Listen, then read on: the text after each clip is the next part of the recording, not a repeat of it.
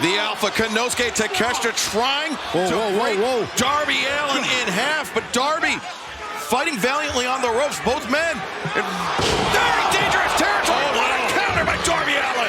Great counter, and that was smart of Takeshita to get out of the ring to slow this down, but he can't slow down Darby. Darby accelerates! Holy a human battering ram.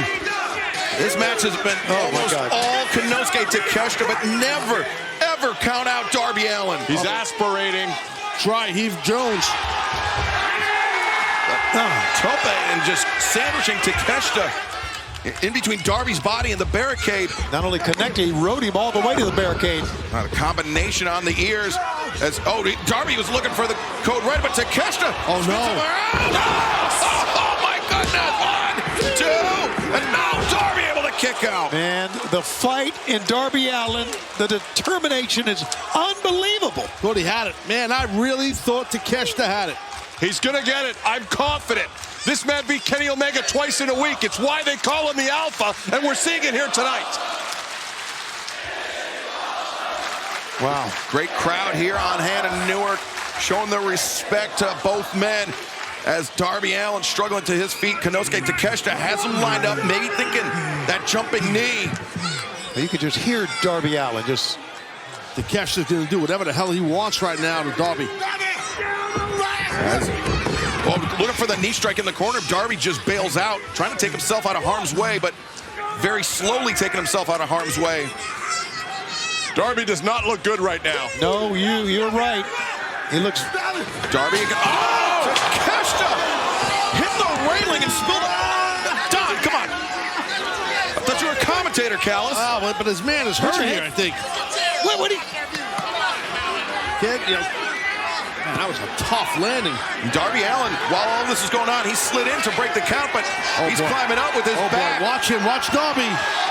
Darby on the coffin, drama Takeshita. This match is absolutely insane. You saw Takeshita clutching that knee from where it struck the top of the barricade. Both men down.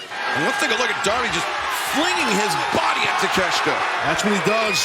Darby would just do the proverbial throw caution at the wind. He doesn't care. And referee Bryce Remsburg giving Takeshita the count on the floor, up to 6 already. Don Callis very, very concerned. And no outside interference here, Don Callis. I'm sitting down. As Takeshita barely up, Bryce is at 9. Get in, get in, get in! No, he just barely got in. Oh, but Darby waiting for him. I don't know how he got out of that one. Man, super duper close. Oh, God. Oh, man, what a match on our very first telecast of 2024. My God. Where's that code red? Let's take a look at this impact of Takeshita's head. He was able to kick out Excalibur. And now, inside the ring, live action, Darby Allin headed up to the top. Could be thinking coffin drop, could be thinking put it away, Takeshita, but Takeshita got the knees up. Yes! Great job by Takeshita, excellent timing. God, both men are in so much pain. Both men, look at this. See Takeshita limping from where he struck that barricade on the outside. Taz, that could affect his suplexing ability. Sure thing it can. He's low, though. He's got a good grip. Turned him inside out there with that throw. How about the snap of the hips, Taz? It's excellent. He got, for a guy who's tall, he got good engagement of the hips. He's got his hips low, and he released the man, so the man went inside out and landed right on his face and chest area. But Takeshita, he likes that driving knee strike, whether it's the jumping knee, the Wagamama, that power drive knee, but he's not using them. Instead, once again, just ragdolling Darby Allin. They need to stop this. They're not going to stop it. You know they're not going to stop it because Darby Allin will not stop. Then call the meat wagon because the kid's going to need it. Darby trying to pull himself up, but this may be ill-advised. He has just been brutalized by Takeshita throughout this entire match. He's heaving, sucking wind. Look at... Oh, wait, Darby! Just as we call him out! 2! Darby turns to the corner, crucifix bomb! 2, and Takeshita able to escape. And those were 2 close near falls, and that big line right there dropped Darby. And Taz, for a lariat like that, when you lay out with it, it's all or nothing. You're committing fully with that. It is. You put your whole body into that clothesline, and Don Callis saying that's it. Tony Mouse. Good aside. What are you calling for there, Don? You got your Rosetta Stone. Kudasai means kill. Okay. And Takeshita could be closing in for that. Lining up Darby in the corner. Oh, hell of a kick by the Alpha. I swear, I think he lost a tooth. I swear I saw a tooth drop right down his front side there. You're going to see a lot more drop in a minute here. As Darby, I mean, as you mentioned, Tony, just heaving as Takeshita now the waist lock on the top rope. And German suplex avalanche German. Holy smoke, what are we watching? Come on! And now Darby calling for more, but how much more can he possibly take? He's insane. Yes, he is. He is insane. Takeshita, the power drive knee. And that is it. Here is your winner, the Alpha Konosuke Takeshita. My God, what a match. That was a very impressive win right there for Takeshita for sure. That's a big victory. A statement victory for the Alpha Konosuke Takeshita to start the new year. And still to come tonight, our main event, Daniel Garcia, Swerve Strickland. Coming up next on Dynamite, the four-way to determine the first challenger for the Continental Crown. In-ring debut of Mariah May going quite well for her, much to the chagrin of her opponent, Queen Aminata. It was all Mariah May throughout picture-in-picture, Taz. Yeah, no, it definitely was. She's been putting a heavy offense here on the Queen. Let's see if Aminata can get rolling. Mariah May comes up looking maybe for a work on Rana, but Aminata pushes. Oh, Aminata coming back. Strong kick of her own, Tony. Yeah, she needs to fire back right now because you can better believe that Mariah May is going to be swinging at you. A pretty hard slap to the face right there. Aminata coming back. Aminata firing up. Fighting her way back into this match. Could Aminata be on the verge of upsetting debut of Mariah May? Good snapmare right there. What's next? Kick to the spine. Aminata firing on all cylinders here. How about the Queen now? Oh! Accelerates the ropes, the running knee strike. Don't count Aminata out yet. The Queen is looking great here. Yeah, don't scream, Queen. Go back to the attack. And Aminata closing distance. Big elbow strike. Smashing Mariah May in the corner. Now Aminata. Mariah May, she can't even defend herself. Yeah, Queen's got a real shot here winning this match. What an upset that we would have to assume it is. The big build-up for Mariah May's debut. And then, could you imagine if she doesn't win? And Aminata not done yet. Looking for another elbow in the corner. No! Oh, Mariah May explodes out a sling blade. Yeah, one too many times for Queen Aminata that time. Yeah, Aminata maybe telegraphing that last one. Mariah May taking advantage. She's got that fireman's carry. She likes to sit out with it. She calls it Mayday. And that's what it is, Mayday. Center of the ring, 2 and 3. Wow. The winner of this match, Mariah May. Queen Aminata had a good outing here. She put up a hell of a fight. But right there, Mariah May, she got the victory, but a good match by both ladies. Just like that, Mariah May lands that Mayday, ends the night, ends the comeback of Queen Aminata. And I believe our colleague Renee Paquette is going to attempt to get a word with the debutante, Mariah May. That was a great win. That was a great performance for her first AEW match. Let's go down inside the ring to Renee Paquette. Mariah May, after much anticipation of your in-ring debut, congratulations! How does it feel to have your first win here in AEW? I can't believe it! I won my AEW debut!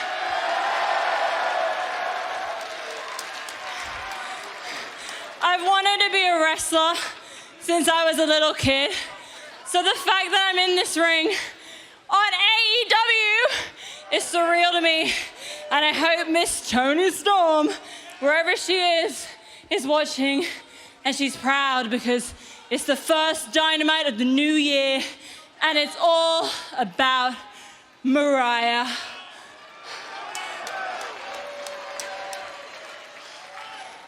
But my only regret is we had to do this in New Jersey. I get her point. I understand. I don't blame her. Wait a second. Hey, whoa. What do we have here? Speaking of New Jersey. Diana Purrazzo. Diana Purrazzo, I mean, she's an internationally traveled athlete. I mean, she's faced off with some of AEW's greats, timeless Toni Storm, Willow Nightingale. She's a former Ring of Honor world champion. And a hometown hero here in Newark. Excuse me, former Ring of Honor women's world champion, but still nonetheless, Diana Purrazzo upstaging Mariah May. Wow. What a surprise here. Diana just taking the spotlight right from the debuting and victorious Mariah May. Diana, I'm guessing with a Ladies little and hometown gentlemen, pride. the virtuosa Diana Purrazzo. Diana, it's incredible to see you here in AEW. Oh, Renee.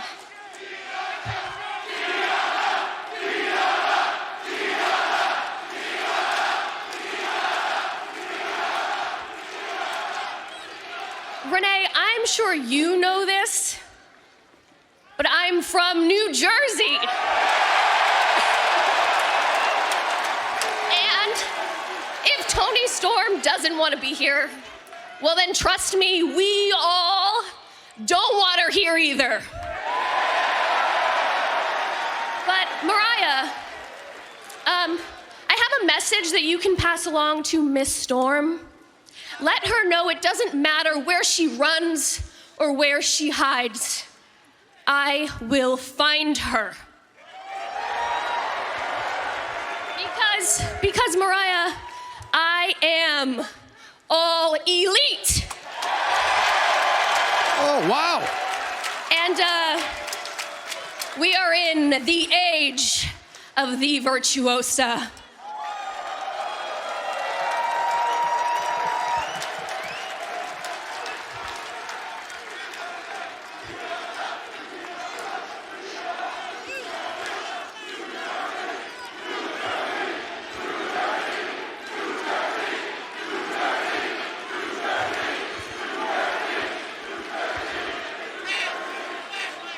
Okay, well, Diana, I'm not the messenger, so tell her yourself, bitch.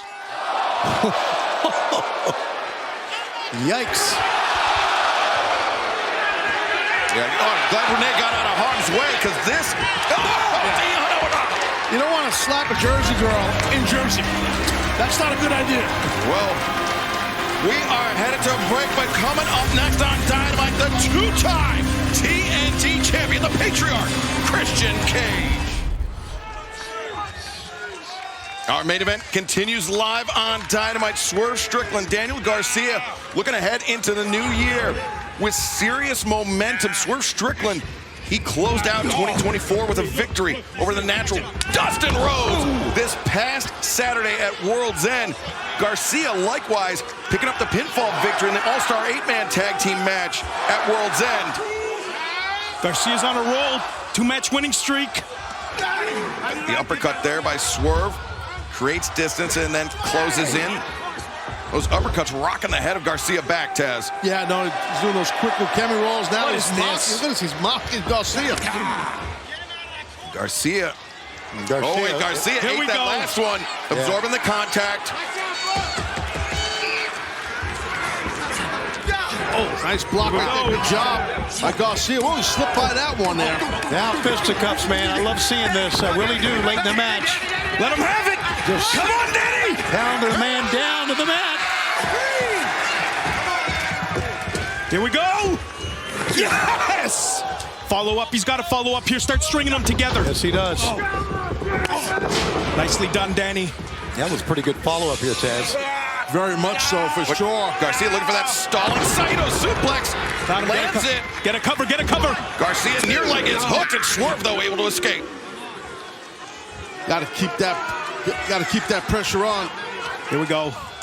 Danny's got to stay composed here. He's starting to smell it now. He's starting to smell it. Swerve reverses Garcia, pulled him in into the pinning predicament, but the boot caught. Swerve weaves underneath shoulder. Captures backbreaker. Good job.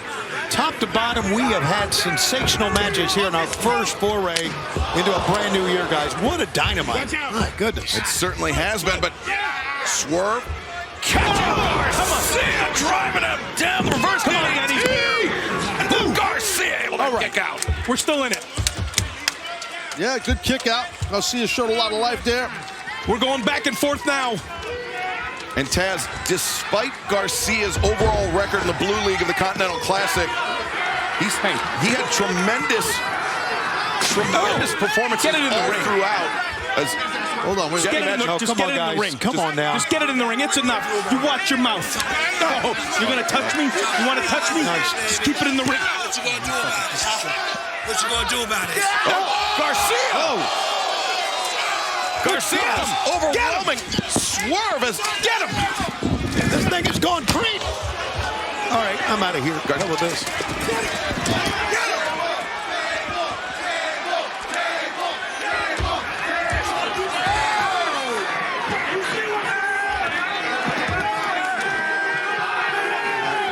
I think I'm on. Right in front of our desk, Daniel Garcia. Himself getting a sharpshooter here, I think. Oh, fell off the desk. Man, that's tough. He was trying to put that sharpshooter. Yeah.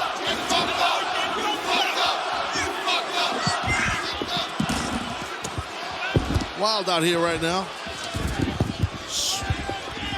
Swerve was smart by rolling off, getting out of the way there. Yeah, obviously, the desk is not the most stable surface. Slippery, but that was nice by Strickland to get out.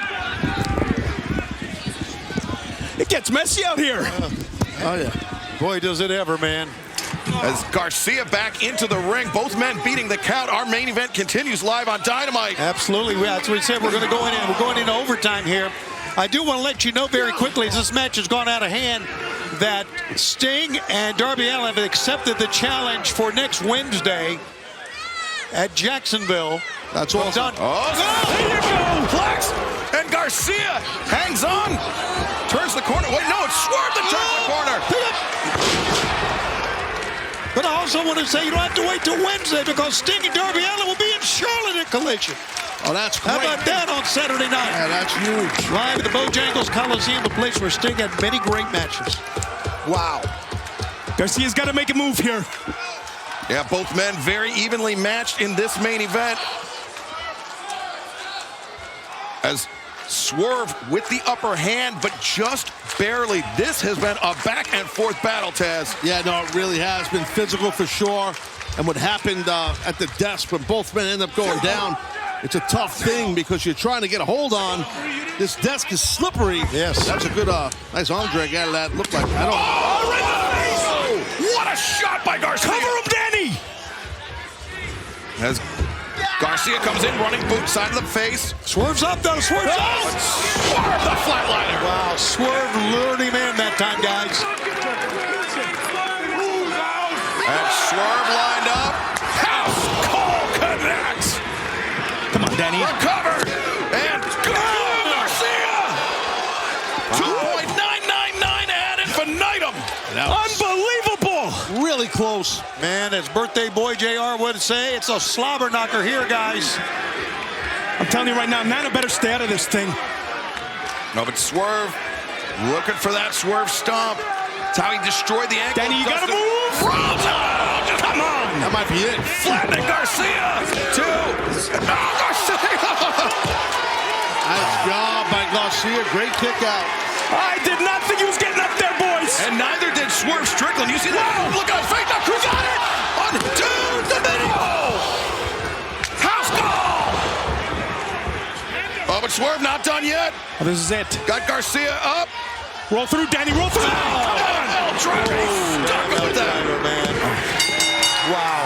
Here's your winner, Swerve Strickland. It's a show that'll get you out of breath, man, as an announcer. What a match. Great job by Garcia in there. I understand he did not win the match. He had a hell of an outing here. He really did. Real physical, good stuff. Great job by Garcia, but congratulations goes to Strickland. Is Victor 2024 going to be the year of Swerve Strickland? He put Samoa Joe on notice. Swerve wants the AEW World Championship. He won't settle for anything less than that. You won't have to look far for Samoa Joe, because next Wednesday we understand Samoa Joe will be live on Dynamite. What's the first time that Samoa Joe has ever been in our home at Daly's Place. That's next week. What? Nada! He reached out to shake his hand, and Matt's had enough. Daddy Magic. Daddy Magic has had enough. Oh, Nana with the microphone in hand, and Daddy Magic. Going in the wrong man. It's... the low blow on Menard. There you go. There you go. Get him out of here. Ladies and gentlemen, you're looking at your next AEW World. Well, we knew he was in the building. And we knew he had a chip on his shoulder. Coming out here with purpose is Hangman. A lot of history between these two men. The battle between these two men at Full Gear was one for the ages. Look at Nana run. He's still running. I got a feeling Hangman Page is not in a talking mood. Look at the eyes. He's not saying a word. Yo! I told you. These men teeing off on one another, throwing bombs. Crazy night of action. And look at the referees, the security, trying to separate these two men. Yeah, trying to get them apart. I mean, there is a palpable hatred between Hangman Adam Page and Swerve Strickland. Oh no, Hangman's broken free. Got out of there. Hangman being peeled off of Swerve Strickland. As this broadcast, we've completely lost control. Hangman Page, Swerve Strickland needing to be separated. And now Swerve going after Hangman. If this is any indication what this year is going to be like, it is going to be wild. Wild! Dynamite tonight, absolutely explosive, and the action continues. Friday night on Rampage, and this Saturday, Collision. Kingston and Trent Beretta for the Continental Crown. FTR versus House of Black. We will see you in Charlotte this Saturday. AEW Dynamite live in Daly's Place, Jacksonville, Florida. Claudio Castagnoli, Hangman Adam Page in a slugfest to start off our broadcast tonight, Tony. Now the question is, who is going to prevail in this slugfest? Each man has given the other a hell of a shot. Neither man has been able to make a statement as of yet, but... Hangman elevated. You get him on the outside, you got a buckshot chance here. Claudio comes in once again, using his length, driving that boot into the face of Hangman Adam Page. That's the same spot that Hangman ended up after that press slam before the break. That brutal press slam by Claudio at the Hangman, and Hangman has not been 100% since. I think Hangman was looking for that buckshot lariat as well, the way he was perched on the ropes there on the outside, but man, Claudio is just taking these European uppercuts to him. Now that's a giant truss. That's one of the trusses that holds up the lighting rig here. Not only that, there's a long drop out as well from that perch. As Claudio stumbling back down toward the ring. Hangman and Page firing downhill. Here he comes. And now Hangman creating some distance with Claudio in his sights. This is going to be nuts, whatever it is. Hangman just running huge lariat, sending Castagnoli back into the ring. I love it. Not fancy, but extremely effective. Fans are calling for it. And he's on the outside. Buckshot Jones. Oh, Claudio. Oh! Knew it was coming. Maybe baited him in. The uppercut, and no! Hangman's able to kick out. That's a big-time kick out, guys. That's a former world champion kick out right there. That was a big shot by Claudio and a very impressive kick out by Hangman. Yeah, Hangman's toughness unquestionable as Claudio pressing the attack. Now maybe making a mistake, Taz. Yeah, I don't quite agree with it. You never know what Claudio, he's a veteran, he knows what he's doing, but it seems like he's really pissing off the guy he's kicking in the face. I don't think he cares about that, but you are right. Oh, my God. These two men paintbrushing one another, and now Hangman changes tack to the elbows. Claudio avoids the lariat. Hangman avoids the lariat, and now both men hard over the top rope to the outside. And Hangman's back hit the corner bead of the apron pretty hard. But, man, Claudio really ate that clothesline. You're right about the back, and you can see Hangman just, he's in some pain here, pulling himself up. I've had it happen to me. It sucks when that happens. It hurts. You hit the guy with the offensive move, but you feel it. Oh, Hangman. Oh, man, look at the strength of Claudio Castagnoli. He's amazing. Well, that is pure concrete, that wall on the other side. That's not a safety rail. That is a concrete wall. Oh, We'll do it again. Hangman reversing the DDT by Hangman Adam Page. Hangman not done. He's going to try to climb this wall. You can see, to your point, Siobhan, you can see the crack in the cement right by the hand. Right. Oh, that's a thick concrete. I don't remember that being here before. I guess maybe it was part of the stage. I guess. It was. No! Hangman! Moonsault!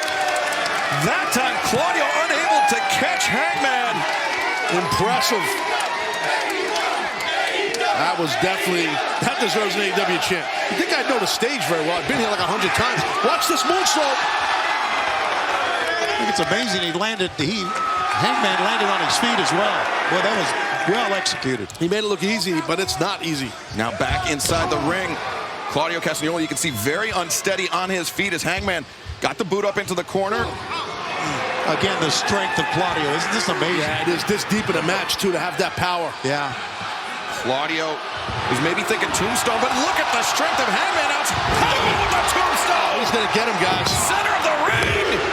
And Claudio able to kick out. Yeah, just too strong. Too strong is Claudio. What a match. What a battle right now. Who is going to get the Duke in this thing? And Taz, the Blackpool Combat Club, they love to talk about the strength training in the neck, especially to neutralize those pile driver type maneuvers. That may have been Claudio's saving grace. Yeah, you're right about that, and that's a good point about the BCC and their training methods as far as neck strength, working on your bridges, that you're doing neck bridges in a dojo, on a mat, in a ring, what have you. That will help your strength in your neck, shrugs in the weight room with dumbbells, all that kind of stuff. Well, he's calling for it, the buckshot lariat. Fans responded that time, but he's got to get Claudio position. Now he's thinking Deadeye. Deadeye, you're right. Claudio knows it's coming. Claudio reversing. My God. Oh, no! Hangman goes face first in that top turnbuckle pad. The beast. Claudio is a beast. Speaking of beasts, still to come tonight, the world champion. Yeah, great call. You are right. We heard this past Saturday on Collision. The world champion got called out by the FTW champion Hook. How about that? Claudio Castagnoli now right and left uppercuts as Hangman fading in the corner. Oh, he's fading the right. Hangman's in trouble, man. Referee Bryce Remsburg ordering Claudio back out towards the center of the ring. Short arm lariat. Claudio Might get it. Hangman still in it, but Claudio immediately once again seizing on Hangman. Hammer and anvil elbows driving into the jaw. Just an amazing match, and we are just getting started here. Look at this. There it is. Can he cover him? Man, he fell the other way. Hangman, the near leg is hooked, and Claudio able to kick out. That momentary hesitation, Tony, that half-second pause may have been the only thing that saved Claudio that time. Well, when Hangman landed, it looked like he landed and spilled away from his opponent. And that was the difference. And you're right about that. That split second, couple of seconds of time to get away from your opponent after taking an offensive move like that is big. Oh, Claudio counters with the uppercut. Well, Claudio has had great counter to a lot of the moves that the Hangman has made or attempted to make in this match. But Hangman rises with the Gamangiri, catches Claudio across the face. Yeah, right in the face, you're right. What the hell's going to happen now? Hangman on the ropes as Claudio, God. uppercutting Hangman, and Now, what does Claudio have in mind? He's got a game plan, Claudio, and it's going to be bad. Oh, God. Claudio Castagnoli thinking avalanche Ricola bomb. Oh, my God. No, Hangman covers a Hurricanrana. I think Hangman saved himself that time. He certainly did. That would have been it, but buckshot, boom, shot, lariat, and Hangman's not done. Claudio's back up. 2 buckshots in a row. And a 3 count. Wow, great match. Hangman Adam Page. Oh, you're right, Shivani. Definitely was a great match by both athletes. Outstanding.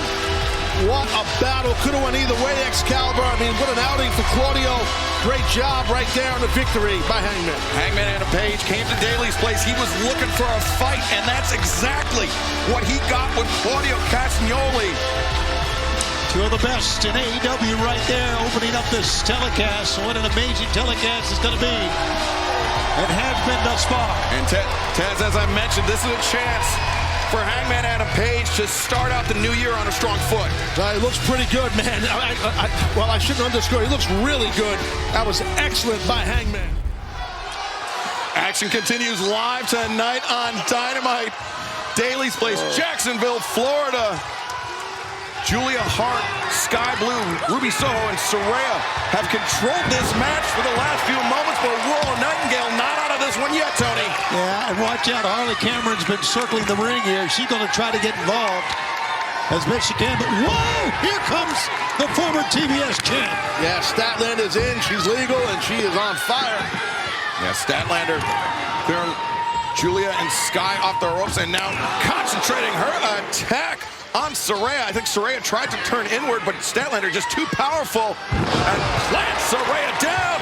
Statlander, the cover, and Saraya able to kick out. Barely. Battle tested is Saraya. She's going to kick out of most moves for sure. She's been through it all. Remember, Chris Statlander, she was TBS champion. That was until Julia Hart. Oh, wait a minute. Now, hold on a second. Oh, man, they might be, this is like a quadruple something. Is it quadruple? Octuple. Exactly. A quadruple suplex. 8 women. 4 go over the top. 4 crashing down. You said octuple. I said quadruple. That was crazy. Fans loved it. Willow Nightingale, I think, was the advantage that time. As Saraya escaping the waistlock by Chris Statlander. As Sky Blue coming in, looking for Code Blue. Statlander able to shrug her off, and Sky got nailed right there. Watch out from behind. Willow took her eyes off of Julia Hart. Now, Anna, the flatliner, driving Julia down hard. Ruby Soho, the back heel trip.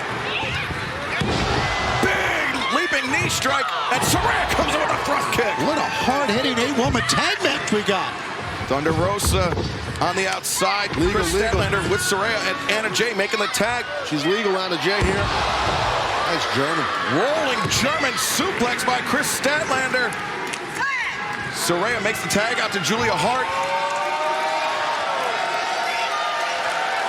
And at one point, Julia Hart and Anna Jay, they were best friends outside of the ring, but now that is not the case. They are bitter rivals, and they are teeing off on one another. Absolutely. 2 of our young stars right here on the female roster looking great, and right now Anna was looking for the Queen Slayer there, but Sky Blue tagged in as Anna comes through with that kick, takes Julia off her feet, but Sky Blue connects, and now Julia on the outside, and Anna slips free. The Queen Slayer is locked in. Gonna tap out. Sky Blue taps out. The team of Chris Statlander, Willow Nightingale, Thunder Rosa, and Anna Jay. I'll tell you what right now. That's an impressive victory because Sky Blue has had a plethora of momentum as of late. Anna Jay getting the win right there on her was super impressive. Good job. Anna Jay locking in the Queen Slayer, getting the submission victory. And as you mentioned, Tess, Sky Blue, I mean, she last year was an incredible year. It was a career year for Sky Blue. Will 2024 be that career year for Anna Jay? I don't know, man. Julia Hart is giving Anna Jay a look, man. And Anna Jay looked right back at her. There's a lot of tension there. You can tell in the eyes of Julia towards Anna. Great start, though, for Anna. Great start. Action continues live tonight on TBS. AEW Dynamite Homecoming in Jacksonville. Orange Cassidy has been singled out by the opposition. He's trying to fight his way out of the corner, but he has his hands full to Murder Hawk Monster, Taz. Yeah, Cassidy was throwing really good body shots, but it did not affect Lance Archer at all. And Orange Cassidy's partners, the rated R superstar Adam Copeland, the natural Dustin Rhodes, and Pero Peligroso, Preston Vance of La Facción and Gober. Archer almost threw Orange Cassidy out of the ring. Well, the guy as talented as Lance Archer, I don't know why you wouldn't want to tag him in. My goodness, he can just do so many things. I guess the Gates of Agony just didn't want him to have any shine, and they just wanted all the glory. I guess so, yeah. Orange Cassidy, though, the boot up into the face of Lance Archer. Oh, what a rising knee strike. And that was nasty. And he's not done, Archer. Archer creates distance and closes in. Running elbow shot. You see, he gestured for 2, now 3. Cassidy. Jose. Oh, Jose. There you go. Uh-oh. Hit him for all of us. Thank you. Jake not playing around. You gotta watch out, Jake. Don't drop you on your head there, Jose.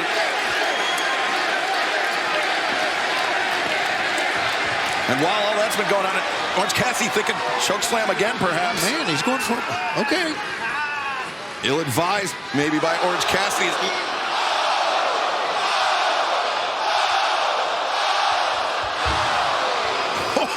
And Archer hanging on. Not letting Cassidy drop. And Archer, he was looking for a blackout, but Orange Cassidy counters with a DDT. Got to make a tag here, Schiavone. Got to get over there. He's got a long way to go, and Archer's got to him first, Taz. Yeah. Oh, Archer's going the other way. Preston Vance. Bishop Kong tags in, as does Preston Vance. As Vance gets the boot up into the face of Toa Leona. Now both members of the Gates of Agony there. Drop. Double shoulder tackle. Good job by Vance.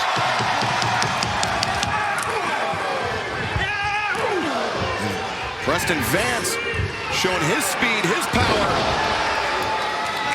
Landing Toa Leona. Now Bishop Kong, though. Yep. Vance, the Michigan guy, I know he's excited about this week, and he's making the most of it right now. Yeah, he looks like a jacked up angry Wolverine at the moment.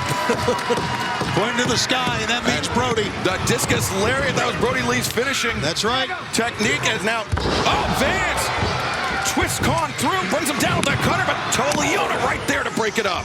Good job by Toa to help his partner out and save them. Oh, watch out, here comes Dustin. How about using Vance the launching pad that time? And Brian Cage had Vance distracted in the corner. Now Cage hoists up the natural. And Dustin Rhodes driven down, but... Oh, he's going for a spear, I think. Cage countered it, and now the impaler! Good job by Copeland. Bishop Kong hoists up the rated R superstar. That'll take the air out of you. Orange Cassidy going back again for that choke slam. But punch! To do it again. No, he's persistent. Oh, he got it. And the fans respond. Look at this. Persistence pays off for the international champion.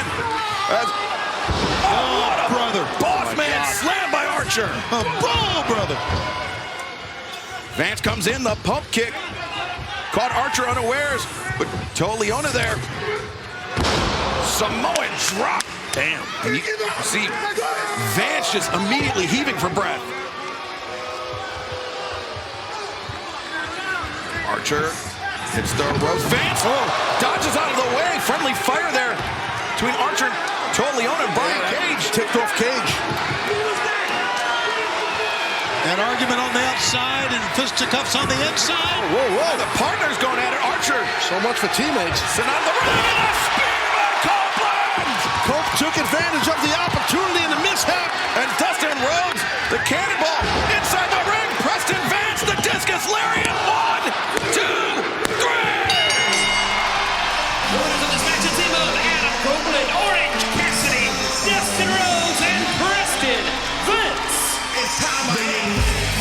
Great win. Great win and a great win for Preston Vance. Look at the fans. As you see, Prince Nana and Jake Roberts having words on the outside.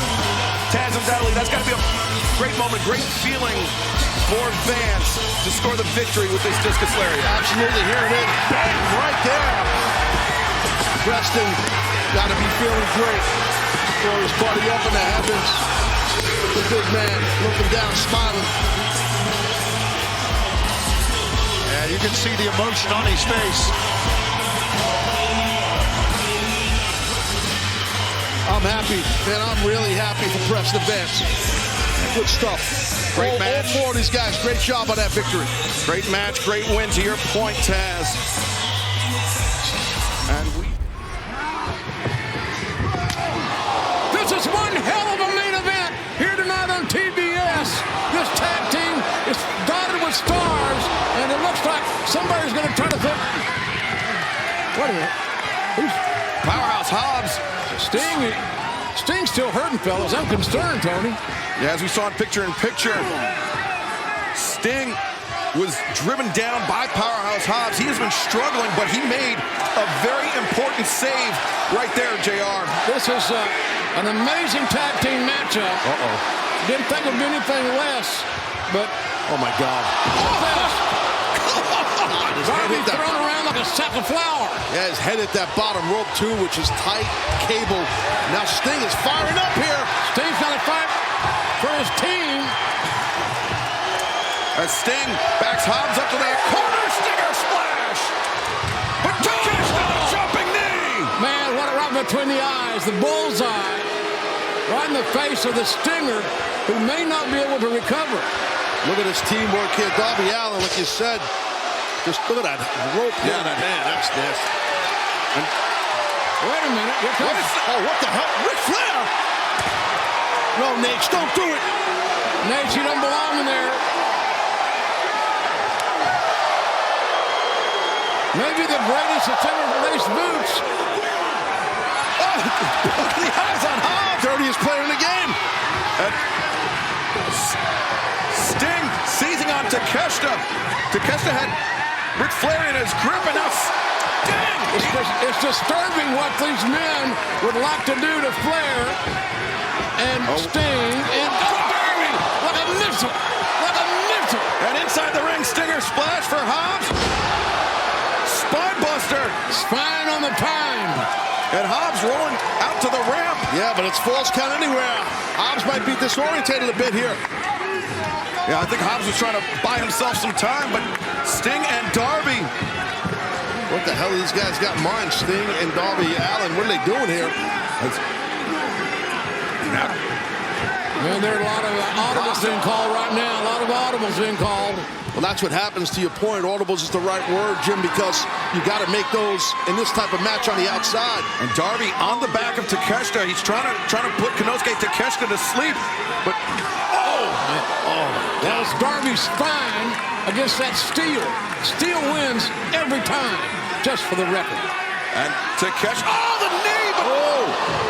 Disastrous for Takeshita. Man, AEW is delivering the goods big time. Darby, where you going? Where you going, son? Oh, Darby, this guy, he don't care. He's got... Allen! My God in heaven. Crashing down on Konosuke Takeshita. Darby risking it all. These fans here at Daly's Place in Jacksonville, our home base, for so long, cannot believe what they're witnessing. Believe it, folks. It's an AEW exclusive. It's a coffin drop off the top of the bleachers there. It's insane by Darby Allin. And that's a hard floor. It's not padded or nothing. That is just concrete with a thin layer of carpet over it. But Hobbs taking down the straps. Sting. Taz, I think this has been the most jeopardy we've seen Sting in the entire time he's been here in AEW. I think you're right. He might not make it to Greensboro. Well, what the hell's Hobbs going to do? Hobbs carrying Sting. Oh, remember, in picture, Takeshita and Hobbs set up those tables. Oh, wait a second. Sting fighting for his life. Have to go for that death drop. Sting trying to overpower Powerhouse Hobbs.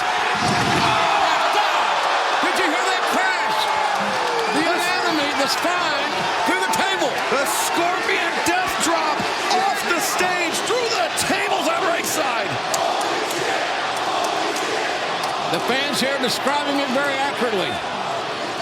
As Sting rolls over and gets the pin! The winner of this match, Darby Allin and Sting! What a comeback! What resilience by Sting and Darby Allin! Sting and Darby taking a lot of chances, taking them all of this. Darby Allin has no fear. Sting, he knew he needed to break out something special to put down an athlete like Powerhouse Hobbs. Did, and Sting had an amazing counter, JR, right there to make that happen and defeat Hobbs. Great catches, catch-can wrestling. A great counter by Sting. Darby Allin, again, puts his body through pure hell. And live to tell about it. Darby limping towards the ring, limping towards Sting. I mean, what a match this was. What a war this was to cap off our homecoming. I cannot wait until Greensboro. Sting's last match. It's going to be an emotional night. Tickets are going fast. There are not many left. Get yours early at AEWTIX.com and join us for what will be an unforgettable night. Sunday, March 3rd, Greensboro Coliseum. The end of an era. The end of the in-ring career of the icon Sting. Look at and this he's again. doing it on his own terms, Taz. It really is, and it's just so impressive. It's awe-inspiring what Sting has done his whole career, but especially this last run. He's a great guy. He's tremendous, and this was a great night tonight, by the way, guys. A great night. And inside the ring is our colleague, the great Tony Schiavone, hoping to get a word with the icon Sting. Well, he was just sitting next to him. I don't know how he got there so quick. Teleportation. All right, Sting. Listen to these fans, would you, my God? Take a breath here. Look to America here, because March 3rd is rapidly approaching. It's your last match. It's at Revolution. It's at Greensboro. Ticket sales are through the roof. Fans will be watching on pay-per-view. But I have one question. For your final match, who will your opponent be?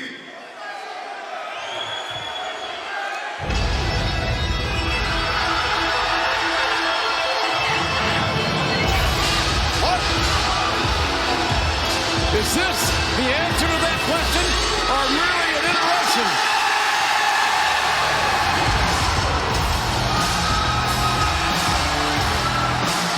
We have not seen the Young Bucks in a number of weeks, and since, I mean, they underwent a tremendous transformation, and now are they calling out the icon Sting for his final match? I have no idea, but it's not a bad idea.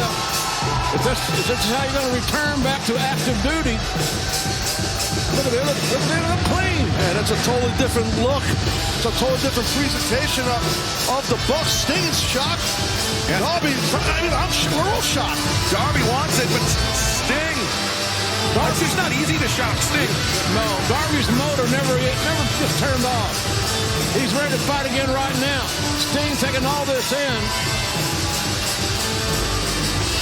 Well, the Young Bucks, Matt and Nick Jackson, certainly giving Sting and Darby Allin a lot to think about for Revolution coming up on Sunday, March 3rd.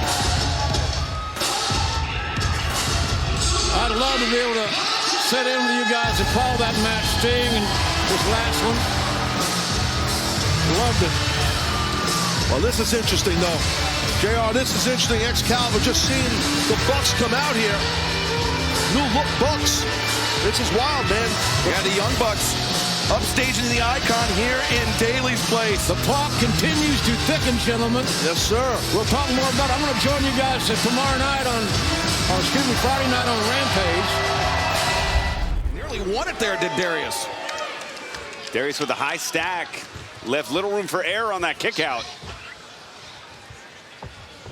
Wow, tight chop right there by Darius.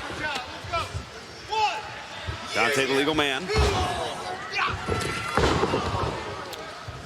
Combination offense. And a cover there by Dante Martin.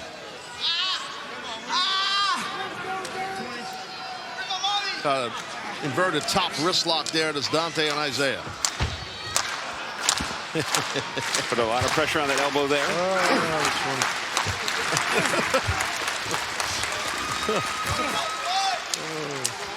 AEW Dynamite live from Charleston, South Carolina. Top flight private party doing battle here tonight. A chance to set the tone in the tag team division for the new year.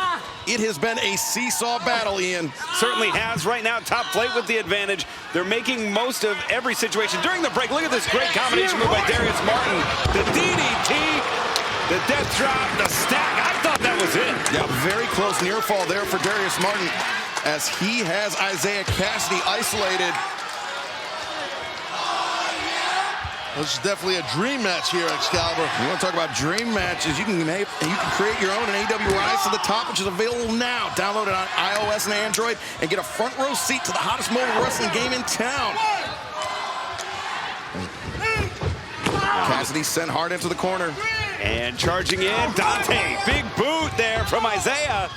And Darius eats one to the midsection. He's got to make a tag, though, here, Taz. He needs to get out of trouble. He definitely does, I agree. Isaiah's trying to do his best efforts here. Oh. Dante. Oh, there's the tag. Dante, his momentum carried him onto the ring. Wow, crashing into the announce table. And it is now Mark Quinn. Whoa. And now Quinn going the other side of the ring.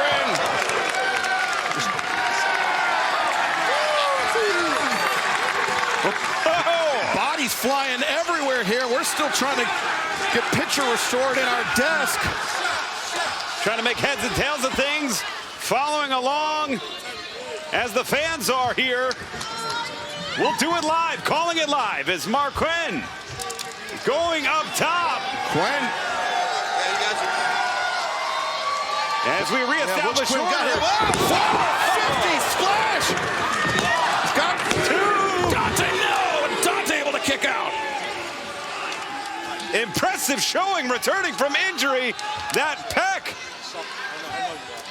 looking at full speed, full strength. We go back to the replay here. 450 driving the air right out of the chest of Dante Martin. But so close.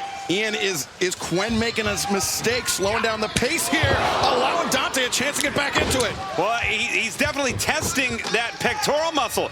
But right now, you look, and Isaiah not in the position for a tag.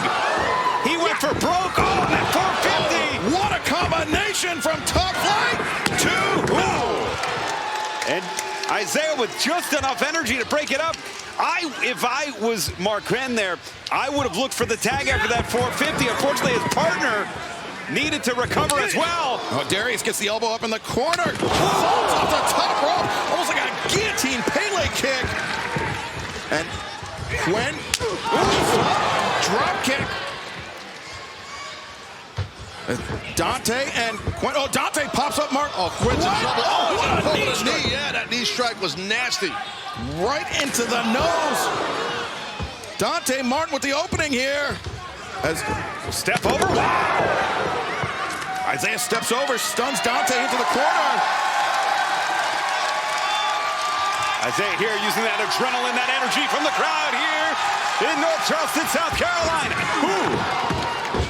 Boot up into the face. Dante up to the middle rope. Ooh, what up? Gin and juice. Yeah. It's been a minute since we've seen that. Darius knew how much trouble his brother was in. As Mark O'Connor, two and... Little highway robbery there. Now, did Mark Quinn mean to grab that top rope, or was that just human instinct kicking in? I don't know about human instinct, in my opinion. I think he meant to grab it. That's just my observation. I'm willing to give him the benefit of the doubt, trying to rearrange the feet. We'll take another look at it here. Takes nothing away from the victory and what could be a rivalry from years to come. Let's see here. Standing switch. Standing O'Connor. He knows he's going to roll. Oh, yeah. purpose. I don't blame him. Maybe his strategy gave up. Who knows, maybe. But I think he kind of did it on purpose. But I don't blame Quinn. You got to get a win. Well, either way, Top Flight feel like they were wrong here by private parties tonight. You see Action Andretti, friends of Darius and Dante Martin. And it was certainly a great match. I'd love to see a rematch sometime down the road here. I think two teams that will lead the AEW Tag Team Division throughout the 20s here.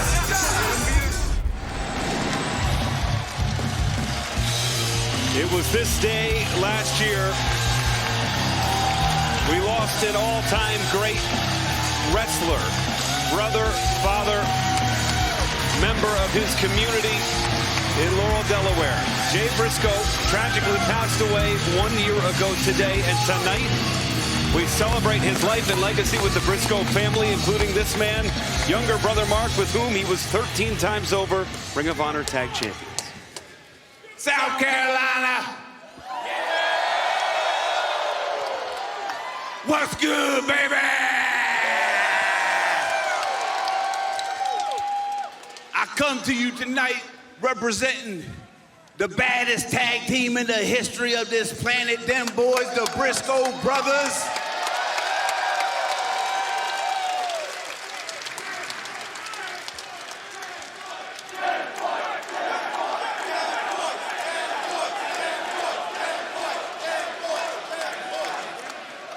Now, tragically, 1 year ago tonight, my partner, my brother, he passed on, man.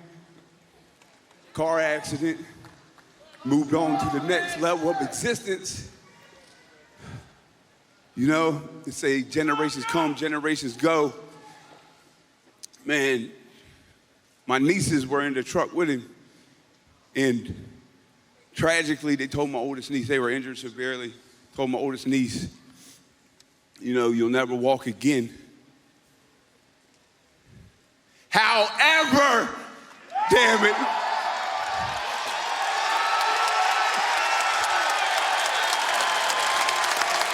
God is on the throne.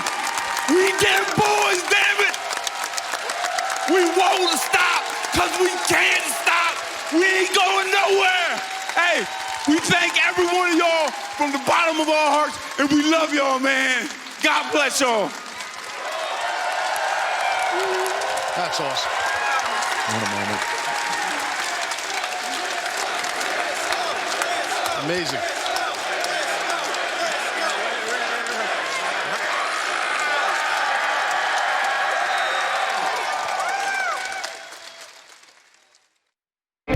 This pro wrestling's in our soul.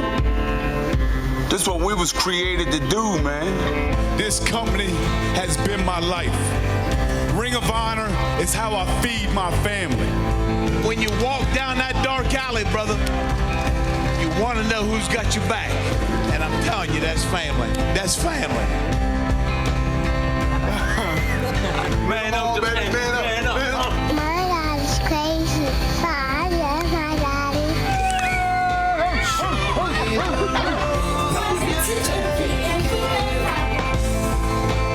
All of the chains you're breaking into this life we're making today each day so we can be new again. First things first, we love every single one of y'all. And this might be the end of an era, but it damn sure ain't the end of the Briscoes.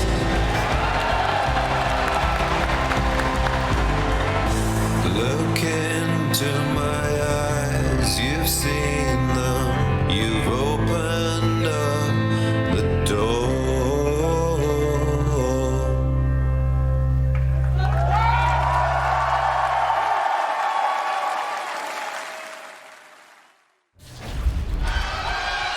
Our first of 3 championship matches live tonight on TBS. AEW Dynamite, Christian Cage, the champion, the natural, Dustin Rhodes, the challenger, attempting to build up some momentum, but an unforced error there by the challenger. Yeah, right now, smart by the champ to throw Dustin back in the ring with a little sense of urgency and go for whatever the heck he's going to go for here. All the way up top, the champion. Daylight is fading here, though. Time is ticking. Oh! Christian took a moment too long. Dustin Rhodes rolling out of the way, and that could be the difference maker in this match, Taz. Definitely, you know, especially with someone with a seasoned veteran like Dustin, and obviously Christian is also a seasoned veteran, but you just can't take that amount of time. You're going to crash and burn. Yeah, really a game of inches at this point, Ian. Certainly is, and both men using the other's movement, turning defense into offense. Now back on one knee. Now remember, Christian Cage, you can see on your screen, he has Kill Switch and Nick Wayne in his corner. And as we've seen, they're there for more than moral support, but right now, Dustin Rhodes throwing some heavy leather. Christian Cage, receiving end of the Manhattan drop, and Dustin, boot across the side of the jaw, string together a combination here. Champion's Day is now sent to the corner. As Dustin running off, looking for that bulldog. We've seen that a time or two in this city. Oh, that might do it. The cover, and Christian Cage. Wow. Second away from crowning a new TNT champion. What I love about Dustin right here is he's not going into desperation mode. He hit that big move, and he's going right back to the offense on his own pace. And what I love about this match, you see at the bottom of your screen, Top Flight and Private Party, two of the great young tag teams in all of professional wrestling. Facing off tonight live on Dynamite. Christian Cage catapulted in that top turnbuckle. Deonna Purrazzo makes her Dynamite debut as part of the AEW roster. She faces Anna Jay. Thomas Tony Storm will be joining us here at the desk on commentary. I thought they already gave these out. Oh, the globes. It was going to be an unnatural kick. And there you see at the bottom of your screen, our main event, Samoa Joe, looking to defend the AEW World Championship against the cold-hearted Handsome Devil. Hook in our main event presented commercial free.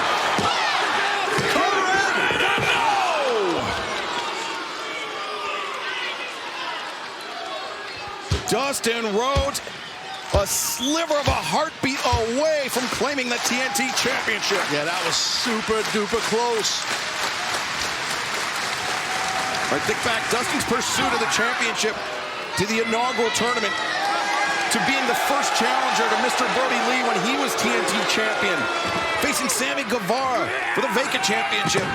Is tonight his night as he avoids Christian and lands a counterpunch. Everything is feeling right for the natural. What are you thinking, Dustin? Dustin Rhodes,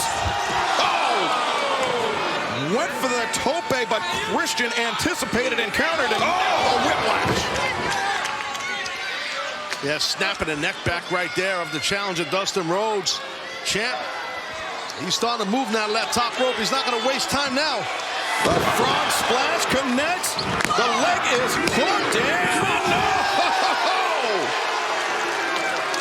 The natural still in this one, Ian. Absolutely, the expedited delivery of the frog splash, not enough to put the natural away. If you take a look, the elevation and impact there from the champion only gets two. It speaks of the heart, the determination of the challenger. And now, Christian Cage going to the timekeeper's table. He's got the title in hand. Referee did the right thing, stopping him from bringing that title into this match. He definitely wasn't sorry. Look at this, well, Nick Wayne, he should have pulled up. Oh, come on! He just rolled Christian over. Two, not like this. No! Thought he had him. That cradle was cinched tight. Disbelief on the eyes of Nick Wayne. I think that was quick thinking by Nick Wayne. It didn't work, but it was smart. Come on, Dustin. Come on. Christian Cage. Come on. I would mention how Nick Wayne and Killswitch out there for more than moral support. Definitely showing it here, but Dustin, all he needs is those big right hands of his. Continues to stun the champion. Look for that bulldog once more, Taz. Oh, a nice counter right there by Christian, and a back elbow to slow down Dustin. Now second rub on the inside. Oh, goodness. Whoa. The leg swept out. This crowd is electric here in Charleston. As Oh, Nick Wayne. Oh, the unnatural kick connects. Yam City right there, folks. Yam City. Talk about unforced errors. That's one from Nick Wayne. And it's put the champion in trouble here. As Dustin ascending to the top, Christian Cage in serious jeopardy here. Dustin hangs on. And Dustin, is he thinking? Crossroads! Wow, he nailed it. New champ coming. 1, 2, no! Man, that was super close. A hair's breadth away from counting 3.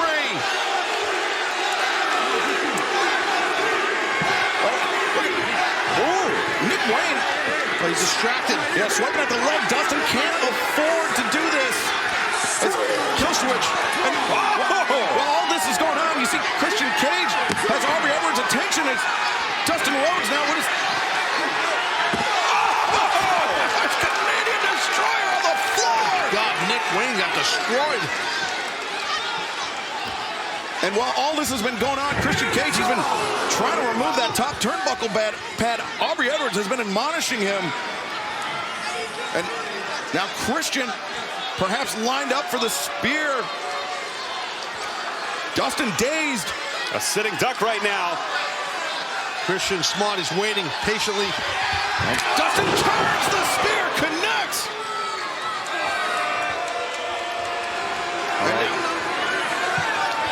The beginning of the end for the natural. Dustin Rhodes, the kill switch. 1, 2, and oh! Impressive Dustin. Another very, very near fall.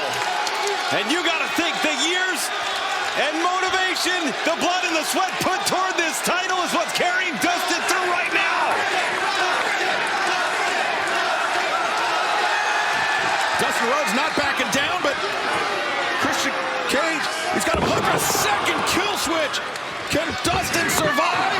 2, 3, no, he cannot. The winner of this match is TNT Champion, Christian Cage. Oh, right before the first kill switch near fall, right before that, we saw that spear direct message to Adam Copeland from Christian Cage.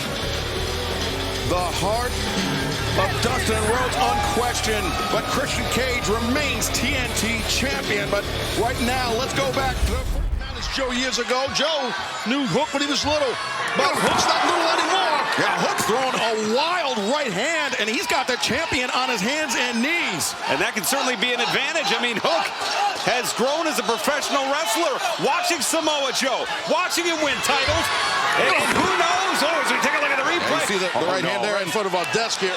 Samoa, watch out, and we're going for a T-bone here. Hook. Look at wait, watch out. Watch out here! Samoa Joe just spiked Hook on our announce desk with an Uranage, and the announce desk has just shattered under Hook's weight.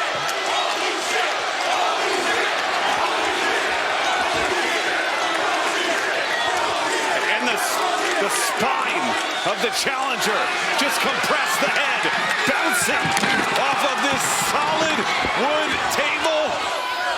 And I want to talk about testing Hook's metal. Look at Joe, his hands stretched out. Do you understand yet? Get him in the ring. You got from me. Oh! Jeez, don't do that, Hook. Don't do that, Hook. No quit in Hook and no Joe. No. Oh, jeez, no. My God. Powerbomb on the ring apron. And referee Bryce Remsburg calling for the ringside physician. Absolutely the right call. And Taz, this has got to be difficult to watch. Yeah, I'm going to take my headset off for a minute here. I'm trying to be professional. Yeah, Taz. We definitely understand his concern as we take a look here. Excalibur, we can barely make out the monitor through the carnage. And it was not just the Uranage on the table, the powerbomb on the ring apron. As put down, you can see Dr. Michael Sampson checking on Hook. Can he continue? Referee Bryce Remsburg with the 10 count. I mean, I hate to speculate, but it could all just be a formality at this point, Ian. It could. That spine, I just think about the way I saw that edge of the table and then the apron on that C5 vertebrae. Yeah, I don't know if we can get a look at it, but there's definitely some redness, a lot of swelling on the upper back from where Hook. Oh, and he's just not going to stay down. I mean, it's just, I want him to stay down as his father, I promise, but he just won't. And we're up to 9. There's no shit, but no quit in Hook. As Joe sends Hook into the corner, rips him down the power slam. That's got to be it. 2. And no, not. What is this man made of? And that's got to be the adrenaline. That's got to be just the never quit, never say die attitude. Hook had nothing to lose coming into this. Oh, no. He's got everything to gain. Oh, Death Valley driver, center of the ring. Get him here. 2, and pop it out, man. Hook still alive in his first World Championship match. He has been through hell, Ian. Certainly has. But the eyes are still moving. The feet are still moving. If there is a pulse, if there is a heartbeat, if there is adrenaline going, Hook will not give up. But at some point, Samoa Joe, he has to think, what is it going to take? And it may take the Muscle Buster. Yeah, I think this might be it. Unfortunately, Muscle Buster. Center of the ring. Joe. That's it. He's done. He put up a hell of a fight. I'm real proud of him. I mean, it's over. He's done.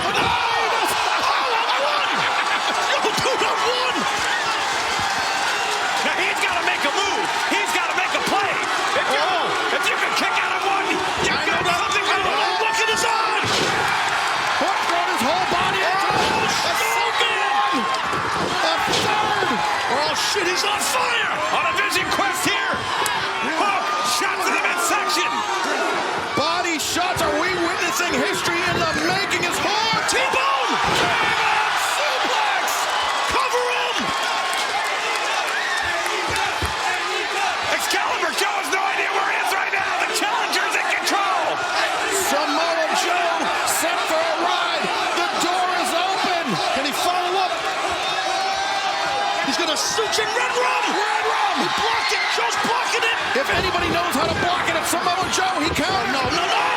Coquina clutch. It's indeed. He's trying to stop that choke. He's got the hands. Hook does on that forearm. But Joe's got that in tight.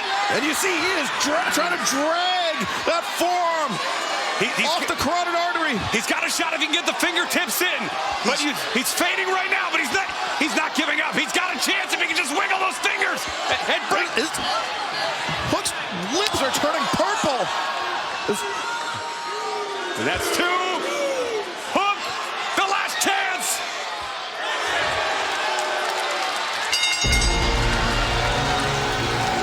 The winner of this match is All Elite Wrestling World Champion Samoa Joe. Samoa Joe remains AEW World Champion, but I don't think Joe thought he would have to work this hard to defeat his opponent here tonight. Hook wrestled the match of a lifetime. The good news for Hook is that this is only the beginning. Hook has quite a career ahead of him, and if he came this close tonight to defeating that man, Samoa Joe. You see Joe, look, wait, hold on. Hook's saying something. Hold on. What? That's all you got. Oh, no. Come on back from what he said. He won it. Got another muscle. No, come on. Joe doesn't need to do this.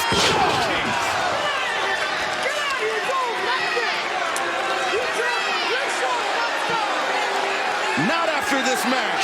Joe didn't need to do this.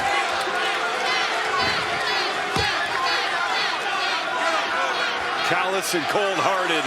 The effort from Hook hit Joe where it mattered most in his pride here tonight. And look at this. Hook undaunted. Back up to his feet again. Hook tell him come back. I can't see this friggin' match.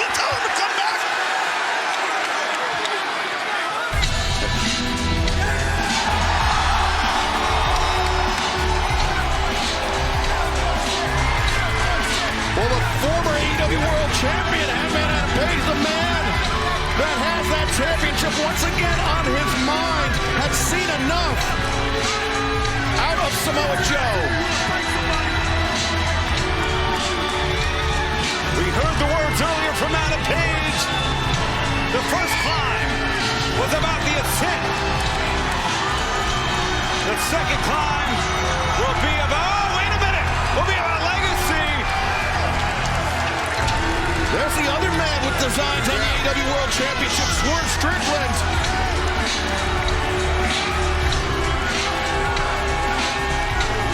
And Hook, the incredible effort he put forth in this match against Samoa Joe. But now, Joe finding himself surrounded.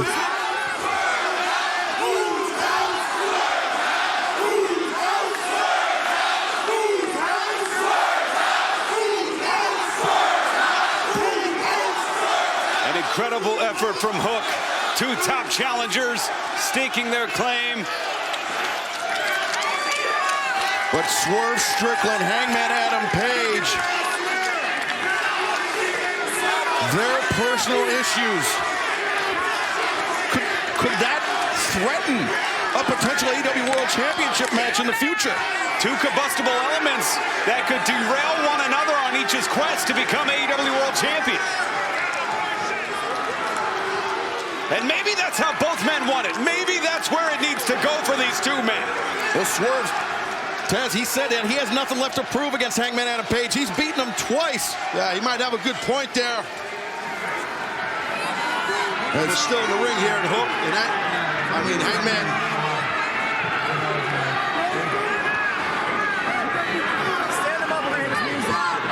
I think Hangman called Hook back into the ring. Even the former AEW World Champion wants to give Hook his due here tonight after the performance in our main event.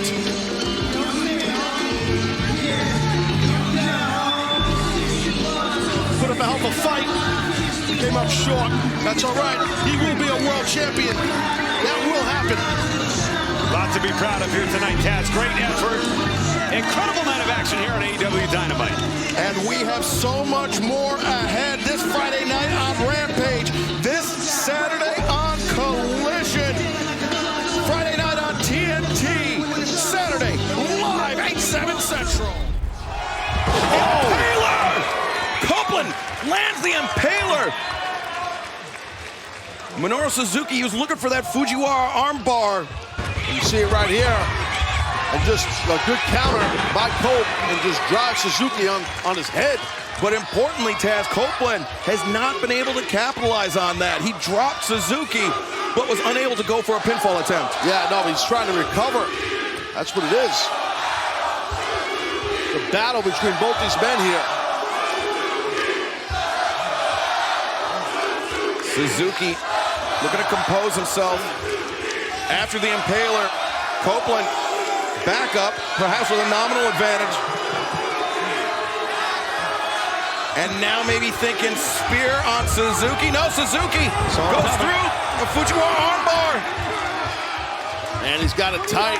And that armbar, Minoru Suzuki, I mean, he learned it from the namesake of Fujiwara, his former mentor, Yoshiaki Fujiwara, the man who invented this hold, and Suzuki has it locked in tight.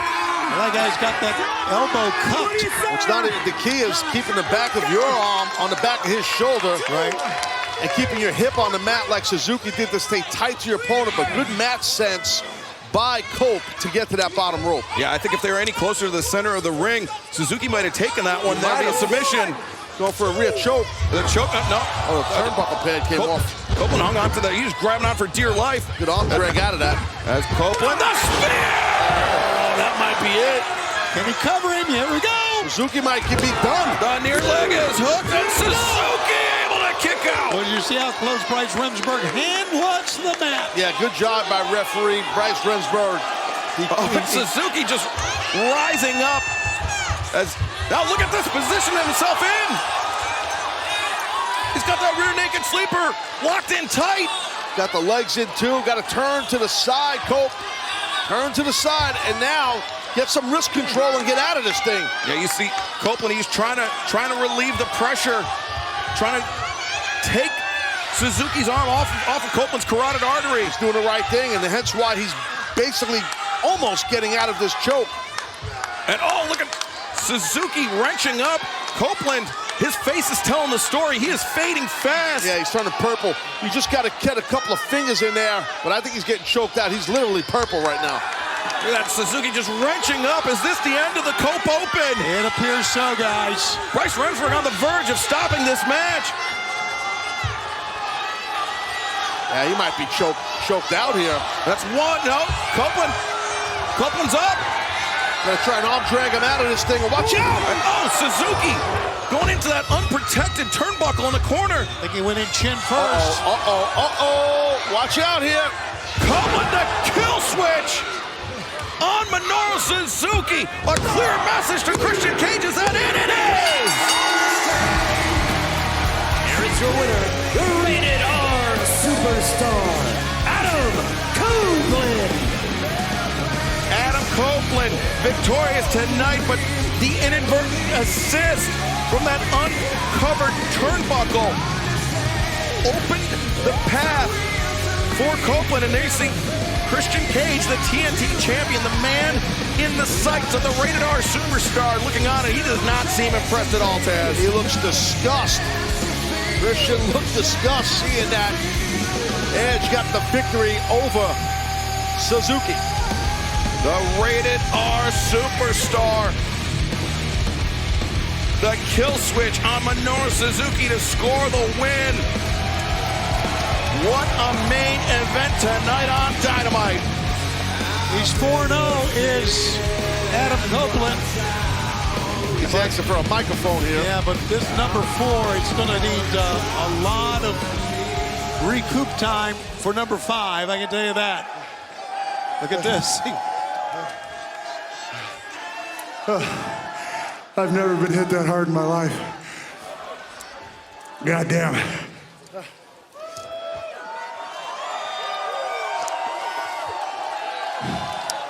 Suzuki.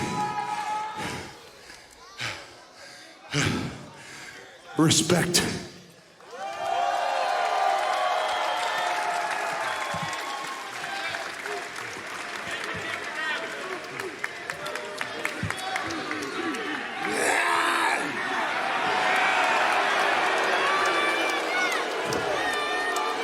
Suzuki obviously not taking the loss easily. Like he feels like... Honestly, I would have been disappointed if he did shake my hand, wouldn't you? That was a war. The kind of war that Christian Cage knows nothing about. Christian, I am still coming for you. The climb back to the TNT Championship still underway for the Rated R Superstar. Christian Cage, you have to imagine, will do anything in his power to avoid another match with Adam Copeland. But how long can he outrun him? Everyone, March 3rd is drawing near, as you know. And these two men have a lot to talk about. One of the great teams that we have seen. Ladies and gentlemen, welcome Darby Allin and Sting!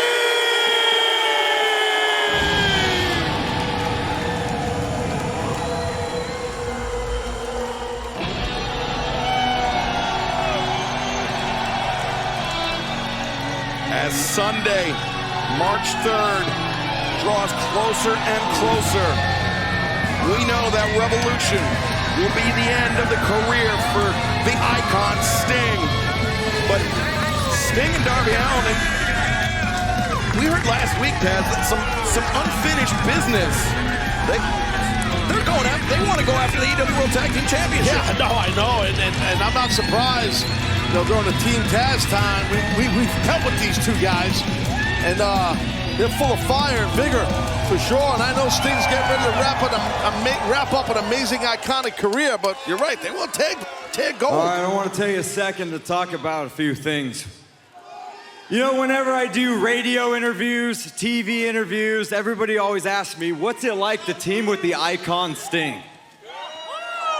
And also that I should slow down in the ring because I'm gonna retire before Sting, but that's not what I'm here to talk about. I want to talk about the impact that this man has had on my career. And it didn't just start in 2020 in AEW. It started back in 2015 in my first year in professional wrestling, when I saw this man's career essentially end early from a neck injury. And I thought to myself, what if that was me? What if my life's work was cut short? And then all these years later, I hear that Sting's coming to AEW. And I don't know exactly what for, because I heard that he'd never wrestle again. And you remember this part, Sting. I flew to your house in Texas, you had a wrestling ring in your garage, and we were rolling around in the ring. And within 5 minutes, what did I say to you? I looked you dead in the eyes and I said, you still got it. And I'm not lying to you. And Matt and Nick Jackson. It's Matthew and Nicholas, please. Let's get this right. Yeah. And Matthew, I told you to get back in this ring and finish the career on your own terms. And now look at us, 27-0, undefeated. And the rankings are back. The rankings are back. So I think that puts us in the top spot as #1 contenders against Ricky Starks and Big Bill for those tag championships. And we'd be kind of dumbasses not to take the opportunity. So just like all those years ago in Texas, I'm gonna look you in the eyes and I'm gonna say this one more time. You still got it. But the only difference is I'm not alone this time. I think Savannah can agree as well. You still got it.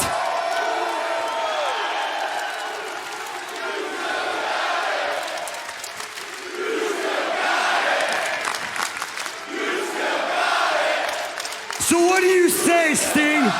What do you say? Do you want to end your career as AEW Tag Champions? It's all you, man.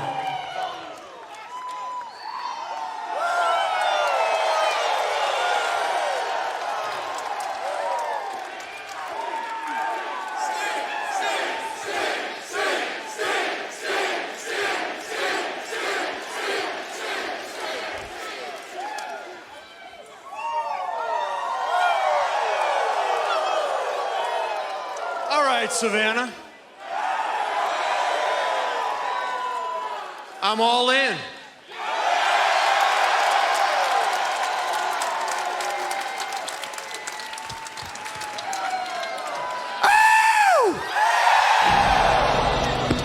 Well, a man of few words, but the mission is clear. Sting and Darby Allin going out. For as dangerous as Deonna Purrazzo is with the armbar, times Toni Storm as dangerous with the shoe. Yes, you gotta be careful. I almost got caught with a shoe last week. There was shoes flying all over the place ringside. I was almost a victim of that. And then you see Luther, her timeless Toni Storm's butler, and Mariah May, her most ardent, her #1 fan, Tony. Her most ardent fan.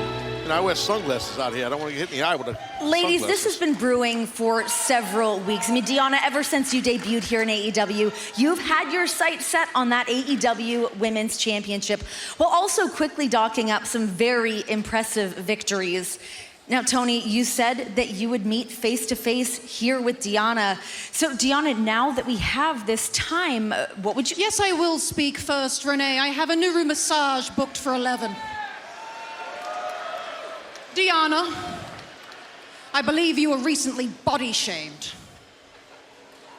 which I think is ridiculous, because there's so much more to shame about you. Yes, we do have history, but that doesn't mean you can just waltz in here and use our past friendship to get yourself a title shot. I have had many friends, and all of them less talented than me. You may be the greatest technical wrestler in the world today. But let me make one thing clear. If you step into that ring with me, I will twist your lips so hard you will need an epidural. This is insane. This is insane. I didn't come to AEW to make friends. I came to become the AEW Women's World Champion. It just so happens, Tony, that the champion used to be my friend. But I have no problem earning a title opportunity and winning arm by arm. You see, this isn't the Tony Storm that I want to wrestle. This delusional sham. I want to wrestle the Tony Storm that lived on dojo floors with me. I want the Tony Storm that moved to America and lived in my house. That Tony Storm was arguably one of the best in the world. And that Tony Storm is the one I want to beat for the AEW Women's World Championship. So Tony, I'm begging you, please dig down deep and find that version of yourself. And if you need any further reminder, take a look at your ankle, because I'm sure as hell it looks a lot like mine.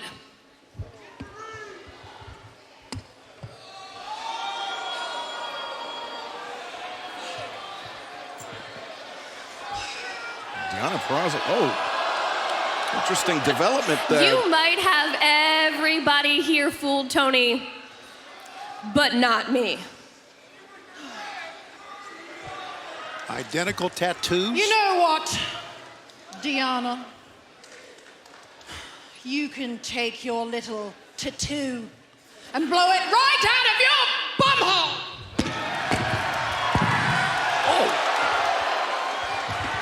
Oh no, shoe fight. Got a duck here. Oh, there she goes, taking it down by the arm. Look at that Venus de Milo trying to snap the arm of the AEW Women's World Champion, Mariah May. Saving time was Toni Storm. Luther got nailed. He's got to watch that knee. And then out of there. Mariah May, time is Toni Storm fleeing. And brother, she left something. Could this be a vision of the future? Deonna Purrazzo as AEW Women's World Champion. I would say, Tony, that title suits Deonna Purrazzo quite well. I think so, too. She said she is here to become the world champion. She just might. Athlete for sure. Can get it done. And remember, this is our third match of the evening with the former AEW World Champion competing. And, you know, we said it before, but a win here for Fletcher, could propel him up those rankings that are going to be released tonight after Dynamite. Jericho lowered the shoulder. Fletcher used Jericho's momentum against him, but Jericho sure-footed on the apron and double sledge off the top. Jericho showing his weakness here. He's got it going here. Yeah, he sure does. As Jericho just drives Fletcher face first into the mat. And, Powerhouse Hobbs! Oh, man. Again, the numbers working against Chris Jericho. Don Callis distracted Aubrey Edwards. Powerhouse Hobbs intervenes. Cover.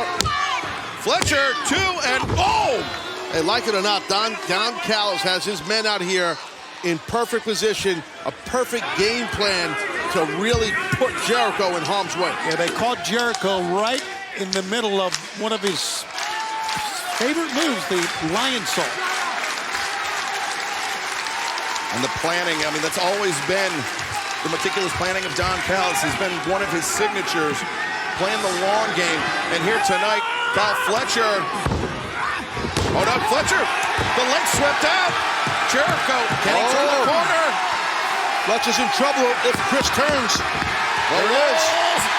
Of Jericho locked in. Fletcher in the center of the ring. Very deep water. Don Callis having a connection at ringside. Can he push up? Can he alleviate some of that pressure? Being put down. He's trying to make that crawl to the bottom rope. Very painful. Your lower back, your hamstrings, your glutes, everything gets bent up and it hurts. And the one thing that favors Fletcher here is his length, his reach, because he can make that lunge, and he does. Gets to the ropes to force Aubrey Edwards to call for the break. You make a great point, Excalibur. The height of him, the reach, the long limbs, that really would play to his favor, meaning Fletcher. And Powerhouse Hobbs moving around from one side to the other to make sure. Well, what extension. Talking about long legs, right? 1, 2, and Jericho again, just barely beating the count. And Fletcher, you can see he's still feeling the effects of being locked in that walls of Jericho for so long. It wears you out. I mean, I am telling you, I've been in it. I've had all the versions of that hold, Boston Crab type moves. It really wears out your lower back and your glutes, along with your quads and hamstrings.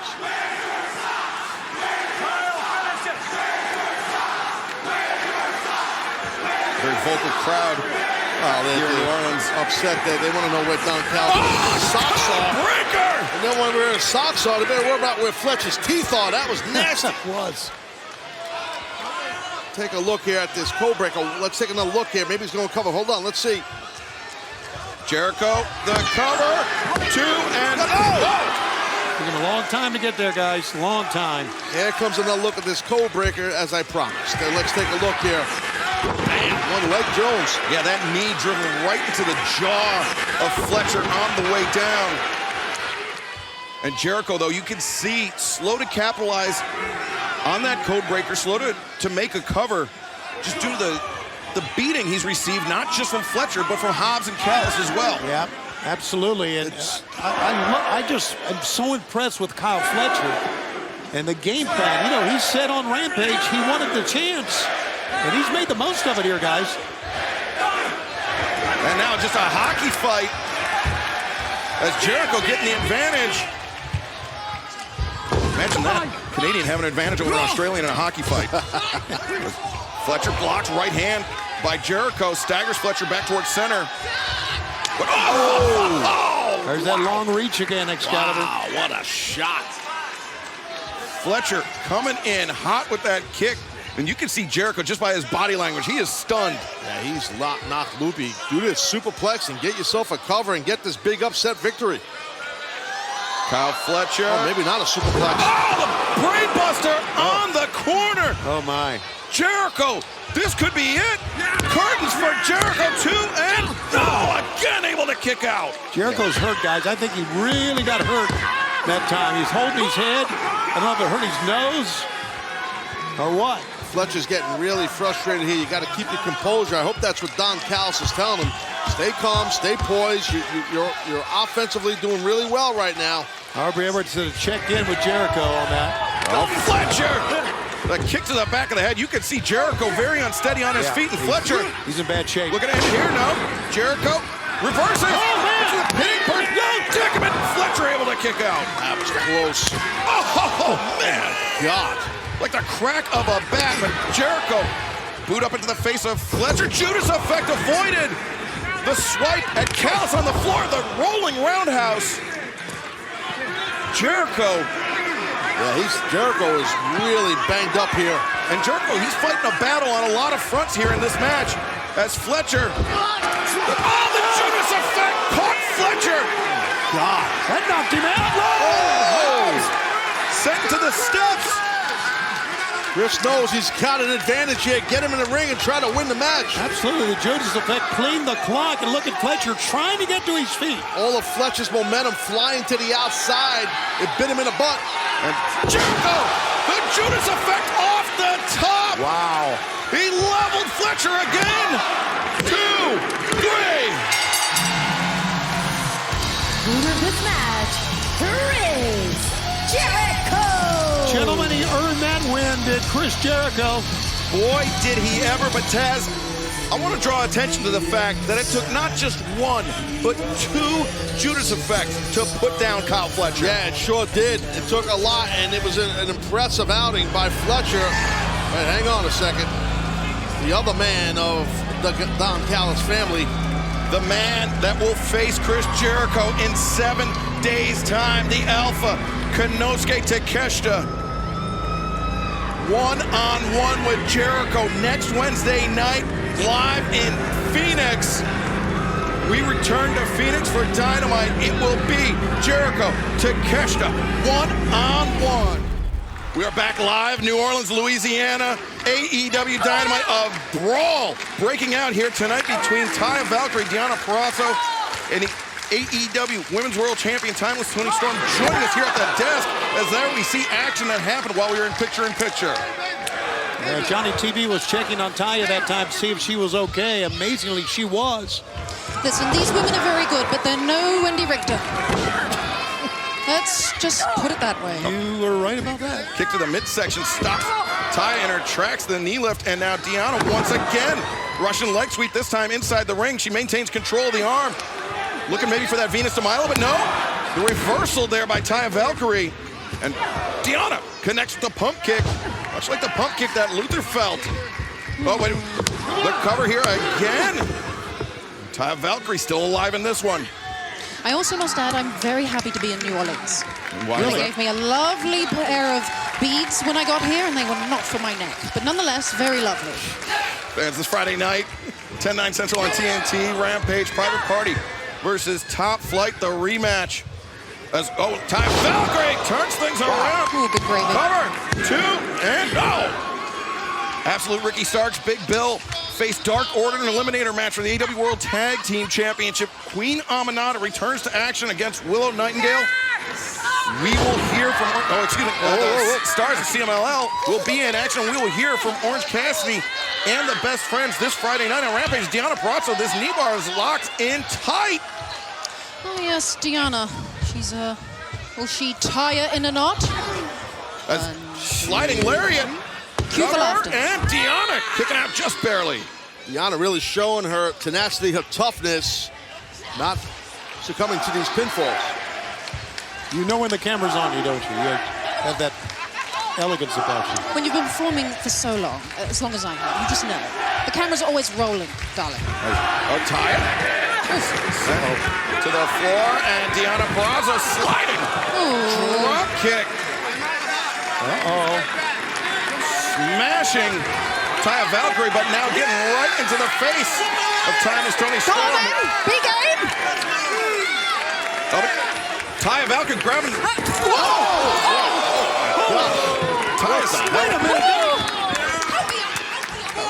Someone help Toni Storm through. Well, our butler's here for crying out loud. Luther buttling as Deonna Purrazzo once again. The buttling. Someone else is pissed in my seat. Someone's pissed in my seat. Is this how it works here? Oh, this is disgusting. Shivani can't hold it. He's getting old. Look at this. Oh, my God. Both arms. Look at this punishment as Deonna staring directly at Timeless Toni Storm. Winner of this match, Deonna Purrazzo. What an agonizing submission hold, and Timeless Toni Storm, I think, left speechless. How about that submission hold, champion? Well, for the first time all night, Timeless Toni Storm with nothing to say. But Taz, dare I say it, perhaps a statement victory by Deonna Purrazzo. Definitely think so, and Deonna, I think, realizes this also. Wow. Right now,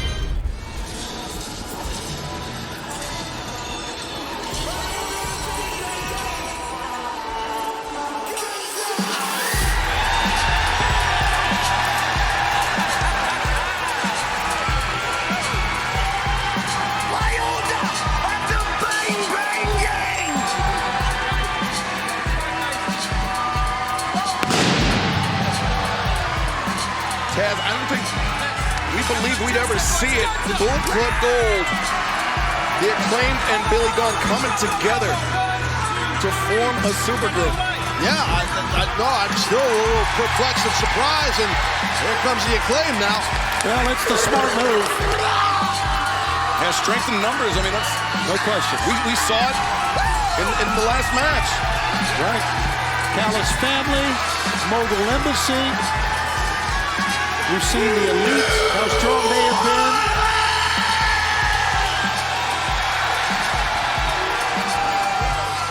The Bang Bang Scissor Gang has arrived! Scissor me, Daddy!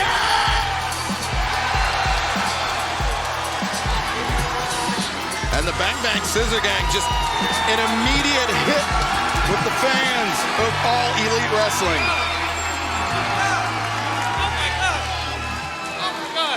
Whoa, whoa, whoa, whoa, whoa, whoa, whoa! Look, I love your guys' thing. They clearly love your guys' thing. I'm a big fan of scissoring, but don't forget, we already have our own thing too. Guns up for my New Orleans Gold members!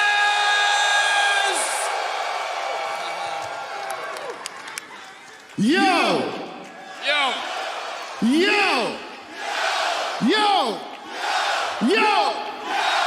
Listen! You're looking at the 6 men who have dominated trios wrestling for years. But it's not just the 6 of us. There is somebody missing. Bowens! Get Card Blade!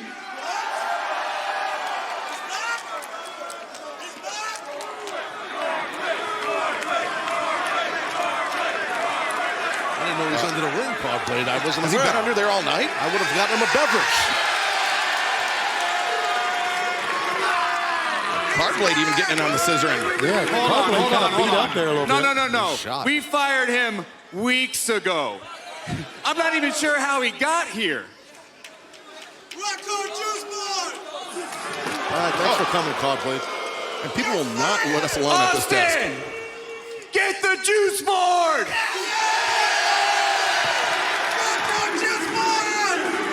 The juice board. Rock Card.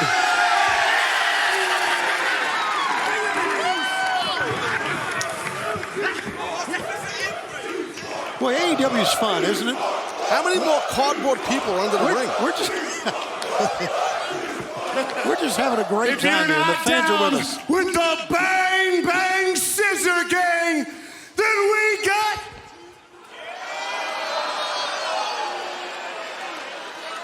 I am literally standing right here. Dad, this is kind of my thing. Well, it was my thing when you were still a... Well, let's not go there. Shall we show them how to do it? So if you're not down with the Bang Bang Scissor Gang, we got 2 words for you. No. You see, this is a new era. Guns up.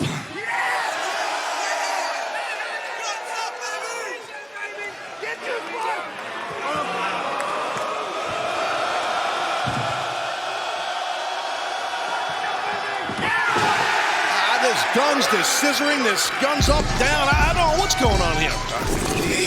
But it's people are having a blast. We're having a good time. I'm not saying that. There's cardboard people everywhere. There's scissoring. There's guns up, down, this, that.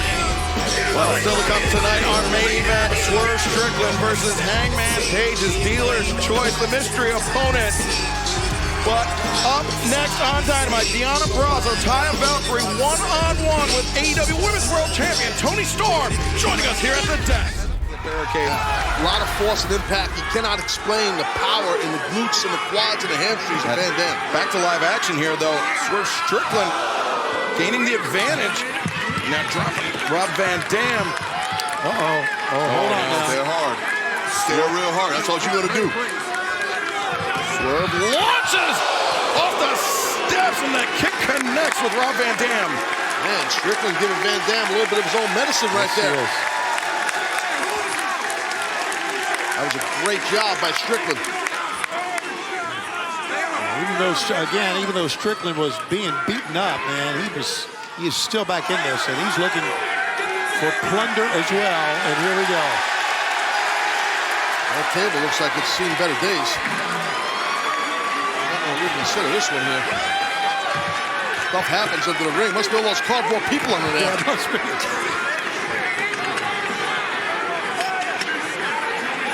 Well, the tables. That frame is not good, man. That thing could fall apart on its own. Yeah, and it could cut somebody as well. Very, very sharp. Oh, aren't you conscientious about it? Right out here in front of us. I'm conscientious.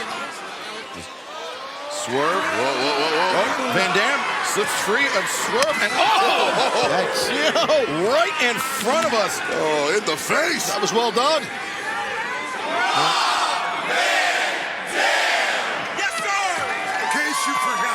Thank you for the reminder. That one seemed to land a little sour, Joe. Yeah, a touch sour. But needed the midsection by Swerve. Trying to staunch this offensive onslaught by Rob Van Dam. Oh! Van Dam, chair edged, driven right into his ribs. He's got a wedge.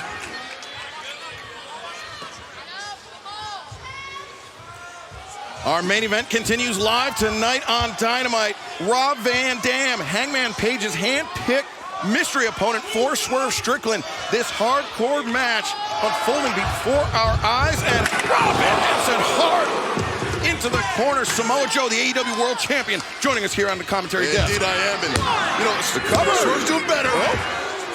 But RVD, trust me, he's got this in the bag. He knows what to do in these situations. Well, Rob Van Dam coming into this match, catching Swerve Strickland completely by surprise. And remember, Swerve Strickland, he's had 3 hard wins already this year, Taz. He's been firing on all cylinders. Absolutely. It's like I said earlier, nevertheless, it's hard enough to prepare for someone that you don't know who you're facing. And that's what Hangman did here with Strickland. Strickland had no idea. Nevertheless, it's a damn legend. And Van Dam was in great condition.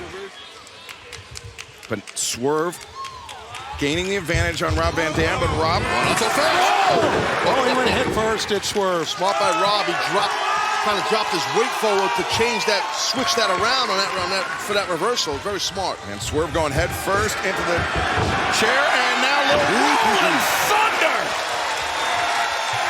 Always pinpoint accuracy by Van Dam. The fans are eating this one up, man. They are enjoying this match. We've enjoyed this night so far. There's a little rolling thunder for you right here in New Orleans. Van Dam, all of his body weight coming down on the chest of Strickland. And the chair, too. Oh, Swerve. He got crushed in the corner. And now Van Dam, lateral press. Swerve able to kick out. Good job by Strickland on that kick out because he got rocked. Showing his heart, showing his toughness. Yeah, there's no question that Swerve Strickland is as tough as they make him. But, to come in here with a Hall of Famer, with a legend like Rob Van Dam. And not even knowing that he was going to be in a hardcore match, right? A little monkey flip here, I think, guys. Oh, look, counter. There's a counter coming. There's a counter. He did his homework here. Oh, the spine of Van Dam onto the chair. And RVD able to kick out. Wow, how did RVD kick out of that? That was a hard landing, man. It was. I think Rob was looking to do a tomodanki, which is in pro wrestling called a monkey flip, right? And so I think Strickland realized, hey, I've seen Rob do this before. I'm going to counter it, and it was well done. And Joe, that is not easy to do with a man, his legs as powerful as RVD. Oh, absolutely not. But let's face here, Rob Van Dam's a black belt. He's dealing with the blue belt. He's got this in the bag, I'm telling you. RVD puts on the brakes, putting those powerful legs to use. And now looking to counter Swerve. Right hands exchanged by both men. But RVD, the precision striking. Oh, nicely done by Strickland. Swerve, the fluidity. Now, RVD maneuver Swerve into the ropes, deposits him on the top. Van Dam, the kick. I think that was a toe kick to the chest. I think it definitely was hit the sternum region for sure. Watch out. Watch out. Gonna fly here. Wait, what the hell was that? Brian Cage. What is this? Brian Cage. Legal hardcore match. Hardcore match. Oh, the Mogul Embassy. Oh, wait. Hey. Bring in Hook. The cold-hearted Hazel. There you go, you little Brooklyn Savage. Yeah, get him. Get him. Gone. Oh! And he just tattooed the machine, Brian Cage, with that chair. Oh, he's going to go after him as well with the chair. Remember, Hook and Rob Van Dam, they've teamed up before. Yeah, they have. And it was Brian Cage who past Saturday at Collision, he had words for Hook. As Hook watching RVD's back, but Swerve watching RVD's back as well. He's got a half and half. We should go for a half and half. But Van Dam turns it around on Swerve. Oh, nice takedown. To the pinning predicament. And fans, remember, should this match go past the top of the hour, we will stick with all of the action. So don't go anywhere as Van Dam scores with that kick. That was on point right there. This could have got ugly out here if Brian Cage would have stayed out here. But we'll see. Watch Rob. Whoa. Swerve avoids Van Dam. Gets caught. Oh, that might be it, guys. 1, 2, and no.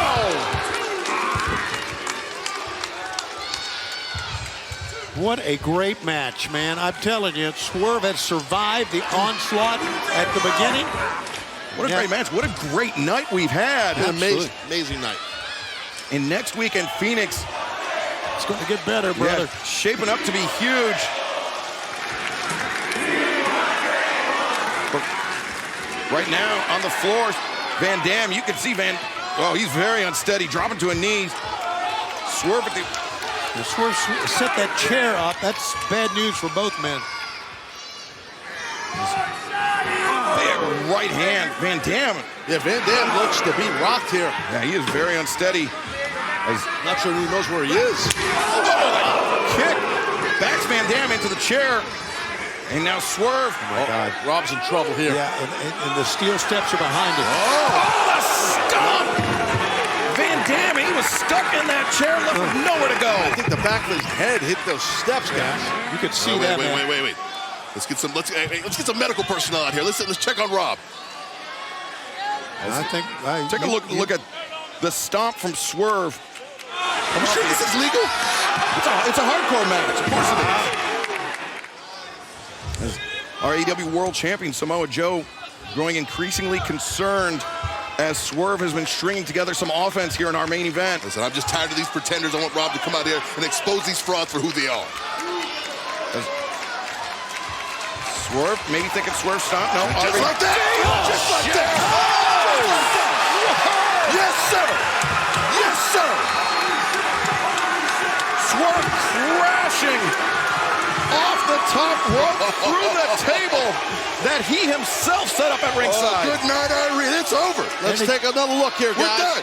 Watch this. There it is, the chair, and boom. Yeah, the back and the head. And Rob Van Dam, he can put an end to all of Swerve Strickland's momentum here in one fell swoop.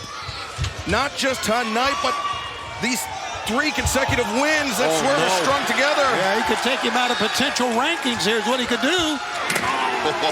This is going to be bad. You know what he's going for, boys. Well, we're making sandwiches tonight, gentlemen. You know what he's going for. Frog splash, nobody home. Crash and burn for RVD, buddy. But Swerve, house call with the chair. Is this going to be it? 1, 2, no! RVD's done it. Man, how about RVD? Holy smokes, he took a chair to the face and he still kicked out. That's what it means to be elite, Tony Schiavone. That's true. Robert Van Dam. Look at that, though. He just latched on to the boot of Swerve. Van Dam still reeling. And Swerve! The face into the turnbuckle. Van Dam. You can tell just by his posture, Van Dam's not right. Yeah, he got dinged up earlier, I think. And he's in trouble. Rob is in grave danger. He's mocking. He's mocking. And the stomp! The cover! And the win! Strickland. So, Joe, I know you're disappointed. You can see the face of the world champion, but man, after the ass kicking that Swerve took in the first 5 minutes, what a comeback this was to win it. Well, but Tony, to that point, what about the ass kicking that Hangman Adam Page took at the hands of Toa Leona to come back and win it? I think we see a theme here, gentlemen. These both men like to take an ass kicking, and when they're in the ring with me, I will kick both their ass. What? Speaking of Hangman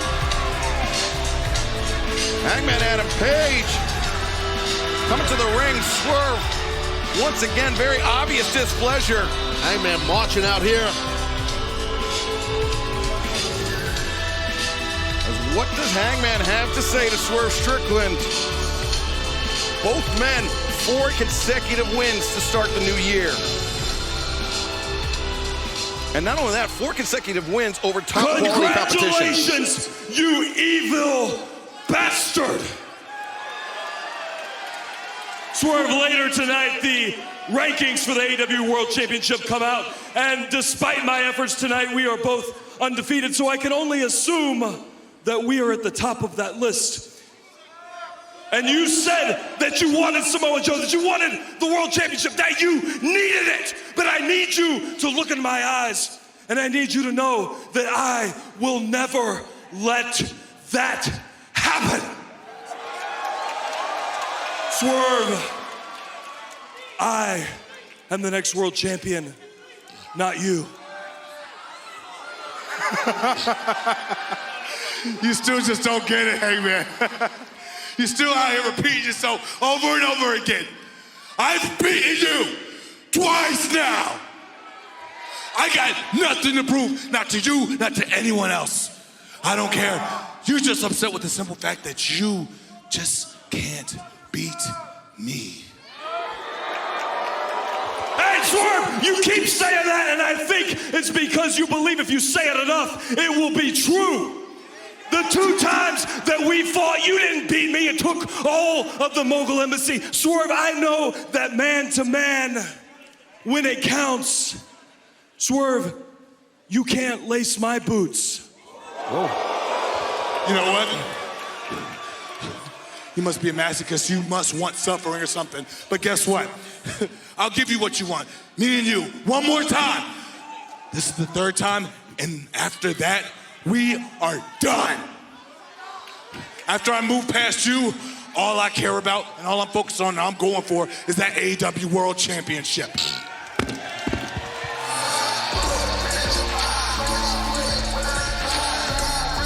Wow, Tony Khan has just made his official for next week. The winner faces Samoa Joe at Revolution. It will be Swerve Hangman, Part 3, live in Phoenix. Plus, the AEW World Tag Team Championship on the line. Big Bill and Absolute Ricky Starks looking to defend against Darby Allin and Sting. Jericho, Takeshita, one-on-one. Plus, the stars of CMLL will challenge the Blackpool Combat Club in a trios match. And Tony Khan has a huge announcement next week on Dynamite. But what about this huge announcement we just had right now, Joe? Oh, I am ready. I am ready. And anybody who wins next week, they're just heading straight to their doom with me. Welcome back to AEW Dynamite, live on TBS. Red Hot Trios action. The Blackpool Combat Club versus the stars of CMLL, Hechicero, Mascara Dorada, and the man in the ring, Volador Jr. Volador very desperately needs a tag, but Taz, Blackpool Combat Club, doing everything in their power to prevent it. Yeah, the proverbial cut the ring in half, and that's what the BCC is the, oh boy. Giant swing, Volador Jr. going for a ride. Hechicero, Mascara Dorada on the outside, powerless to stop this. Swing City, oof. Man, that'll definitely make you dizzy and nauseous. Jon Moxley in the cover, the leg hooked, and Volador. Smart by John right there to try to get the win off of that. And Tony, this is really a testament to the toughness of Volador Jr. I mean, he's absorbed just minutes upon minutes of punishment at the hands of the Blackpool Combat Club. Yeah, minutes of punishment, like you said, but when you add the fact that Blackpool Combat Club is doing it, that even amps it up. Most wicked cross faces by Moxley. Volador puts on the brakes. Kick to that chest. Moxley. He absorbed that, did Moxley. Thrust kick. Volador goes down. Moxley, he was trying to stay up, but drop to his backside. Voldo's got to make that tag because he's hurting. I know John's hurting, but Voldo's been had a lot of offense put on. Here it is. Dorado. Voldo tags in Mascara Dorado, who just cracked Danielson. The thrust kick, and now Dorado got hung up in the ropes and still undeterred. The arm drag. Nice drop step there.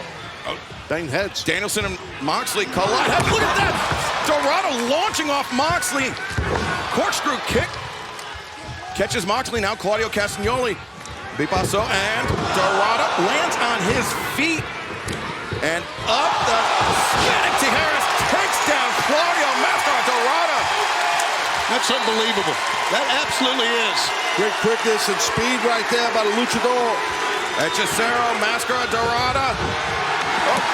Stereo topes, but Dorado remained in the ring. Yeah, I don't think for long, though.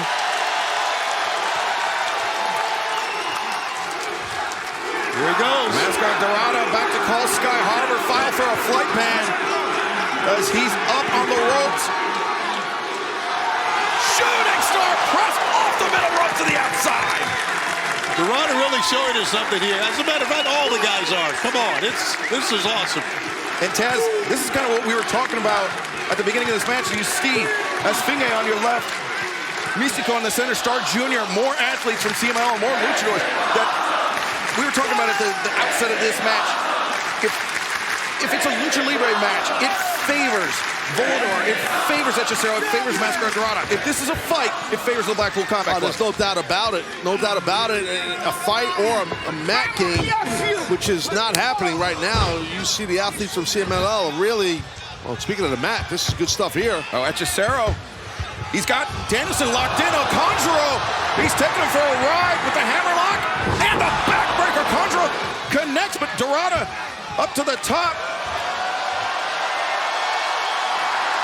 450 splash, Mascara Dorado. He's got him. 2 and no.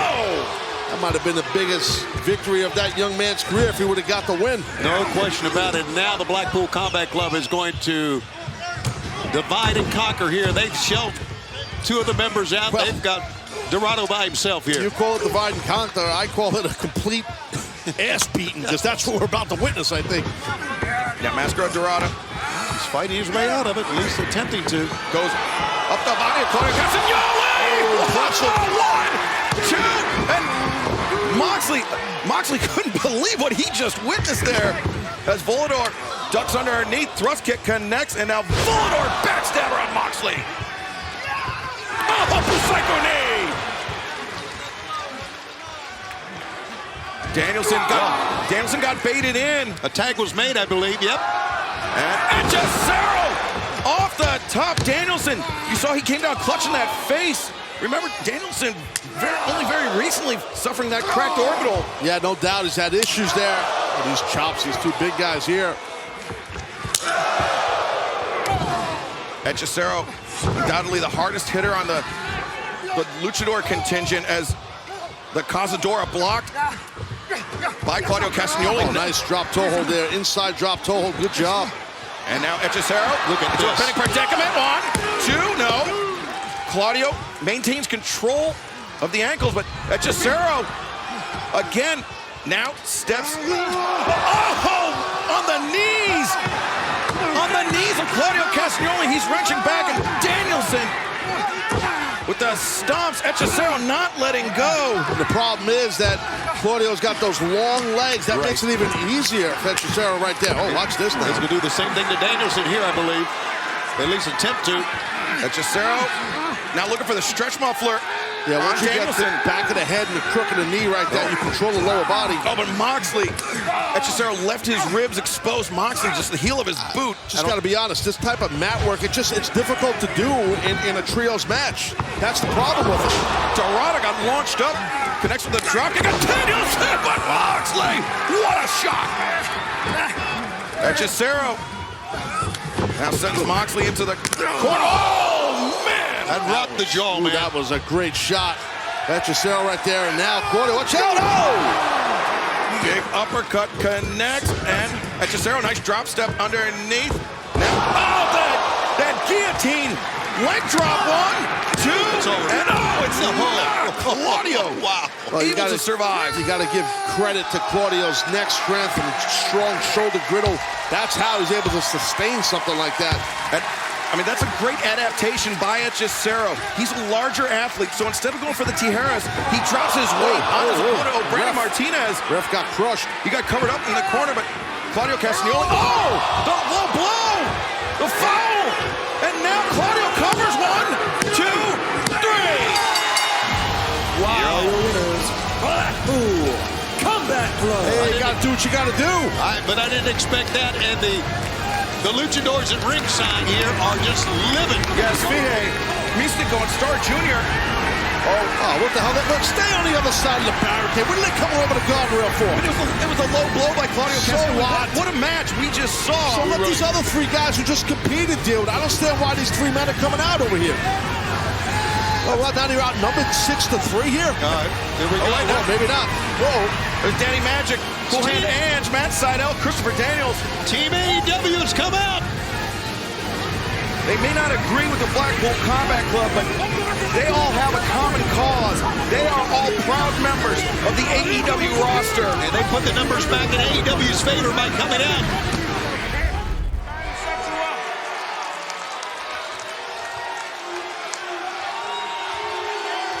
AEW Dynamite back live on TBS.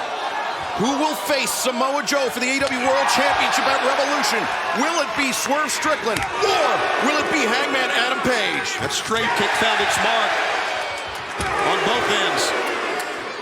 And as I just said, there you see at the bottom of your screen, this is what is at stake. A shot at Samoa Joe, the AEW World Championship. Both men with the same idea. Both men going down. Yeah, you have to assume whichever athlete can get to a vertical base first could potentially have the advantage in this battle. So they're both down. And fans, during our picture-in-picture break, we saw Hangman Adam Page opt not for a count-out victory, Taz, but to pull a table from underneath the ring in order to inflict more punishment on Swerve. Correct. Not sure what he has in mind for that or what's going to happen, if any. Hangman first to his feet, Swerve still on the mat. Can Hangman press this advantage? A lot of sting in those punches this late in the match by Hangman Page there. You can see when it gets late in the match and you see a guy still has mustard behind his strikes, that's impressive to me. And Swerve imploring Hangman, pour it on. Yeah, he's even got a kind of a little wry smile to his face, which I don't agree with at all, but look at this, he's laughing out loud. Those shots are connecting. Oh, Hangman, he got rocked by that one. You saw how his hands dropped to his side after the first one connected. Hangman trying to create distance, the high boot. Caught, Swerve weaves underneath into the backbreaker. Great job there, he might get him. Swerve covers. Hangman firing that right shoulder off the mat. He just rolled out of the way basically after firing that right shoulder out. That was an excellent transition by Swerve. Almost got him. Thinking back to their first match at Wrestle Dream this past October, then how this rivalry, this hatred between these two men escalated at Full Gear, and now a shot at Samoa Joe in the AEW World Championship. Hanging in the balances. Hangman, his ankle caught underneath the top rope. Oh my God, he's stuck there. He's like in a bear trap. Oh, you got to be careful, Strickland here. He might be thinking stomp. Oh God, Hangman's in trouble. Swerve! Stomp! Hangman, nowhere to go. That could put a lot of pressure on the knees, right, Taz? Yeah, definitely in the weight of Hangman. He was trying to get out of the way. Table collapsed. It happens. I mean, he's not a he's not a little guy, Hangman. Stuff happens. Swerve undeterred. Looking under the ring, he's looking for something else to inflict. And we just heard Prince Nana say, "Right here, boss." Yeah, he stooged it off.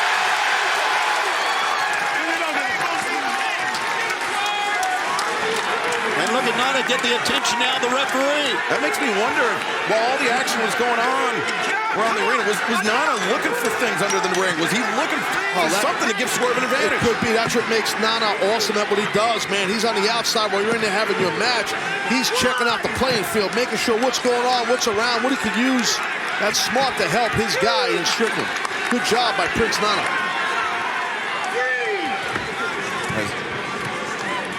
Hangman returned to the ring by Swerve. The count broken as Hangman down flat on his back. Swerve Strickland to the top.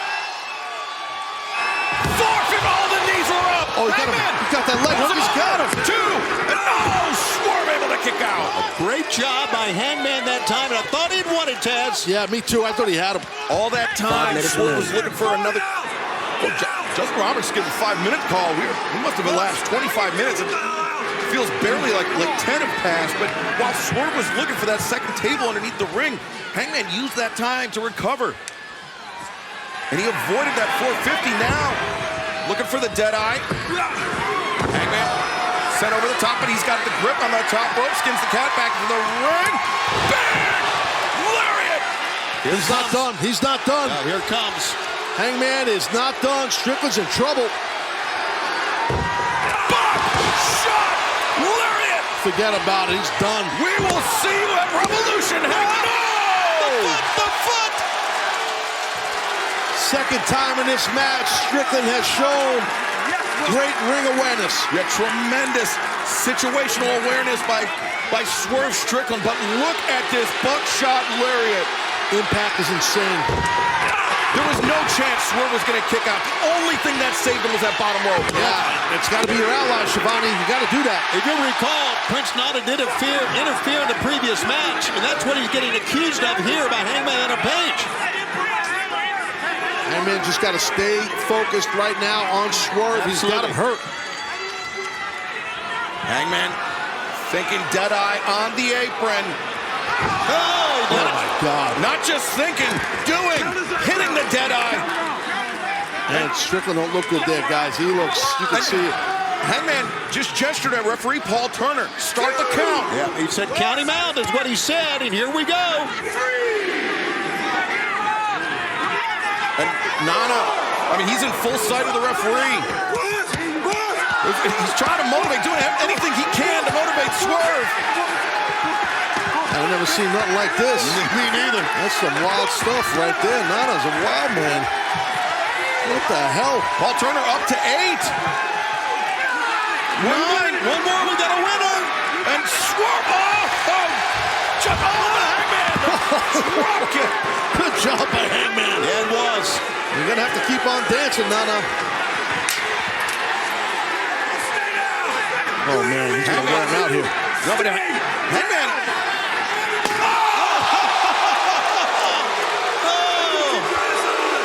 No more dancing. No more dancing. Well, Hangman remembers how that match at Wrestle Dream ended. Oh! He was making sure Nana doesn't interfere again with that one. And he ate that chair, though. Good job by Strickland. Prince Nana taken out of play. Swerve Strickland taking advantage. And now Swerve to the top. Swerve! Stomp! Oh, but he came down awkwardly on the ankle. Buckled it. Buckled that ankle. That'll happen. No. This delay in the cover, if he even can cover. Well, now Hangman's on all fours. Oh, but Swerve, he is not moving right after coming down on that stop. Looking for this JML driver. No, Hangman reverses. Oh, Hangman snapping at the ankle. Talk about a guy who's paying attention, even though he's in pain and gassed right now. And Hangman, he saw and realized Swerve buckled the ankle, Shivani, and he gunned in after it. Absolutely more than just fighting cowboy tags. He has great ring awareness. He knows what he's doing. He really does. And now Hangman eyeing the second table. The one that Swerve set up on the outside. Oh, is he thinking Dragon Screw? No! Swerve out of desperation. Oof. Oh, he's going dead eye. What the hell? Strickland's got him set up. Can he do it with his ankle? Oh! What the? My God! Good God. What impact. Oh, my God. Even with the injured ankle, Swerve, the Deadeye through the table. You're not kidding. And instead, Swerve not electing for the cover. He wants a third Swerve stomp on Hangman. He wants to leave no question. It's still, man, I don't know, that stomp with the ankle. Yeah, you saw he clutched that left ankle right there.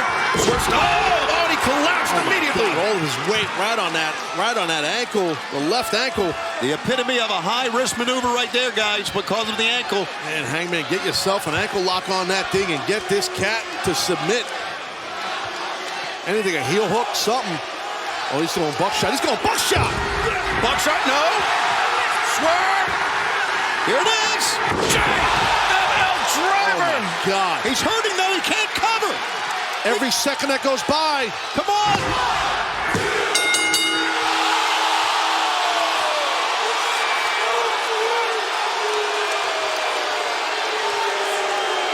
What do we got? The bell sounded. Ladies and gentlemen, the time limit has expired. This match is a draw. Wow. Oh, man. A 30-minute time limit draw. Man, I'll tell you what, I'd love to see a winner too, but that was an awesome 30 minutes. But now, I mean, the question that immediately comes to mind, in that last possible second, could Hangman Page have kicked out or not? No. Oh, no. Oh, no.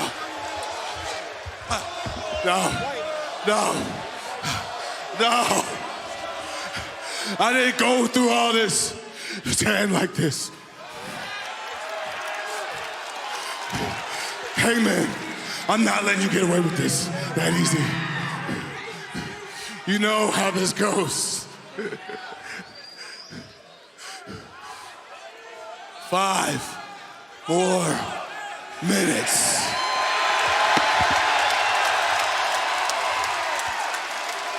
When the clock expired, Swerve Strickland had the advantage. Hangman Page can barely pull himself upright. Oh, look at that smile, Hangman. I think he wants 5 more minutes too, Taz. Yeah, he does, but... Swerve! Tonight, you had to beat me to become the #1 contender.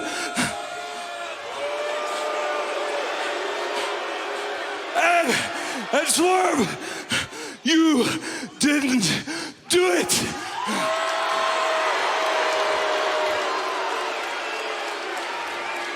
You will not be the world champion. For you, it is over.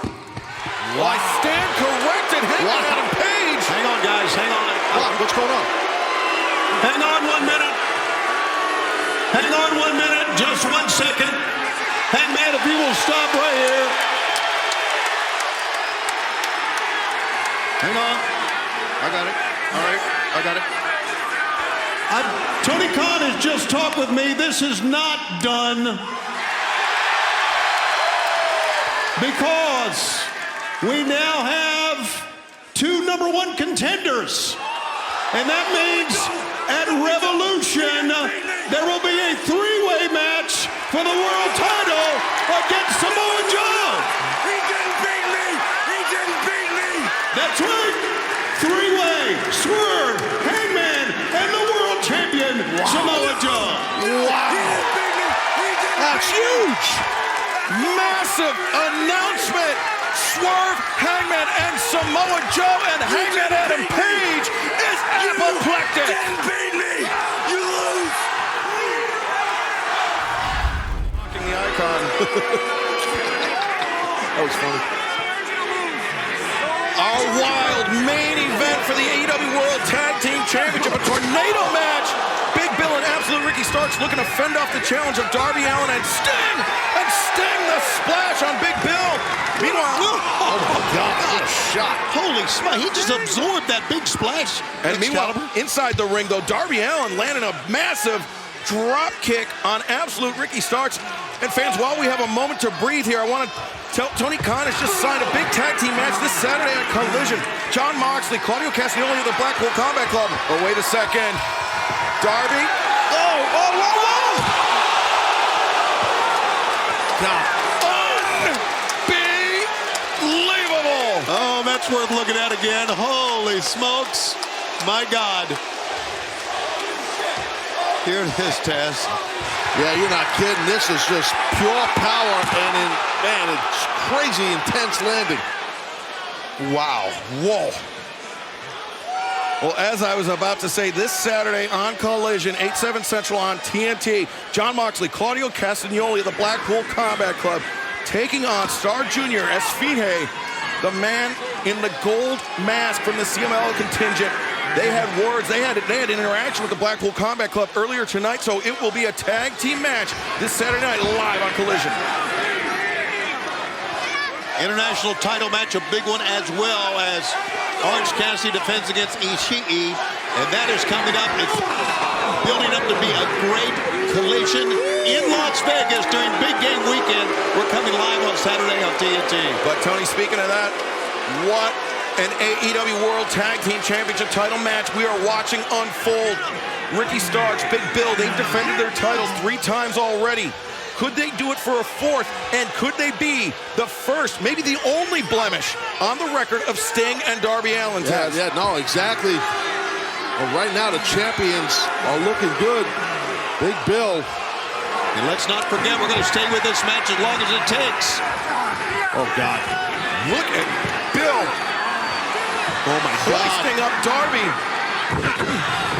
Now just throttling, unbouncing his head off. Oh, man. God, he's a man among men. Violent, too. Oh, my God, it's just pure power. He ragdolled him. That's what he did. Big Bill. He and Starks have isolated Darby Allin. It all started with the biggest boss man slam I have ever seen. And that was only the beginning of the punishment for Darby Allin. And that right cross to Sting's jaw put Sting down. Sting is trying, I'm looking to my left to try to get back in the ring, but he's still not in. Yeah, now Big Bill getting himself a table here. Table looks like a little kiddie table next to him. Looks like a baby table. Yeah, it does. Giant man wearing mint green Timbs. It's tough getting beat up by a guy with mint green boots. Who's going to tell him it looks bad, Taz? I think they look great. I wouldn't tell him. You think they're crazy? Yes. Oh, brother. Table set up at ringside. Sting on the apron, but both Sting and Darby Allin, the challengers, feeling this. Oh, Starks is directing traffic at Starks. I think he was calling for a press slam here, wasn't he? Yep, certainly seems to be. Oh, Sting sending Starks into Bill. Darby saved the day there, boys. Boy, did he ever. Darby narrowly averting disaster. As Sting, big right hands, the backhand takes Starks down. Oh, Big Bill, though, look at that, the hand. Oh, no. Wrapped around the throat of the Icon. And that table is right below Sting.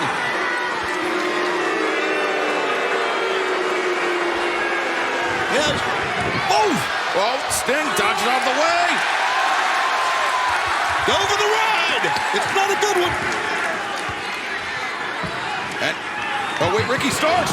Look at Starks. Oh, Scorpion death drop. Oh, no, look at this. Ricky's got him. 1, 2. No, Darby there to break it up. Great save by Darby Allin. Man, but Starks was so close. And now Starks and Darby, I was going to say they're going punch for punch. Darby got the better of him there for a second. You're talking about 2 guys who have had problems with each other in the past. Darby Allin and Ricky Starks. Oh, wow. Tough landing on the ankle there. Starks might have buckled his ankle. And there's the matches we were talking about this Saturday on Collision. What a hard landing. But right now, Darby, popping splash in that corner. Stinger splash! Oh, here comes Darby. And here comes Sting. Sting and Darby, they know how tough Big Bill is. It's not going to take one shot to drop him. Hard ride! That was impressive by Darby. Darby's not done, guys. Oh, this is where Darby loves it. Coffin drop! In the ring here. Yeah. His back was turned. Sting's back was turned, and Starks got him. Missed the drop kick, though. Oh, the drop kick. And now Sting! The Scorpion Deathlock! If he turns it, Starks might be done. Might have new champions. But look at this. Big Bill is carrying Darby Allin as Ricky Starks blocks it. He's trying to step across the top rope with Darby on his back. Look at Darby gouging the eyes of Big Bill. Oh, God. Bill driven through the table. Ricky's close. And he made it. There's no rope break. It's tornado tag. You're right. That's exactly what Bryce is telling. The referee, exactly. Referee Bryce Rensburg is telling Starks it don't matter.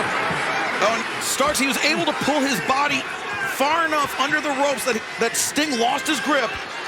Both Big Bill and Darby landed really bad through that table, especially Big Bill.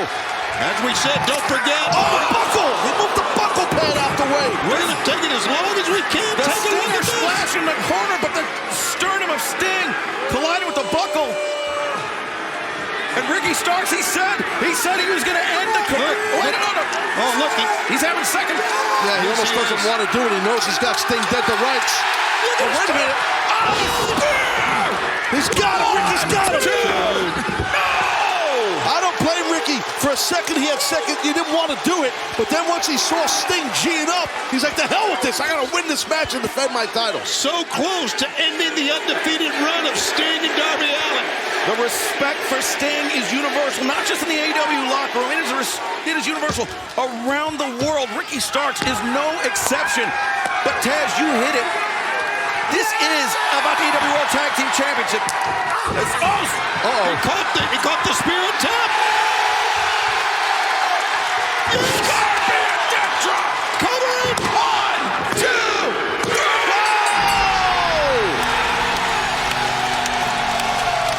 And the winners of this match. Here's Transmitted. AEW World Tag Team. Believe this. Champions Darby Allin and the Icon Sting. The family loves it for all the titles he has won throughout his enormous, incredible, wonderful career. This may be the most satisfying. And Taz, did you catch the facial expression on Sting's sons? They never doubted their father for a second. No, they know him. They get it. Man, what an amazing turn of events. We got new tag team champions, Darby Allin and Sting. But Sting's fixing to retire. Like, what the hell? All credit to Big Bill and Absolute Ricky Starks. No question. Great champions. They've done great.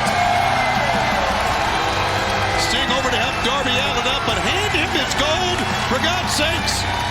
He deserves it. And now for the first time, look at Sting waving to his sons. Come in the ring, share this moment with me. You see Ricky's disappointed in what happened there. I mean, it happens. That's the great timing of a great legendary veteran like Sting. And his sons are highly impressed. Yeah, what they should be. Taz, Excalibur, what a moment this is. Amazing. There you go. He's got gold again. What a career. What a run in AEW. Between singles and tag team championship, Sting has been a champion 24 times. And now, adding a 25th title, a 25th championship to his already legendary career. The undefeated story. Whoa. Sting, commit God. What the hell? That's Matt and Nick Jackson, the Young Bucks. And those are his sons, for crying out loud. They're not wrestlers. Oh my. Matthew and Nicholas, what the hell are they doing here? These are civilians and Sting's sons. And these bats in hand, just completely upstaging this moment. This is despicable. Look at them. Completely upstaging. Hell, they're beating the hell out of people. Stole the spotlight and putting the beat down on the brand new tag team champions. Darby is split open, by the way. And that is Darby's blood all over that white jacket. I've never seen this kind of violence out of Matthew and Nicholas Jackson here, which they like to be called now. a.k.a. the Young Bucks, are just wearing out the brand new tag team champions. They are the worst. I don't give a damn if they are EVPs of this company. They're the worst. Oh, wait a second. Yeah, you can put that BTE trigger on a man. No, Tony. Matthew, he called me into his office earlier today. Oh, brother. He said, very pointedly, it's no longer the BTE trigger, it's the EVP trigger. The EVP trigger. I had no... Wow, look at this. They are just... This was... Just the net. Now they're going to put Sting... Oh, watch out! Oh, God! A completely premeditated assault by Matthew and Nicholas Jackson. And who can stop these guys? These guys are their bosses, they're EVPs, and they're just wearing everybody out here. Oh my God. Just a running punt to the head of one half of the AEW World Tag Team Champions. It's the worst I've ever seen. And I've seen a lot of things here at AEW. Look at this violent attack by Matthew Jackson. And Darby just leaking blood all over the suit.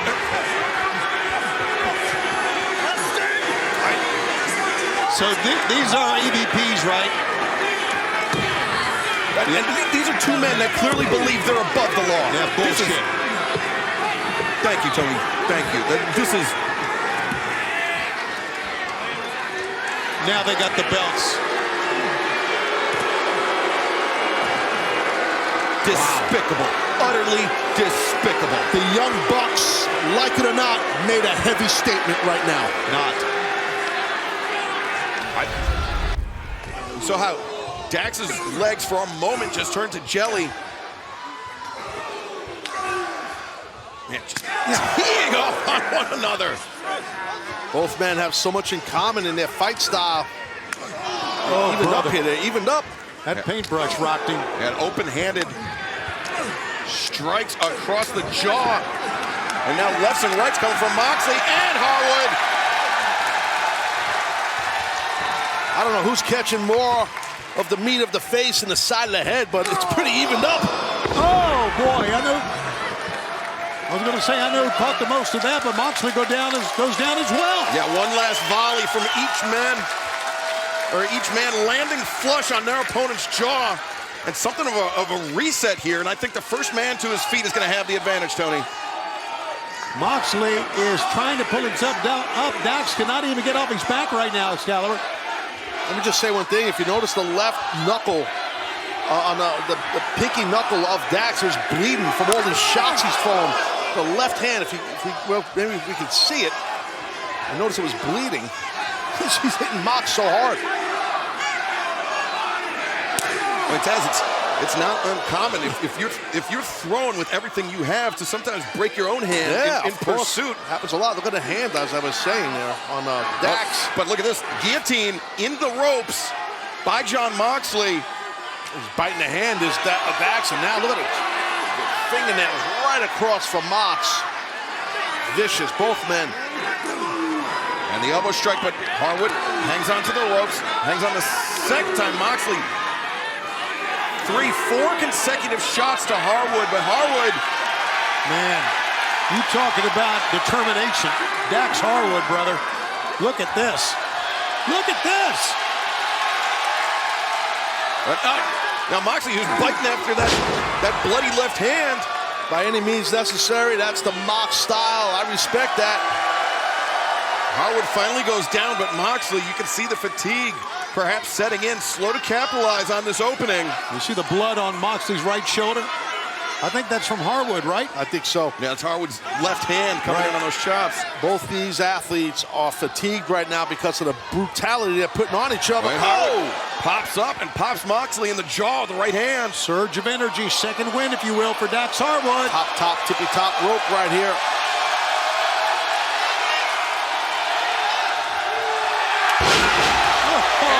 Car crash, center of the ring. You saw the dazed look on Moxley's face. Tough landing for both men, but Mox obviously got the worst of that super duperplex off the top. Look at that impact. There's another shot, another angle of it here. Oh, fast forward Jones, here we go. Boom. You saw referee Paul Turner checking in on both men, making sure that they're still with it, able to defend themselves. This match continues as Harwood and Moxley. They're like a bunch of pit bull dogs now. Look at this. They're like some bighorn sheep. Man. Just smashing heads. Moxley changing levels. Strikes to the jaw, kicks to the leg. We saw in picture-in-picture, Taz, Moxley had Harwood locked in that submission. Man, he couldn't get it down with that short line, man. Moxley saying, bring more. Uh-oh. Well, Moxley baited Harwood, and it comes in! Well, not often you see someone absorb contact like Harwood did there. Uh-oh, he's going for that arm, but whoop. Harwood. He's going to try it again. He tried it earlier. Sharpshooter, center of the ring. Oh, my God, he's got it in. 15 minutes down, 5 remaining. Man, that is in ultra tight. Yeah, Harwood, and he's sat back quite deep. You heard 5 minutes remaining the time limit. We just heard from Justin Roberts. Now look at these up kicks. Again, Moxley using the heel of his boot, Taz. Yeah, that's brutal. Speaking of the sole of his boot, look at this. Oh, Juji Gatami going for that arm bar, but Dax clasping the hand. Yeah, great submission defense by Dax Harwood, clasping the hands. You see Moxley, he was trying to work on the grip of Harwood, but Harwood counters into a roll-up. Moxley forced to abandon ship. Now look at perhaps pile driver. This is a great match, guys. My God. What a match. Turn things around on Moxley. He wants a pile driver. Maybe counter here, possibly by Mox with a backdrop. Oh, now Dax digging into the flesh of John Moxley. And Moxley back body drop. Simple counter. Uh-oh. Roll up there by Harwood. Rolled up to his feet, swinging a miss. The fake. And the pile driver by Dax. He could win it. Definitely could win it if Dax could get the cover. Right. I think Mox is out. But Harwood, the cover. Moxley able to kick out. Man, it's all Dax can do to get that one arm over, Taz. Yeah, no doubt. Here's this pile driver. Man, that is just perfectly done. And you got to credit Mox for kicking out. That was impressive. Yeah, it was the delay in the cover by Dax Harwood that allowed Moxley to recover, to regain his senses, and to kick out. Mox trying to get out of bounds here, trying to slow down this momentum here of Dax. The sound of those chops, the sound of Harwood punishing the chest of John Moxley. Wow, smart. Follows it up with the cutter. Moxley, now the stomp. Harwood face first into the canvas. Moxley, pile driver on Harwood. He's gonna get it. Moxley covers. 2. Oh, Harwood. Last possible moment. Dax Harwood kicks out. And Valentine's Day is today. It's about heart, right? The love of the heart, whatever the hell it's called. These men are showing heart. I'm trying to do a Valentine's segue about hearts. You're doing a great job. Thanks, kind of. It's all about heart, damn it. Yeah, and that's what we're seeing, Ted. You're right. That's right. Now Moxley bringing Harwood up to his feet. Could be thinking another pile driver for Dax. Or gonna put him out of his misery. Mox gonna put him out of his misery. Moxley looking for that King Kong lariat, but Harwood shot to the jaw. Brainbuster countered. Moxley, paradigm shift countered. Harwood, sheer drop, brainbuster. Oh my God, he's got him. Oh, Moxley kicks out. 2 minutes remaining. To me, the escapes are as much spectacular as the moves are. Absolutely, it shows the desire to keep on battling and winning. Watch out! Dax, caught him. The headbutt Moxley. Got that rear choke in here, boys, but the legs are in, too. And Dax Harwood is in the center of the ring. He is in some very deep water right here. He's got to get some wrist control. Oh, there it goes. He's going. Harwood, he's going. Fading. No, the hand is raised. Harwood is still in this, but Moxley, look at this, tightening the grip. And Dax Harwood taps out. And Moxley's not done. He's not letting go. He's trying to put Harwood completely to sleep. I don't know what he's trying to prove here. He won a hell of a match. Yeah, he's definitely got to let go because that's dangerous. He's got to let go of this. Cash Wheeler, because Moxley would not relinquish the hold, Cash Wheeler in. The Cash just beating the holy high hell out of Mox if the Mox went to a battle. But I don't blame Cash. I don't either. Watch out, Claudio's in. I mean, you got to remember, Dax Harwood, Cash Wheeler, I mean, they're closer than brothers. Oh, boy. Oh, God. Claudio! Oh, my God, how quick Claudio just leveled Cash. I mean, we heard John Moxley saying himself, step up or get stepped on. And the Blackpool Combat Club doing the stepping here tonight. And what a battle, what a match, though, that Mox and Dax had. There's no shame in tapping. A guy catches you with a good hold, a good choke. Oh, he's not done here, Moxley. Now, this is, listen, I like all four men, I really do, but this is beyond anything that needs to be done. It just shows the tension that these athletes, these four guys have towards each other now. Look at the background there. You got Claudio. Claudio wrenching back on Cash Wheeler. Cash, you got to let him go. That's dangerous, man. You got to let him go, Mox. Some permanent damage can be done. You're right, some Taz. serious stuff there. And you see Dax Harwood. I mean, he is out. He's definitely out. I mean, he got choked out, and then the choke back on him. It's a dangerous situation, but what a battle those two men had. Hammering down on Orange Cassidy's head. You see the Orange Cassidy fans in the stands, and they are really getting under the skin of Matt Taven. I thought he was in two places at once. Is Cassidy, you never know, laid on this table? Matt Taven could be taking a huge risk here.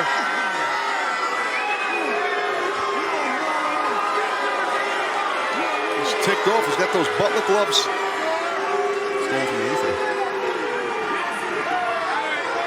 Texas Deathmatch main event continues live on Dynamite. Matt Taven just launching an elbow drop into the midsection of Orange Cassidy, who was placed on that table. And the table just cracked. It didn't break fully, and that can break a back. Yeah, you feel it. Here's this replay here. Taven leaning in with that elbow drop. I've eaten a lot of guys nailing me on top of a table, man. That one looked rough.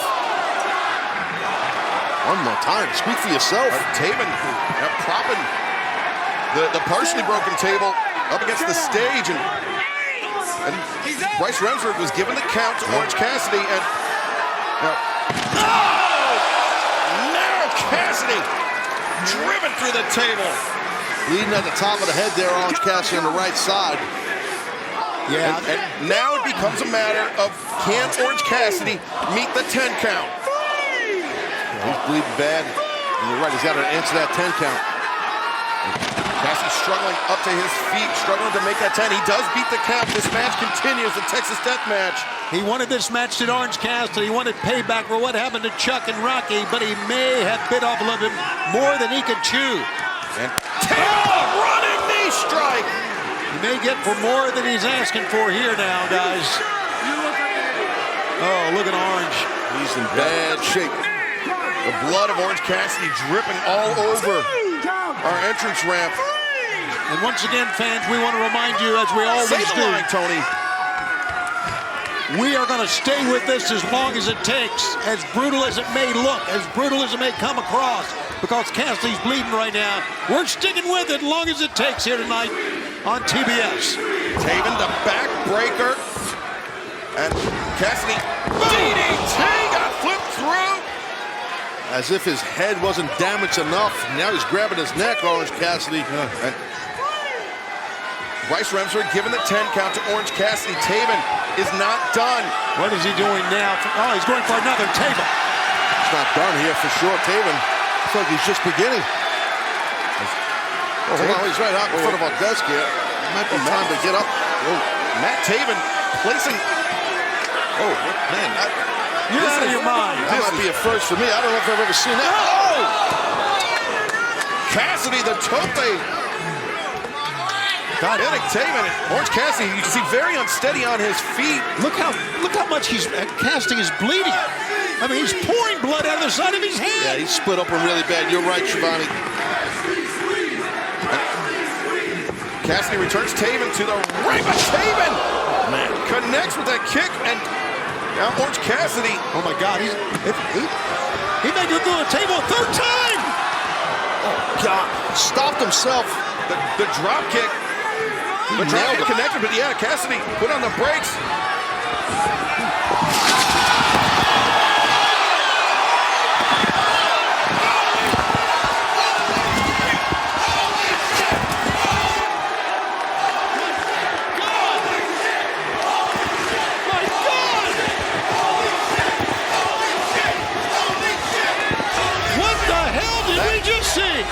That was Matt Taven's body crashing into the table as Bryce Remsburg starts the 10 count. That was nuts. I think my headset's working. That was insane right there. We are flying blind here, folks. Yeah, we got no mileage. I'm watching Bryce Remsburg count out Matt Taven right in front of me. He's up to 6, Remsburg is. And he's split open Taven. I don't know how he's even moving. And Taven up to his feet, but barely beating the count. And now Orange Cassidy, he's got a box of chocolates. Let's say from Chuck. From Chuck E. T. Chuck Taylor, he's not here tonight, but sending a gift. A gift to Orange Cassidy. And, oh, what the hell? What? Got a feeling it's not chocolate. No, chocolate's bad for your teeth. That's bad for your body. The thumbtacks poured all over the ring. Texas Death, man, this is how this goes. Complete violence and mayhem, unpredictability. Cassidy looking for the superplex. Taven fighting with every fiber of his being. And Cassidy. Oh my God. Oh, watch. Look at Taven. He's on the top. Taven. Oh my God. It's enough thumbtacks. Oh my God. And now Cassidy. DDT.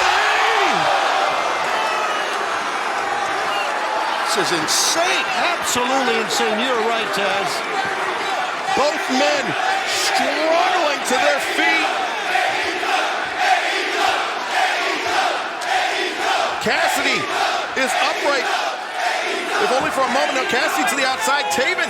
Now it's up to Taven. Can he beat the count? Oh my God, Cassidy's got a chain. That chain, that's a long chain. He threw it up on that, and he wrapped around that second rope. Look, look, look. Oh, now there's Mike Bennett. Oh, my God. Cassidy's out. He's got to be out after that. And here's the thing. There's no disqualification. That's right. He can do whatever he wants. We thought this would be the game plan for the Undisputed Kingdom, and it's come to fruition, and now... Well, it's like I said, Cassidy wanted to get these guys after what happened to Chuck, after what happened to Rocky. How many chairs? Mike Bennett. Like 4 or 5 chairs there. Yeah, filling the ring with chairs. Hold on. This trip around the rose. No, it's a pipe. There you go, Chuck. It's like a freaking St. Valentine's Day massacre. Whoa! Swinging out, missed by... Oh! Trent Beretta swinging for the fences, but that was a bad one. that chair just caroling off the face of Trent Beretta. And now Beretta. Oh, no. Oh, sent face first to that chair. Boom! With the orange punch. Drop Taven to a knee. Look at Cassidy. Joel set.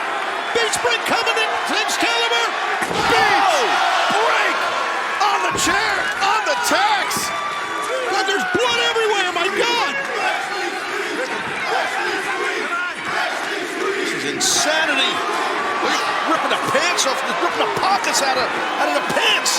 Right now, Orange does not give a damn about his pockets. No, he doesn't. The chain wrapped around the right hand. Punch with that chain. Forget about it. He's not answering that, Taven.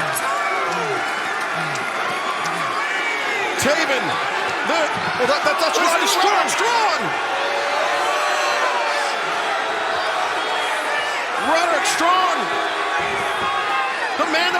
Orange Cassidy, a revolution. Oh, Trent Beretta taking a bullet. He took the bullet. Yes, he did.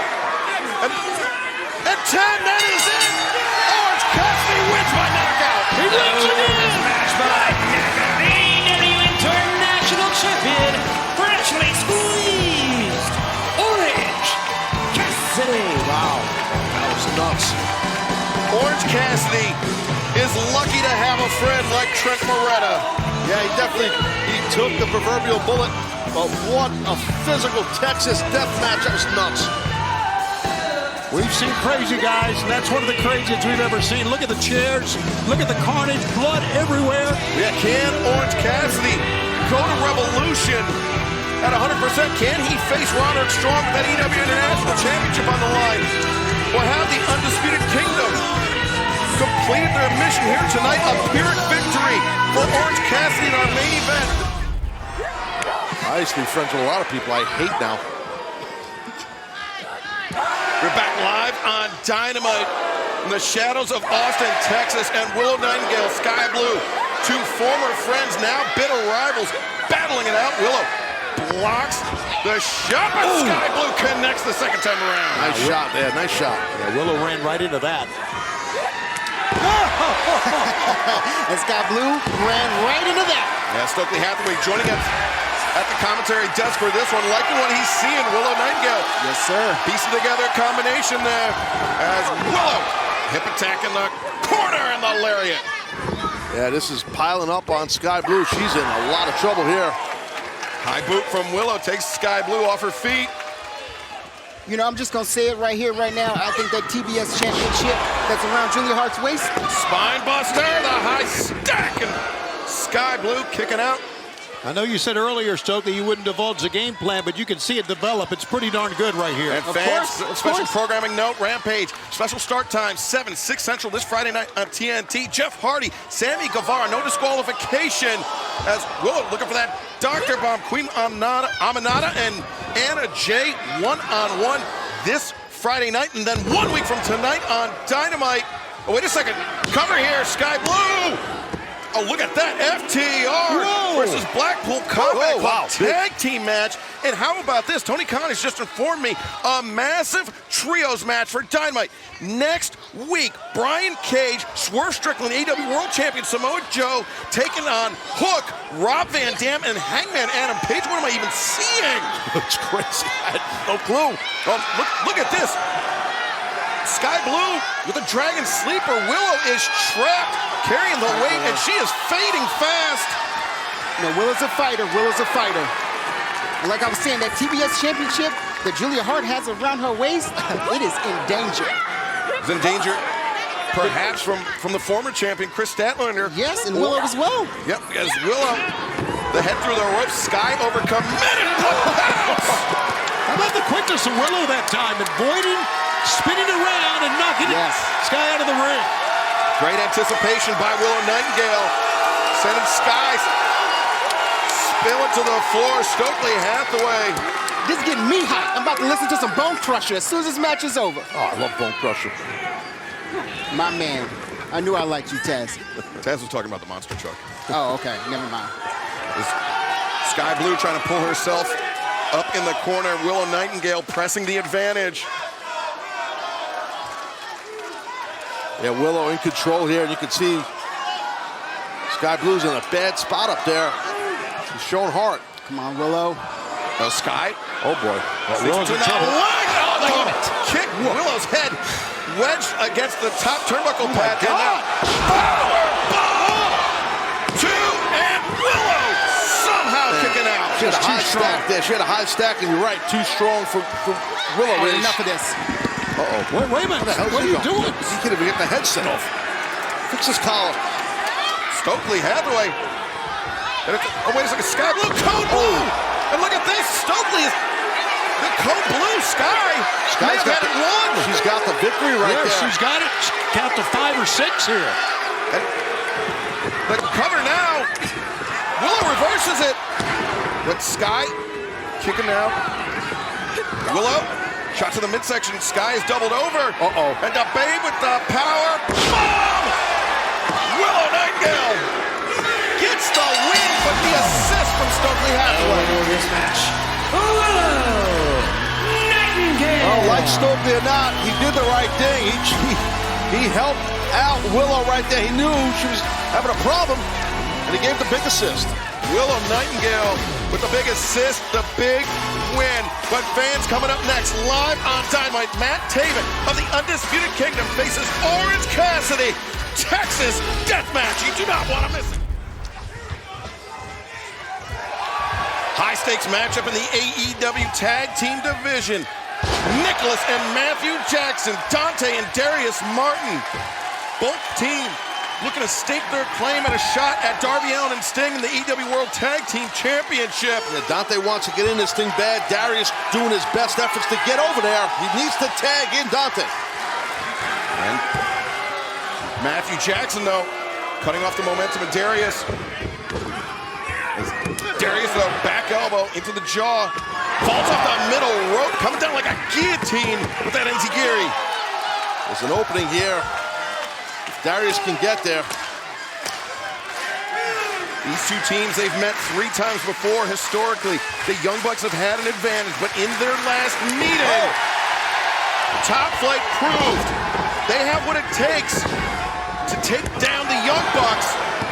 And that is exactly what Dante Martin is doing right now. Let that man cook as he slips through the ropes. Oh, watch this guy. He can fly, man. Dante can fly around. Kick to the jaw. Nicholas Jackson to the floor. Big cross body from Dante. The cover. Deep cover. That would have been a huge, huge upset if that would have went down. That was a great pinning combination that time by Dante. I thought for sure he had the win. Oh, my goodness. Dante back into the ropes. What a sunset flip attempt that was. But Nicholas and Matthew trying to hang on. Darius, Dante, stereo sunset flips, and Matthew Jackson barely breaking free. Nicholas crashing to the floor in front of our desk here. Oh, what a shot by Matthew. Oh, fake with a super kick, and Dante got caught with a DDT. Nicely done by Matthew. Wow, that was really well done. Did you hear what Matthew said? He said, these guys are good. Almost like he forgot the last time they wrestled a year ago where Top Flight came away with the victory. Yes, Matthew had an epiphany. And that's what makes him so impressive. Why he's an executive. He has epiphanies. Listen, not everything with me and the Bucks is always rain. Listen, I gave them a suggestion on a name, EVP Bucks, and they fined me $2,500. Oh, look at that, Harris by Dante Martin. Nicholas Jackson goes down to the floor. And that was a tight landing. And now Top Flight back in control of the Executive Vice President's tag made. Matthew's in trouble right now. Darius legal. The reversal. Dante goes over that top. Darius launches up at his brother. DDT that time from Top Flight. Deep cover. 2, and Nicholas Jackson there to break it up. Yeah, you could see Nicholas. He had a beat on that. That wasn't going to happen. And Nicholas sent to the outside. Dante. A tope. Nicholas driven hard into the barricade. Darius building up ahead of steam. Nice drop step into the rough Spanish fly. Great use of his momentum. The cover. And Matthew able to kick out. Super impressive by Darius. Just missed it with the Spanish fly. Darius face first to the top of the barricade. Dante, that's right. Dante landed hard on his face. You're right, Excalibur. But look at this tag team work by the Bucks. Yeah, monkey flip. Blocked it. Look at Matthews, his feet on the roof. There you go. Rick Knox thankfully catching it. Rick Knox, you better be careful, buddy. Now, he's got to call it like he sees it here. He didn't see that. A little yam-bag Yahtzee there. Rick Knox was arguing with Nicholas Jackson. Matthew taking advantage of the referee's distraction. And I've seen some low blows. That was a hefty low blow with a capital L. And Darius defenseless. The EVP trigger. And the win for the Young Bucks. The Executive Vice Presidents, Young Bucks. Well, Matthew and Nicholas Jackson successful tonight on Dynamite and Taz, defeating a top-ranked tag team here in AEW. Very impressive. I mean, great outing by Top Flight. Couldn't get it done, though. Bucks look great. And fan, this is tonight's move of the night presented by Intuit TurboTax, the EVP trigger task, just sandwiching Dairy Smart. Yeah, that'll crush your skull. Here's another angle of it right here. Bam! Move of the night right there. That was tonight's move of the night presented by Intuit TurboTax. And right now, our colleague Tony Schiavone standing by in the ring, hoping to get a word with Matthew and Nicholas Jackson. Artist Caliber, thanks a lot. Nicholas and Matthew Jackson with the win. Undefeated this year, Nicholas. Holy crap. I think that makes us the top unbeatable tag team in AEW.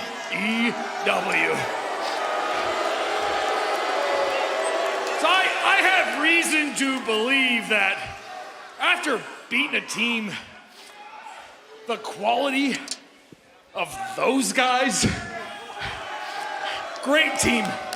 Great team. Great team, then they take a shortcut. After beating a team like that, I think it's safe to assume, Tone, that, well, I think we're #1 contenders. Well, be that as it may, Sting is not here. Well, there you go. You got your own graphic. Be that as it may, Sting is not here, and he's not here because of the despicable, heinous act. The despicable, heinous act. You just can't help yourself, can you, Tony? I have to sit every week and listen to you at that desk talk trash about us every single week. You just can't help it, huh? Hey, I happen to think that might be a breach of contract. Yeah. Publicly disparaging the company's EVPs. Are you kidding me? That's unprofessional. That is Bush League, and you know it, Tone. Definitely breach. We love you to death. What they're doing is Bush League with the Young Bucks. A $1,000 fine. And he got off light out of their minds. Do you have a problem with that? You heard me. Do you have a problem with that? Oh, come on. Oh, too much here, guys. Hey, wait a minute. Hang on. All right, you want to get human resources My involved? brother's a bit of a hothead. This doesn't need to get violent. We love you, Tony. Just don't let it happen again. Okay? Let me help you up. That's nice of them to help him up. I mean, it was an accident, maybe, by Nicholas. No, it was not. This is... No. Oh, wait a minute. No. You got to be kidding me. This...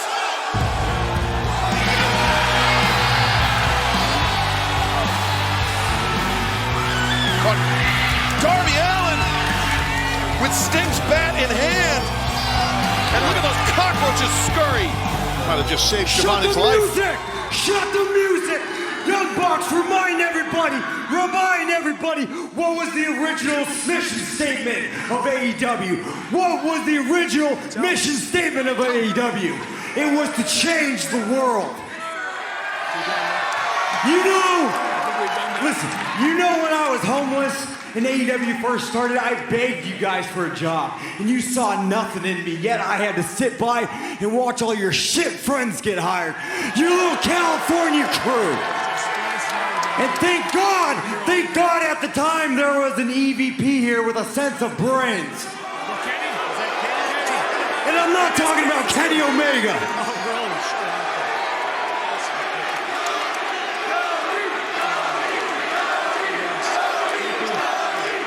You know, you did a little interview last year why you resigned to AEW. And what did you say in that interview, huh? Tell us. Remind us.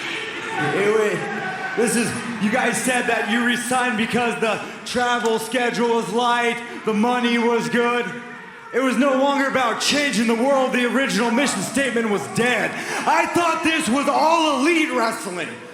But it looks like this is all friendship wrestling. You know why? Think about the very first episode of Dynamite. Darby Allin wasn't on it. You know who was? Brandon Cutler. What the? What's wrong with Brandon Cutler? What's wrong with Brandon? He's a freaking veteran. I don't know what kind of tussles you guys got into at home school, but we're talking about Sting's final match. That's what this is about, right? You guys want to be Sting's final match. You're damn right, Darb. What do you say? I don't think you guys understand what you guys got yourselves into. We're talking about a man that has nothing left to lose. Young Bucks, Darby Allin and Sting, the AEW Tag Championship. You making it official? Is that official? I can do that. I can pull some strings if that's what you want. I can pull some strings if that's what you want, Darby. It's showtime. Well, the match has been made for Revolution Sunday, March 3rd. Sting's last match, and he and Darby Allin put the AEW World Tag Team Championship on the line against Matthew and Nicholas Jackson. Well, what I'm hoping for right now, as Garcia makes his way down here, I think I can speak for everyone in the world. They want to see Shivani do the Garcia dance. That's what I'm waiting for. That's what I hope this is about. You're absolutely right, Taz. If Tony Schiavone doesn't do the Garcia dance, people around the world are going to be disappointed. And, you know, we were here in Tulsa, Oklahoma, and I just want to give a special shout out to our colleague, Jim Ross, JR, recovering from surgery. Get well soon. Can't wait to see you back here in AEW. Yes, sir. Good old JR. Let's turn it back over to the dance-worthy Tony Schiavone. Tony, take it away. Daniel Garcia, a week ago, we saw a match between you and the Rated R superstar, Adam Copeland, the two top contenders for the TNT Championship. Unfortunately, we saw what happened, and the Rated R superstar is unable to compete. He's on the shelf. But we've got a big announcement for you. Coming up at Revolution, fans, this man will get his TNT title shot. Daniel Garcia against the champion, Christian Cage, at Revolution coming up next weekend. Congratulations. Man.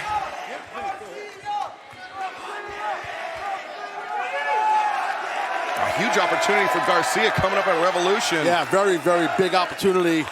Let's see if Garcia can pull it off at Revolution.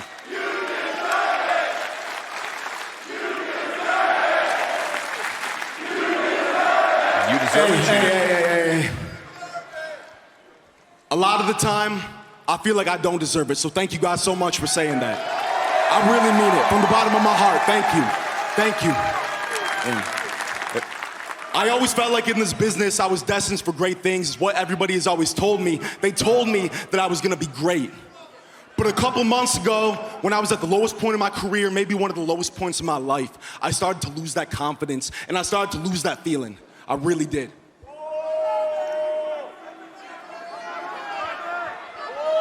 But I knew that going through all that, 3 seconds is all I needed. 3 seconds is all that I needed, and at the end of the Continental Classic, I got those 3 seconds. I took full advantage of those 3 seconds, and those 3 seconds changed my life.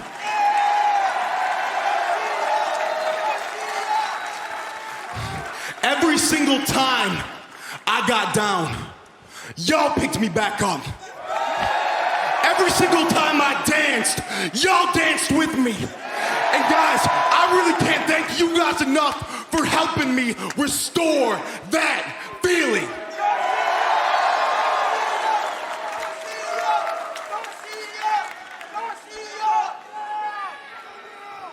And Adam Copeland, nobody knows how that match was gonna end last week, but I have full confidence that if that match went on any longer, I would have made you tap out.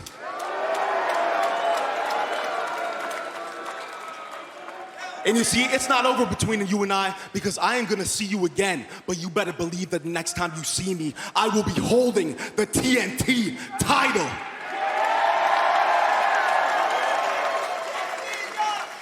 And that brings me to Revolution. Christian Cage, I have a message for you. When you step in the ring with me, I'm gonna take you down to the... Well, maybe Garcia can do it face-to-face to Christian. Let's see if Mr. Cage is coming out here. There is the TNT champion, Christian Cage, along with the Patriarchy in tow. Nick Wayne, Kill Switch, and of course, Mother Wayne.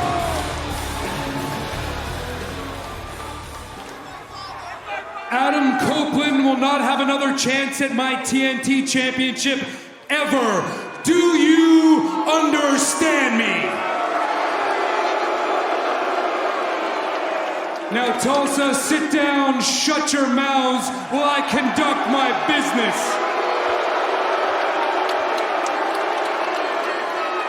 Now, Daniel, what happened to you last week was just a byproduct of you being in the ring with Adam Copeland. But it worked out pretty well for you because now you stand there as the #1 contender for my TNT championship at Revolution.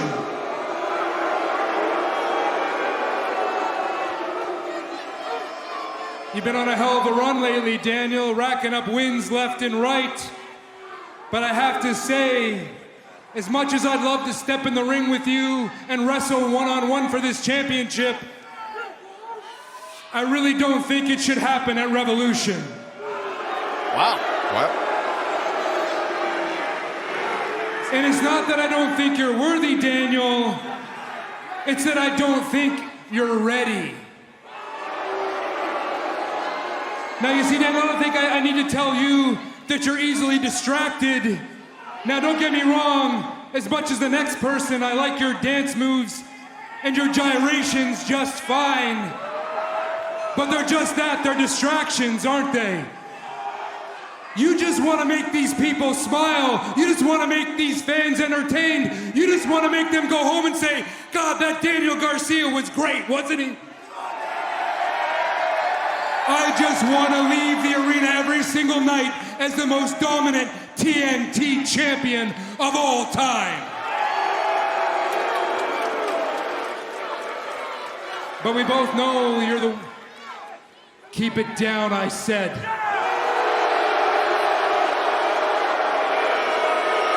We both know why you're the way you are, don't we, Daniel? I know something that these people don't know.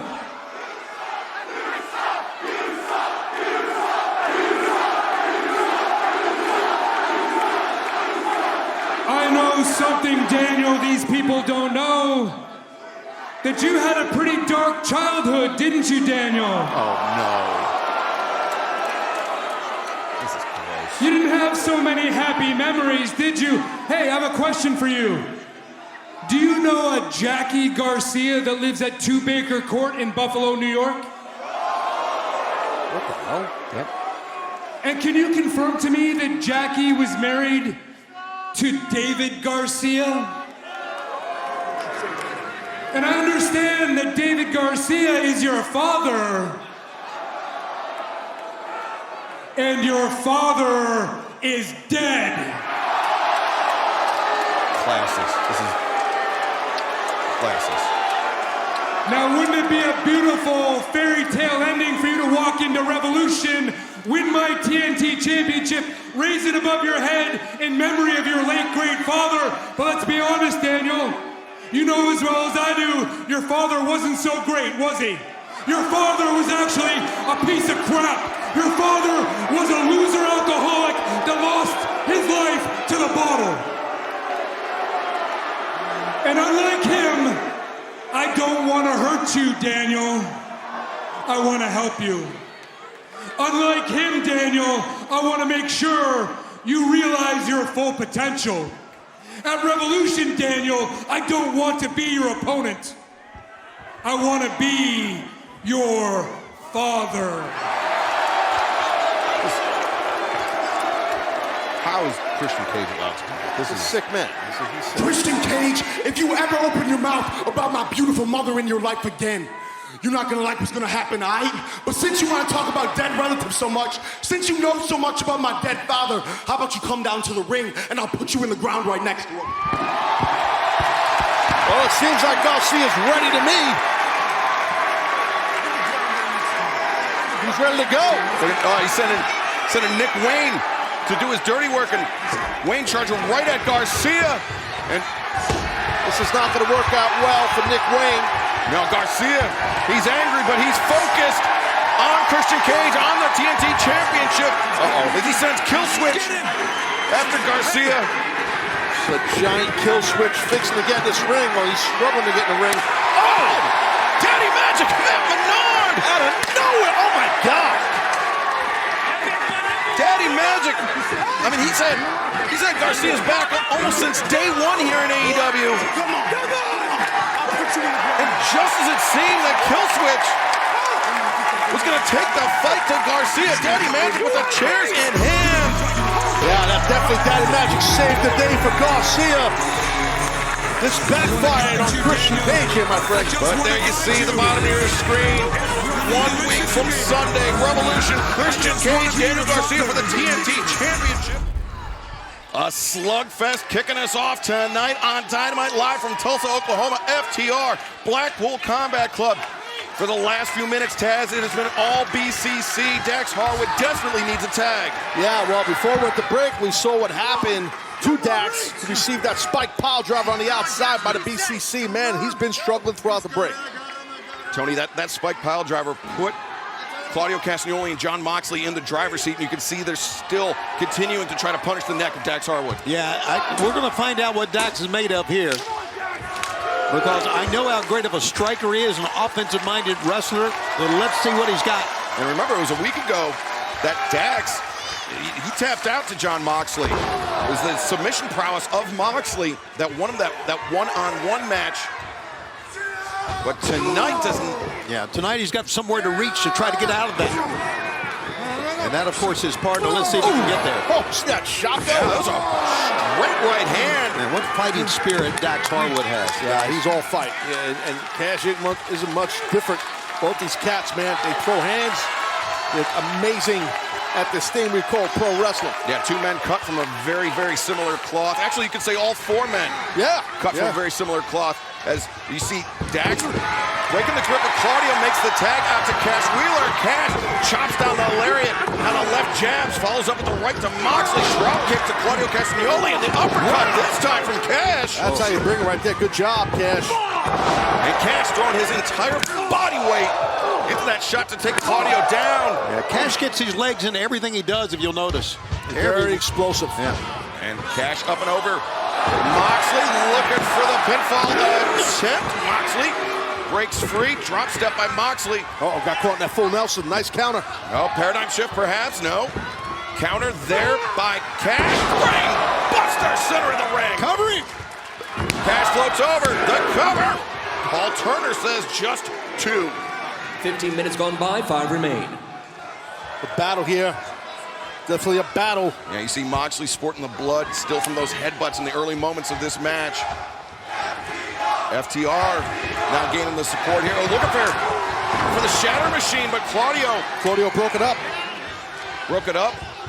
Sent Cash into Dax's back, and now double suplex. No, look at this inside cradle now. 2 and no. Moxley ducks under tag. There's a tag. Great blind tag there by FTR. Not sure Moxley even realizes it at this point. It didn't matter, though. He got him with a back elbow anyway. Moxley, just throwing his boot into the jaw of Cash Wheeler a second time. Legal man is Dax. Let's keep that in mind. The pop up. It's on! FTR, the cover, 2 and no! Moxley able to kick out. And, oh man, that was super close there. Just a few minutes remaining in this battle. That's right. I mean, last week, Jon Moxley, Dax Harwood, they went right down to the wire. We're seeing a repeat of it, albeit in tag team action here tonight. As Dax... I'm not so sure even the wrestlers know how much time's left. As now looking maybe for the powerplex, but Claudio... Oh, wow. Claudio spotted it. Cut off Cash Wheeler. And now Blackpool Combat Club. Mox and Claudio maybe thinking Doomsday Device, but instead, Claudio once again sent through the corner. Got Moxley's feet off that top rope, and now Dax with the power, Cash with the glory, but the knees were up by Moxley. And now Claudio Castagnoli, 3 minutes remaining. Swing. Super powerful Claudio. Look at this, oh my God. I would never want that done. And the timing of Moxley, the drop kick, the cover, 2, and how'd he get out of that? I don't know, that was well done by the BCC, but shows you how tough Dax is to take that shot and kick out. And that was a huge credit to John Moxley, because FTR got that blind tag, but Moxley realized that Dax was the legal man. Got that rear choking now. Yep. Moxley looking for a repeat of last week where he forced Dax to tap out, and now he's got the Bulldog locked in, Taz. Yeah, he does, and he's shifted his hips now to a mount position from the rear. A rear mount, and Moxley gets the hooks in. He might have to tap out here. Wait. Cash coming in. Oh, nice. Cash is calling for the break, and Claudio Castagnoli now. Double chokes. Dueling submissions there by the Blackpool Combat Club. Yeah, the one that Paul Turner is focusing on, though, is John Moxley. Oh, my God. Cash, just out of sheer desperation, dropping his body weight and Claudio's onto the pile to force Moxley to break his grip. Now that's what you call multitasking there. Good job by Cash. As Moxley and Dax, a repeat performance from 1 week ago. The fans here in Tulsa, and I'm sure around the world, loving this one. Gotta agree with him. This has been a tremendous opening bout. Dax takes Moxley down, steps through, looking for sharpshooter. Oh, he's gonna get it. He's got it. He's got it. Sharpshooter locked in. Cash trying to run interference there. Oh, Claudio, though. Look at the range of Claudio. Yeah, legs, long legs. That's right. Cash German suplex. What a deadlift. 1 minute remaining. And now we're drop toe hold there. We're past the 19-minute mark in this match as Claudio Castagnoli with Cash Wheeler locked in a sharpshooter of his own, but look at this, Claudio and Dax. Look at this! We have under a minute left.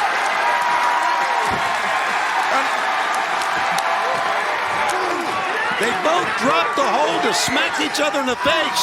My God. Oh, wait, the reversal there. Backslide, oh! Backslide, but no. Piles! He stuffed him. Moxley, the crucifix, 2, and no! Dax able to kick out. Great awareness by Mox right there. It goes back to the rear choke. And Moxley, if he can flatten out Dax Harwood, he can put him to sleep right here. Or shoot his hip through and get back to that Bulldog.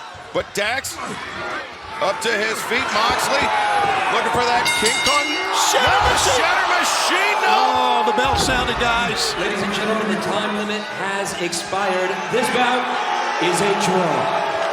A time limit draw. Wow, these men, all 4 of them battled their butts off. And, I mean, if they had 10 more seconds, Tony, I think FTR lands that Shatter Machine and maybe wins this match. I agree. They were in the midst of the Shatter Machine. The bell sounded. They kind of stopped it. What a match. And Taz, FTR, they said it themselves. Come meet us on our turf. Come meet us in tag team action. Blackpool Combat Club, that's what they did. Oh, yeah. Well, I guess we're in OT right now. They're going. Paul Turner signaling to the back. And the locker room is emptying, trying to break up these two teams. This match never restarted. We got officials, we got security. We got members of the front office out here. Explosive, to say the least. Oh, Claudio, look at this. Claudio saw the opening and he went for it. Claudio leaping on Dax. There goes Moxley. Getting his head in the scrum. I mean, that's a lot of manpower in the ring trying to separate these guys, Taz, but I think we might need more. Yeah, I'm telling you. I feel like we're in the late 80s, UWF style. Where's Jim Ross when we need him? Wow, this is crazy, man. This is... Those that don't know, this city, Tulsa, was a hotbed for wrestling back in the day. That's what I was referencing. And it still is, as right now, let's head to the... Oh, wait a second! Cash leaping over, and this, all hell is breaking loose. Man, this is right out to our right in front of us here, guys. This is nuts. Well, we have to try to restore order. Let's head to the back. Joe, Swerve Strickland and Brian Cage taking on Rob Van Dam, the cold-hearted handsome devil Hook, and Hangman Adam Page. 3 of these men, Tony, will be engaged in that AEW World Championship match Sunday, March 3rd on Revolution. And what an explosive match that is going to be, only on pay-per-view coming up in less than 2 weeks, a week from this Sunday. As Samoa Joe, Swerve Strickland, partners tonight. Now a bit of a disagreement bound to happen on how to conduct business in this match. But we've also seen Hangman Adam Page having disagreements with his partners, Rob Van Dam and Hook. Hangman, he said the goal of this match is to isolate, to injure. Swerve Strickland as Rob Van Dam catches Joe with a kick a second time. Joe taking off his feet. That's a big one there. Great job by Rob. Anytime you take the world champion off his feet, that is a huge moment. Rob Van Dam scored with that kick. Now Rob needs to finish up with something here. There's an opening right here. Yeah, there is. There's an opening. Hook knows it. Hangman knows it. And Rob Van Dam. Who's Joe going to tag on his end? Roll the corner. Joe tags in Brian Cage. Hangman legal on the other side. And Hangman goes right after Swerve. Oh, Cage came in a little hot. Got caught. Watch out. Oh! The lariat to the back of the head on Swerve Strickland. And now Brian Cage pops up Hangman. Hangman reverses Hook on Rana. Incredible. Great job, Hangman Page.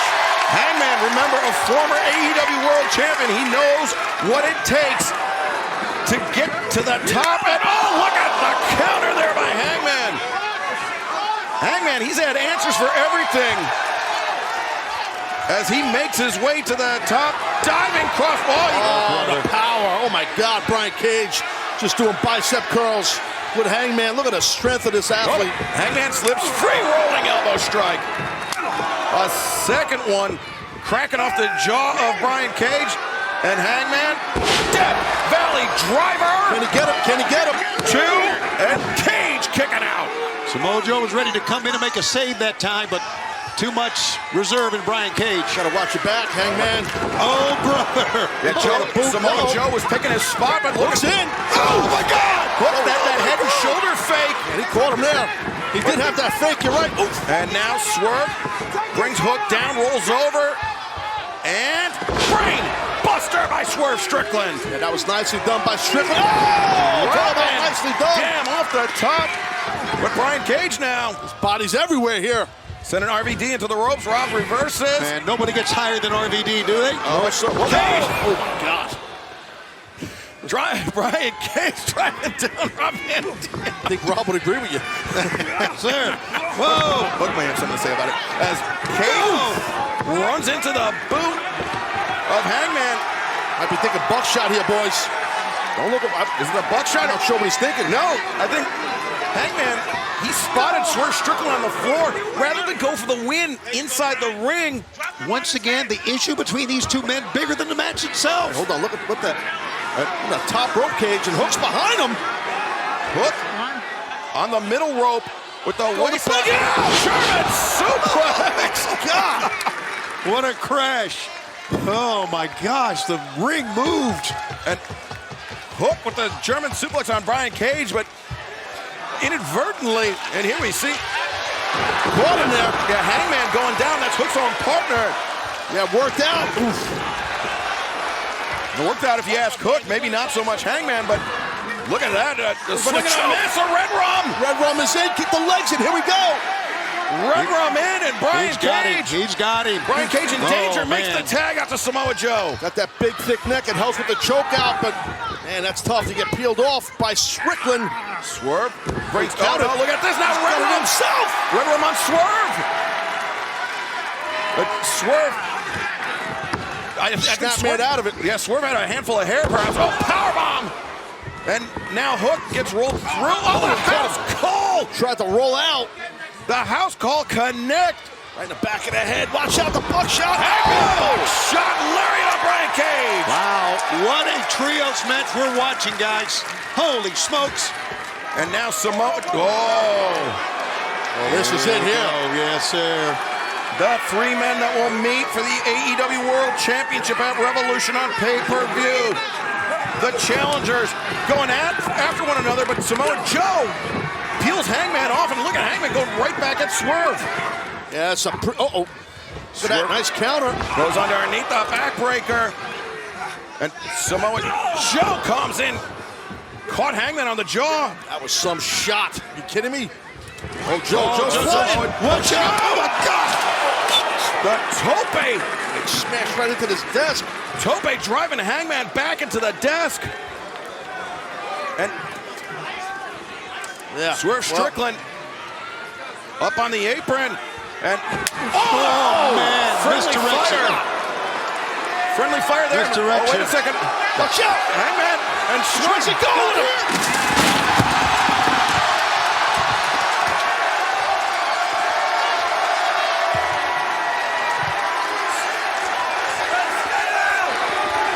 Just powerbomb Swerve through our announce desk. He's screaming, "Stay down!" at Swerve. Screaming, "Stay down!" Swerve's not gonna stay down unless he can't get up. Holy hell!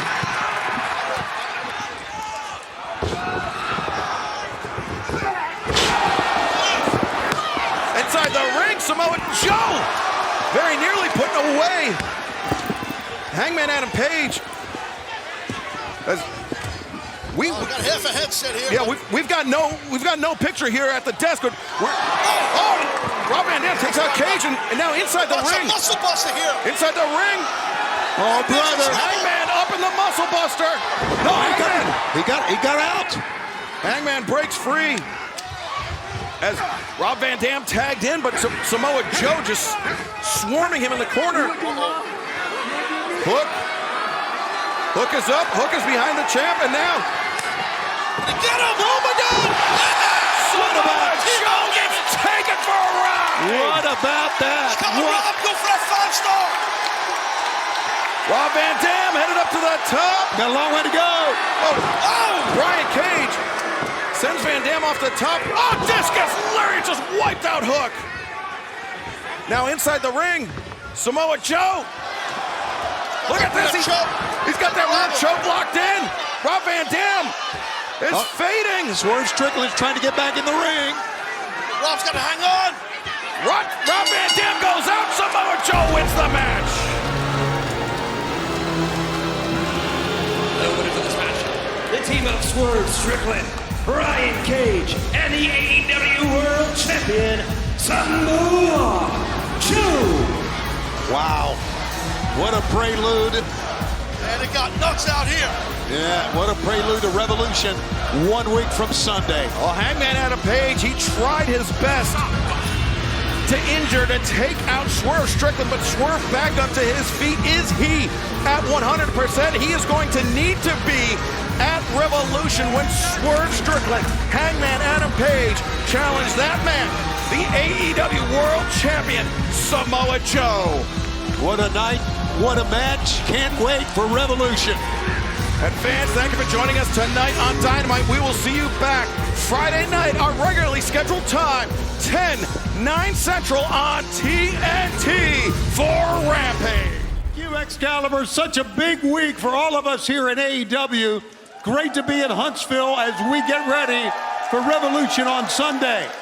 But tonight, we are making something official. There are great wrestlers all around the world.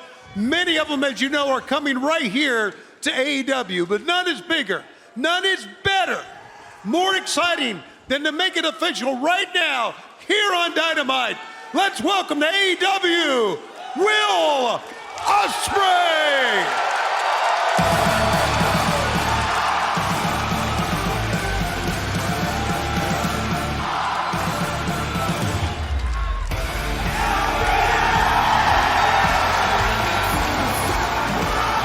Will Ospreay, who will be competing this Sunday at Revolution against a fellow member of the Don Callis family. I'm talking about the Alpha, Konosuke Takeshita. This is Don Callis saying he's giving a gift to the professional wrestling world with this match, pitting two of his family members against one another. Hey, I don't disagree with Don. I think Callis is right. This is going to be a phenomenal match at Revolution. And Ospreay is an amazing, phenomenal, dynamic, one of the most dynamic competitors you're ever going to witness in your life in the world of pro wrestling. That's dude right there, Will Ospreay. And let's go back to the ring in the silver tongue, Tony Schiavone. You guys are right. The dynamic Will Ospreay, and it's official. Will Ospreay is all elite. Congratulations, Will. It's great to have you here. Oi, oi, Huntsville, how you doing, you cheeky shags? Guys, I don't want to take too much of your time. I just wanted to come out here and say thank you so much for the reception. I said it back in November. Let me finish my obligations with New Japan Pro Wrestling. My obligations are done. So I took myself to Barbados for an holiday for 10 days. I got pissed with the missus. It was great. I flew myself over here. Delta lost my bags. It's all right. They found them. It's all good. I come down here wearing my green tracksuit, looking like Kermit the Frog done leg day. But most importantly, I'm here in front of all of you guys to say I'm here for full-time work, baby. I'm all elite, bruv.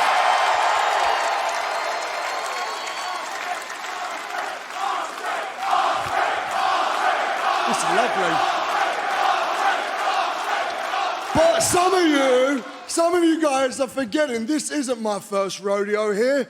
On my first pay-per-view match, I beat Orange Cassidy in the center of this ring. If that weren't good enough, I went over to Canada and I beat Kenny Omega in front of 13,000 of his own people. And if that weren't good enough, I pinned the first ever AEW World Champion Chris Jericho at Wembley Stadium, bruv. So make no mistake about this, all right? The territory might be different, but I'm used to this. I've been rolling with the Callis family. Everything's been going smoothly, and I'm ready to pick up where I left off. Well, speaking of the Callis family. Yeah, speak his name and he shall appear. Best ring music in the business. There he is. It's no extra bronze. No, he's definitely not no extra bronze. See Powerhouse Hobbs, the Alpha, Konosuke Takeshita, and Don Callis, Takeshita, and Ospreay. I mean, has every opportunity to steal the show coming up this Sunday at Revolution live on pay-per-view. You see that hug is interesting there from Ospreay. Maybe no hugs for Takeshita, though. You know, ladies and gentlemen, there's nothing I like more. There's nothing I like more than a Don Callis family reunion.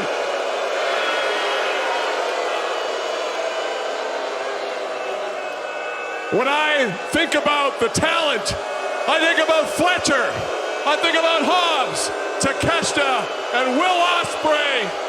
It's an embarrassment of riches, and I love how you talked about all those things you and I accomplished together. When you finally beat Kenny Omega, I was right beside you. You said, Don, how are we going to top that? And then I put you in the ring with Jericho. And on the biggest night of your life, you beat him. So how are we going to top that? We don't top it by having a match of the year, Will.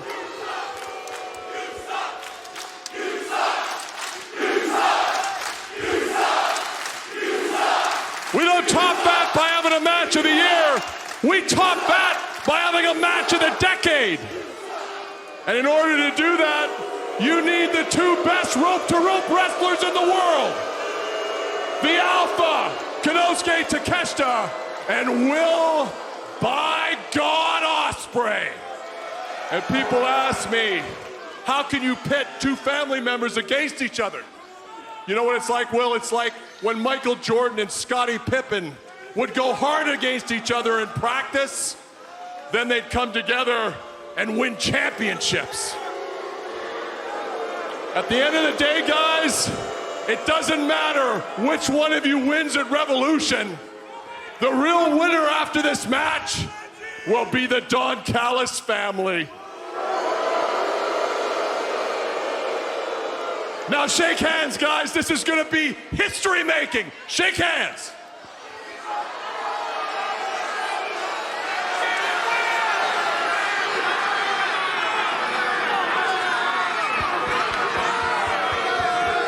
Very good. This is great. You like this?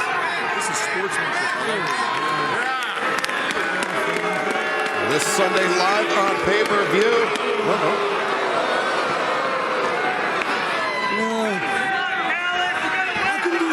Takeshita just tried the little brother, Will Ospreay, and Will Ospreay not taking too kindly to it.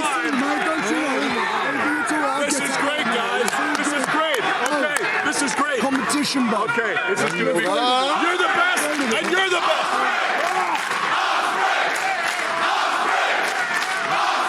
Ospreay, Takeshita. There's no question who Huntsville will be rooting for this Sunday at Revolution live on pay-per-view. All right. This is good. This is good.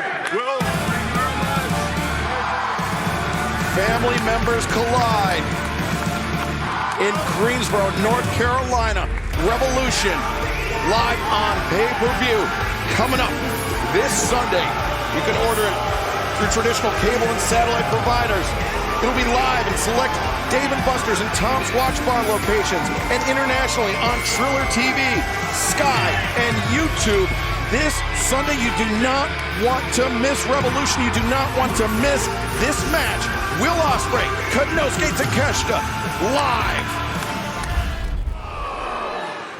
AEW Dynamite live from Huntsville, Alabama. I'm Excalibur, joined by Tony Schiavone, the Human Suplex Machine, Taz, Orange Cassidy, attempting to defend the AEW International Championship against the 18-year-old Nick Wayne, who's going to have to go it alone in this match after Christian Cage, Killswitch, and Mother Wayne all ejected from ringside. But you see Orange Cassidy still feeling the effects of all the punishment from Nick Wayne. Oh, look at this. Good job by Orange Cassidy. Get back to a vertical base, and here we go. Orange is starting to rock and roll. Nick Wayne, his head just being bounced off those top turnbuckle pads. Nick Wayne, he might not even know where the hell he's at right now. Oh! Diving cross body, but not without a cost for Orange Cassidy. Swinging a miss by Wayne and Cassidy. It's going to hurt too. DDT plants Wayne. Cassidy slow to make the cover. The inside leg is hooked. Telling you, a bad back on Orange Cassidy is going to really inhibit what he can do, his offense. Orange Cassidy planting Nick Wayne with that DDT. And remember, the winner of this match will face Roderick Strong this Sunday at Revolution, live on pay-per-view with AEW International Championship on the line. 41 title defenses for Orange Cassidy. He's going for the punch. He missed. Orange Cassidy, though, reverses out. He's got Wayne. No, Wayne countered. Fisherman suplex. The high bridge, and Cassidy able to kick out. Wow, good counter by Nick Wayne. He almost got the victory. Almost, just really close there. That was a textbook fisherman suplex too, man. You had a good pop on a hip flexion there and in the bridge. Right now, you got to keep on going. Now you have the champ hurting. Don't wait. Oh, now Wayne. He's playing that Orange Cassidy game. This is the effects of Christian Cage right here. You're looking at. I just don't agree with this. I don't think it's the time to mock the man when you have the champion hurting. Thrust kick. Wayne goes down. And now Cassidy regains control of the match, and he's going to show Nick Wayne how it's done.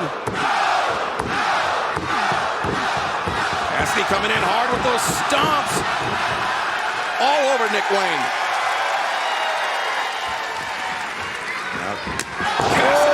Running PK. Wow. There he goes. He may going for the punch again. Usually the prelude to the orange punch is that elbow pad coming off. Dragon suplex. No, German suplex. Cassidy, he rolled all the way through, and now a beach break. What a counter! That might be it. The cover. The leg is hooked, and Wayne able to kick out. You're right, Excalibur. What a counter that was by Orange Cassidy. It was a great counter for sure. And well, the fans are booing here. Matt Taven, Mike Bennett of the Undisputed Kingdom. There's Nick Wayne from behind on Orange Cassidy. The Dragon suplex. 2 and whoa. Very, very close. Nick Wayne, I think, changing his grip. And wait a second. That's Rocky. Barretta.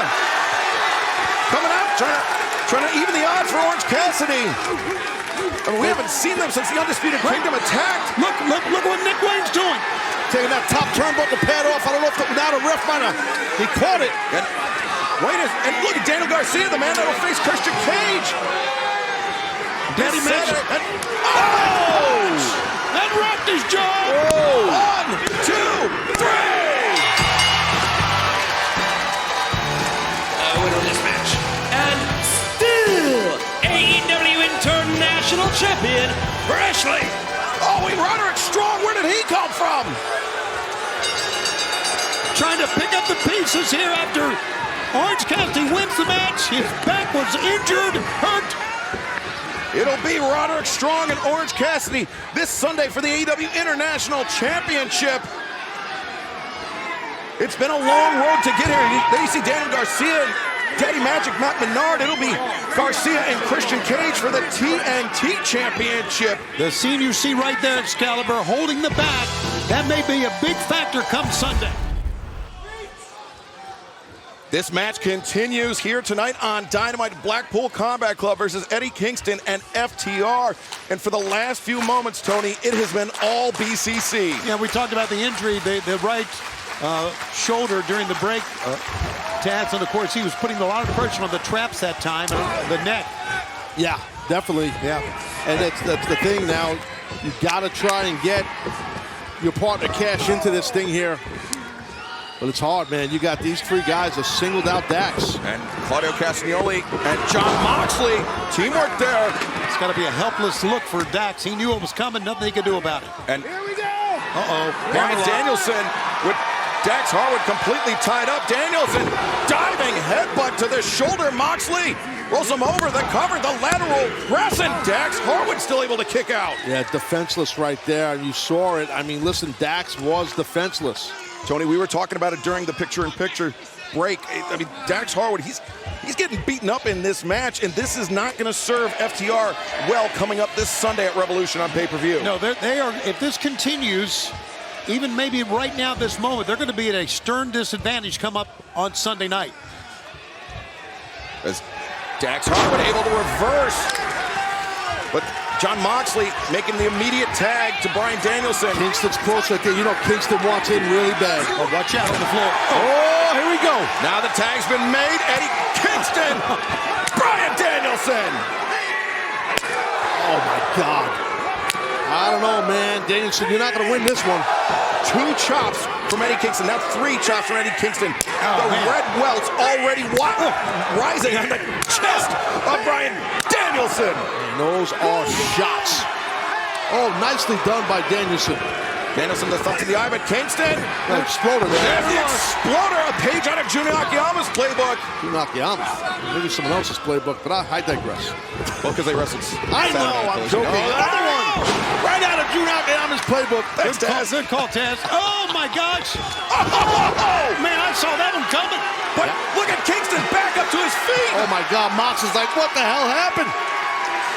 Eddie, buddy, he's not a bum. He is tough as hell, brother. And these two guys, these two good buds, they're just banging on each other's head. Picking up where they left off in the Continental Classic final. Moxley lands the boot square in the jaw of Eddie Kingston, but Kingston steps out of the corner with power. Watch out! Danielson. Great job by Danielson. Good timing. Sending Kingston into Claudio Castagnoli. Giant swing. Oh, my God. How strong is this man? Eddie is not a little man. I can tell you that. He's a big dude. Oh! And tremendous timing by Danielson to land the dropkick, the catapult. Oh, my God. It was on the rib cage, the drop kick, and now that was on the side of the head, I believe. The knee, and now the pile driver. Eddie Kingston is out. Blackpool Combat Club going to take it here, too. And no, Dax Harwood.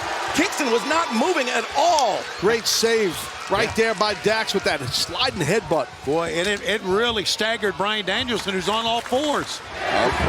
Talk about saves. Can't save this partner. Dax Wheeler with the assist on Dax Harwood. Swing and a miss by Moxley. It goes crashing to the outside. Claudio Castagnoli over the top to the outside as well. Bryan Danielson into the action. Oh, Eddie Kingston, great timing. This is it. They can win it right now. And FTR, are they going to take it? Kingston makes the cover. No. Moxley and Castagnoli breaking up the pinfall attempt. Great job, BCC, on that save. What a match, these guys. Man, oh, man. Eddie was that close of pinning Bryan Danielson. Pinning him here. Here it is again. Look at this. Great double team move. Big bulldog there. Now the bulldog, Kingston. He was slow to make the cover. That bought Claudio Castagnoli and Jon Moxley time to make the break. These 6 men are leaving it out here, as the old expression goes. You got to give them all credit. No doubt. I mean, it's not too far away. Revolution coming up Sunday. And this is epic, an epic trios match for sure. We knew that the physicality would not be in short supply on this one. As now look, all 6 men just pairing off and teeing off on one another. Remember, still to come, Sting's final Dynamite before his final match in his legendary, iconic career coming up this Sunday at Revolution. Yeah, talk about epic. And now the Blackpool Combat Club beating down FTR, beating down Eddie Kingston. This is an assault by these 3 men. Dax may be out over on the right. Look at this, and that sleeper on that rear naked choke. The sleep. I mean, remember it was a couple weeks ago in singles competition when Moxley put Dax Harwood to sleep, and now Bryan Danielson with Eddie Kingston in his grip, and Danielson shouting "tap" at Eddie Kingston.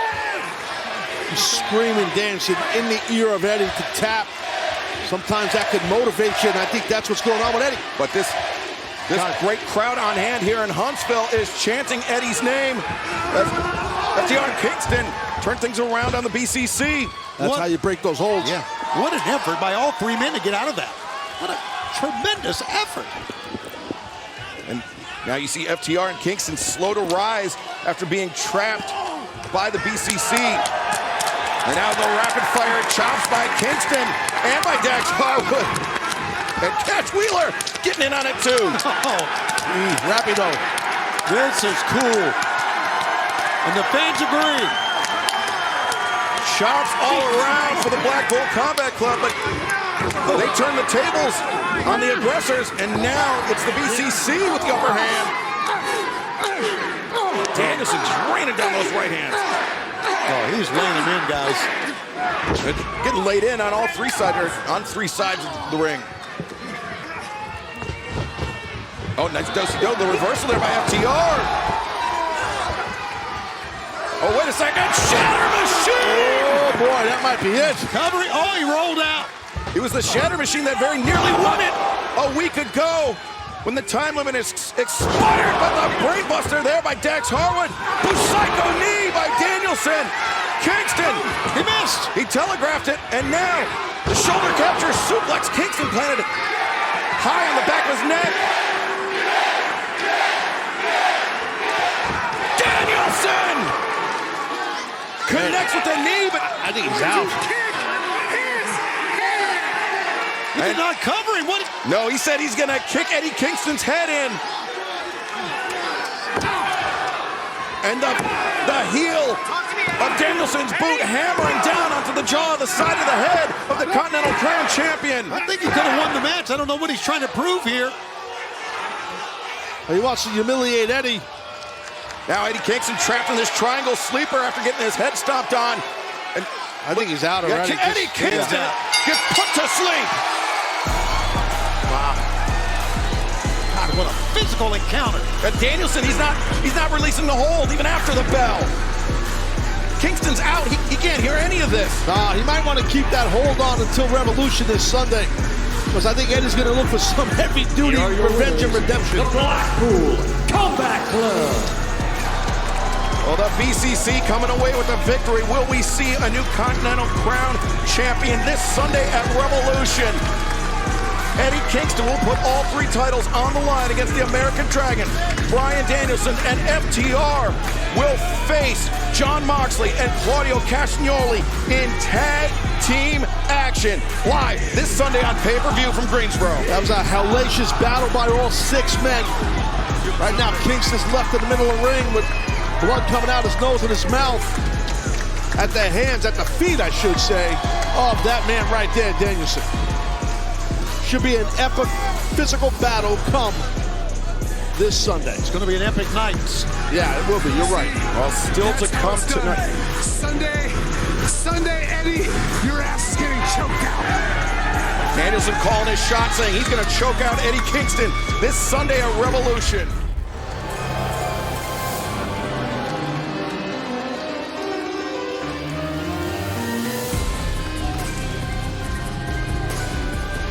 Ladies and gentlemen, the Executive Vice Presidents of All Elite Wrestling, Nicholas and Matthew Jackson, the Young Bucks.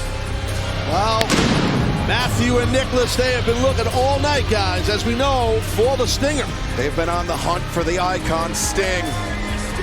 And this Sunday, Tony, not only do Matthew and Nicholas Jackson have a chance to retire the icon Sting, they also have a chance to become 3-time AEW World Tag Team Champions. There's no question, regardless of what they have become, egos run amok. And you know what? I've discovered that they're both got big egos, but nothing like Nicholas. That's a horrible ego. I mean, they're both, these are, I talked about how long I knew Eddie Kingston. I've known Matthew and Nicholas almost as long, and they're just, oh, look at this now. You know, getting in the face of these Sting fans here at ringside. And oh, wow! There's a Sting fan for you! Darby Allin not waiting until Revolution this Sunday, getting a jump on Matthew and Nicholas. Oh, watch out! Brother. He had Darby anchored. Tell you what, the Bucks never expected that. We didn't expect that. I was going to say the Bucks are still great tag team wrestlers. They can do it. But where is Sting? I mean, we see Darby now fighting a pitched battle 2-on-1 against Matthew and Nicholas Jackson. Well, we know Darby's fearless. He don't care. He'll throw caution to the wind at all times. Oh, my God, the bat. That bat to the midsection doubles over Darby Allin. And now look at Matthew.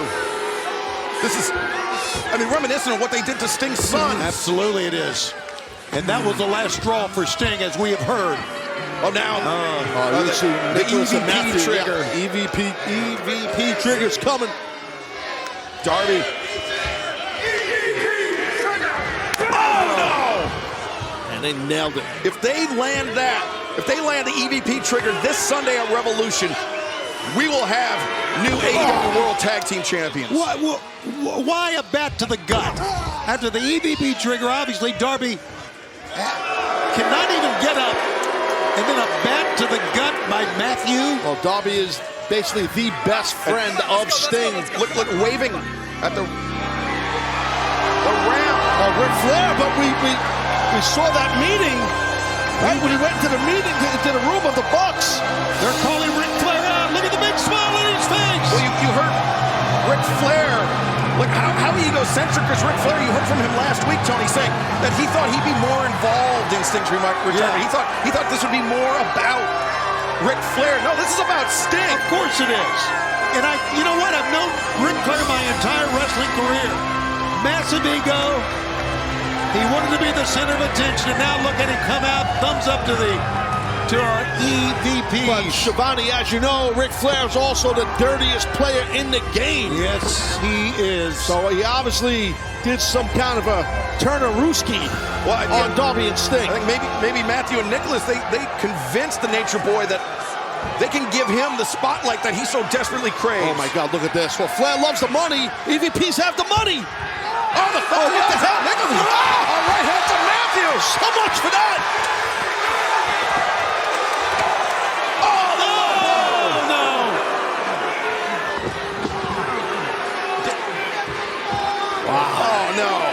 Well, I guess Flair was gonna. You said it, the dirtiest player in the game. He pulled one over on Matthew and Nicholas. He sure did. Oh, Matthew, what are you doing here? Oh, that's a 70-year-old man. 70 plus. This goes part and parcel with just how disgusting Matthew and Nicholas have been acting as of late, attacking a septuagenarian. You can't even really call them the Young Bucks. Oh, brother!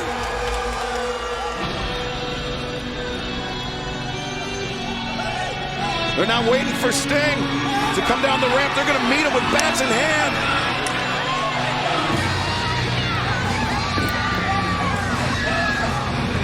And Matthew and Nicholas, they're prepared for it. Yeah, he's walking into a trap here as Sting.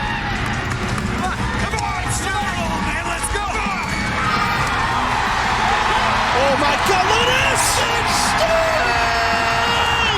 And he's not walking into a trap! My God! Look at this! The Young Bucks have no clue!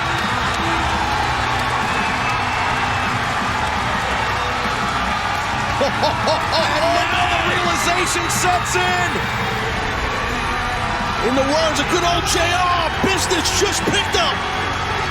Oh, what memories of it coming down, repelling from the top!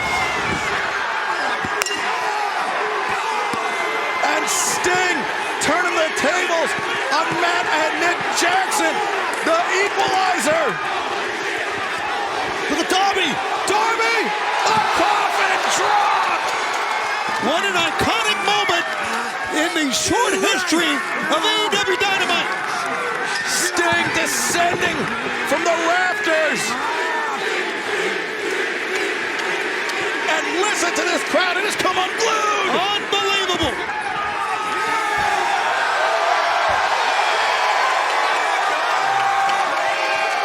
Flair smiling from the corner. Scorpion death drop.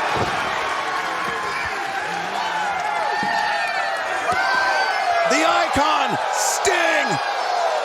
Darby Allin will face Matthew and Nicholas Jackson this Sunday, live at Revolution on pay-per-view. They were looking all day for Sting. They needed to look up in the rafters. Well, Sting found them. Sting exploded on the scene right here, live on Dynamite. Oh, what an unbelievable moment, guys. Can't wait for Revolution. And Matthew and Nicholas Jackson may be rethinking things now. Maybe have to come up with a new game plan for Revolution this Sunday when they face Darby Allin and Sting for the AEW World Tag Team Championship in Sting's final professional wrestling match. Oh no. Get out of the way here. No. Oh!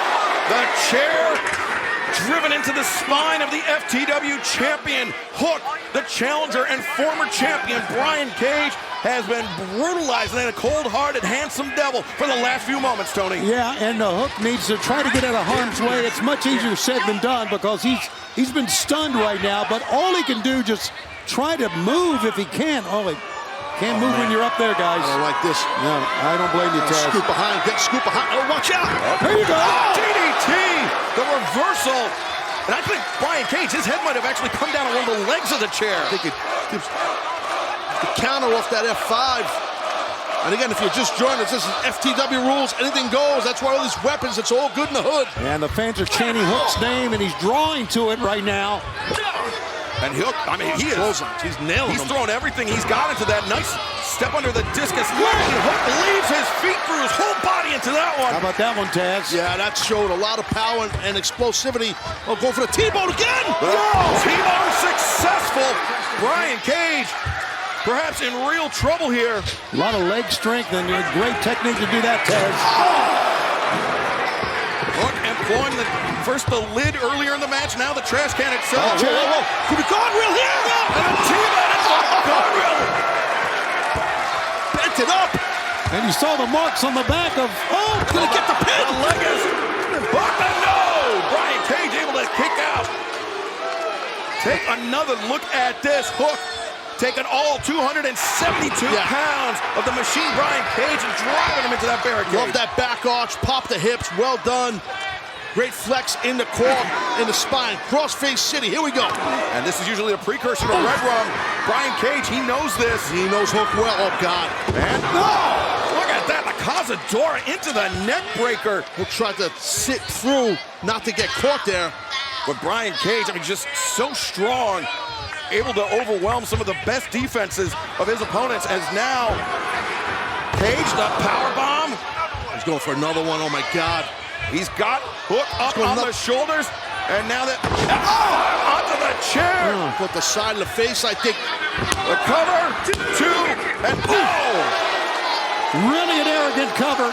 Really an arrogant cover. He should have known better, man. That nose is bleeding the lip from those forearm shivers, those shots Hook was giving Cage earlier, but it is not slowing down Cage. He's on fire here. But, you know, I mean, Brian Cage, he said that Hook doesn't belong here in AEW. He doesn't have what it takes to be a part of all elite wrestling, but I don't know about that. That's what I was going to say. Hook has been standing toe-to-toe. He's absorbed Cage's best shots here tonight. Got a funny feeling what's in that bag, boys. I think we all know what's in the bag. Oh, brother.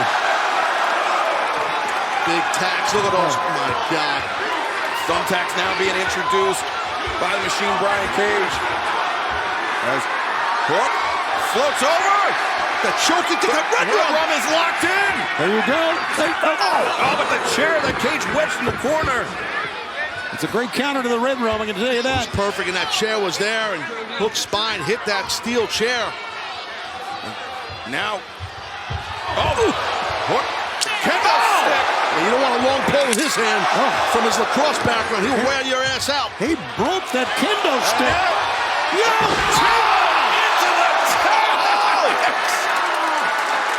Look at his back. Look at his rear end. Oh, man. And Brian Cage in real trouble here tonight.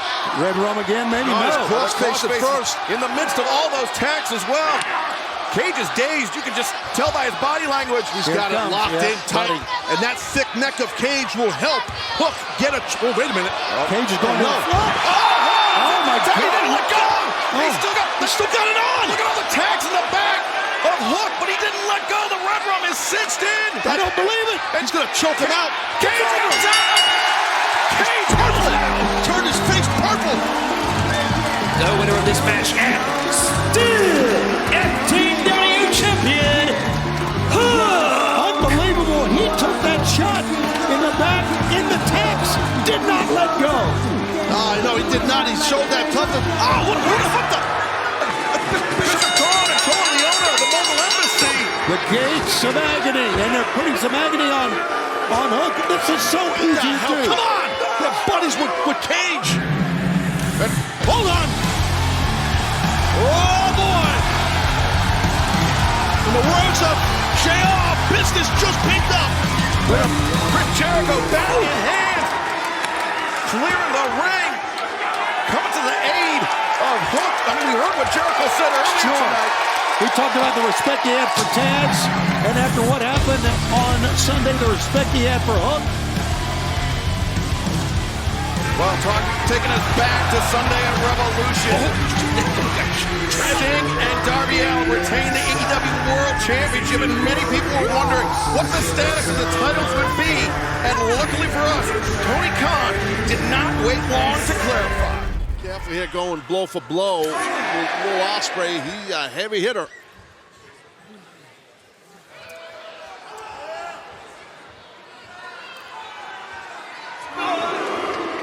Not a lot on that one. I think Kyle's hurt, guys. Yeah, that's a good call, Don. I mean, getting up slowly. Ospreay sacrificing himself for that Os cutter on the apron. But Fletcher, yeah, he's not pouring everything he has into those strikes. And he's banged up, Fletcher. He's definitely banged up. He can't stand up. Equilibrium is off. That's not a good sign against Ospreay. Referee Paul Turner doing a great job checking the action, checking the eyes, of Kyle Fletcher.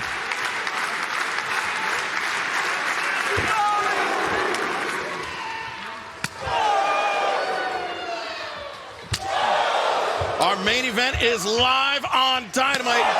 Kyle Fletcher, Will Ospreay just engaging in a firefight in the center of the ring. They're laying it all on the line. I feel like a proud older brother here. Much older, but yes, I agree. And Fletcher, he's been on the receiving end of, there you go, Kyle. Quite a bit of punishment. He's trying to will himself back into this match, Taz. Yeah, no, he is. Because he was dinged up a bit, but he's starting to bring the wood, Kyle Fletcher. Fletcher accelerates. Ospreay lands on his feet. Step up Enziguri. Oh, God. It's unbelievable. He is. Nice job, Kyle. Ospreay hits offense in bunches, guys. And Fletcher likes this tombstone, the twisting tombstone, but Ospreay reverses. And no, Fletcher counters. Maybe another snake eyes in the corner. No.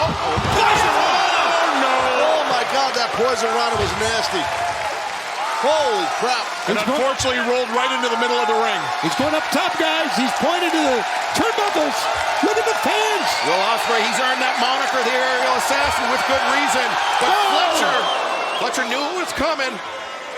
What a great counter. Excellent counter. That's really knowing your opponent and having history with him as a friend. And it's a simple counter. He just pushed him and made him lose his balance. Beautiful in its simplicity. The simple stuff is the best stuff at times. Did it look like for a minute that he was going to go for a dragon? I think that's suplex from the top. Avalanche Dragon suplex here. Well, he's got an overhook. No. I don't care for this. Ospreay landed on his feet. That would have been over if he'd hit that, I believe. Cheeky grin on the face of Will Ospreay, who floats over the top. Liger bomb! 1, 2. Oh, Fletcher kicking out. Nice work by the young man. Ospreay kick across the jaw, 2 of them. And now the double underhook. Could be thinking Stormbreaker. Fletcher escapes out. Transitions through, double underhook by Fletcher. On the shoulder. He's got him. And Ospreay somehow kicking out. I thought he had him. He landed on the right shoulder. That shoulder was roughly landed. You're right, that was bad. And Fletcher now. Oh, my God. What the hell? 2, and again Ospreay beats the count. You could see Ospreay's head bounce off the mat. If we could get another look at that. Watch the head. Oh, my God. How did Ospreay kick out? I think if he dropped that arm over a second earlier, he would have had a 3. Will Ospreay, obviously dazed. Kyle Fletcher expended. And wow, look at this matchup just popped up on your screen. This Saturday on Collision, Chris Jericho takes on Teton from CMLL, one of the best young stars in CMLL. But right now, Ospreay and Fletcher struggling their way up to their feet. Fletcher with the advantage. And now, and another kick in the corner. Tell you, the momentum has shifted. Well, look at that Fletcher. He is rolling right now. Fletcher, he took a moment to compose himself, but now he has the advantage. He's going to do what Takeshita did to him, maybe. Yeah, looking for the buckle. Oh! No, Ospreay. Ospreay with a head. Cheeky Nando's. And Fletcher, his head came out of the corner, but he is still on the ropes. He's still dazed. Oh, my God. Oh, my. Oh, boy. Is he still alive? The Avalanche. Oh, my God. Fletcher got wiped out with the back elbow. 2. What a kick out! And if you're Will Ospreay, Taz, you got to be asking yourself, what is it going to take to beat this kid? Yeah, that's exactly what you got to ask yourself, because this is just the picture tells the story. And that's right on the top of your skull there. Fletcher, I hope he's okay. Amazing. Elbow. I hope he's all right. Amazing, absolutely amazing. I just want to point out, Will Ospreay, he's still got the Stormbreaker. He's still got the Hidden Blade. He has so many weapons, but Kyle Fletcher has just been so resilient all throughout this match. Would that even be enough? At 25 years of age, man. Yeah, look, Kyle needs to roll out of here. And the ref might need to contemplate this guy can't defend himself. Oh, no. Ospreay. Taz, I'll step in if necessary. Take care of the family. Don't get hurt, Tom, but I understand. That's nice of you. Very noble. But look at this Fletcher rising up. I mean, credit to Kyle Fletcher. When the fans are with him, listen. Oh, those are stiff shots right there. Fletcher's got something left in the tank. Oh, maybe a little bit of rope dump there from Ospreay. It's the rope. Fletcher ducks underneath. And reverse it. Oh, wow. Fletcher reverses out. No, Fletcher. Whoa. Ducks. Thrust kick. Caught. Ospreay. Whoa. Bottom of the Spanish fly. 1, 2. And no. Again, Fletcher kicks out. Gotta watch the follow-up here, guys. Cutter. Wow. Wow. 1, 2.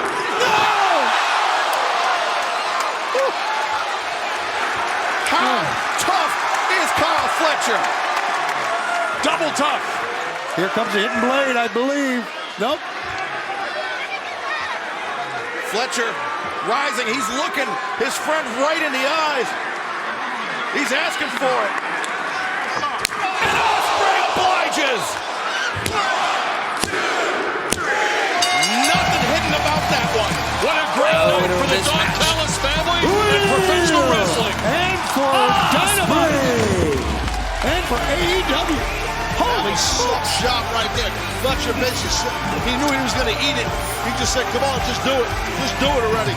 I mean, and Ospreay did not back down from doing it. No fear, just fought it. I mean, blasted Taz with Fletcher. We talked about sometimes when you're in the ring with a friend, you turn it on even harder. You go to another level, and that is what Kyle Fletcher and Will Ospreay did tonight. No doubt about it. Yeah, you're exactly right. You can see the respect for each other right here. Uh-oh. This is someone who's not in the Don Callis family. This is a very interesting development. Danielson coming out here. I'm sure he respected and loved that match. Bryan Danielson, somebody that loved pro wrestling violence. He got a great display of that tonight here on Dynamite.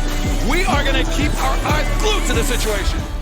For nearly 40 years and countless memories in professional wrestling, just in life. It's been one of my profound pleasures to call him a coworker these last few years.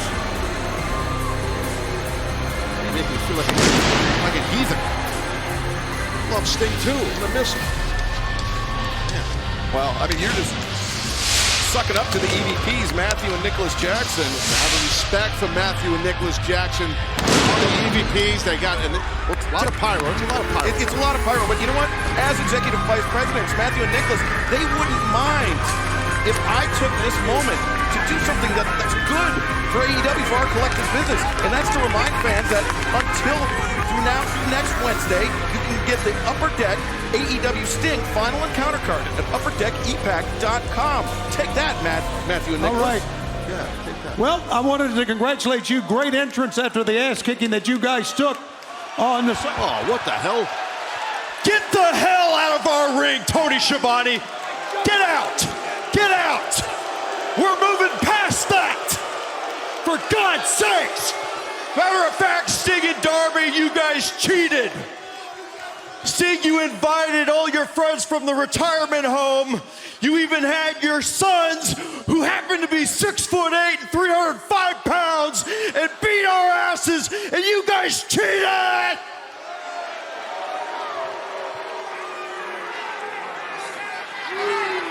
Matthew brings up a good point. There's something you can't take away from us, your EVPs. We ended Sting's career forever! In my mind, Sting ended up And there's a AEW tag 30 tournament coming up, and guess who is entering themselves in it? We're getting those tag titles back now! Okay. On to today's agenda. We've got 2 items to discuss. 2 huge announcements. First, though, the first item, it's a little bit of housekeeping. And this is really tough, actually, now that I'm thinking about it, now that we're out here. Because it pertains to 2 of our dear friends. But we are EVPs, damn it, and we take these jobs serious, and we gotta make the tough decisions. So in an effort to show no favoritism, no bias in the back of that locker room, our hands are forced here. Hangman Adam Page, you put your hands on 2 AEW officials at the pay-per-view on Sunday, and you cross the line. God, do I gotta say it? So unfortunately, Hanger, we have to suspend you indefinitely from the Elite without pay. The Elite got paid? And then there's the next one. I don't even know how I'm gonna say this one. Oh my God. Okay, I can do it. Okay. Kenny Omega. Our dear friend. Kenny, it's like you disappeared off of the face of the earth or something. You haven't made any of your dates for no good reason, too. I can't figure it out. Not with illness. The hell? What's wrong with these guys? As far as your association goes with the Elite, Ken, you're fired. Whoa, man, that's massive. I mean, I agree with the Hangman Adam Page Listen, decision, we're sorry. We love you guys. And I also apologize if you had to find that out on live television, because I know that you did. But listen, light up the group chat. We're free all weekend, I think. Maybe we're not. But anyway, item number 2. We're actually really excited about this one. And I know that you're going to love this one, too. Oh.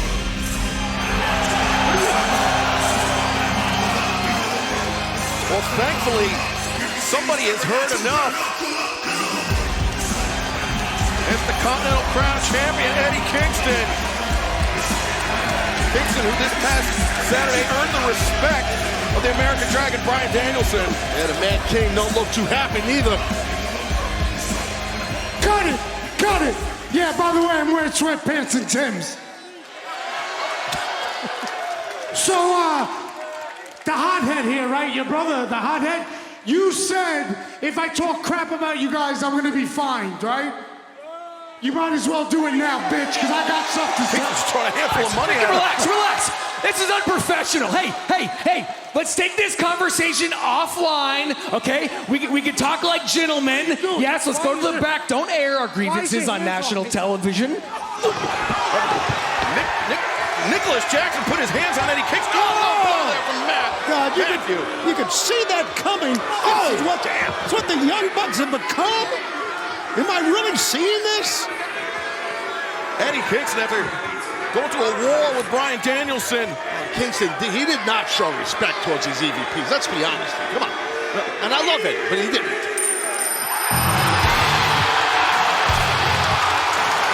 What the?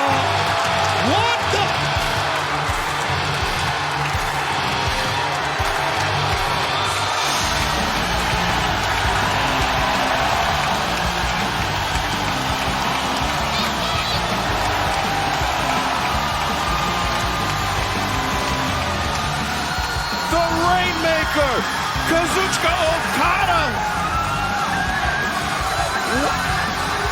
I can't believe what I'm seeing here, guys. What is he doing here? This place has come unglued!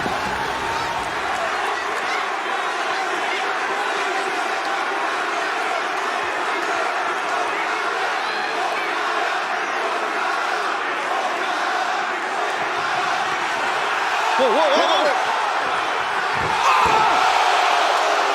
The Rainmaker for Eddie Kingston. Oh, money.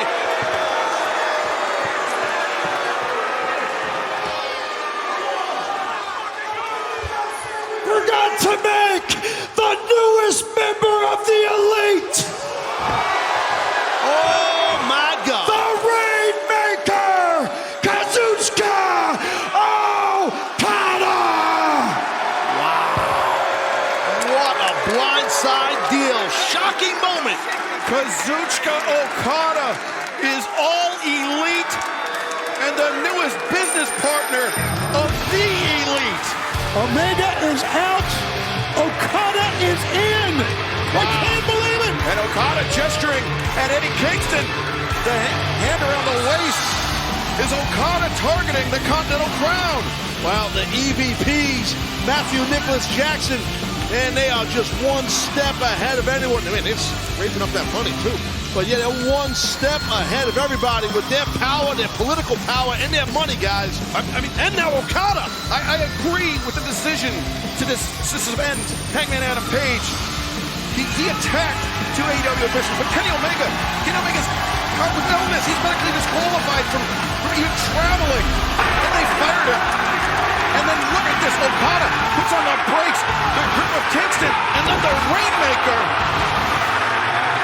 Kingston thought Okada was in his corner. Of course he did. One of the more shocking things that we've ever witnessed. Would you guys agree?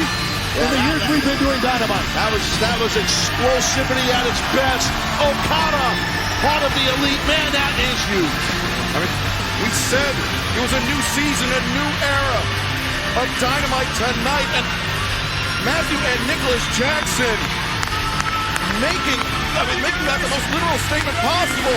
Kazuchika Okada, the Rainmaker, is all elite, and he's a member of the Elite. What a shocking turn of events.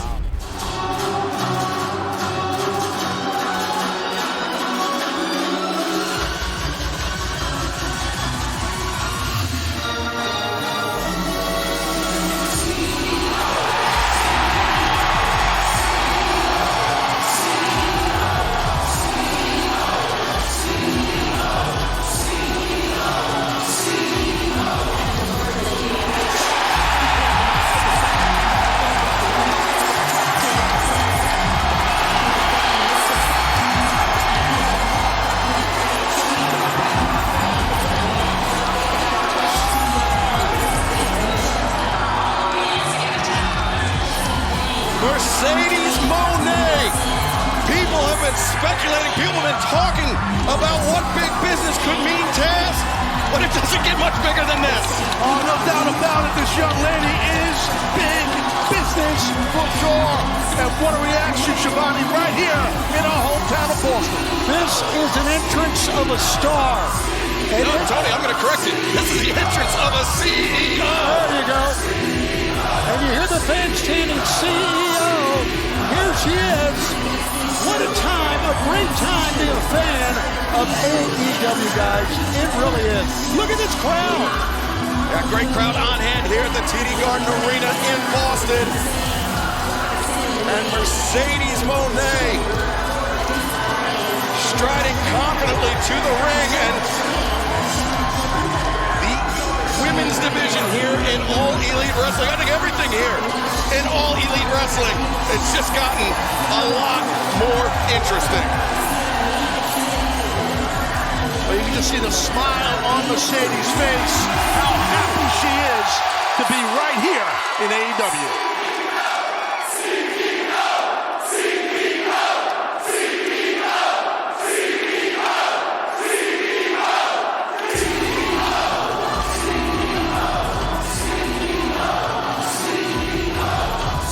She's just eating it up right now, as well she should. Yeah, what a homecoming in her hometown, as you mentioned, for Mercedes Moné, the CEO, who has center stage, and she is just basking in it.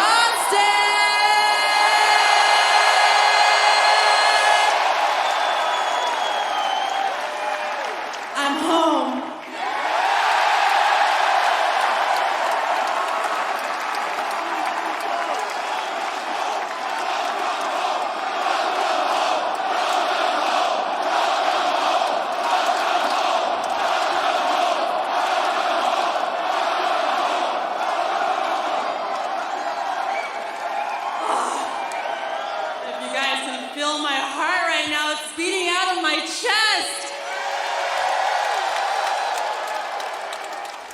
But first and foremost, that's the first thing I want to say is thank you. Thank you for having my back these past 2 years.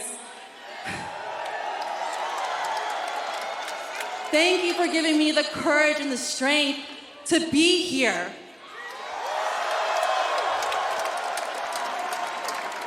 Thank you for sticking with me from all of my lows, all of my highs, all of my milestones, all of my titles, all of my moments, the history-making moments. Thank you.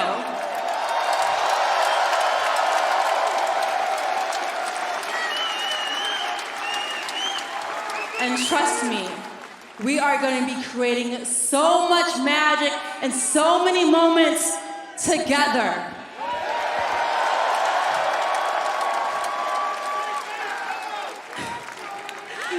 Because every single one of you, you are the reason that I am here.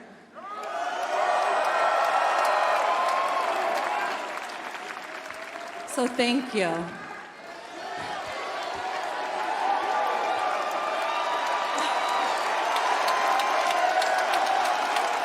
I love you.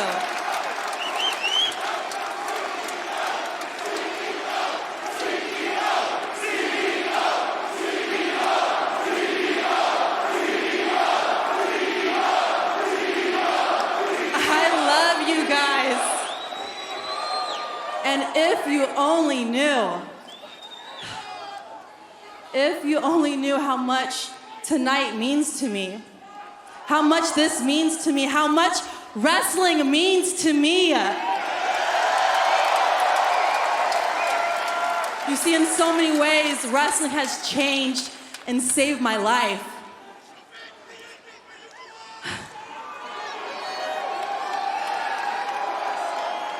Wrestling has given me hopes. It has given me a place to dream. And people and legendary people like Eddie Guerrero gave me a place that I can believe that I can do this one day too.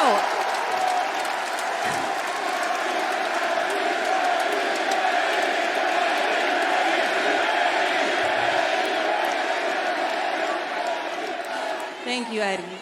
Thank you for letting me believe in my dreams. You see, my dreams got me to lead a woman's evolution.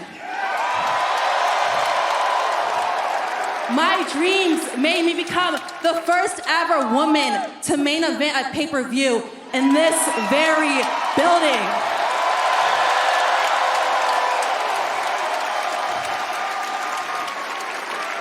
You see, my dream started when I was only 10 years old.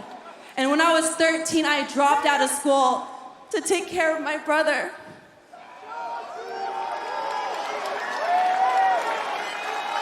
I love you, Joshua. And then those dreams at 18 years old and only 90 pounds took me to North Andover, Massachusetts, to a place called Chaotic Wrestling, where I began my dream. And that dream to become the greatest women's wrestler of all time.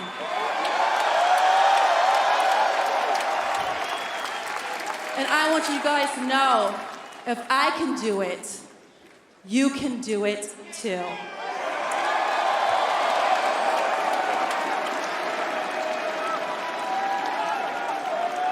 So let's get down to business, huh? You want to know why I'm here? Because I need to be here. I want to be here. AEW is the only place where this revolution can be global. And we are going to make that happen.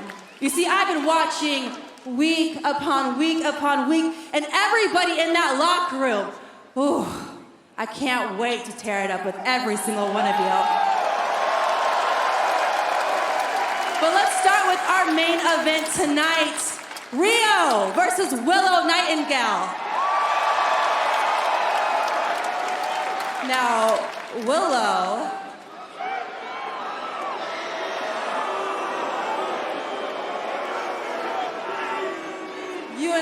a lot of unfinished business. But right now, at Big Business, Mercedes Moné is all elite.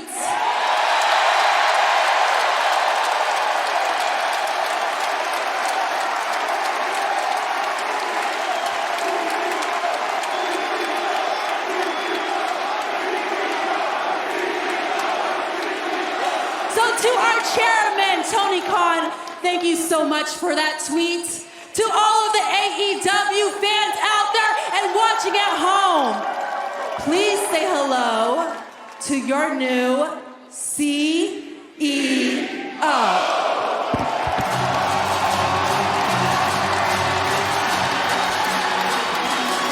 Mercedes Moné making an entrance fitting of a CEO. It's going to be a moment that we will never forget here on Dynamite. In the almost 5 years, what a moment. So big business going down in Boston tonight, and this, Taz, this is just the start of it. Oh, yeah. Yeah, well, what a moment here for sure. I mean, this is, Shibani, you're right, it's going to be hard to forget this. This is amazing. Welcome to AEW Mercedes. Making a splash on her first night with All Elite Wrestling. And undoubtedly, for months and years more to come. And we mentioned Eddie Kingston, the Continental Crown Champion, trying to withstand this assault from Matthew and Nicholas Jackson and Kazuchika Okada, the newly formed Elite. And we heard last week Matthew and Nicholas Jackson, they fired Kenny Omega from the Elite. They replaced him with one of Kenny Omega's biggest rivals in the Rainmaker, Kazuchika Okada. But right now, they're in the driver's seat on Eddie Kingston. Eddie's rocked. Eddie's rocked. Double exploder here. Double sledge caught. And Matthew Jackson taken for a ride. That was great. Eddie, great move that time. Had his head up, had his eyes forward, even though he was in a lot of pain. And now he needs to make a tag. Eddie Kingston, his partners on the corner. Penta El Cerro Miedo, the returning bastard Pac. Just got swept off the corner. They had their eyes so fixed on Eddie Kingston. It was very smart. Look at Okada. He's in Eddie's corner. He said, tag me. They're taking a page out of the Super Dragon playbook. Oh, but Matthew Jackson there. The lariat taking down Kingston. Man, I'll tell you, this new Elite, I love these guys. This is great. You know what you love more, Taz? Not getting fined. That's right. I think I'm going. Wow, what a suck up. Shut up, I hate saying that. The Elite have done a tremendous job isolating Eddie Kingston. As Kazuchika Okada just walked past our desk, and there is a Eddie Kingston-shaped handprint on his chest. On Okada's chest. As Matthew Jackson firing in those right hands, Eddie Kingston barely able to hold himself upright in the corner, or perhaps not. Maybe a belly-to-belly here. The overhead throw.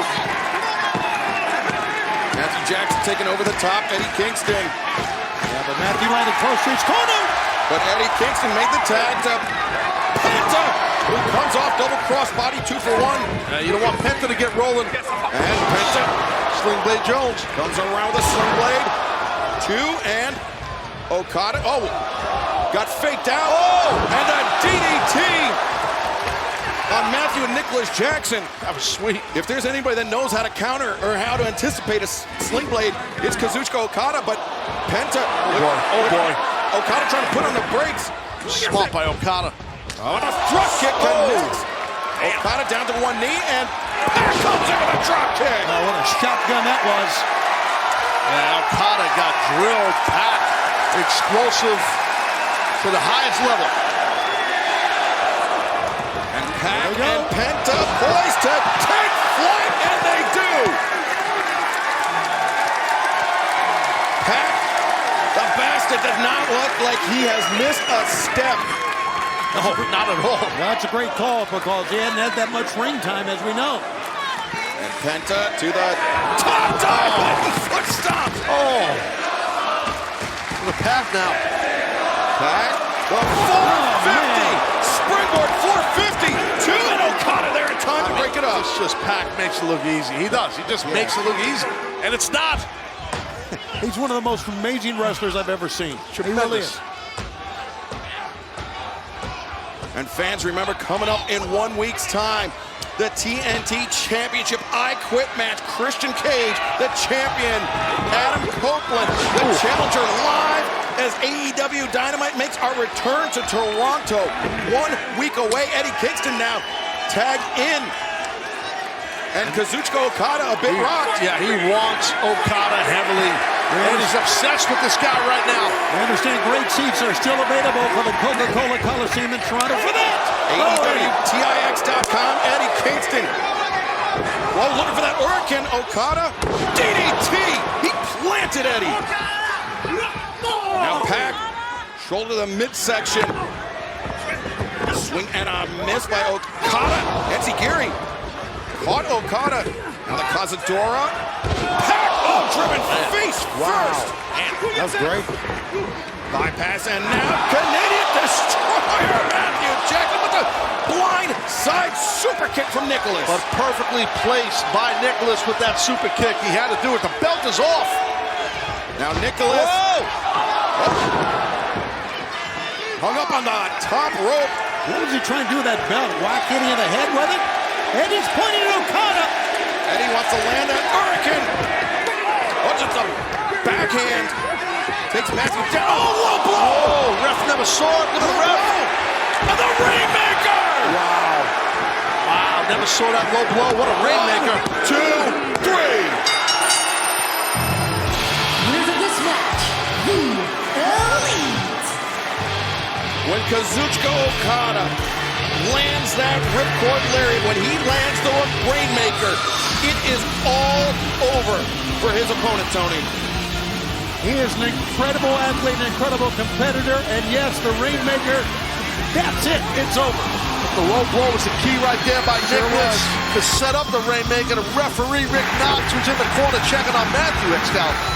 And I mean, I hate to say it, but great instincts by Kazuchika Okada, who is holding that AEW Continental Championship. He knew that Kingston was compromised. He took advantage. He landed the Rainmaker. And Okada holding that title aloft, I think, as if it wasn't clear enough last week, Kazuchika Okada is gunning for Eddie Kingston and that AEW Continental Championship. Well, fans, still to come tonight for the first time ever, Darby Allin goes one-on-one with Switchblade Jay White. AEW Dynamite, big business in Boston. Our main event continues. Willow Nightingale with her sights set on the TBS Championship, but the inaugural AEW Women's World Champion, Riho, not out of this fight yet. She's getting her whole body into this one, Taz. She is, but she's hurting her own arm, Riho. You can see what she was doing, but she was putting her whole body behind it. The Tijeras. Oh, here we go. And Riho now lined up. Oh, both boots into the face of Willow Nightingale. And Riho feeling no momentum shift in her favor here. As Riho diving crossbody, Willow goes down, 2, and Willow able to kick out. Again, Shivani, you see how Rio's using her quickness, I should say. And fans, 1 week from tonight, AEW Dynamite live from Toronto, AEWTIX.com. It is Eddie Kingston versus the Rainmaker, Kazuchika Okada, and for the first time ever, the AEW Continental Championship will be defended on its own. Continental rules next Wednesday night. Chris Jericho and the cold-hearted handsome devil Hook. It has been made official. It will go down next week in Toronto. Willow looking for the Dr. Bomb. Riho counters the roll-up. 2 and no. Oh, wow. Also, we will hear from Mercedes Moné, the CEO, live next Wednesday night at Dynamite. Plus, Copa, oh my God, Northern Lights 2 and man, barely escapes. There you see bottom of your screen. I Quit match live in Toronto for the TNT Championship. Christian Cage, rated R superstar Adam Copeland. Taz, Willow hit very hard that time. She did. Man, did she crash. Well, that Northern Lights can happen. You could land high and tight when someone not as big as you does it. Yeah, man. Riho, she likes that diving foot stomps from the top rope. She's got her position. And she has felled much larger opponents than her with this very move. Riho, the foot stomps. Willow rolls inwards, avoids contact. Riho charges in, and the pound! Riho sent flying. Knocked her out of the ring. Yeah, she elevated her on the pound. Picked her up. Damn near knocked her liver loose. And, Riho dodging out of the way. Damn, what a landing. Willow Nightingale committed it all, and Riho, the sidestep. Rio's gonna capitalize here, guys. Look at her. Watch out, Aubrey. Oh, Riho, there's the foot stomps. Now can she get Willow back in the ring? That's a good question. That is a great question. As Willow down on the floor, Aubrey Edwards checking on her. Now returning to the ring to administer the 10 count. Riho, would she be content with a count-out victory, Taz? If I was her, I would be. I would be. But I don't know. You don't know what's going through the mind of Riho right now. She's just sitting and waiting, showing a lot of poise right here. Riho, when she returned to action 2 weeks ago at Rampage, defeating Trish Adora last week, defeating Chris Statlander. Riho is on a roll. A victory over Willow. Oh, wait. Oh, no way. Dragon suplex on the apron. What a women's match we're watching. What a match we're watching, Tony. As Riho, the foot stomps on target. Can she get her? Riho covers. 2, and no, Willow able to kick out. It's too strong, man. Still a lot of reserve left in Willow. Man, and the fans are digging this top to bottom. What a program. That was Tony Schiavone. I'm Excalibur. We're here with the Human Suplex Machine, Taz, and we are watching Riho and Willow Nightingale do battle in our Dynamite main event. And we know that somewhere here in the TD Garden Arena in Boston, Mercedes Moné has her eyes glued to the screen as Willow avoids the knee strike. But Riho very calmly circles around, inflicting more punishment on her aggressor, Willow Nightingale. But Taz, that's the story of this match. Riho landing 2 or 3 shots. Willow only needs to land 1. Yeah, but Willow landed the big one, Schiavone. Got some spring off that middle rope, Taz. Yeah. Man, and it helped her. Watch out, here come the straps. Oh, boy. Jaw is set, Excalibur. The straps come down. You know that Willow means some big business of her own. Ducks under, hoists up Riho. Riho, though, slips behind. Roll through the jackknife there. No. Willow, now with the waist lock, pulls her in. The gut wrench. Willow's got Riho up. Taking dot the bomb here. The boom with the power bomb. 2, 3. Winner of this match, Willow Nightingale. Those girls battled it out, man. What a match. Hell of a match, hell of a night. Unforgettable night. Now what a way to cap off big business here in Boston. Willow Nightingale. The Dr. Bomb. The victory. Take another look at this, Taz. Walk us through it. Well, yeah, she gets that gut wrench. Move famous by the late, great Dr. Death, Steve Williams. So watch the landing, the head bounce right there from Riho. Man, that will knock your bell loose right there. And the victor in this thing is Willow. She's checking on Riho here. Yep. Willow and Riho. Great Respect show. there. We have mutual respect, the embrace. And Willow victorious. She mentioned, Tony, that she wants Julia Hart and the TBS Championship. Is the path clear for Willow Nightingale? I think it is now. I think she's earned it. She said TBS Championship sounds good to me. Give her the shot, I think. Yeah, stuff to... wait a minute. The lights in the TD Garden Arena have gone dark. And, there's the champion, Julia Hart. What's behind? What's behind? Oh, Sky Blue. Yeah. Willow's former friend with the chop block. And now a good friend of Julia Hart. Sky Blue attacks. Going crazy as Sky Blue. And Sky Blue and Julia Hart, they took umbrage with Willow calling them out last week, and now look at Julia, just enraged. Julia Hart ramming them back. She said, get the belt. She told Sky Blue, get the belt. What are they going to do? What are they going to do? We've seen how much damage those belts can do already tonight.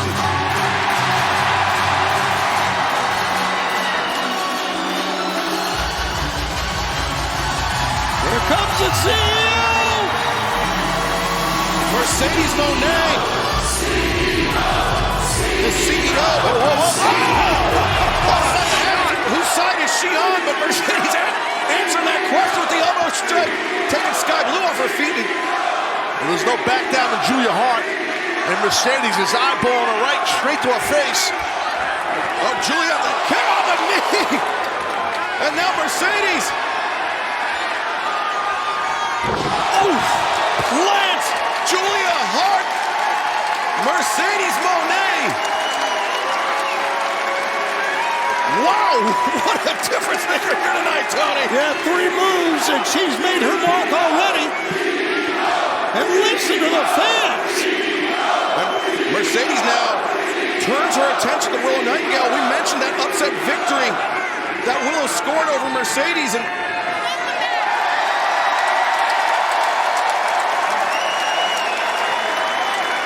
great respect shown by Willow towards the CEO, Mercedes Moné. Yeah, Willow exiting the ring, giving the ring to the debuting Mercedes Moné right here at AEW in Boston, in our hometown.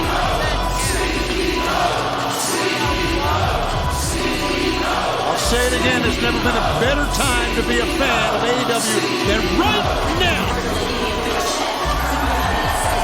Well, the CEO, Mercedes Moné, making an immediate impact here tonight.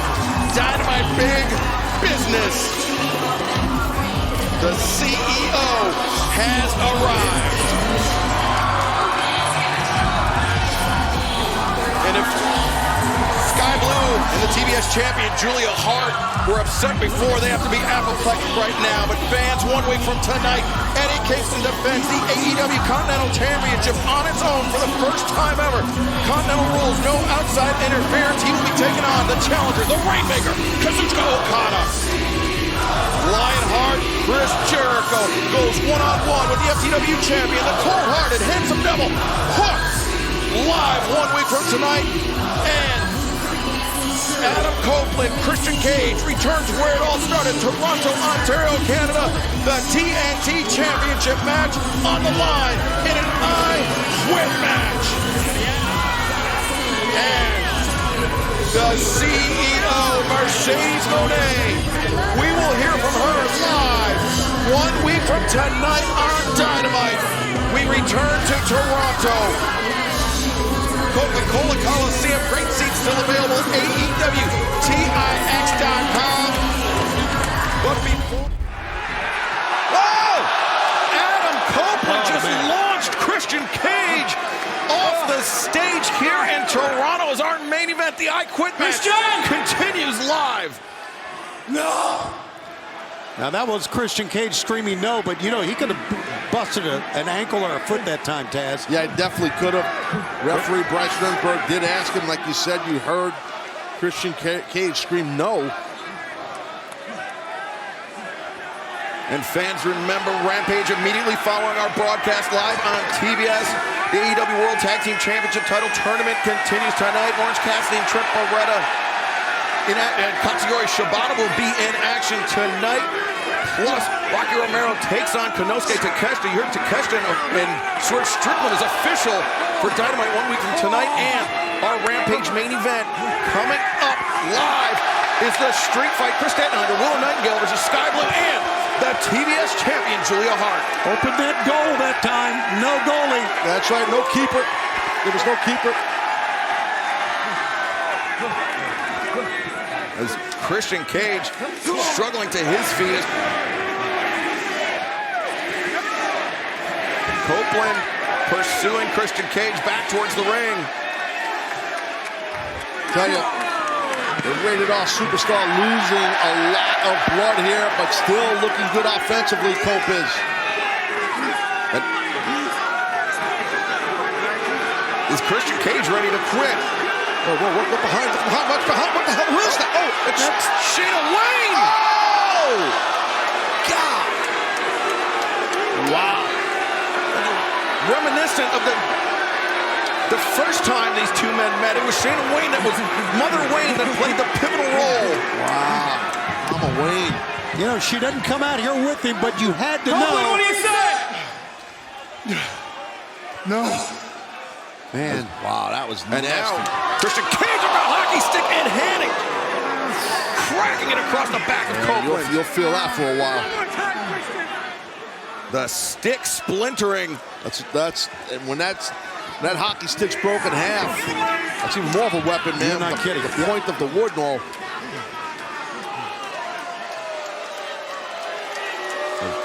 Mother Wayne once again playing the difference maker for Christian Cage in his defense of the TNT Championship. Christian Cage right there. A little invisible slap shot, kind of slow motion. Oh, that's not slow motion. Now using the heel of that stick. Don't they call this slashing? It's more of a violent slash for sure. Yes. Using it like an axe or a hatchet to chop away at his former friend, the Rated R superstar, Adam Copeland. You can see the confidence is there for Christian Cage. Oh. Copeland, what do you say? Now, look at this. Copeland!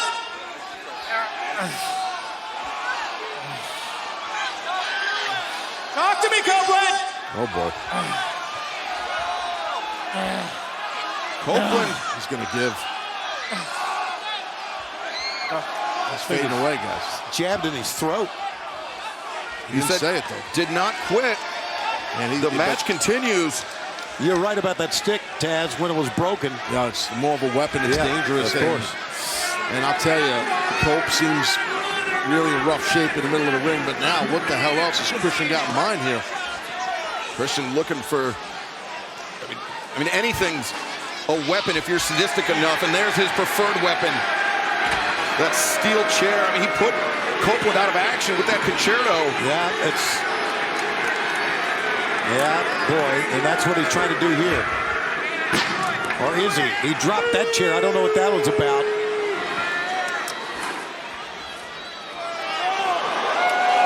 Barbed wire wrap chair.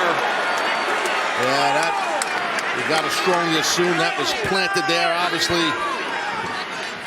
by Christian Cage or someone he's tight with. Probably Mother. Or Nick or any. Yeah, sure. She's an evil woman. And now he's got choosing his weapon. He's going to. Oh my God! This could be a wicked concerto here. Oh my God! This is bad. This could potentially be career-ending. That's right. That is right. Sometimes you got to wonder. How far do you have to go to prove a point? Don't do it, Christian. Copeland, thankfully moving out of the way. Cope almost got wasted right there, and now, brother, oh man, kick to the midsection. Copeland collapses. Look. Christian Cage looking for the kill switch on the chair, but Copeland. Nice counter. Copeland turned it around. Christian bailed out. And now Copeland with a stick right across the throat. Definitely a cross check. And now look at this. What do you say, Christian? With the stick in the mouth. He can't answer with the stick in the mouth. Copeland, I think, realized that. Right. He's taking his drawstring off. Drawstring out of his tights to choke him out, maybe. That's what he's going to do. Oh, look at it. Oh, my God. Christian! Using it like a garrote. This is dangerous. Oh, man. Look at the color that Christian Cage's face is turning it on. What was that? Nick Wayne and kill switch. Again, all legal. Right, and they came in at a very important moment because he was being choked out, guys. What about Christian Cage saying that he's going to be waiting alone for Adam Copeland? Right. We all know. Oh, here comes the woman. There's nothing that the referee can do right now. There's no disqualification or not quit match. Mother Wayne slapping, disrespecting Cope right in the face. Oh, wait a second. It's Daddy Magic, Matt Menard, and Daniel Garcia. Oh, here to save the day for sure. Absolutely. Come in, guys. Even in the odds for Adam Copeland. As Garcia, look at this, hopping on the back of kill switch. Trying to slow down the big man. Oh, no! And Taylor on the barbed wire chair. Thanks for coming right there. And now Daddy Magic. I think Nick is next. Daniel Garcia with Nick Wayne. Sending him down high clip. Inadvertently just kicked. Kill switch in the head. Damn, that had to hurt. Wait a second. Look at Copeland. Copeland climbing this ladder. Getting some help. Oh, my God. Oh, my God. Copeland soaring above Toronto.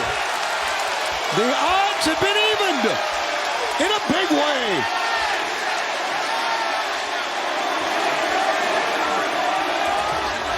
And Copeland not done with Nick Wayne yet. He's going to teach him a lesson. Garcia. Got some handcuffs here. They got a game plan, it seems like. Cope and Garcia along with Daddy Magic. Copeland with Nick Wayne. I think the handcuffs being applied. Nick Wayne's trying to fight it off, but yeah, these men had a game plan coming out here for sure. And Garcia and Daddy Magic, the restraining kill switch. Well, you know, Taz, they had to have a game plan because they knew what would be up on the other side. Correct. Well, the big man, he ain't going to get out of that, and neither is Wayne. Nick Wayne and Killswitch both restrained in the corner, and now Mother Wayne. Boy, she is surrounded and nowhere for the... Oh, brother. Oh, she's just running away. Handcuffs, and she's gone. Well, that was the smartest thing she could do. I don't blame her. And now, Christian Cage left all alone. Nowhere to go. He's trying to fight his way out of it, but getting pinballed here. Yeah. Well, the game just ended with that spear. The pinball game, I should say. And now a third set of handcuffs, this time being wrapped around the wrist of Christian Cage. Man, this is a genius plan here. It really is. By Cope and these guys for sure. You know what? I think I know what Cope is going to get. I think we all do. Yep. Yep. Spike. Oh boy. Well, if you haven't seen Spike, ladies and gentlemen, you're fixing it. It's pretty wild. Yeah, we saw it on Saturday night on Collision. Oh! A little payback there from Copeland, but I think I'd rather take the... Christian, what do you say? No. God, he's still in it. Surprised his voice isn't higher. Oh my God! Just repeatedly. Holy, good Lord! What do you say, Christian? Go. And now the case being opened. Oh no! Don't take out Spike. Oh my God!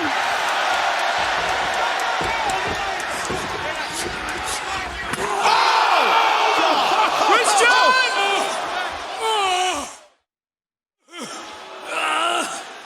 We are still live. Thanks for joining us on Rampage. No. Christian! He's going to do Copeland with Spike in hand. He's going to go to the head. He quit. The winner of this match and new TNT champion, the Rated R superstar, Adam Copeland. It was a battle that raged all across the arena here in Toronto. And a battle that ended when Christian Cage said those two words, I quit. As Adam Copeland was going to hit him in the head with Spike. He was going to hit him right in the head with Spike, and that's why he said, I quit. But I mean, think about why Copeland would have done that. Just the depraved acts that Christian Cage resorted to in defense of his TNT championship, throwing 40 years of friendship just out of the window. Copeland felt like he had no choice. Yeah, no, I get that, and how hard it must be right now for Christian Cage to watch his former championship in the hands of his former best friend in his hometown. Man, that's got to be rough while you're handcuffed. History was made right here. Adam Copeland now can call himself a two-time TNT champion. And a victory for Adam Copeland in his hometown.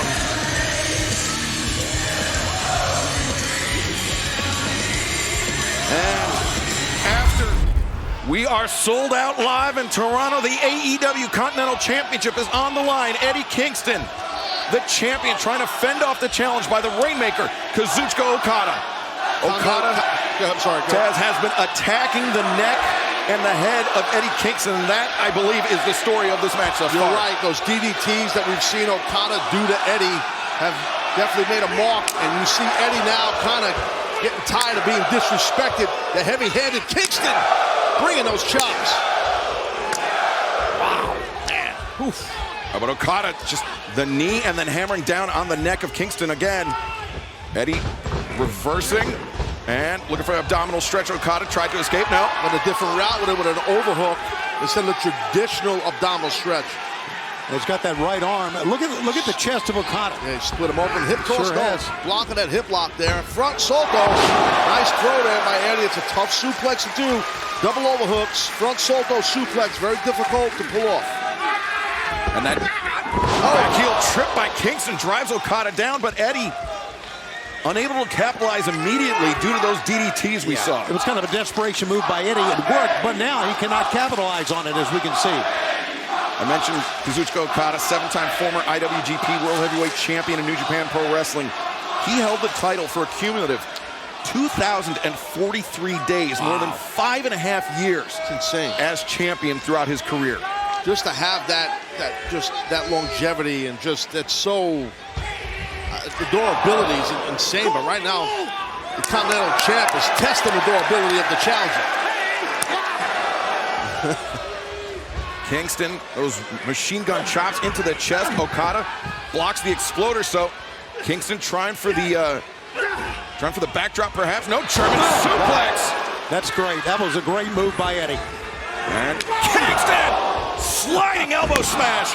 2 and Okada kicking out. That's a great cover right there by Kingston. Let's take another look here. I think we're going to see the the sliding forearm shiver right there. Give credit to the challenger, Okada, for kicking out. Yeah, Eddie caught the elbow right underneath the chin that time. You feel those shots. I'm telling you, it will slow you down in this matchup, and Eddie has shifted the momentum in this battle right here.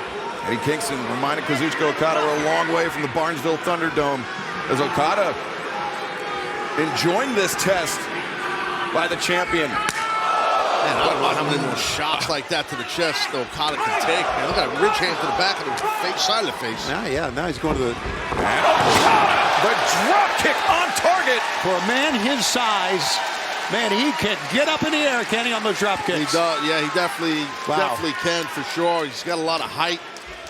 Okada does. North of 6'2", 6'3". Look at that drop kick, and the technique on that is perfect. Tony, and you said it in the very early stages of this match, the accuracy is what makes Okada so dangerous. Absolutely. Everything he has thrown at Eddie with such precision. It's just incredible. Oh, this is dangerous here. Again, targeting the neck. Man. Okada floats over. The leg is hooked, and Kingston kicking out. Almost crowned a brand new Continental Champion right there. I agree, Taz. I thought that was it, the way he caught that neck across the knee. I didn't think Eddie had a prayer to get out of that. But we know Eddie is resilient. He's super tough. There's no doubt he's battle-tested all these years of competing at a super high level. Eddie is a fighter. He can persevere, but Okada, when you think an elbow drop, Kingston, though, rises to his feet. Okada goes over. Good display of agility, the Hurricane! Oh, my God, what a shot. But Eddie slipped against the ropes. Can't make a cover. He can't get there. He's got to get there. He's got to. Kingston making the crawl. The lateral press. Okada kicks out. Yeah, didn't have the shoulder press that time. Taz was able to shoot that right shoulder up. Yeah, I think Eddie was just trying to get a quick cover as quick as possible. Okada able to pop that shoulder up, though, to your point. Eddie Kingston, I think, had he pinned Okada immediately, might have won this match. Might have been able to defend his title, but now he's hurting. Okada, his resilience. Well, both men are hurting a lot. Okada's resilience comes into play here.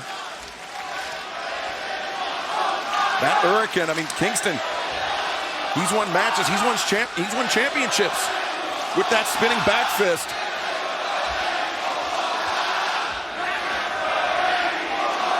this great crowd here in Toronto showing support for both athletes. In headbutt there. Remember, this is the first of 3 live hours here on TBS. Dynamite immediately followed by Rampage. Oh! I heard that one in Winnipeg, brother. Damn. That one dropped Okada to a knee. That was a rough one. Another one. Jeez. And I think Kingston is targeting that bloody spot on Okada's chest that was open up with those chops. That's a good call. He sure is. I was thinking the same thing.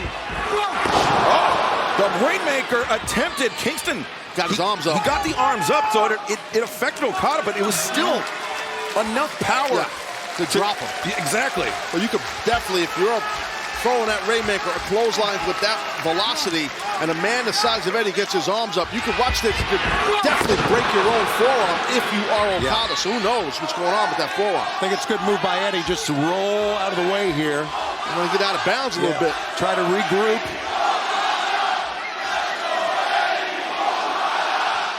This is great, guys. This is really a wonderful way to start out this telecast. Start off 3 hours, huge right here. Yeah. Here he comes. Crowd's 50-50 split. As Kingston got the boot up and comes out of the corner. Nice running clothesline by Kingston, the champion. He wants to follow up. He's trying to pull the energy from our live house here, our sold-out house in Toronto. There's a lot of energy in the building. Look at it. The straps come down. What does Kingston have in store for the challenger? Maybe thinking half and half. And look at Okada. He's grabbing the shirt of referee Paul Turner. Smart and distraction. Now gouging the eyes of the champion. And I think Okada had both of his thumbs in the eye sockets. Yeah, I believe he was pushing on him. You're right. Oh, Kingston slips free of that grip, the enziguri. But it might have caught Okada on the shoulder. Here he goes. It was enough to stun Okada as Kingston goes for the Urkin again. Okada drives Kingston down. Good power right there by the challenger.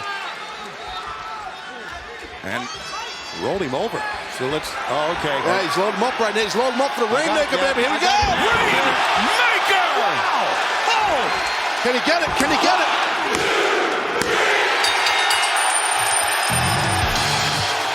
The winner of this match. Wow. AEW Continental Champion, the Rainmaker, Kazuchika Okada! What a moment history's made here, guys. Kazuchika Okada wasting no time. His first singles match as a part of the AEW roster, defeating Eddie Kingston to win the Continental Championship. Matthew and Nicholas so proud of their buddy Okada. Man, what a battle, what a fight. Eddie had a great run, was a hell of a champion. This was tough to stop Okada. You noticed Eddie Kingston, when he was lining Okada up for that Hurricane the second time, he was trying to clear the vision out. Wait. I think we have a guest.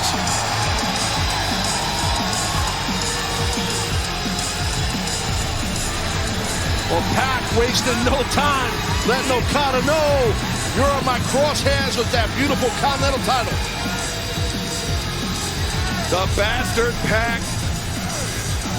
Wow. Making his presence known here in Toronto and making his presence known to the Rainmaker, the new Continental Champion. And fans right now. The action continues live on Dynamite. We are sold out here in Toronto. I'm Excalibur, joined by Tony Schiavone and Taz. And right now, Thunder Rosa heading to the top, taking out Mariah May and the AEW Women's World Champion. You don't see that much. You don't see that much out of your opponent's corner off the top. And now she makes the tag, Schiavone, to Deonna. That's a good call, Taz. You don't see that many, many times. Deonna Purrazzo can do so many great things in the ring. Look at this. Deonna, the knee lift. So smooth and fluid, Russian leg sweep. Maintaining control of the wrist, looking for that Fujiwara armbar. Maybe even the Venus de Milo where she captures both arms. Knocked her block off. Man. 1, 2, and... Mariah got a face full of foot that time, didn't she? Lordy. And Thunder Rosa firing up this crowd in Toronto. Mariah fights her way free of the grip of Deonna Purrazzo. Nice counter to trying to get that armbar. Deonna really looking for that Venus de Milo as the boot up and now. Oh, wait. I'm not sure Deonna was happy about that tag by Thunder Rosa. Whoa! Watch the champ here. Drop kick, and now the champion goes down. Yeah, well, Thunder Rosa's still the legal lady in the ring here, isn't she? Thunder Rosa and, oh, the headbutt on target by Mariah May. Thunder Rosa now with Mariah driver center of the ring. That was high on the back of the head. Oh, wait. Timeless Tony Storm. German suplex, low arc on that one. Thunder Rosa landing hard. She snapped into that very quick, explosive throw. And now Storm knows she's got Thunder Rosa sitting ready for something. And I think I know what it is. There's that crazy face thing. It's a close-up. Give it. Hip! Oh! And, oh wait, let's check that city. The pile driver counter! Oh! Wow! How about that? The team of Deonna Purrazzo and Thunder Rosa. Rosa right there, not playing around, just got a victory over the champion. Timeless Tony Storm, Thunder Rosa absorbed that hip attack and had the presence of the mind to counter the pile driver attempted. Wow. Deonna Purrazzo is not happy at all. At all. She should be. Her team won. What the hell's going on over here? Thunder Rosa swooping in for the victory. And fans, remember our Dynamite main event, the I Quit match for the TNT Championship. Christian Cage and Adam Copeland. And immediately following Dynamite right here on TBS, it is 1 hour of Rampage. Oh, yeah. The AEW World Championship, World Tag Team Championship tournament continues. Katsuyori Shibata will be in action. Takeshita and Rocky Romero. Plus, the main event street fight, Chris Statlander, Willow Nightingale versus Sky Blue, and the TBS champion, Julia Hart. So much more action still to come live tonight from Toronto. Things are breaking down tonight in our main event to determine a #1 contender for the AEW World Championship, the Alpha, Konosuke Takeshita, Swerve Strickland. It was that brainbuster, Taz, that just put Swerve fighting off his back foot right before he went to picture-in-picture. Absolutely, that brain buster was it. You are correct, Excalibur. Takeshita really hit its mark on that, and he's been zoned in, Don Callis, on Strickland's neck area. I think other than the first 5 minutes of this match, this has gone as we had hoped it would and as we had anticipated. He's resilient, though, Shivani. We know Strickland's resilient. Man, he really is. He's fighting this guy, and look out. I can't believe he's on his feet still. I agree with you. Takeshita's so big and strong. Listen, Swerve is a tough kid. Oh, but Swerve elevates Takeshita over the top. Great counter. Smart wrestling by Swerve. And now Swerve, launches over into a Hurricane Rana. I don't think, have we ever seen that? I mean, we've seen Swerve use that to escape the ring, but never into a Hurricane Rana, I don't think. I was going to answer, but Excalibur corrected me, so I didn't. Their English sounds pretty good right now when they're screaming Swerve's house, doesn't it? It actually does. They love this kid. Better than Maison de Swerve. Oh, no, that's big cross body. Wow, one count. Kick out at 1, and that sends a message, Taz, does it not? It does. You let your opponent know you hit me with one of your better shots, and it affected me for a 1 count. That definitely gets in your head when that happens, and the guy kicks out like that. What kind of strategy, Taz, is Nana imparting on him right now? I think he's telling Swerve to just stay on him. Don't let this big, tough Takeshita get any more momentum on you. Keep on him, and that's he's hurting now. Yeah. Swerve wound up from that brain buster. Oh, Nurse. It's over. Knockout shot. He's right out. there. Smoked him with that. They need to stop this, Taz. Yeah, well, it maybe. I mean, because Strickland had a really gazed look in his eyes. No mercy. Follow up. And I don't think Takeshita's done with these strikes. No, he's not. And Takeshita, discus, lariat, no. Suckered him in. Great standing switch. The reversal swerve out to the apron. The shoulder, but you can tell, I think that was out of instinct. I think he's got a stinger there in that neck area. Swerve. Oh, look at this, though. Swerve rolls through. Takeshita anticipates. One step ahead. And now, accelerates. That's it, man. Cover. Oh, he rolled out. Smart wrestling by Swerve.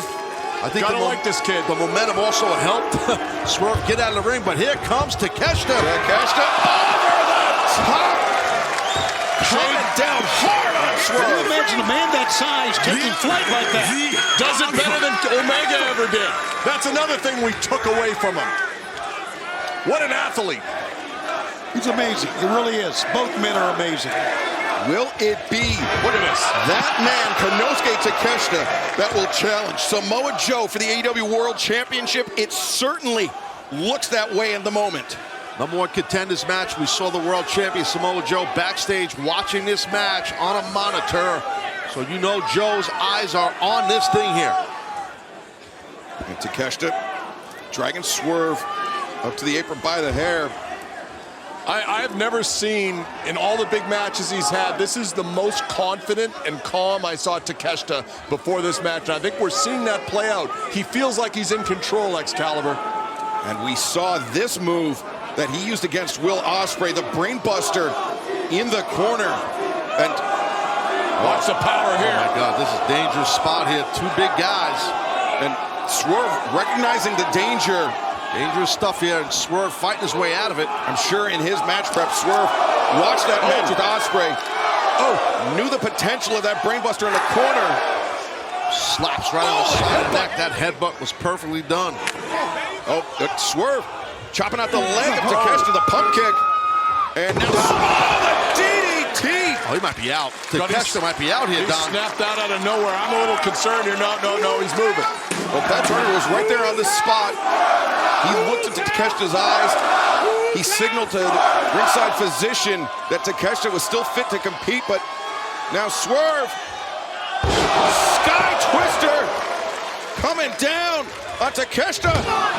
2 and the Alpha still in this one. Swerve hesitated with that cover by about a second, Taz. Might have cost him. Yeah, and Nada knows the same thing that I noticed and you noticed, Don, and you're right. But still, the pressure now is on Takeshita.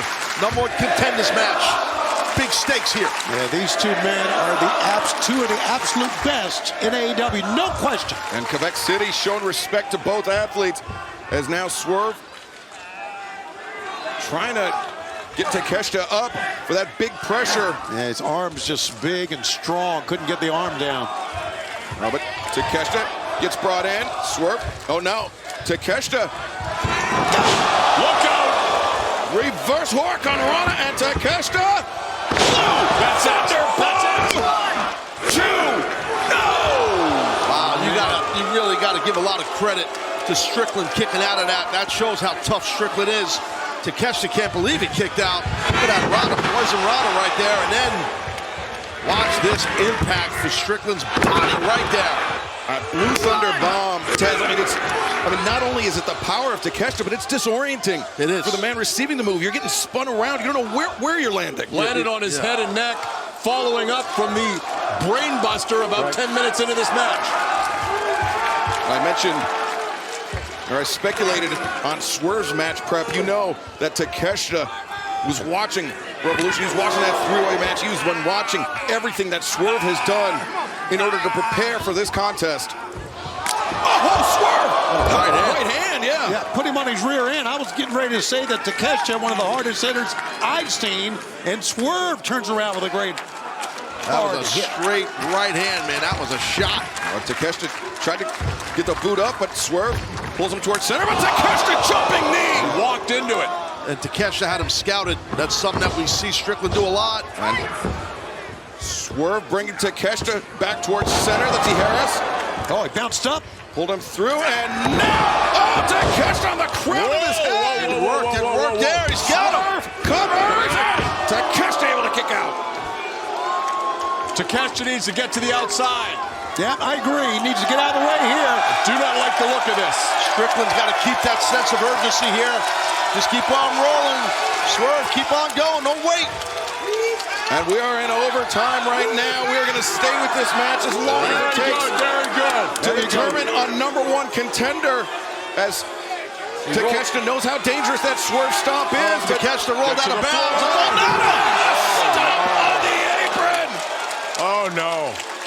Takeshita saw it coming. He couldn't react in time. And I think Swerve got a 2-for-1 there. Not only did he get the swerve stomp, but I think he came down, his boot came down on Takeshita's face. Yes, I think he lost a tooth. I saw a tooth.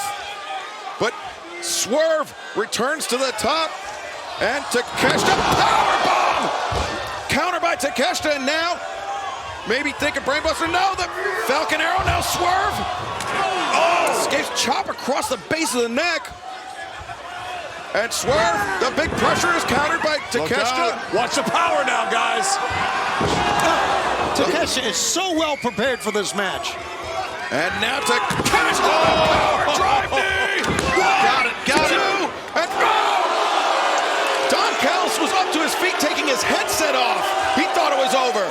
Wow, I mean, what else can I say, guys? Great intestinal fortitude on behalf of Swerve Strickland. What a tremendous athlete this young man is. Oh, what a great matchup. Indicative of a #1 contender match. You know how he could improve? He could have proper management. Now, you're always recruiting. I respect that. I do, Don. You're always recruiting. And Takeshita brings Swerve back upright and depositing him on the top rope. Oh, what the hell is this now? Takeshita's had an answer for everything Swerve has thrown at him tonight. Oh, my God. That could be thinking Avalanche Blue Thunder. Got to get the leg here. But Swerve doing a good job. He caught him with those right hands, maybe stunned him. As Swerve to the top, and a Swerve stomp. Takeshita avoids, and now the Blue Thunder. No, countered! And Takeshita stumbling face first in that middle turnbuckle. Takeshita lost his footing a little bit there and nailed that buckle. The house call, and now Swerve. Look at Nana pointing over here. Trouble for your man here, Don. Trouble. Swerve once again. Can he do it? Swerve! Stomp! Can he get the win? Come on, kick. Strickland covers. Kick. He did it. And look at Swerve's face. He can't believe it. He kicked out. Look at Nana's face. Kanosuke Takeshita kicking out. Oh, he avoided the shot to the back of the head. Just a battering ram headbutt from Swerve. And the jumping knee. What a match we're witnessing. It's a heavyweight title fight here. This is unbelievable. The pop-up powerbomb. Countered with the Swerve stomp. What a great counter by Swerve. And now, here comes Takeshita's hooked up. Big pressure. Oh, my God. Oh, man. 1, 2, 3. The winner of this match, therefore, #1 contender, Swerve Strickland. Well, that ain't a 5-star match. I've never seen one, guys. I don't really care much about stars, but I know it was a great match, and that's what that was. But I get your point. Samoa Joe, not impressed, though. Looks angry, man. Samoa Joe does not believe that Swerve. With this victory for Swerve Strickland, docking up another win, he's got to be a shoo-in to be the #1 contender to your world title. How would you feel to face him this time, one-on-one? How do I feel? You know what's baffling to me is how he's feeling right now. This is a man celebrating the biggest fade he's ever going to catch in his life. And next week, Swerve, when you walk down to that ring and you sign on that dotted line, I am going to make sure that you understand what you are asking for. You think you're ready? No,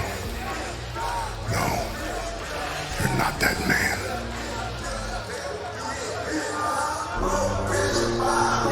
Well, Swerve Strickland, the #1 contender for Samoa Joe and the AEW World Championship. And Swerve,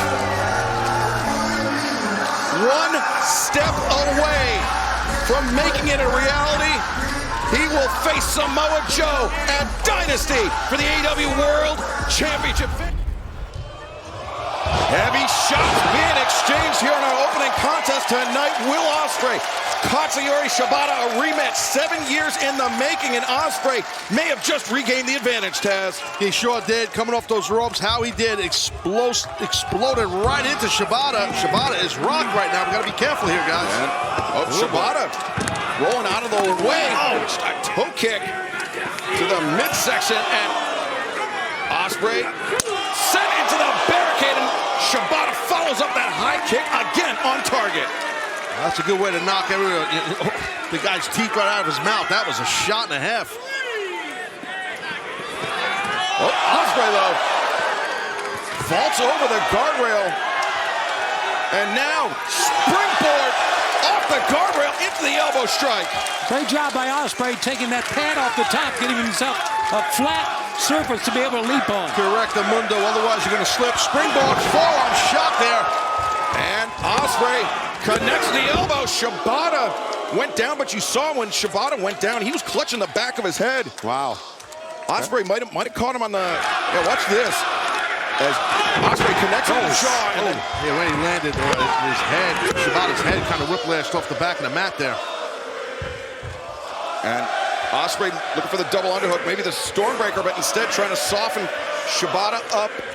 He's kicking him flush in the face that time. Yeah, those Kawada kicks, but look at Ospreay. I mean, Well, Shibata is just hell-bent on showing Ospreay, I'm the alpha in this deal here, brother, not you. And he's backing Ospreay up to the corner every time he absorbs an elbow strike. Is Katsuyori Shibata. Yeah, he's getting right in his space is what he... Ospreay goes down in a heap. Whoa. Referee Bryce Remsford right there to check if Ospreay, if the lights are still on.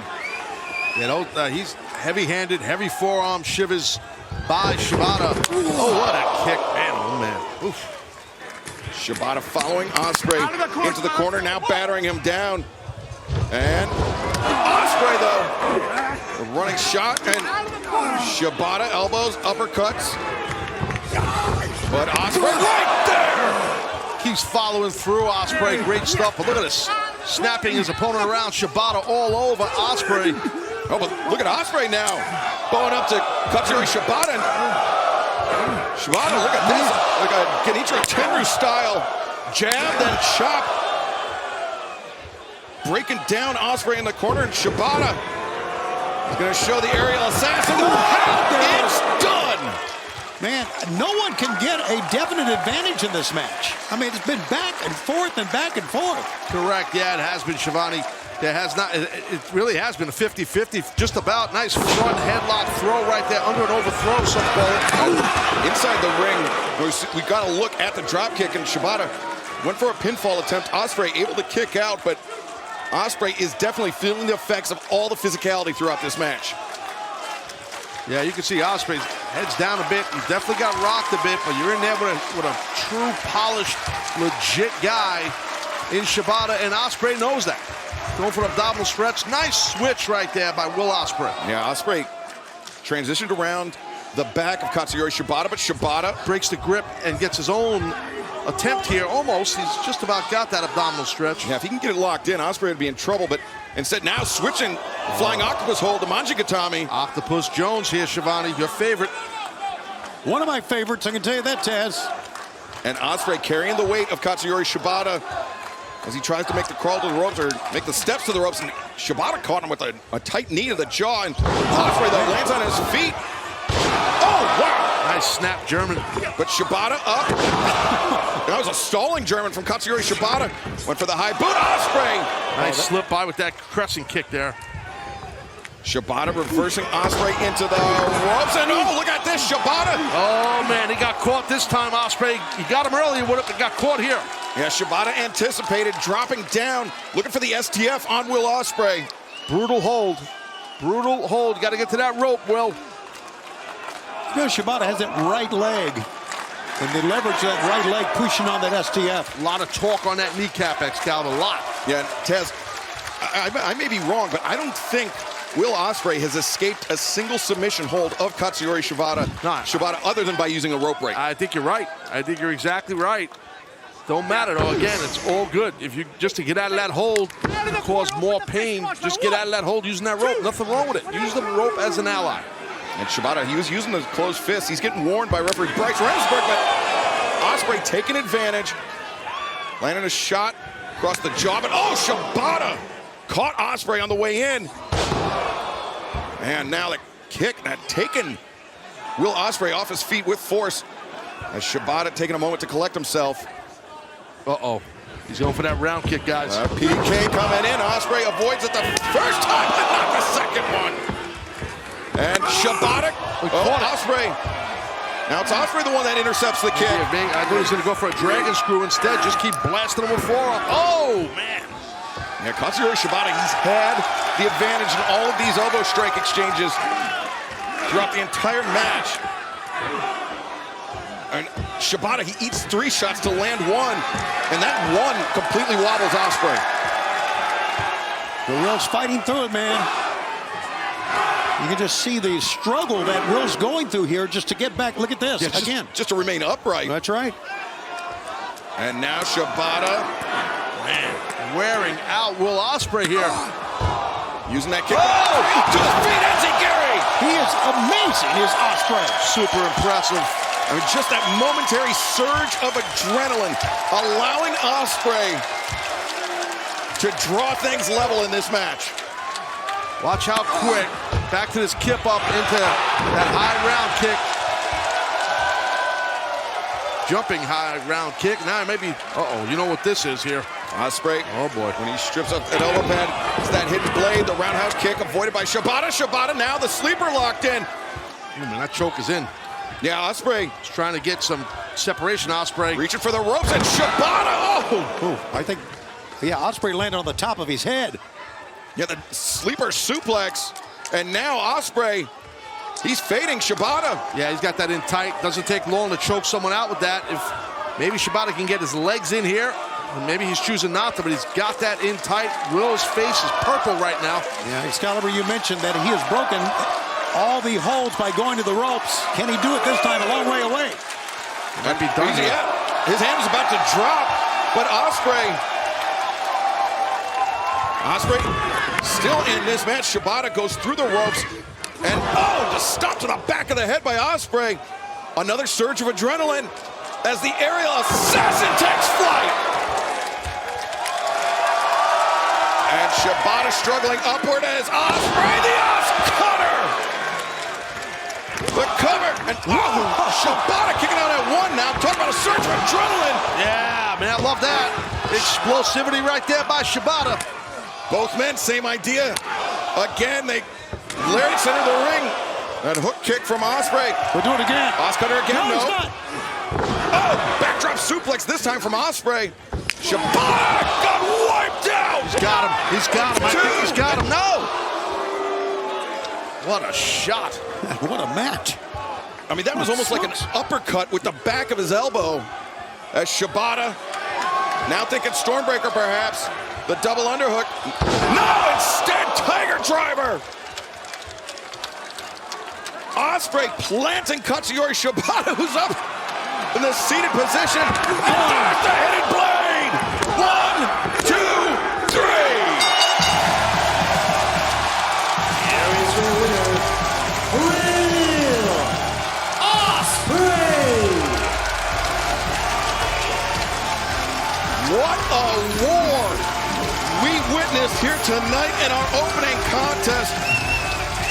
Congratulations to Will Ospreay, but Katsuyori Shibata, never an easy out, Taz. Oh, you are not kidding, man. What a battle, what a match. Shibata, amazing outing. Ospreay, amazing outing. Could have went either way. Ospreay got the victory, obviously. Well done, bro. And we are just getting started. His way back into this, but Matthew Jackson with the high ground.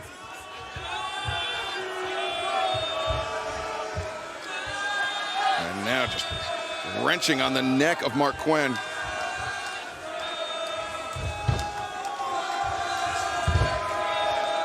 A spot in the semifinals, the AEW World Tag Team Championship title tournament on the line. Young Bucks and Private Party here. quarterfinal round match. It has been all Matthew and Nicholas Jackson targeting the lower back of Mark Quintez. Oh, yeah, you're not kidding.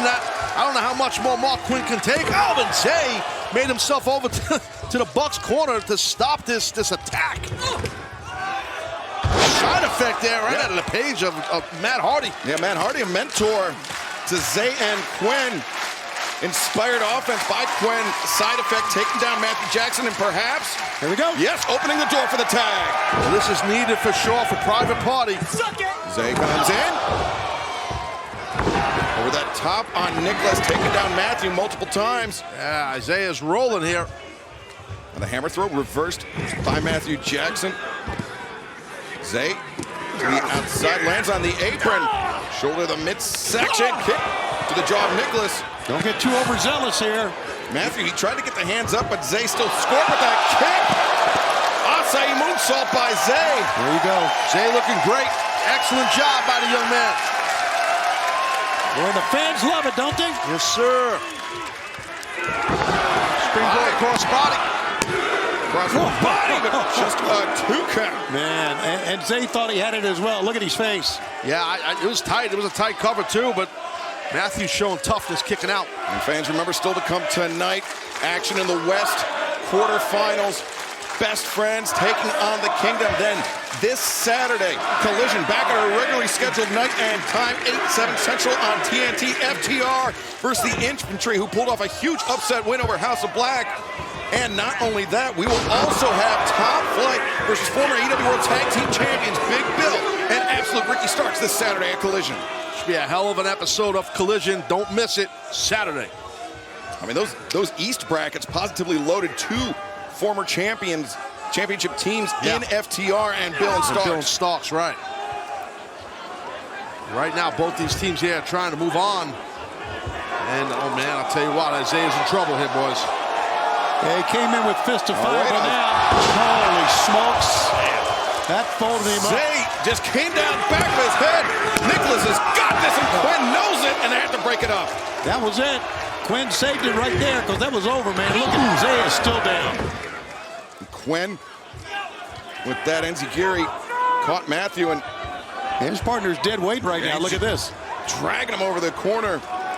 They're both members of Private Party are in a bad way. They are definitely battered and beaten.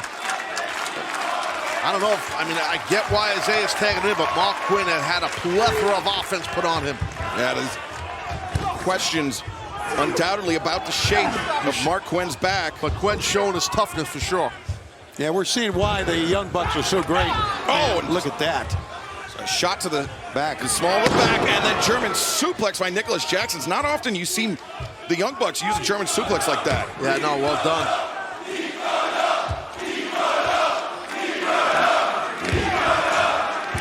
Fans, they're chanting Nicholas. I think they're saying, please don't go. I don't know who they're talking about, though. Watch out here. What the hell?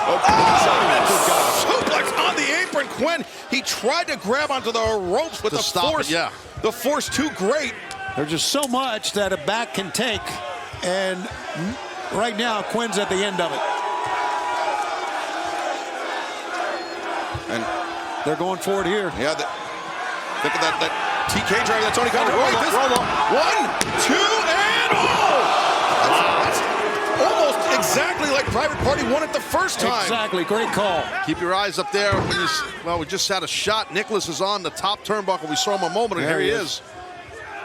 And now perhaps Page out of a simpler time. 15% there for Matthew and Nicholas Jackson. Now, Private Party, Jin, and Juice! Perfection by Private Party. But look at Nicholas immediately rolling out of the ring. I have no idea how Mark Quinn was able to do that with that back bothering the way it is. Tag made. And now Private Party. Could they be thinking more bang for your buck? They are! God. 1, 2, and Nicholas there in time to break it up. What a big time save by Nicholas. Big time save. These fans here in Quebec were convinced they were about to witness another upset by Private Party. What a match. This has been insane, Taz. I'm telling you, This is people, crazy. they could boo all they want. That save by Nicholas was money. This is a little sketchy here. He's got the bell for crying out loud. And remember, Matthew and Nicholas earlier today, they said they were going to win things fair and square, just like the Rainmaker. The referee Rick Knox stopping this. Again, like I said, anger management, anger problems. Nicholas sent to the outside. Oh, the wall from Matthew. Holy yambag. What a shot. Quinn, he took one of those title belts off the podium. Oh, look at it. I think Private Party might get the win here. And now Zay with the cover. 1, 2, and... Nicholas, I think Nicholas draped Matthew's leg over the rope. Well, they had to do it. I mean, the man got hit with a bell. And Rick Knox's eyes were right on the shoulders where they should be, or he would have seen that. My God. And they escaped that now one. Zay still struggling from that low blow by Matthew Jackson. Got 3 tags in there. Well, now he's triple legal. Just to make sure. He can't do this. Quinn can't do this with his back the way it is. Quinn! Oh, 30! Oh, my God. That was down like a ton of bricks. Oh, he might be done. Mark Quinn, that landing was the setup for this. That was disastrous, and now the EVP triggered. Stuttered it. Yeah, stutter step, and now the cover. 1, 2, 3. Here are your winners advancing in the tournament, the Young Bucks. Kind of changed up that EVP trigger that time, didn't they? A little bit. And there's the AEW Continental Champion, Kazuchika Okada. Okada's impressed. Bucks move on, boys. Now let's take a look at the updated brackets here in the tournament. The finals are at Dynasty on Sunday, April 21st, and the Young Bucks are one step closer to regaining the AEW World Tag Team Championship. That's a big victory right there. Matthew and Nicholas advancing in the tournament. There's a humdinger. Who will advance to the finals of the AEW World Tag Team Championship title tournament? Who will advance to Dynasty on Sunday, April 21st? Will it be the Best Friends, or will it be Matthew and Nicholas Jackson? Look at Nicholas, he just ripped that turnbuckle pad off his corner, the top turnbuckle. And remember, Trent Beretta has had a history of neck injuries. Yes. He had a spinal stenosis. He had surgery on his neck. That is a fact not lost on Matthew and Nicholas Jackson. Referee has no idea that turnbuckle pad is off of there. And Trent dropped himself out of harm's way there. Yep. But Nicholas Jackson coming in, trying to put himself in between Beretta and Orange Cassidy, and now the tag is made. Cassidy's legal. Diving crossbody by Orange Cassidy. Orange Cassidy's flying around. This guy can go. Yes, sir. He is so fast. Wild right hand blocked by Orange Cassidy. So much momentum. Here he comes again. Coming in. That was just an elbow across the jaw of Matthew Jackson. Now Orange Cassidy. Double Hurricane Rhino. No. Blocked. Cassidy got a little too greedy with that one. Oh, super kick. Fake DDT by Matthew. Nicholas vaults over the ropes and kick to Trent Beretta. I don't think Beretta saw that coming. No way. Watch Got out. blasted. They're pointing. That exposed turnbuckle. Matthew's pointing towards it. Cassidy puts on the brakes. Right hand of the draw, Matthew, and Orange punch attempted. Nope. Oh my God. Gary. Lariat turns Cassidy inside out. And the Bucks, they lost control of this match for a moment, Taz, but quickly regained it. That's what makes them, the Bucks, such a great team. They're such a great team because they can get the train back on the tracks real quick and get that train rolling in the direction it needed to go. Probably making car metaphors, Taz. Right now, it's more of a train, not a car. Right now, Orange Cassidy is all alone. Trent Beretta is still on the floor, guys. He's about to get his face smashed in. Absolutely. Now the Bucks mocking Orange Cassidy. They're holding him open for the EVP trigger.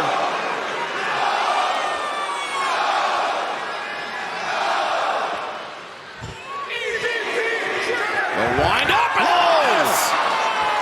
Both knees colliding. Matthew and Nicholas wasting too much time there as Orange Cassidy comes through the DDT. Spike Nicholas, Matthew, the wild swing, Cassidy. Spikes Matthew as well. Oh, there's the back again. We talked about that earlier. He's hurting. But Orange Cassidy fighting through the pain. He knows the spot in the finals are on the line in this match. Diving DDT by Orange Cassidy. Cover him. The leg is hooked to end. Big time kick out by Nicholas right there. I thought he was beat. And across the bracket, the East semifinal going down this Saturday night on Collision FTR. Top Flight, part of a loaded program immediately following NCAA men's tournament action on TNT. Special start time, 11:30 p.m. Eastern.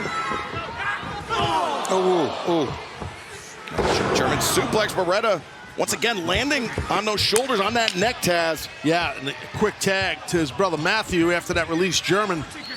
Yeah, we want to remind everybody, you can see it in the right side of your screen, that exposed turnbuckle is still there. Well, 15% there by the Young Bucks is Trent Beretta. Up to the top, are they gonna... A modified TK driver, as it were. The cover, 2, got him. And no! Nicholas there, and if it weren't for the break, Taz, I think Best Friends would have advanced. Yeah, I think you're definitely right. Watch out. Oh, Nicholas almost got nailed.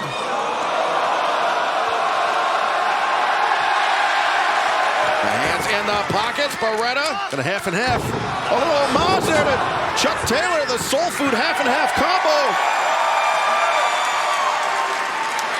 And Tony Schiavone. Yes. You got to give the people what they want. Oh, wrong time to do that, apparently. Oh, Beretta ducks underneath. Oh! Instead, the super kick into the code red.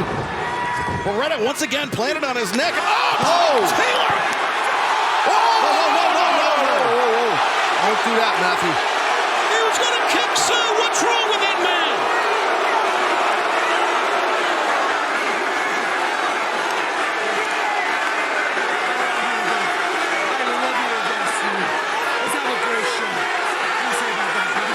Matthew trying to claim that he got carried away. And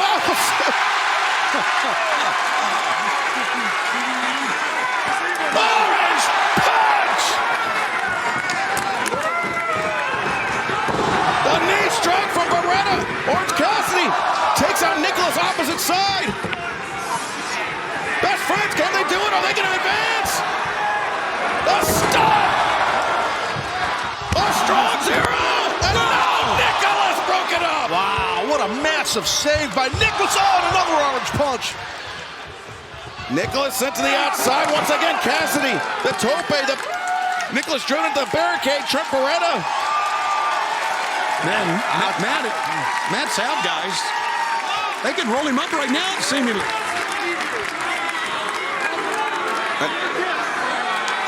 Trent Beretta getting a little encouragement from Sue.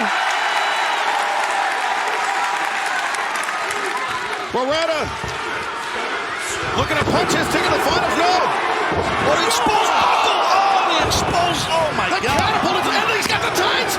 No, come on. Here are your winners. Advancing to the final round of the tournament, Nicholas and Matthew Jackson, the Young Bucks. The Catapult into the exposed buckle and pulling the truck for good measure, Tony. The Young Bucks have made it to Dynasty. They've made it to the finals. Yeah, they stole their way there is what they did. And that exposed turnbuckle, that head was gone. That giant steel ring right to the face of Trent. What a victory for the Bucks. Like it or not, it was impressive. Trent Beretta getting his bell rung, and now it falls to Collision this Saturday night. Who will face the Young Bucks in the finals at Dynasty? Will it be FTR or will it be Top Flight? Tough break for Best Friends, I'm telling you. Best Friends looks like miserable friends right now. The disappointment in all of them. Yeah, this is a rough way for your tournament, for your title hopes to end. Yeah, it's you know what? They had a hell of a run, though. It's a Trent Beretta, hell of an athlete. Orange Cassidy, of course, champion. And there's Sue cheering them on. I remember, from the winning the play-in match to progressing all the way to the semifinals of the tournament. A lot to be proud of. Let's hug it up again, We're best guys. friends. There you go, Excalibur. And you go. Oh! What the hell? What the? Trent! What did we just see? Chuck has no idea either. But look at him, he's seething. Look at Trent. Can't believe Trent just did that to Orange Cassidy, only years. And he's just walking out on Cassidy. He's walking out on Chuck Taylor. And he's walking out on Sue. Wow. Whoa. A shocking development.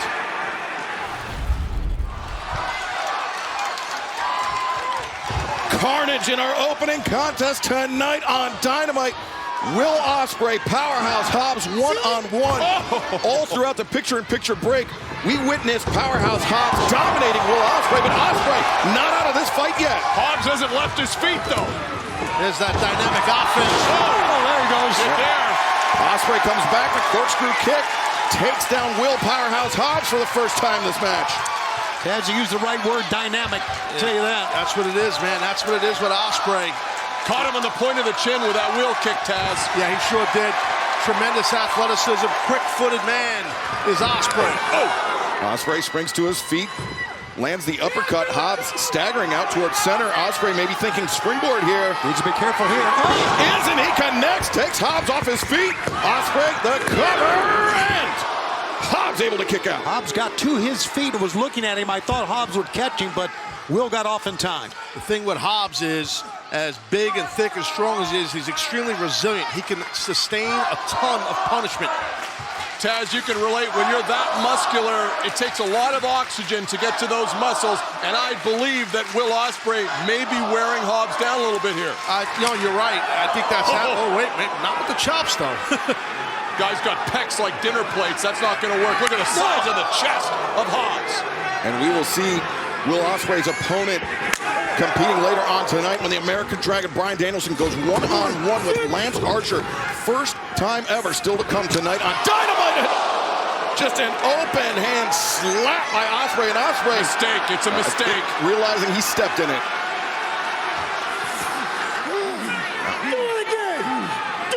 Seems to be breaking down here a little bit.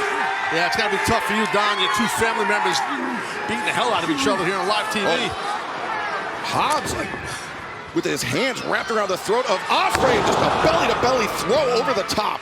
I mean, the way Hobbs had Ospreay, his hips, meaning Ospreay's hips, was so high across the sternum region of Hobbs. To pull off a throw like that shows the power of Hobbs. Ospreay sidestep and looking for the swinging DDT, but no. Not a chance. Hobbs blocks, and Ospreay comes in. Stundog Millionaire by Ospreay. Hobbs still partially on his feet. Look at this. Oh, God. Loving lariat to the base of the neck, and Powerhouse Hobbs power slam. The cover, 2, and Ospreay this time kicking out. The torque on that power slam, Taz. Oh, the quick hips and quick feet of Hobbs is to the point you're making about the torque on that scoop slam. That power slam was amazing. And again, the resiliency here of Ospreay. He's really sustaining a lot of punishment. He's still battling. And Taz, that's really a situation where Ospreay's own speed works against him. Exactly, especially when you're moving off the ropes like that, someone like this snatches you. As great as Ospreay is, you got to wonder what it's going to take to beat Hobbs. Hobbs, he was thinking frog splash. Got a little cocky there. He did the knee. It caught his knee. I think Will landed on that knee, meaning Hobbs. Hobbs cutter. No, Hobbs puts on the brakes. Ospreay, though, over the top, lands on his feet, ducks the lariat. Second time. That's a good one. The leg is hooked in. Hobbs able to survive. Man, that was so close. Excellent job by Will Ospreay, but not enough to catch Hobbs. How about this match, guys? This is the Don Callis family commitment to our fans here. We'll do anything. And Ospreay stripping off the elbow pad, perhaps signaling for the hidden blade. Don Callis, you are the content king, my friend. You really are. You really are. It's unbelievable. Awe-inspiring. Hobbs might be suckering him in here. Speaking of suckering. I don't know. Hobbs up, Ospreay, no. Oh, no. Hobbs thinking Wolves was dangerous slam. Ospreay, the inside cradle, and that was a great counter by Will Ospreay. Good thinking by Ospreay. Blocked the clothesline and then just kicked Hobbs in the face. Oh, Ospreay chops down the lariat. The hook kick connects the heel, and swinging for the fences with that one. Forget about it. Ospreay's done. Guys, I think Will is ahead on points right now. Which one? I see what you did there. Watch this shot. Good Lord. Taz, when you lay out with a lariat like that, you are committing everything in your body to connect. I'm telling you, man, Ospreay almost landed him from Monk. Especially when you got a 22-inch arm swinging through it. Yeah, I mean, that is a feast or famine type move. And it is a feast for Powerhouse Hobbs right now. Folded him up. Yeah, he folded him up. He got his neck on the turnbuckle. This is the next evolution of professional wrestling as far as I'm concerned. The Don Callis family against each other. Watch this now. Powerhouse Hobbs. Maybe. Avalanche power slam. Might have broke his Ospreay, grip. yes. Cover. And again, Ospreay kicks out, but Ospreay, he immediately was clutching that midsection, Taz. Man, that's a lot of weight landing on you off the ropes like that. How tough is Ospreay? Man, he is in so much pain right now, Will Ospreay. That's a mistake by Will Hobbs, in my view, going after the referee. You're letting the kid get his win back. Yeah, I agree with that. And fan special programming note, Collision airs this Saturday night, 11:30 p.m. Eastern, immediately following NCAA men's basketball tournament action on TNT. Look forward to you joining us for that one, as right now, Will Ospreay sent into the ropes, and the powers. No!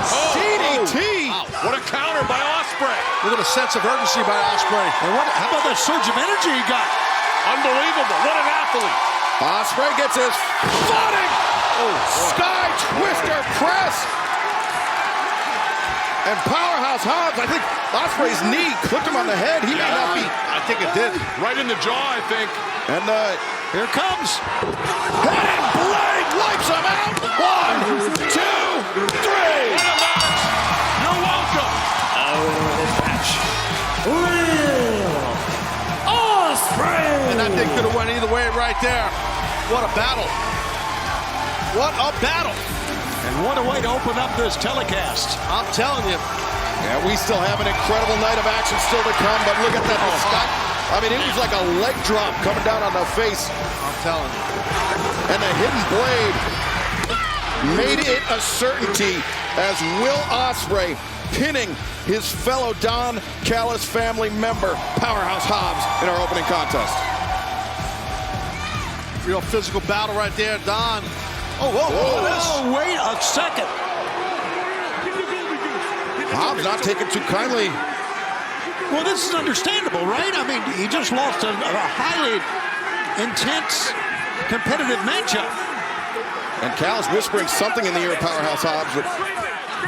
Well, Tony, that's a great point. At the end of the day, both these men, competitors. There's a lot on the line here tonight. I mean, wrestling in the opening contest of Dynamite. No question. What a match it was, Excalibur. You are right. What a competitive matchup. Sunday, April 21st, Will Ospreay will step into the ring with the American Dragon, Bryan Danielson, for the first time ever. Oh, speaking of Mr. Danielson. Well, he's got our next match, and here it is. Yeah, Bryan Danielson, he wasn't scheduled to enter until after the break, but making an impromptu entrance after Will Ospreay picking up. Yeah, and basically Ospreay just set the dance and topped that.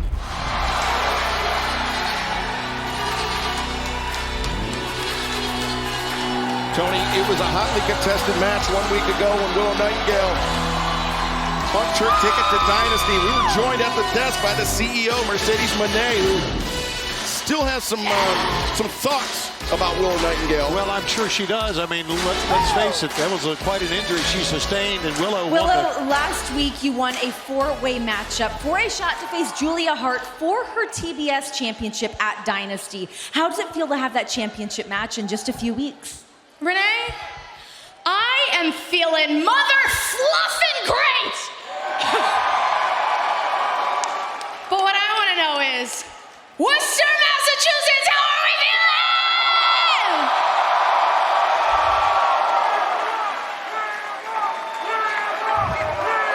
And hello, everybody at home. I hope you're feeling as great as they all sound. Thank you, guys. Thank you. You know, I really love this city because for years and years, I was busting my butt in this town.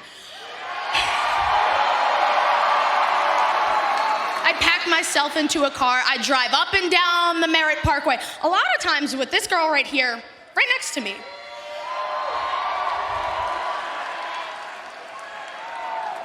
And we would wrestle across this town at a little place called the White Eagle.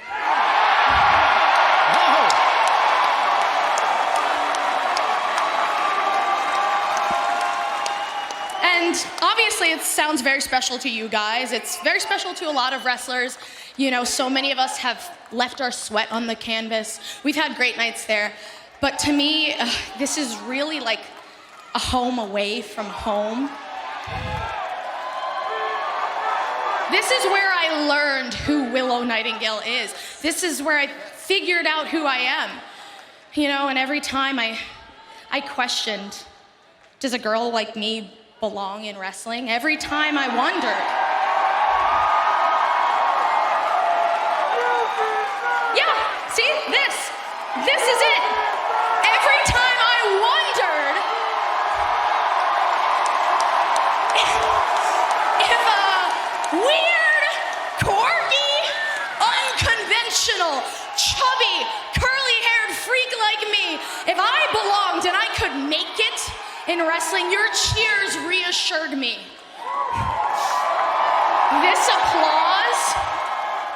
This applause is what helped water me and made me blossom into the woman standing in front of you guys today.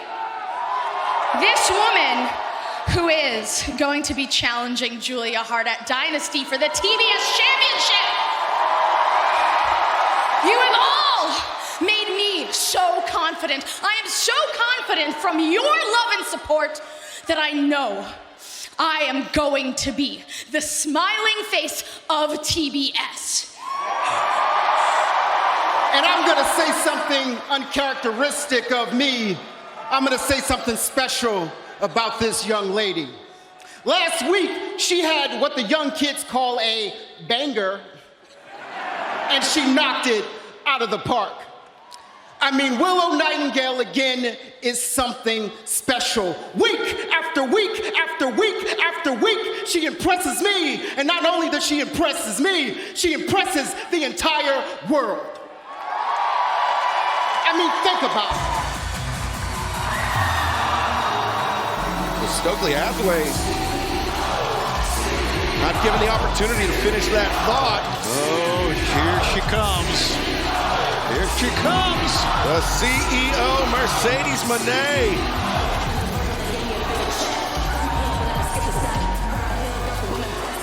I mean, what an impact she has had since she's arrived, Tony. It's been amazing.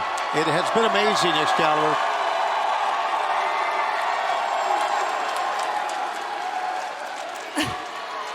Worcester!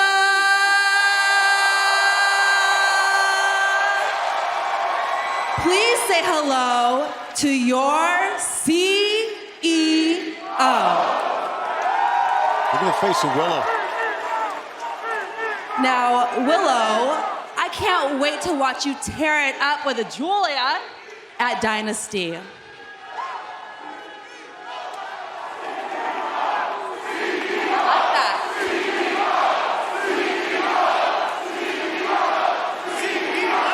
Because who's ever going to be the TBS champion at Double or Nothing, I get next.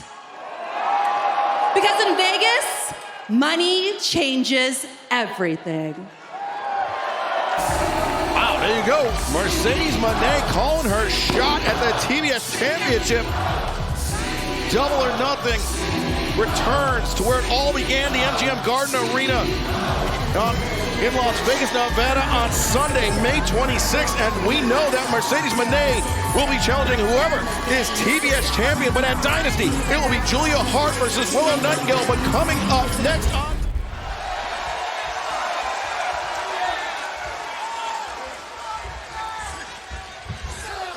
Can the natural Dustin Rhodes earn a shot at the AEW World Championship if he picks up a victory over Samoa Joe? He certainly will, but Joe not making it look easy. Cover in. The natural Dustin Rhodes, there you see, busted open by having his head sent into the ring post by the champion, Samoa Joe. That's a bad wound right there. You can just see it. That is nasty at the hands of the world champion, Samoa Joe, splitting open the man known as Dustin Rhodes. That is very graphic. I'm telling you, if Dustin's going to win this match, he's really going to have to fight from underneath. Yeah, he is, and he's used to that, and he's led before in his career. Dustin has. And Dustin trying to draw on the support of this great crowd here in Charleston. But Joe, he has been targeting that wound on Dustin's head all throughout. Oh! Dustin turns it around with the power slam. Yeah, but he can't follow up. That's all he's got right now, that blood dripping down in his eyes. That was impressive, though, that snap power slam on someone the size of Samoa Joe. And Dustin trying to get Charleston, West Virginia behind. Look at that hip rotation, good quick feet. And not about power with something like that, it's technique. Taz, having a weapon like that power slam in your holster, I mean, that has taken Dustin Rhodes so far. Will it take him to a shot at the AEW World Championship? Yeah, we'll see. I mean, he's bringing it right now, Dustin is. Joe swinging a miss, but Dustin. Well, I said he's going to have to mount a comeback, and buddy, he is. Dustin is. Boom! Mounting a comeback. And boot to the midsection. Dustin Rhodes, code red. No! Pitch a perfect code red by the man rocking black and red and a lot of red on his head, Dustin Rhodes. As Joe up to his feet, a grimace there on his face. As right hands raining down on the head of our AEW World Champion. Oh, Bulldog coming up. You're not kidding. Dustin, no, maybe telegraphed it. Maybe not coming up. Joe, that lariat took Dustin down. Well, knocked Dustin off his feet, not even to his back. Sometimes you get hit so hard, you don't even go to your back. You just get rocked. Your legs just like spaghetti legs. Are you surprised that Joe's going out to get him? I mean, No. I thought he would just, you're not. I thought he would just stay in the ring. No, he wants to make an example out of Dustin. He wants to do that. He wants to show Strickland, this is your fault. Okay. I'm going to bust this man open because of you. And he's going for more blood here. Oh, Joe got turned around into the post by Dustin Rhodes. Oh, you got to fight fire with fire. That's the world title there. Dustin with that AEW World Championship belt in his hand. This is not legal. Yeah, referee Paul Turner. Yeah, if Dustin wants this shot, he needs to drop the belt right now. If Dustin hits him with it, it's a disqualification. There goes his hopes of ever holding that championship. But sometimes your emotions carry you away, right, Taz? I mean, yeah, I get this. I really do. It's wrong, but I get it. Referee is being lenient, trying to explain to him it's not worth it. All right, good. Get it out of the way now. Now, Dustin could be thinking crossroads here. Here comes. You can win it right now. Crossroads! Oh! 1, 2, oh! Joe just shot the right shoulder up. Good toughness by the world champion there. Yes, sir, buddy.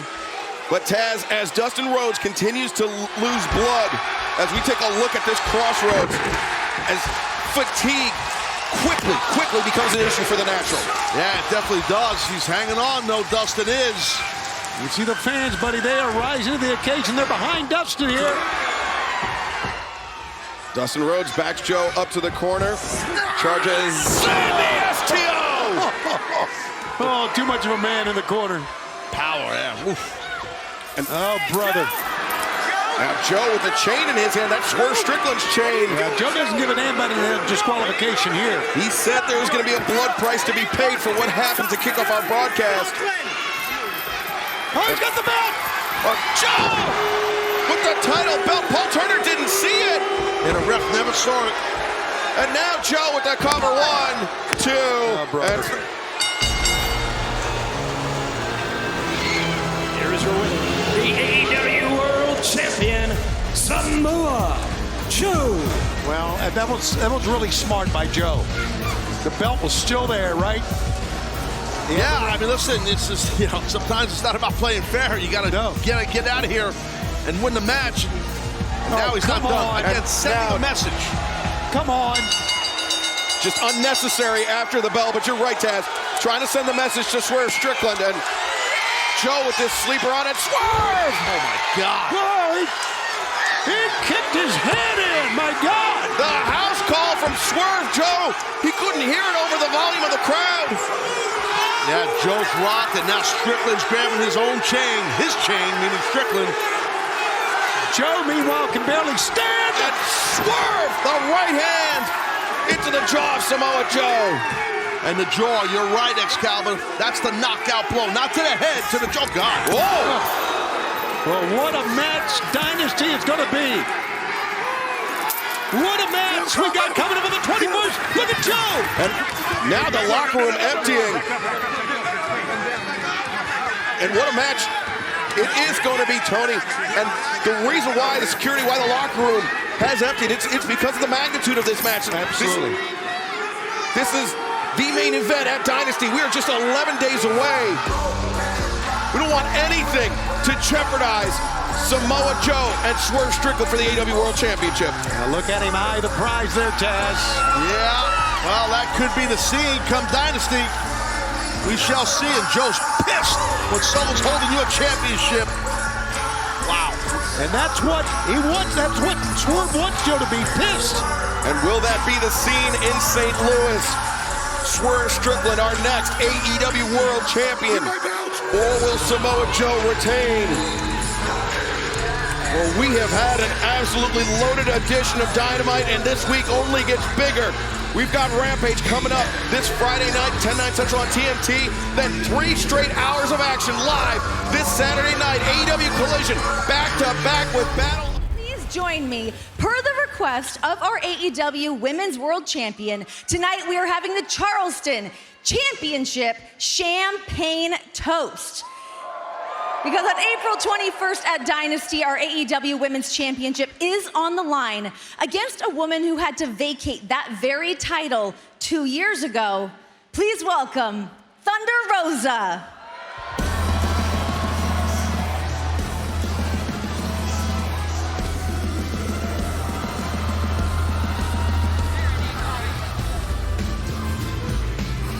And now please welcome our timeless champion, Toni Storm.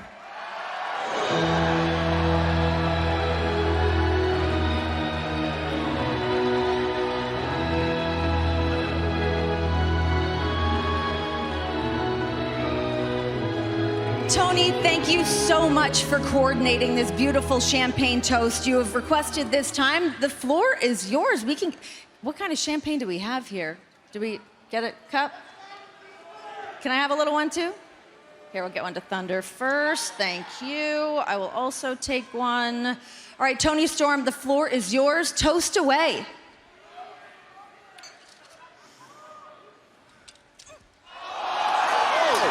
Wow, timeless Toni Storm. It's all a damn setup. Just a cheap shot on Thunder Rosa. Man, out of nowhere. The champagne, just cracked her with that tray.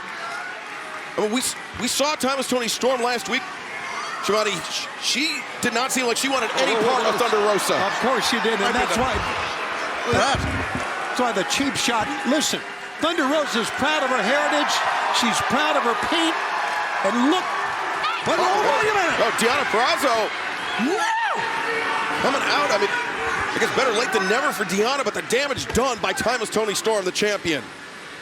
Luther ran interference there. And now, Thunder Rosa. I mean, Deonna was trying to help. Yeah, it's been a strained relationship between Deonna Purrazzo and Thunder Rosa, both women, with their eyes on Toni Storm in that Women's World Championship. Yeah, but listen, Thunder Rosa did not know that was Deonna Purrazzo. I'm not trying to make an excuse for her, but she didn't. It's very clear. Oh, you're probably right. The paint was in her eyes. Right. Now here's Mariah May.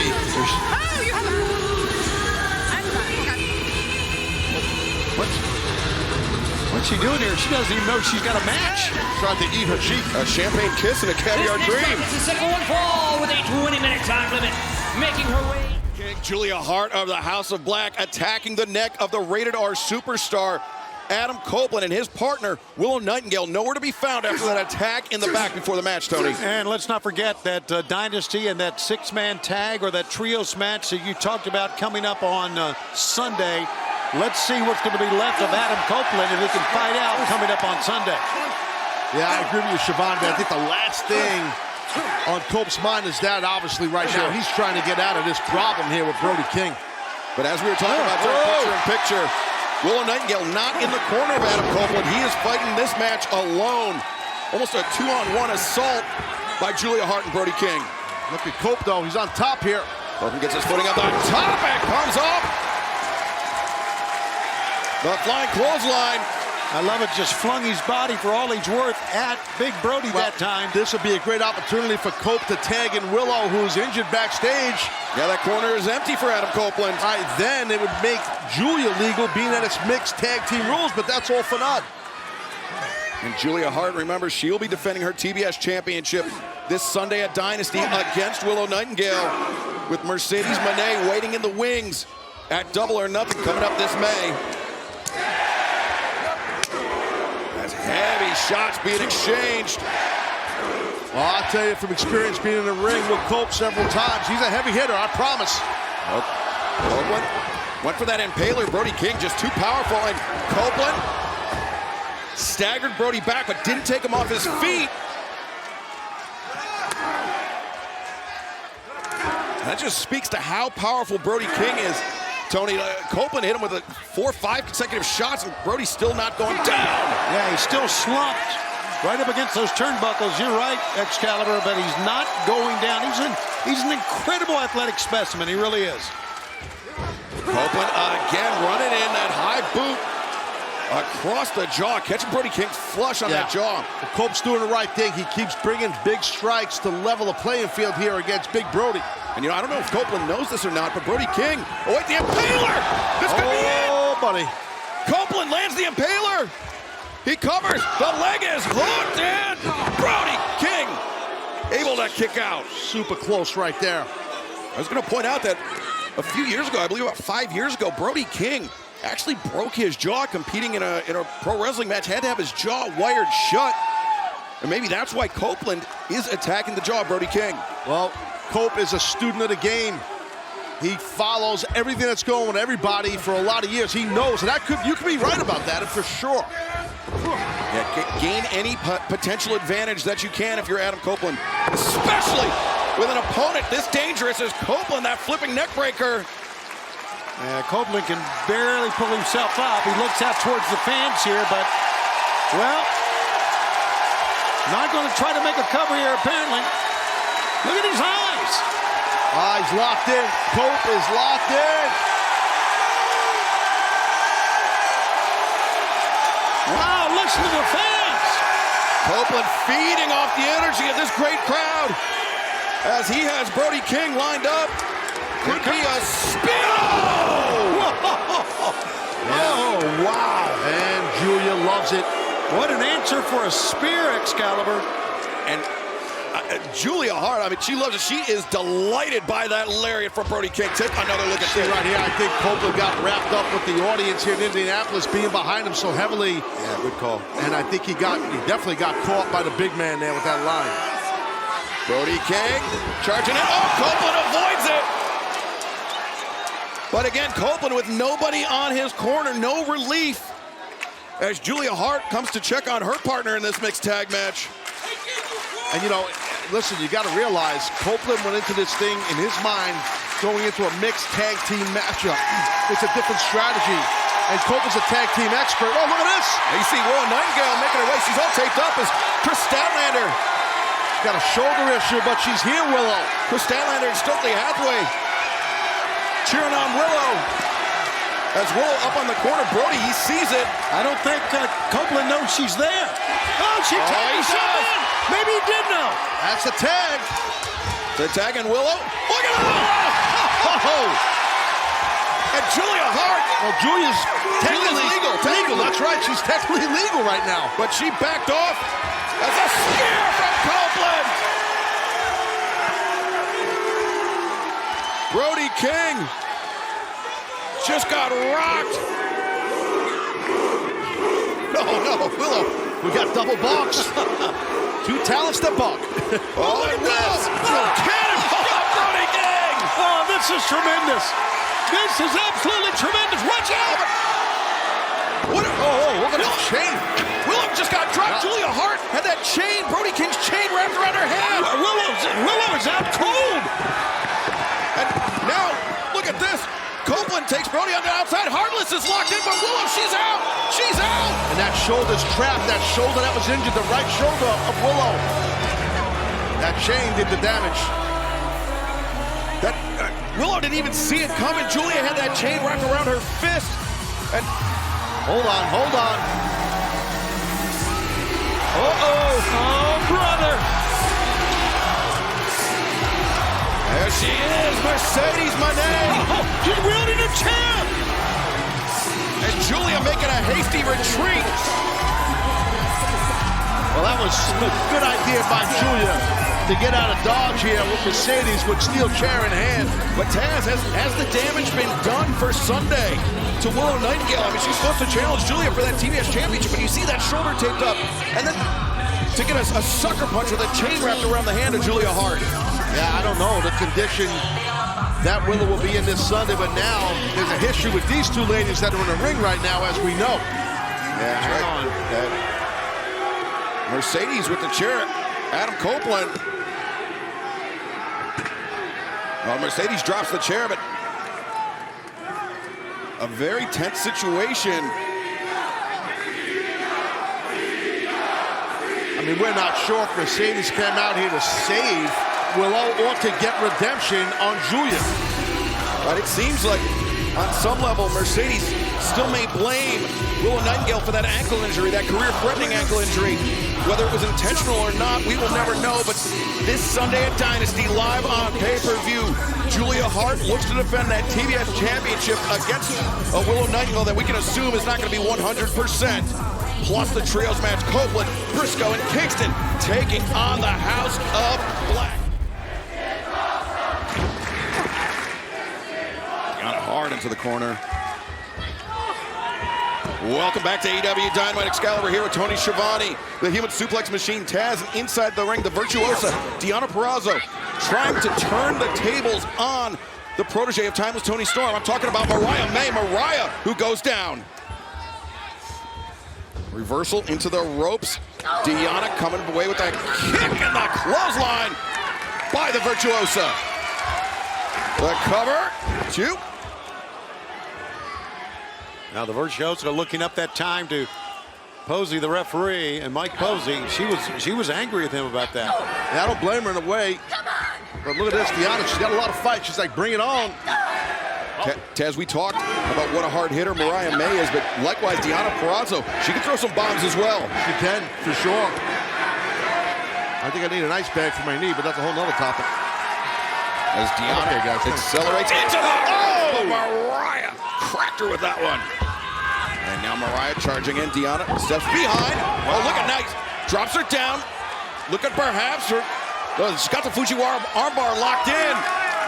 She traps the other arm and leads to the Venus de Milo. The move that Timeless Tony Storm tapped out to. Yeah, but Deonna found the rope. And Mariah found the rope. That's where the leg. Mariah found the rope. Of Mariah's legs comes into play. Long legs, that definitely will help, and having good ring presence, mat presence, knowing where you are, and that's what May did. A heavy chop there by the virtuosa, Deonna Purrazzo. As Mariah, reverses, swinging a miss. Deonna, the pump, kick on target. Good job, Deonna. The cover, and Mariah late kick out there. I'll tell you what, I think Deonna thought she had the win right there. She was so confident. She looked at the handheld camera, if you noticed. I noticed that, Taz, as well. I didn't know if she was looking towards Thunder Rosa. Maybe. I don't know. But she was very confident with that cover. You're right. And Purrazzo was looking for a powerbomb. Mariah able to escape out with a kick and a headbutt. Deonna rocked back to the corner. And Mariah, she likes to use the hip attack as an homage to Timeless Toni Storm. Can she land it? Here she can! That's a lot of impact right there. And now another homage, the DDT off the ropes. Mariah May makes the crawl, makes the cover. 2, and Deonna able to kick out. That's a hell of a kick out considering the two things that happened to Deonna moments ago. Come on now. Finish her off. What a motivator. And Mariah was looking for Mayday, but instead, look at this, reverses, sits down, Deonna counters, 2, 3! She beat her! Here is your winner, the Virtuoso. Immediately after the bell, Timeless Toni Storm watching her protege get upstaged and obviously taking it very personally. Well, she's laying it in. Oh, look at this, guys. The woman, thanks for coming. That was funny. Steamrolled his ass, didn't she? Oh! Thunder Rosa takes out Timeless Toni Storm. The roundhouse for Mariah May. Thunder Rosa on fire here. Rosa definitely saving the day. We talked about the tenuous bond between Deonna Purrazzo and Thunder Rosa. Remember what she said on Saturday? Said she didn't need her help. Talking about Deonna Purrazzo. Mariah sweeping out the leg of Deonna. Now these women picking up right where they left off. Watch out, watch out. Timeless Toni Storm looking for that Storm Zero, but Thunder Rosa knocked her block off. Oh, you want to make fun of me? Say that stupid fire, baby! What are you doing? Unhand me!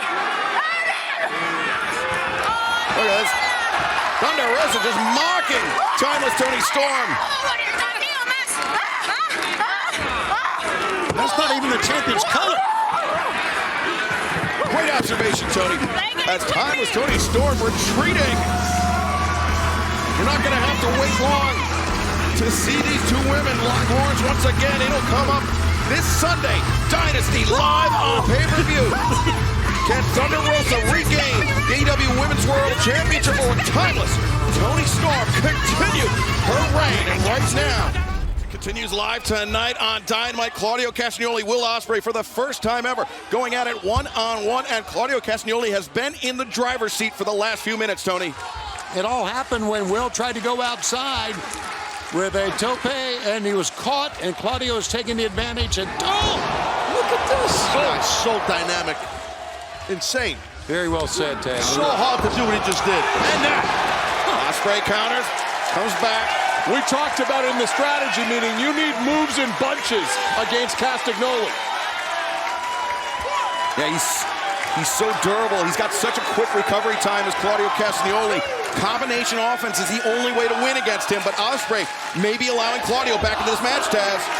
Yeah, absolutely, because you can see Ospreay emotionally, he is jacked up right now, Shivani. Yeah, and we are right on the doorstep of Dynasty. Right on the doorstep of Dynasty. And Will Ospreay still pulling out all the stops, even though he's got that match on Sunday. It's a springboard. Oh, but a forearm shot. He's got it. Cover here, lateral press, no. Tough to beat. Claudio Castagnoli, so big, so strong, so battle-tested. Double underhooks here, you gotta be careful. That's why Claudio dropped to a knee to prevent the other arm getting hooked. Oh, no. Damn. Backslide here, backslide. A deep cover, but no. Claudio able to escape. Ospreay staying on the attack. As he steps through now. He'll try a sharpshooter on the man himself. This is something that Claudio Castagnoli typically likes to employ. And when you have those long legs like Claudio, you can pull this and the long upper body as well. Yeah, and I'm impressed how quick Claudio got out of it, to be honest. And I don't think he ever had it in him. We talked about how tightly coiled those springs and those legs of Claudio Castagnoli are.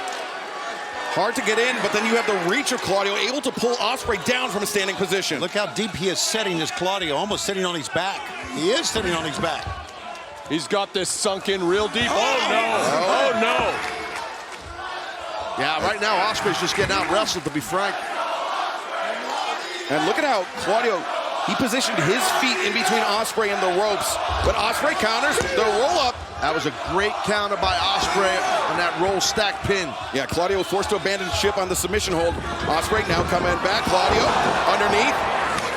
Swinging a miss. Claudio off the ropes. Ospreay caught him flush. Uh-oh. Time out. Double under.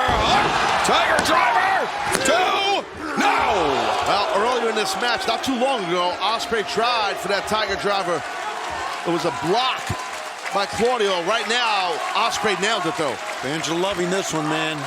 They love this one. I hate to say it, guys. I've got Claudio ahead on points. He's dictated pace this entire match. Yeah, but you know as well as me, Don, points don't mean squat right now. They don't, and Ospreay is a guy who can pull it out of nowhere at any moment.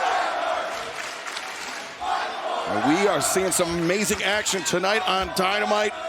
3 straight hours this Saturday. Collision immediately followed by Rampage, and then Dynasty live this Sunday on pay-per-view. Those Toshiaki Kawada-style kicks by Will Ospreay into the face of Claudio Castagnoli, but Claudio uses power, bull rushing Ospreay to the corner. Smartly got his head to the side, took the pressure off his neck, and got Ospreay into the corner. Poked the eyes. Referee Bryce Rensburg did not see it. He was trying to get Claudio back. There was an opening there, and look at Claudio take advantage of the eye poke. Boy, he's hammering it in, buddy. He is hammering the man down to the mat. Yeah, it seemed like Ospreay was anticipating the uppercut coming in, the thumb to the eye, though. Threw Ospreay off his game and allowed Claudio the opening. Might get him here. The near leg hooked, and Ospreay able to kick out. This strategy, guys, is exactly what everyone said you need to do against Ospreay. Claudio's just the first one who's been able to execute it. Well, he is part of the Blackpool Combat Club, and we know what they're all about. And how devastating would it be for Ospreay? A loss here tonight, headed into the match at Dynasty with the American Dragon, Bryan Danielson. Your golden goose, Don, he could be getting cooked here. Well, if I'm Bryan Danielson, I'm smiling while I watch this beatdown take place. Exactly. Why would you bring... Well, I posed that question earlier. Look at this! Oh, Ospreay springs up, connects the enziguri. Now Claudio... Uh-oh, no, Ospreay floats over. What a counter. And Claudio, though, lands on his feet. Another uppercut. Ricola's coming. Ricola. Bomb, no, reversal. Oh, deep cover, no! Definitely landed on his head, Don, no doubt. Man, wow. Ospreay, he had Claudio's heels in his armpits. That was a very deep, very tight cover. So far, the difference in this match has been the power of Claudio Castagnoli. Ospreay's got him set up, though. Claudio's in trouble. Oh, what a round kick. Thrust kick. And Oscutter. Claudio catches Ospreay in midair. That's it. Match is over. No. Claudio! No! Wow. Man, that was... I don't know how Ospreay got out of that. Hair away right there. Barely got that shoulder up, but that's a lot of toughness from Ospreay. Taz, I think we got a good look. Claudio Castagnoli with that mouth guard, the gum shield, as it were. He might have been biting down on that. That may have been the only thing that prevented him from getting knocked out by Ospreay. Definitely could be. You might be right, man. Castagnoli coming in. Ospreay, the Spanish fly! 2! Got him! No! Who's going to win this thing? Oh, brother. What a match. What a battle these guys are having. He needs this hidden blade in the worst way right now. Ospreay strips off that elbow pad. Raises that right arm high. The hidden blade coming in. Claudio pops out! No. Underneath the chin! And Oswald! So close! Well, you could see that Claudio knew that hidden blade was coming. Look at Claudio. You know with that finger what he's saying right now. Yes. Yeah, Castagnoli with no shortage of weapons, Tony. Giant swing, and that's what the fans want to see here. Everybody in the building wants to see it except Don Callis. Giant swing Jones. Here it comes. And he's got Ospreay. Oh, look at Ospreay. What a counter! Oh, tremendous core strength by Ospreay. Unbelievable. To climb up Claudio Castagnoli. That and now sense of urgency by Ospreay. Ospreay. Cancun tornado. 1, 2. No! How did he get up? Claudio get Blade, guys. Got to be careful, Claudio. Blade connects. Ospreay wipes him out and gets the win. The winner of this match, Will Ospreay. Those guys had an amazing battle. Claudio really put up an insane fight. What a match. Yeah, Ted, you used the right term earlier, dynamic. Yeah, that's Ospreay. That's right. That was incredible. That was a great match. Both men, it could have went either way, guys. It certainly could have. Is now. Oh, wait a second. The Don Callis family attacking Claudio Castagnoli after the bell. Kyle Fletcher, Powerhouse Hobbs, Konosuke Takeshita, and Will Ospreay, also a member of the Don Callis family, but taking himself out of the ring, Don. I'm not responsible for this. Well, yes, you are. Look at Brady Buster coming. What? Well, we heard the warning to your family earlier tonight, Don Callis. Yeah, Mox did not miss word. Where the hell is Mox? There he is. Boy, Don Callis. There he is. Don Callis is running away. He's fleeing as Moxley making a beeline for Powerhouse Hobbs, but numbers caught up to Mox already, I think. Possibly he's in trouble here, Mox. As Hobbs and Fletcher trying to swarm John Moxley. And we heard Mox say he's going after Hobbs. We said that earlier. Getting some help on the floor from Claudio, as you can see. Hobbs and Moxley. There's no shortage of history between those two men. Remember, at one point, Powerhouse Hobbs, he was aligned with John Moxley. He was in Moxley's corner. And Hobbs threw that all away. Oh, I remember that well. And now Will Ospreay's on the floor trying to back up Fletcher and Hobbs. Ospreay's pissed at those guys. Yeah, I think Ospreay, he wants to fight Danielson this Sunday at Dynasty. He doesn't want any asterisk on that. He wants the best in the world versus the best in the world. He screamed at Fletcher, his longtime friend. You could hear it. He said, "What are you doing?" He was going to go through a table. Instead, look at him. Yeah, he looks like a slinky. Hung up, or was hung up in the ropes over the apron.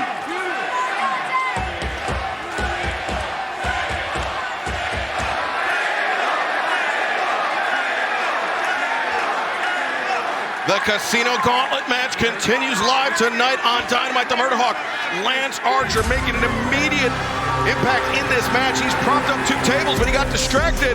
Now Commander's out here. Next, Commander. What a concept this is, guys. We didn't even know this match was happening. A lot of times we know all the matches. We had no idea this was going on. But what a concept it was. Oh, my God, poor Commander. Oh! Holy cow. Commander reversing the powerbomb attempt by Lance Archer into a Hurricane Rana and sending Archer through a set of tables. And remember, the only thing we know for certain about this match is the first man to score a pinfall or submission, Tony, will earn a shot at Roderick Strong, the International Championship. That's one of the reasons it's such a fantastic idea. And really, oh, look at this. I just think it's wild that the guy with the least size took out the guy with the most size. Oh, Commander, though, ducked under the Enziguri attempt. Goes off the back of Will Ospreay. And now coming through Deja Vu. No, DDT by Commander. God, you know, we're so amazed. Cover here. 2-0. I was going to say we're so amazed at what Ospreay can do, but how about that by Commander, guys? Look at this Uranage. Jay White spiked Commander, center of the ring. The legs hook deep, and Commander able to kick out. Just to reiterate, it's sudden death, first pinfall or submission, every man for himself. Yep. First pinfall submission, the match is over. This match will keep going. More people will be coming out, raising the stakes as the, oh, look at that, the Blade Runner countered by by Will Ospreay. Liger bomb, 2, and oh, so close. You can tell there's a sense of urgency because they all know fresh bodies are going to keep coming in. And of course, the winner goes on to Double or Nothing. You're right, Schiavone. For the international title. He's going hidden blade jump. Wait a minute. Oh, hidden blade, no. Brother. Introducing next, Jay Lethal. Lethal a bit tentative.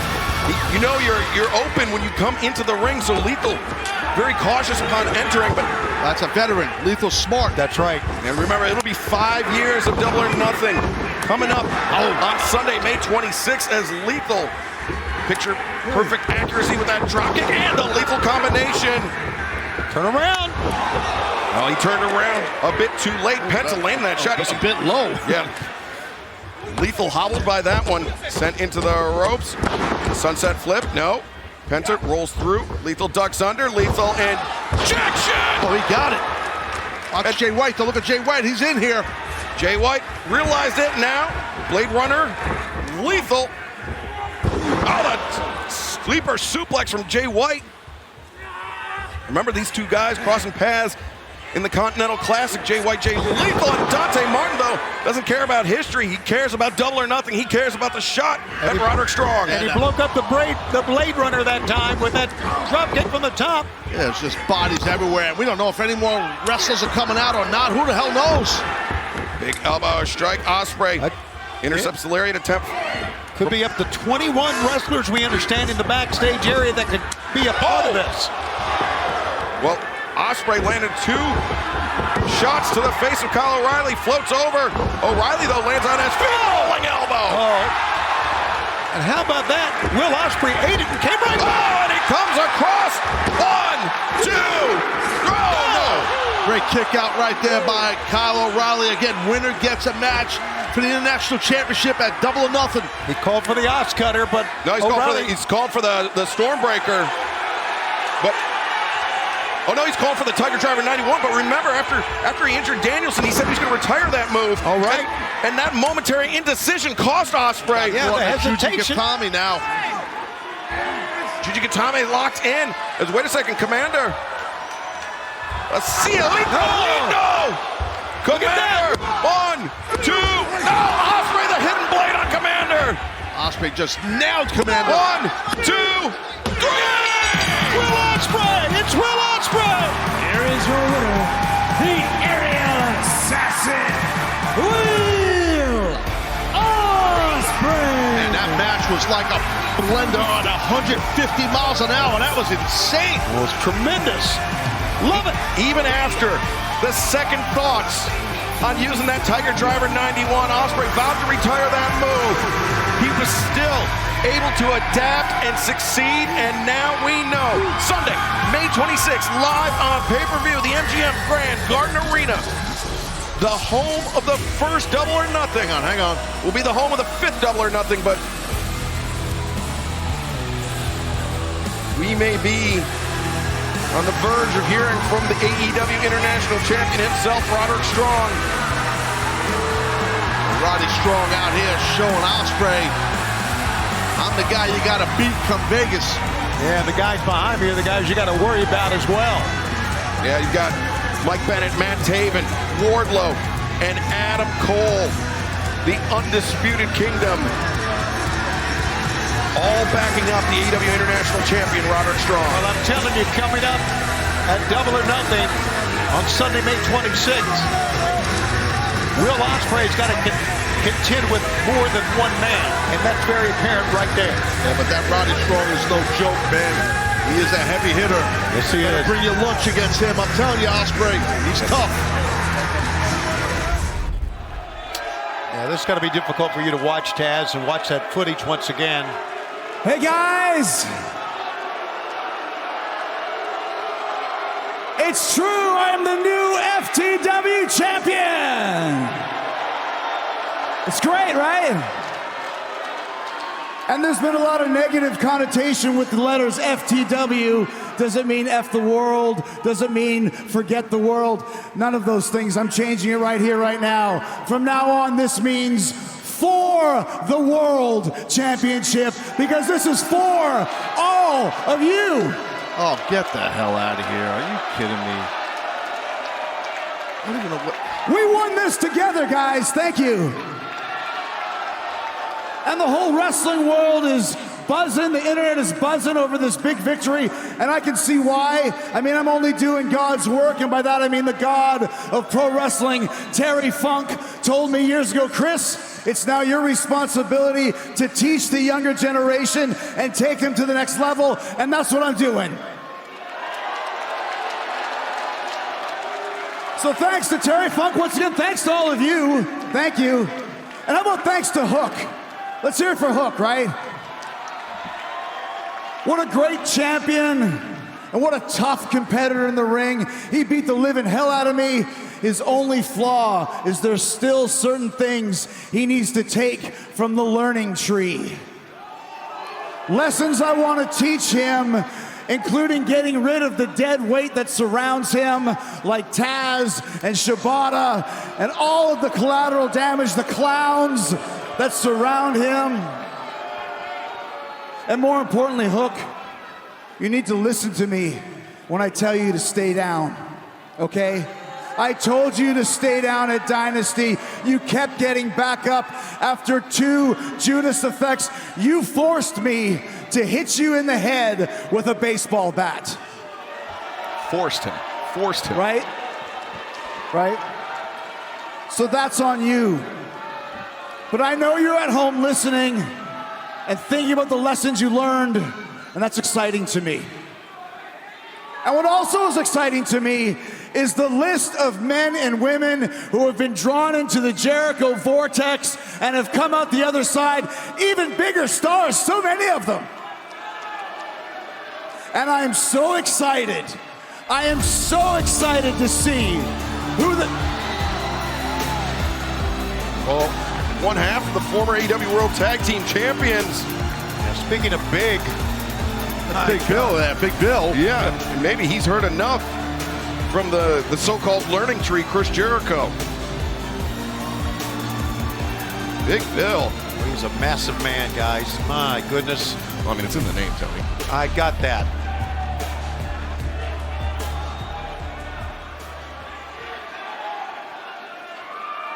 Chris, I have been in the back listening to you, and I only have one thing to say.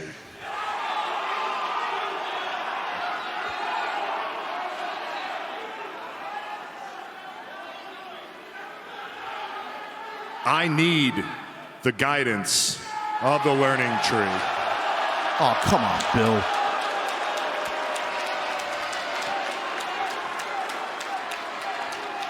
Now, Chris, everybody knows you are the Socrates of professional wrestling.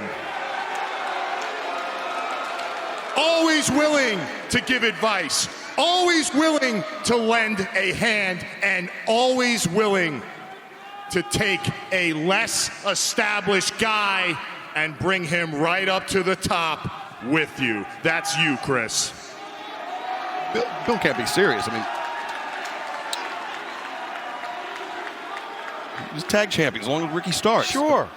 Now I know there is a long line of guys in the back, foaming at the mouth, chomping at the bit for the very opportunity to be a part of the learning tree.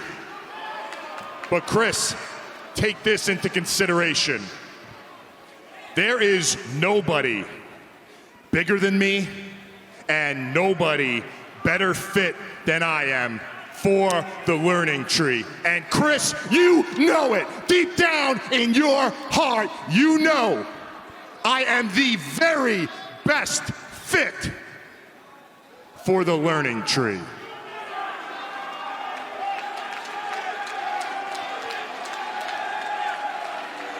I gotta tell you, Big Bill, I've been watching you for a long time.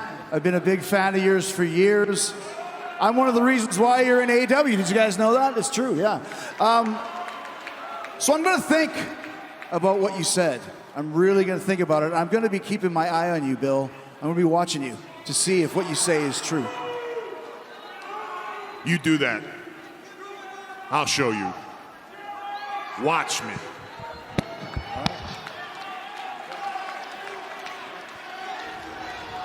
I'll be watching Big Bill, and I'll be watching all you guys as we celebrate together. Oh, brother. Yeah, he's starting to turn my stomach, Jericho. Starting? I just mean today. Yeah, well, put a friggin' decal on my... Oh, I learned this. Well, fans, we are live from Jacksonville, AEW Dynamite, the newly crowned AEW World Champion Swerve Strickland looking to fend off this Eliminator Challenge by Kyle Fletcher of the Don Callis family. Swerve has been in control, but Kyle Fletcher, a very dangerous competitor, Taz. Yeah, no, he is. He is, and we've watched Swerve kind of control this thing, but Fletcher has not stopped going forward, but right now he's been slowed down for sure by the champion. Like you guys mentioned earlier, I think we're going to find out that Swerve is a fighting champion. And coming right out of Dynasty, winning the world title on Sunday. That was just this past Sunday. And already on Wednesday. Right now, Swerve maybe setting Fletcher up for that arm breaker, but Fletcher knew it. But Swerve maintains control of the wrist. Well, what Fletcher did, he rolled into the pressure that Strickland was creating, and that's just smart mat wrestling. We need to change game plans here because what Kyle is deviated to is not working. As Swerve puts on the brakes, change it. Oh, but Fletcher using his length, using his reach, connecting with that kick and a driver. And that was beautifully done by Fletcher. Definitely slowed down Strickland right there, Don. The champion smartly rolling in proximity to the ropes. Hold on. Right now, you heard from Matthew and Nicholas Jackson earlier. They said that they want the cameras to stick with them, and they are outside Tony Khan's office with Jack Perry. And Okada there, they're going in now. Okada. What the hell? Okada, Matthew, and Nicholas, and Jack Perry. What possible business could they have with Tony Khan? As right now, Fletcher on the apron with Swerve. He could be looking for half and half. Yeah, half of it with an overhook, though, instead of a half waist. A net breaker on the apron by Strickland. Yeah. But Swerve's hurt as well. That was a nasty fall for both men. Well, in an eliminator match, as you know, Excalibur, it's a great opportunity for someone like Fletcher here, like you pointed out a couple times earlier. He gets the victory, then he gets an opportunity at the champion's title. That's right, and Fletcher, he doesn't have to pin or submit Swerve to earn that shot. He could win via countout in this eliminator match and still earn a shot, but right now Fletcher may have to deal with this. Oh my God! Damn! No. Oh, but Swerve comes up clutching that ankle. The right ankle, yeah, but I don't want to be Captain Obvious here, but man, Fletcher took it real bad right there. Right on the face. Yeah, watch where Swerve's feet come down. Oh boy. I think Fletcher is very fortunate that Swerve got hurt as well, because Swerve, I think, can roll him in the ring and pin him right now. But this could be disastrous. Fletcher might be out. I mean, and like you said, this guy Strickland just won the world title. He might have a lower leg injury already. That looks like a high ankle sprain to me, and those take time to heal, Taz. Yeah, no, they do. It could be an Achilles tear also, or it could just be a slight little tweak. Yeah, this is not how you want to start your reign as AEW World Champion for Swerve Strickland with a potential ankle injury in the house call. No. Oh, he Fletcher intercepted it. Ankle lock there. That's my guy. Oh, look at how Fletcher wrenching on the foot of Swerve Strickland. He needs to snap it. Yeah, Fletcher can win this right now, Don. Right now is his moment. Taz, he needs to sit down, does he not? He does. He needs to lace his legs together and get to his stomach and put more pressure and get a heel hook on that injured lower leg. I like Swerve, but I would like to see him cripple him right now with his hold. Oh my God, Don, that was too much. Yeah, that's kind of heavy there, Don. Oh, there it is. That's Fletcher. That's it. That's what you said. That's exactly right, sir. That's what you want to do. Fletcher sits back, and he's got Swerve Strickland anchored in the center of the ring. Swerve trying to make that desperate army crawl. He's got a figure four grip on that ankle. He didn't heel hook it, but doesn't matter. There's a lot of pain in the champ's face, as you can tell. Give him a lot of credit for getting out of that. Boy, he just muscled his way there. And Kyle Fletcher, importantly, making use of 4 of the 5 seconds on the referee's count to break the hold. Hanging on for as long as possible, and now teeing off on the champion. He needs to go back to the ankle. I would definitely do that, but these round kicks to the sternum, they're rough too, but I agree, Don, he should go back to the ankle. He got caught here. Now Swerve, changing levels. Kick to the midsection, Swerve. Just hacked at him with that big overhand shot. The hip toss, Swerve. Transitions, rolls through. Went for the brainbuster. That ankle gave way on him. Yeah, Fletcher found his feet. Now Swerve was thinking big pressure there, but what an up kick! Right under the chin. What an up kick, and now Swerve leaps with a flatliner. Face first went Fletcher. Swerve floats over. He's so fluid. Brain buster by the champ, but slow to capitalize. The cover, 2, and Fletcher able to kick out. A lot of heart, a lot of resiliency and toughness by Kyle Fletcher on that kick out, because that was some flurry by Strickland. Yeah, a lot of pain on Swerve's face, too. As you can see, he's still holding that right ankle. What a great athlete, and what a great champion Swerve has been thus far, this early into the reign, Taz. Yeah, no, absolutely. I mean, absolutely. This match is an insane test for him. I'd be going pile driver here, possibly. Swerve thinking tombstone, but Fletcher. There you go, kid. Fletcher turns it around, and do it. Reversal again. Fletcher drops through, and lost him a bit. Trying to bring up Swerve. It's hard to do. All of his weight's hanging down. Look at this. Spike him. Yes! Oh. Yes! Fletcher got it.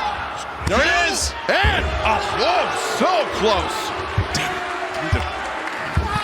It's definitely close, and Don Callis sweating, obviously, because Kyle Fletcher just a heartbeat away from earning a shot at the AEW World Championship. Melbourne. Call him play, Schiavone. Why didn't he do it down there? The inside. I know you never played a sport, Schiavone, but it's called calling plays, like Taz said. Well, then go down to the ringside. He's following instructions. And coach him up. Oh, Fletcher. What? He had hand signals too. I was impressed. Fletcher. I don't know what he was supposed to get the table. He changed his mind. Instead, comes flying in with that kick to the jaw. Get to change his mind. And he gave him the play. Now, Fletcher with Swerve on the top turnbuckle. Kyle Fletcher. So this obviously is not Melbourne. Maybe it's Sydney. Just guessing here. Well, it's turning around on Fletcher as Swerve finds his footing and lays in these right hands. When an athlete tries to think for themselves, nothing good comes of it. As Fletcher in the ropes, he's in trouble. He sees what's coming, and he's powerless to stop it. No. The Swerve stomp. That might be it. The cover. And no! Good kick out. Impressive by Fletcher. You know what's coming here, guys. It's the house call. Fletcher goes down in a heap. Forget about it. 2, 3. Here is your winner, the AEW World Champion, Swerve Strickland.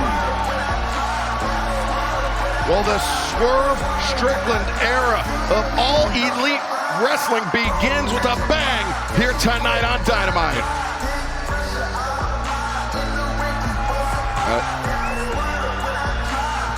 And fans,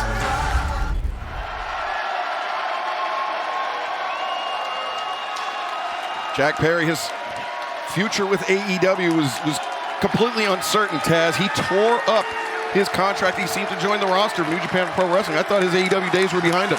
Yeah, I thought so too. And recently we saw the Young Bucks, Matthew and Nicholas Jackson, put out the footage of confrontation from Wembley way back.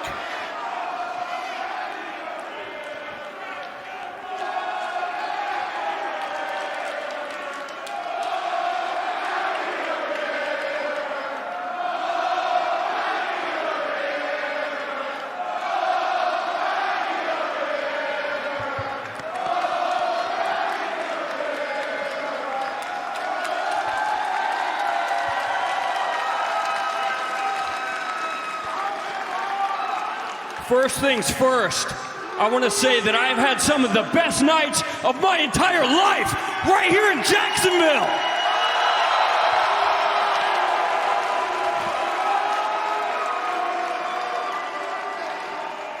But tonight, we have business to handle. And I want to handle it right here, right now, face to face with Tony Khan.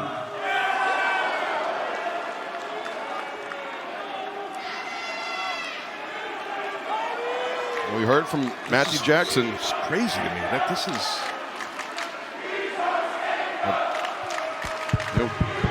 After All In London, Jack, I mean, he just dropped off the map here in AEW, and where's the boss right there? Yeah, Tony Khan. That is Tony Khan, the founder, the president of All Elite Wrestling, who's agreed to meet with Jack Perry face to face in the center of the ring. Man, it's been a long road. Almost 5 years ago was the very first Double or Nothing. And since then, AEW has gone on to change the world.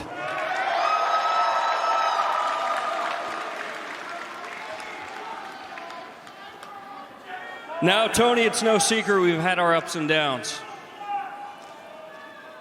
We haven't always seen eye to eye, but I want to tell you this right now. From the bottom of my heart, I swear to God, the only thing that I have ever wanted is what's best for AEW.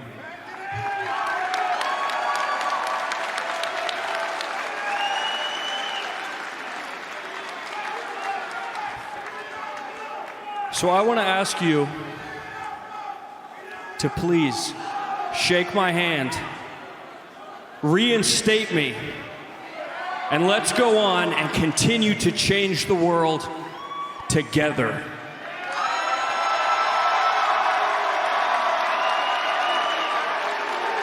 Well, sometimes you have to leave for you to really set in. Tony's he's a great boss. He's a great guy, and he's such a giving guy and forgiving guy. So this doesn't shock me. But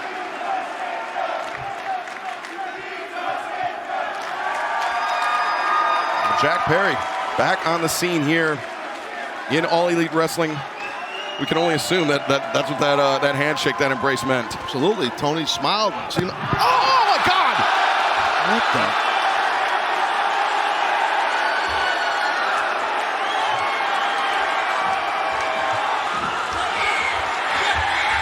What?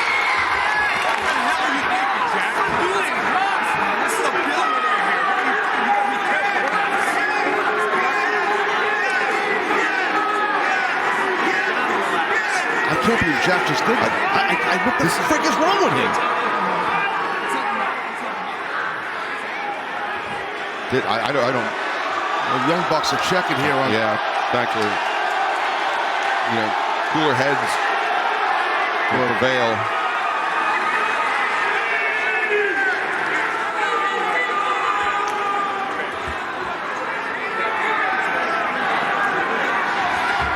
Wait, no. What the fuck? No, not this, no.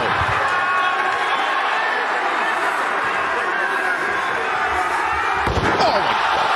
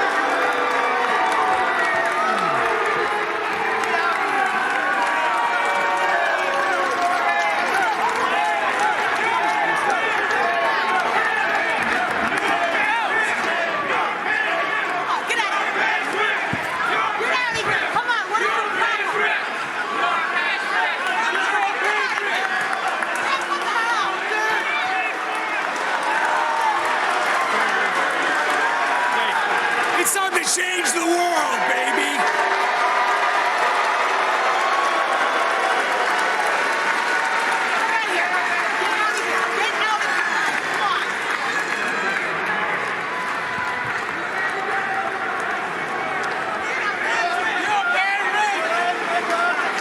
Thanks, everybody. Thank you for coming to the show. What a show.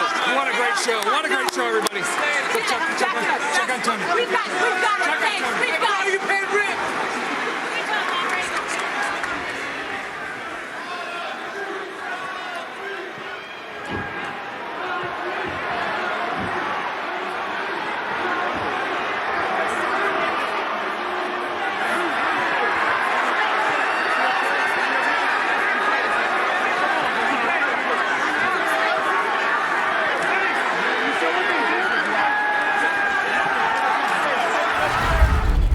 Welcome to AEW Dynamite.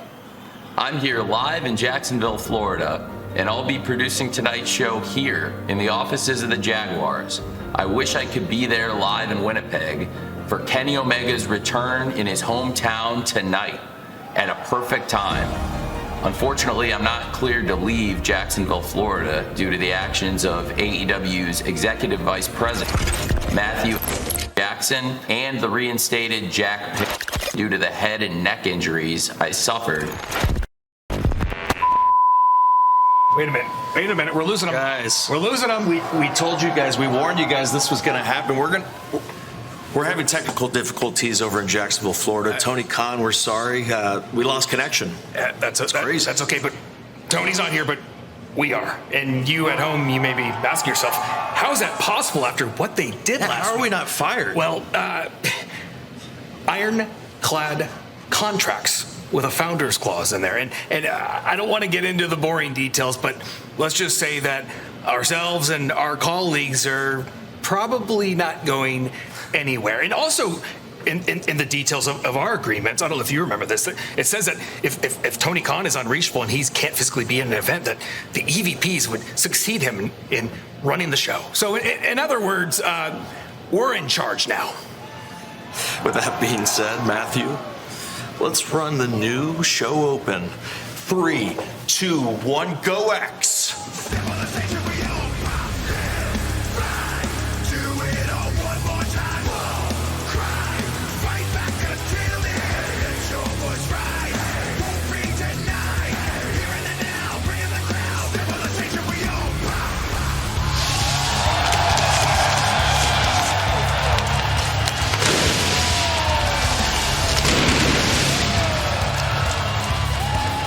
It's Wednesday! You know what that means! AEW Dynamite is live from the Canada Lunch Center, Winnipeg, Manitoba, Canada. I'm Excalibur, joined by the great Tony Schiavone, the human suplex machine Taz, and we have 3 straight hours live for you tonight. AEW Dynamite, immediately followed by Rampage. Still favoring that shoulder. The midsection of Buddy Matthews, the challenger, may be compromised in this TNT Championship match. The Rated R superstar, Adam Copeland, firmly in control. I'm sorry, Tony, go ahead. I was saying, what a match this has been. And Excalibur, you're right. Just a lot of respect to Buddy Matthews, spitting up blood, but he wanted to continue in this match, and he has been assaulted since then. But once again, what a way to start this program. I mean, this is a physical matchup, everything we thought it would be. Yeah, TNT title on the line here. Cope defending, challenger is Buddy.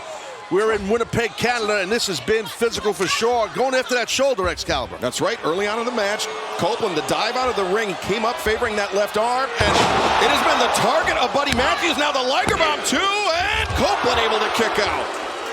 That's a big-time main event kick out right there, because most men would have got beat after that power bomb right there. But I'll tell you, I'm worried for Buddy. Yeah. It was that when he collided sternum first in that collision, well, Copeland is spitting up blood. I'm worried for him. Well, Taz, I mean, I think that powerbomb out of the corner may have been the first offensive move from Buddy Matthews in the last 4 to 5 minutes. This has been all Copeland, but that just underscores how dangerous Buddy is, Tony, that one move like that can totally change the course of this match. It's athleticism is what it is. It's the time and effort he's put into his craft, and we all have, even though the House of Black... Again, back to the midsection. Landing on that midsection, that abdominal region. Even though the House of Black is not to be trusted, you got to admire the athletes that make it up. Oh, there's no doubt about that. I completely agree. But you also got to tip your cap to Cope. Man, he went into this thing not knowing which member of House of Black he was going to face to defend his title. That could have been Buddy Matthews very easily. Could have been Malachi Black, the man that pinned Copeland in the trios match at Dynasty, or it could have been the big bruiser, Brody King. But Buddy Matthews, the challenger tonight, the shots to the ribs. What the hell is this? The Rated R superstar. Now Buddy flips over, looking for another powerbomb out of the corner. Copeland clutches on. Oh, the heel driven. Right to the stomach again. Yeah, that found its mark, that heel did. Good call. But Buddy, just a desperation right hand, stopping Copeland in his tracks. Buddy looking for the superplex, but typically Taz, the legs on the outside of the ropes when you're going for a superplex. Absolutely, but those body shots by Cope definitely slowed down the offense or the attempt. There's more body shots. As Copeland maybe thinking, it is! Avalanche Impaler! Covering now, but he can't. As Copeland, you see his hand on that left shoulder, that damaged left shoulder, now drapes the right arm on Cross. He's got him. No! And you're right, Taz. I thought that was done. I thought that was it, too. Yeah, the way he was laying there, but he just was not moving, was Buddy. Oh, that Impaler was on target. A last half second, maybe even less, kick out by Buddy Matthews, keeping his TNT Championship hopes alive. These guys are having a battle here. What a great matchup for the TNT Championship right here live from Winnipeg. Here the fans covering their feet. And Taz, that spear from Copeland, it's dangerous even under the best of circumstances. But Buddy Matthews, 3 consecutive knee strikes. Jackhammer, 2, and Copeland's turn to kick out. Oh, watch, right at that, he's got him, he turned him. Buddy Matthews transitioned immediately on the kick out into the crossface. Got that arm trapped well with the right leg, does Buddy. But Copeland, his only advantage in this situation may be the length of his frame, Tony. Yeah, I agree with that. He's reaching. He is the left. I'm sorry, Tony. The left arm. You can cradle him right here. Right. Turn your back. It's easy to say sitting at an announce desk. I could see it clear as day. You have that leg hooked with your left arm and turn. There it is. That's it. Copeland turns it over. 2 and Buddy. Sorry, that's what you want to do. The weight was shifted perfectly by Cope. Oh my. Copeland drives down Buddy Matthews. The cover, 2, and Buddy able to kick out. What an effort by both men in this match. I mean, yes, I agree, Shivani. Yeah, both men. Shows you how vital, how important, how prestigious the TNT Championship truly is. During that pinfall attempt by Copeland, we crossed the 20-minute mark of this match. Now less than 10 minutes remaining. But Copeland could be thinking spear again. Matthews sidesteps it. Uh-oh. And now Matthews with Copeland on the shoulder, the knee to the jaw. Oh, he wasn't able to make a cover. He's got something in mind, Buddy. Yeah, he does. I would have followed up to your point, Shivani, with a cover, though. Oh, went for the stomp, but instead Matthews, eats the spear. Uh-oh. Copeland covers. 2, 3. Your winner and still TNT champion, the rated R superstar, Adam Copeland. Just so much the ribs and sternum can take, guys. That's right. It was a great effort by Buddy Matthews, Taz, but the damage to his midsection ultimately proved to be his undoing. Absolutely. I mean, what a victory for Cope, not knowing who he's going to face from the House of Black. But again, you got to give a plethora of credit to Buddy. What a battle he put up. When they collided in midair, their midsections, and Buddy was spitting up blood before we went to break. That was the key. Look at this. Sending that message here to the House of Black. Yeah, once again, it's the anger that he's built up since what happened to him at Dynasty. Yeah, well, it's even before Dynasty, all the mind games by House of Black in the weeks leading up to it. And now, Copeland with 2 steel chairs in hand, that is not something that anybody ever wants to see. No, if you see Cope with 2 steel chairs, that's definitely a bad sign. For those who know, this is going to be ugly. Well, Buddy got up and then got quickly down. Oh no, not. Oh, yeah. Yeah, that's. The mist that was in his eyes has made him crazy. Has made Adam Copeland crazy. This is dangerous. I mean, I get how upset and pissed off Cope is. But, man, this is nasty. This is going to be bad. If we have seen this, however, what the mist in people's eyes have done before. Has Adam Copeland been driven past the brink? The lights go out here in Winnipeg. Well, I don't know what that means, but it cannot be good for Cope. But it's got to be good for Buddy. Oh, wait, Malachi Black. Did he say do it?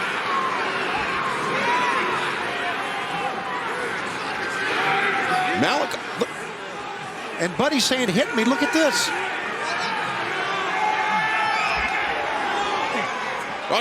The lights out again. As Copeland had that chair raised above his head.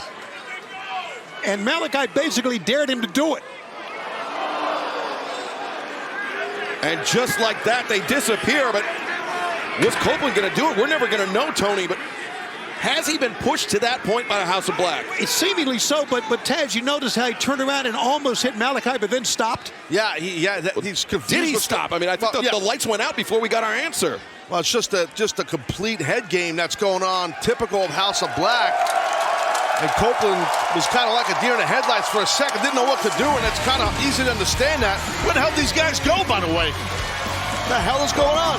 Adam Copeland remains TNT champion, and fans, the action continues live next tonight on Dynamite. AEW World Champion.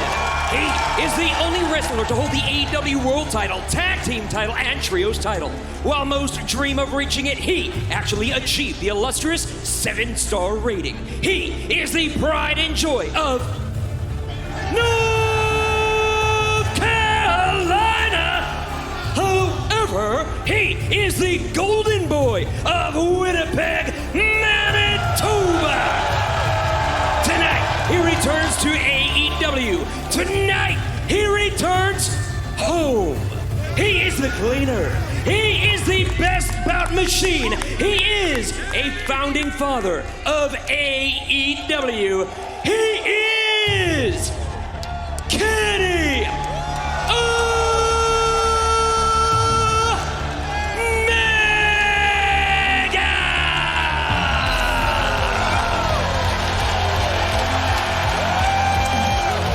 Of all my years of doing pro wrestling, I have never seen Kenny Omega have a bad match. And I can't say that about hardly anybody else in this business. It's been a long time, Excalibur, since we've seen this cat right here. Omega's in the house. Omega forced to take time away from the ring, time away from AEW to recover, but it is great to see him back tonight on Dynamite. It's great to see him back in his hometown of Winnipeg. What a reaction here in Winnipeg for the hometown cat and the hometown boy. Kenny Omega was fired from the Elite by Matthew and Nicholas Jackson. He was effectively replaced by the Rainmaker, Kazuchika Okada. We have not heard from Kenny Omega since that has transpired. And I am very, very hopeful that he will address it tonight live on Dynamite.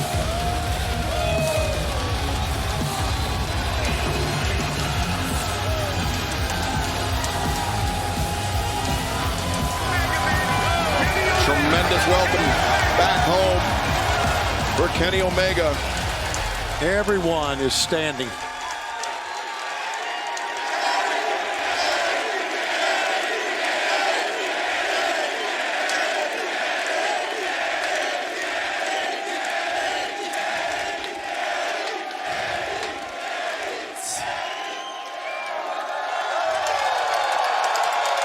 You guys are making this tough on me. I've never been good at this sort of stuff.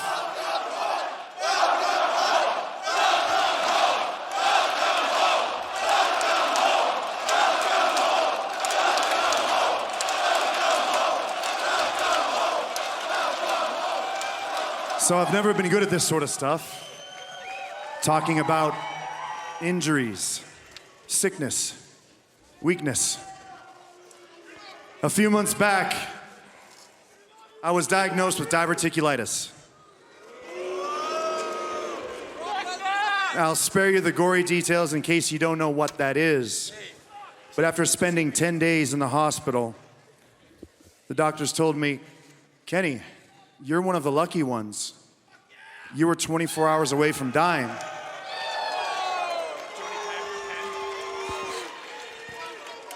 So to that I said, cool story, Doc. Can you patch me up and send me back to Dynamite? He had said, Kenny, it's not that simple. We need to get what's in you out of you. And if we cut you open now, we're gonna have to fillet you open, and you're gonna have to have a bag, a colostomy bag, for 6 months, 12 months, possibly the rest of your life. So I said to the doctor, I said, and if I don't? He had said, that's fine, but for the rest of your life, you're gonna have a ticking time bomb right here, where you might not know where, when, or why, but you might just one day wake up in the hospital having the surgery done to you anyway.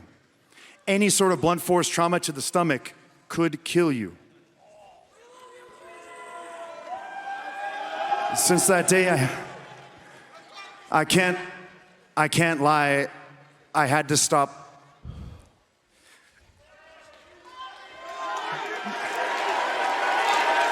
I had to stop watching.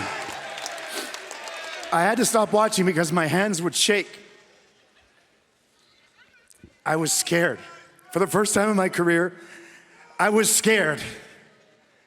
And I felt pathetic, I felt like a coward, and I felt like maybe the point today, this whole thing, was to come out and explain to you that I had to retire. And then I did something. I turned on AEW for the first time the other day, and I watched Dynasty. Anyone watch Dynasty? I saw Swerve make history. I saw Will Ospreay and Bryan Danielson put on one of the greatest matches I've ever seen in my life.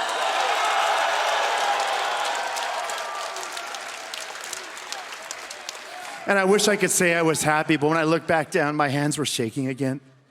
And the tremors got worse. The tremors got worse, and I thought, wait a minute. Am I really scared of being a wrestler?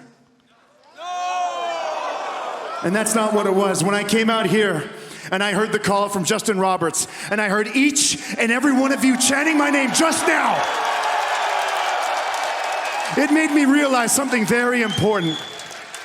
Yes, I was scared, but that's life. We're all scared of something. The reason why I was shaking is because I was going through withdrawal. I needed to be back in this ring. I needed to be back in this ring more than I wanted to breathe. Living is being in this ring. Being called the best is what fueled me. And it hurt. And it hurt me. And I hated it. That all the best shows, the best pay-per-views, the best wrestlers on the planet are in the conversation for being the best, and I've already been forgotten.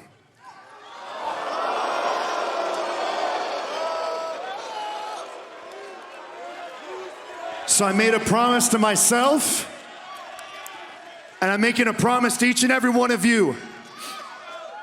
This isn't over until I exhaust every option. If there's a 10% chance, a 5% chance, a 1% chance, bag or no bag, you guys aren't done with Kenny Omega yet. I made a mission statement to change the world. And that brings me on to the second piece of business. When we're talking about colostomy bags, why not talk about two other shit bags while we're at it? Matthew and Nicholas. You've been running roughshod over this company and embarrassing yourselves more than you've embarrassed yourselves ever before in the past.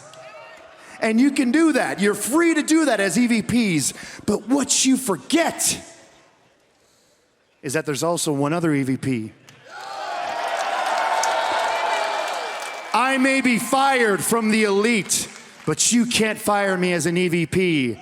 So as far as I'm concerned, until someone says otherwise, a part of the power in this company belongs to the best bout machine.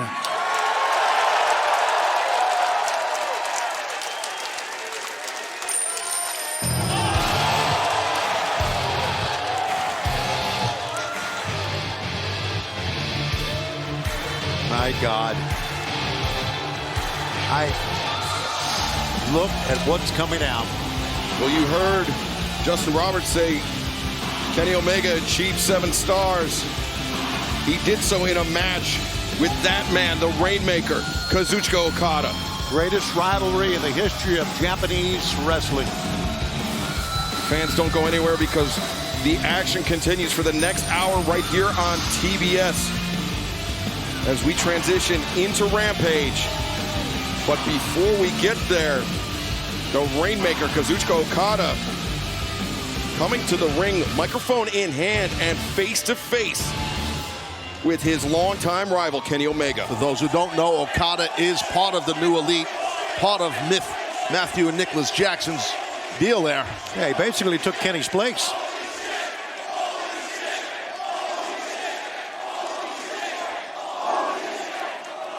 Oh, hisashiburi da na, Kazuchika.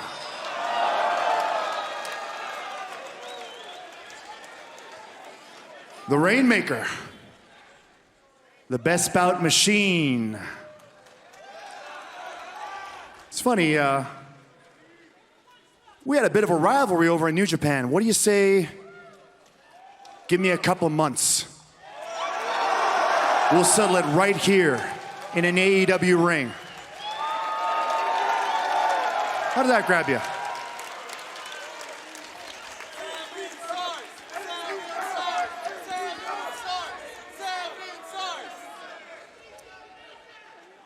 I'm sorry, Kenny.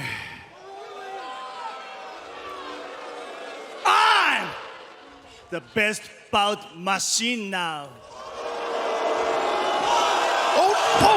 Jack Perry, where did... Came out of nowhere, Perry.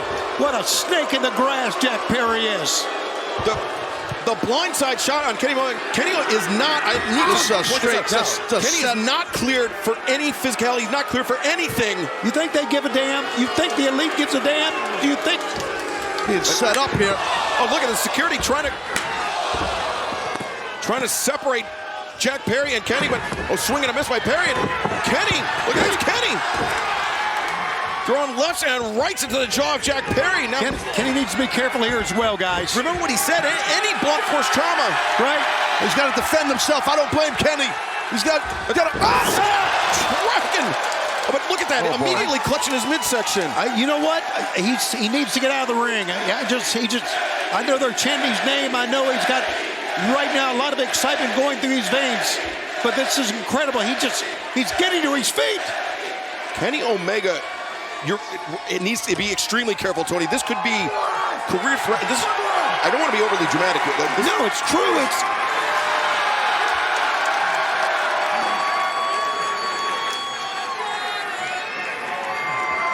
Omega with Jack Perry lined up.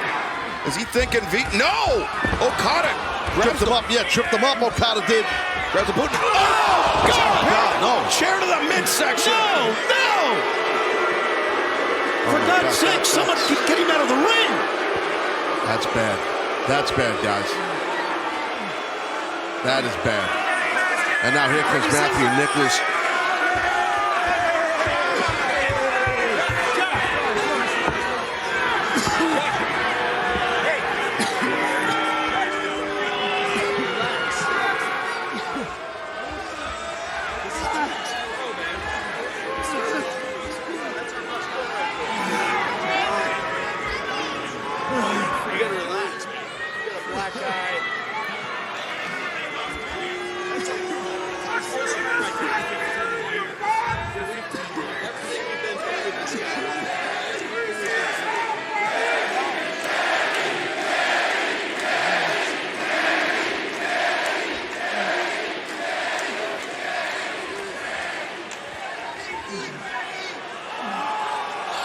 Oh, no.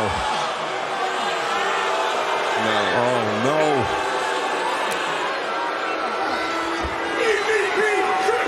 Oh, no! What is wrong with these people? They were like brothers. Kenny was like a brother to them. It's unbelievable.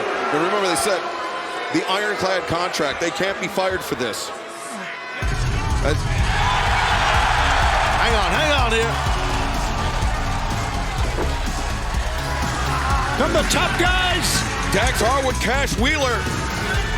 I don't think I ever thought I'd see it coming to the aid of Kenny Omega. They couldn't stand it anymore. They did the right thing. Dax and Cash did the right thing here. Well, thankfully, Dax Harwood and Cash Wheeler intervened, but our medical staff checking on Kenny Omega. Fans, don't go anywhere because Rampage starts now. A week ago, we saw what they did to Tony Khan, and now what they're doing to Kenny Omega. I get it going in the ring, but he is not well. No, he's not well at all, and you can see Kenny holding his side. And Taz, you talked about how Matthew and Nicholas Jackson were like brothers with Kenny Omega, and then for them to allow Jack Perry to hit Kenny in the abdomen with that chair, then the EVP trigger. Yeah, they don't care. No, they don't. And you know what? I don't care if I'm fined or not. This has got to stop. This absolutely has to stop. And obviously, we have more action still to come tonight on Rampage. A series of tremendous matches, but right now, I mean, this is a serious thing. Yeah, I know. This guy, Kenny's in bad shape here, guys. He is. Oh my God, I hope he's going to be okay here. And for those that don't know, diverticulitis has a very serious issue with the internal organs, with the intestines. Yeah. And that's why Kenny talked about having a ticking time bomb in his stomach. It's something that can flare up and even under the best of circumstances cause extreme pain. But it got drilled with a chair. You could lose part of your colon. Is what you could do with diverticulitis. If you are just joining us here tonight for Rampage, let's take you back moments ago. Kenny Omega made his return here in his hometown of Winnipeg, was addressing the crowd, was confronted by Kazuchika Okada, but it was all seemingly a setup for Jack Perry. This was a plot from the beginning. Jack Perry, we've seen how he's been sneaking. This is what Kenny Omega is trying his best to fend him off. It was a full-blown setup, and there's the shot, the killing blow with that chair, and then the EVP trigger. And I mean, we just hope that Kenny's okay. And I think the dangerous thing about that chair, Taz, correct me if I'm wrong, though, is that the blunt force trauma that Kenny talked about to the midsection can cause a rupture. Yeah. And, can, I believe, maybe even lead to sepsis. Yes, it can. It's a very scary situation. And right now, as we see our medical team bringing Kenny to the ambulance. And, oh, no, come on. Somebody's got to put a stop to this. There's no one that can stop this. FTR trying to protect Kenny Omega, and look at this Okada.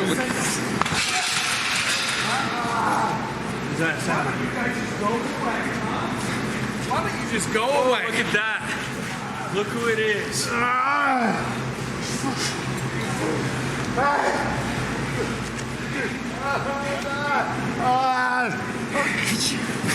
Kenny, I love you to death, man. This is just business. I'm sorry, dude. We gotta change the world, right? We gotta change the world, right? Anything needs us. I'm sorry, Kenny. I'm sorry. Oh, no. No.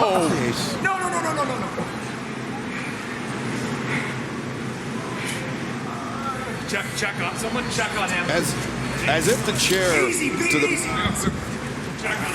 to the midsection wasn't bad enough.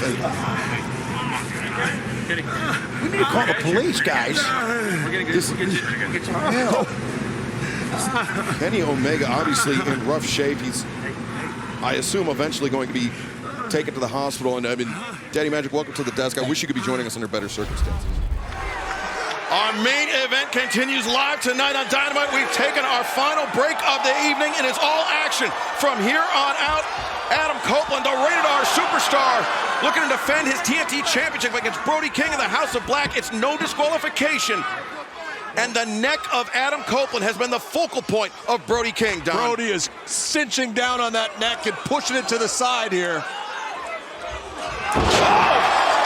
What a desperation move it was, and it worked. But Blood Brody, everywhere. Brody is back on his feet. And Brody King still fighting with the blood in his eyes, in his mouth. And big boots, both men with tremendous reach, and both men go down. What a tremendous battle we are watching. Question here is, what's going to be the bigger issue, the neck or the blood loss as time ticks away? Well, Stephon Smith got a close look at both competitors. He just waved off the ringside physician. This match will continue, and we still have a ton left here to come on Dynamite. Mercedes Moné, the CEO, will respond to Willow Nightingale, and plus we will hear from Matthew and Nicholas Jackson, Kazuchika Okada, the Rainmaker, and Jack Perry. Tonight on Dynamite, we heard Kenny announce that Anarchy in the Arena match. The Elite will respond.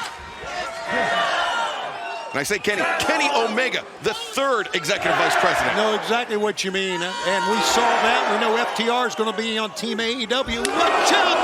Oh, discus, elbow strike, and Copeland collapsed. But you see how unsteady Brody King is on his feet, Don. God, he got him look at this. I can't believe what I'm seeing. He fell on the head of the neck. Copeland perhaps at the point of exhaustion, too. No. And Copeland kicks out. Copeland running on instinct right now, guys. What was once a smile is now a face of frustration here from Brody. Yeah, we talked about the fatigue setting in on the challenger, Brody King, but the same could be said for the champion. Don, Adam Copeland weathered a very tumultuous storm at the start of this match. That's it. Running cannonball. It's over. And the cover. 2 and no! Something left. Wow, I have no idea how he did that. And Tony, remember, it's no disqualification. The rope break, not an option for Copeland. Absolutely. Here, take a look at this cannonball again. And look at what it did. They tried to turn to his side, but it still caught the head. Yeah, he got the shoulder up, protected his neck just enough to get out the back door. And Copeland is covered in blood, but it's not his own at all. As Brody King looking maybe for that Gonzo bomb. Copeland fights his way free. Then he grabbed the mouth and pulled him down. Great counter by Adam Copeland, guys. But can he take advantage of this opportunity? And fans, remember, coming up this Saturday night, 8/7 Central on TBS, AEW Collision, immediately followed by Rampage, 3 hours live on TBS this Saturday night. From Vancouver. Look at the face of Copeland. He's got a lot going on in that mind right now, Don. And he's harnessing the power of these fans. And Copeland sizing up Brody King for the spear. Oh, Brody. He hopped up, he caught Copeland. Oh! Spike pile driver in the corner.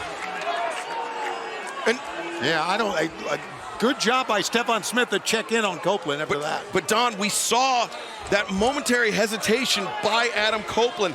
That may have been the only thing that allowed Brody King to counter that. Well, Brody King will make you pay and pay dearly for mistakes like that. He's been doing it all match. And I mean, Brody King, a man who came into his own as a singles competitor last winter in that. Oh, wait. What is he thinking? Copeland. No way. Even after the pile driver. Don't do it. Oh, my God. Death Valley driver on the apron. Copeland digging deep on that one, guys. But was that everything he had left? Was that everything that TNT champion had to throw at the challenger? Well, you can see that he's holding the back of his head and he can barely stand up, for God's sake. And you see the blood of Brody King staining the trunks of the Rated R superstar as the challenger trying to pull himself upright. This ring looks like a butcher shop. As the sword through the table!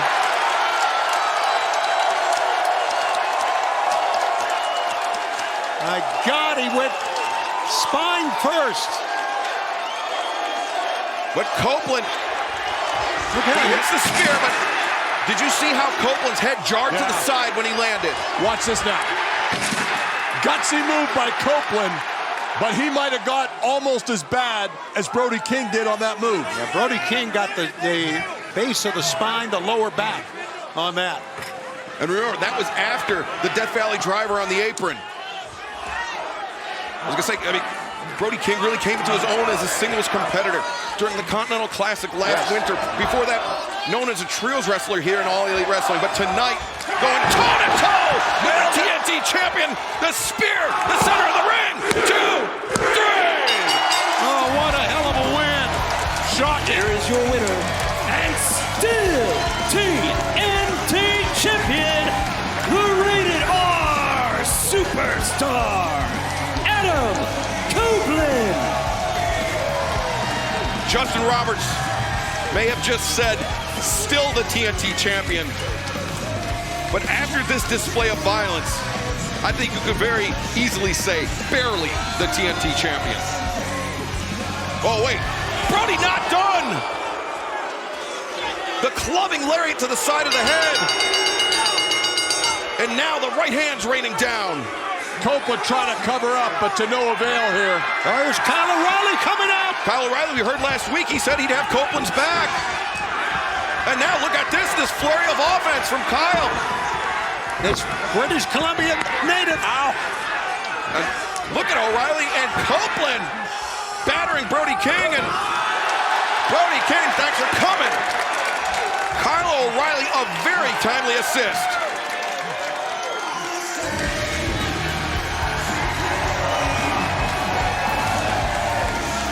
Well, Adam Copeland somehow surviving against Brody King and Kyle O'Reilly, a man of his word. He had the TNT champions back.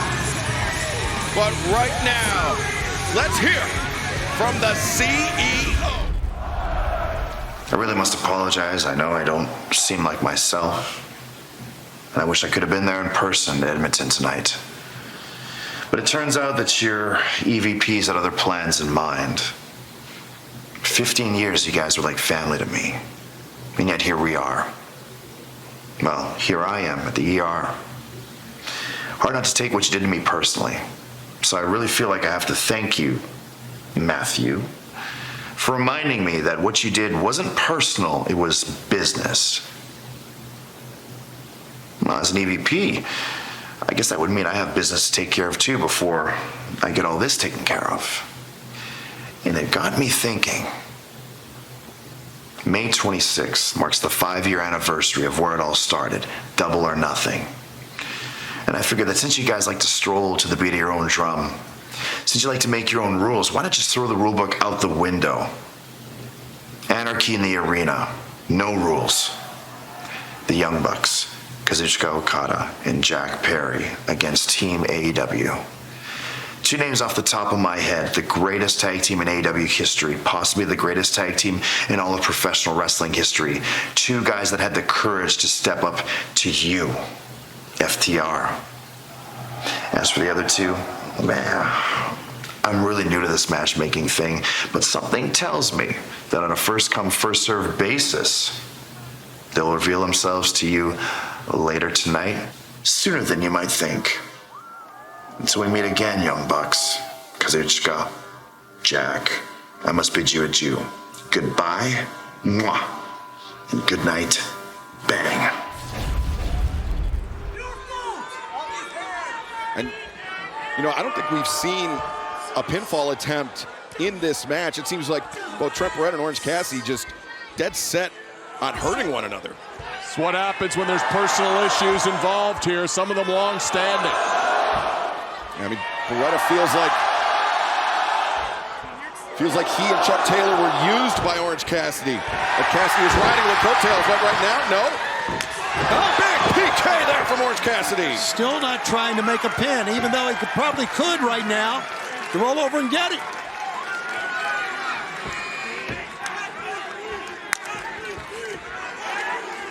We are back live on TBS, AEW Dynamite, Excalibur, Tony Schiavone. We're joined at the desk by Don Callis, the man who 1 week ago left the ringside area shoulder to shoulder with Orange Cassidy.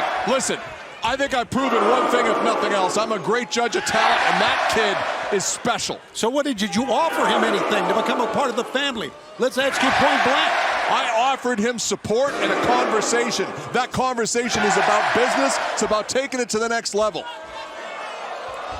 Oh, well, he's taking it to the next level right now. Take a look at this. Yeah, this has been a slugfest all throughout. Trent Beretta, the cross chop on the windpipe of Orange Cassidy, trying to slow him down. As, oh wait, that reversal, no, countered. Beretta anticipated it. Orange Cassidy ducks underneath, accelerates, comes through, looking for that DDT, and he spiked him. Oh, look at that. This kid is tremendous. Well, Don, I don't think that was a secret. I mean, Listen. It's one thing. It's nice to have a friend. It's real nice to have a best friend. You know what's better? To have a family. Speaking of having a family, we're going to hear from EVP Kenny Omega, who's got a very important announcement coming up here tonight. That's right, Kenny Omega, the subject of the attack by his former family, Matthew and Nicholas Jackson, by Kazuchika Okada, by Jack Perry 1 week ago. But look at this. Orange Cassidy just swarming Trent Beretta with rights and lefts. And we also invite you to stick around because right after that match, the very next segment, that very special announcement is going to be coming up. As Orange Cassidy strips off that elbow pad, usually the predecessor for that orange punch. He's got it. Charges in, Beretta. That's well started right there. Half and half suplex. And of course, Trent Beretta is going to know the offense of Orange Cassidy very well, Don. Of course, I mean, that's the problem when you wrestle someone you know so well. You've almost got to have a counter to the counter. These two men locked at the wrist. Trent Beretta steps through the clothesline, and you know, Tony, we mentioned it during the break, as here we see the anticipation on the orange punch, the half and half suplex. We have not seen one pinfall attempt all throughout this match yet. And that's, again, we talked about this earlier. They're not looking at winning a match, either man here. They're looking at beating each other into oblivion. Trent, hearing it from the fans here in Canada. Oh! Jumping pile driver. He can win it here. Beretta's got him here. See, he's not trying to pin him. He's sending a message. Sending a message. Not a good strategy against a guy like Orange, who is top talent. The Orange Cassidy, I mean, he's proven time and time again. Look at the eyes. He's got the eyes of a sociopath. You want to know how I know? Well, you're a you got those same eyes. Yeah. As Trent Beretta again. With Cassidy aloft, a second pile driver. You don't like to see that, and to be perfectly blunt about it. Not trying to pin him. Yeah, especially not to a man that you've been trying to recruit, suspectedly. I'll say this about Orange Cassidy. He is highly resilient in the scouting, in the tapes that I've watched. I mean, those are the hallmarks of his reign as international champion, Tony. Absolutely it is. His ability to persevere through injury, and now look at Beretta backing up to the corner, mocking for the hug. Remember, this is how he stuck the proverbial dagger in the back of Orange Cassidy. Well, that might be it, guys. Running knee strike and still no attempt to win a match. Hate to say it, but that might be it.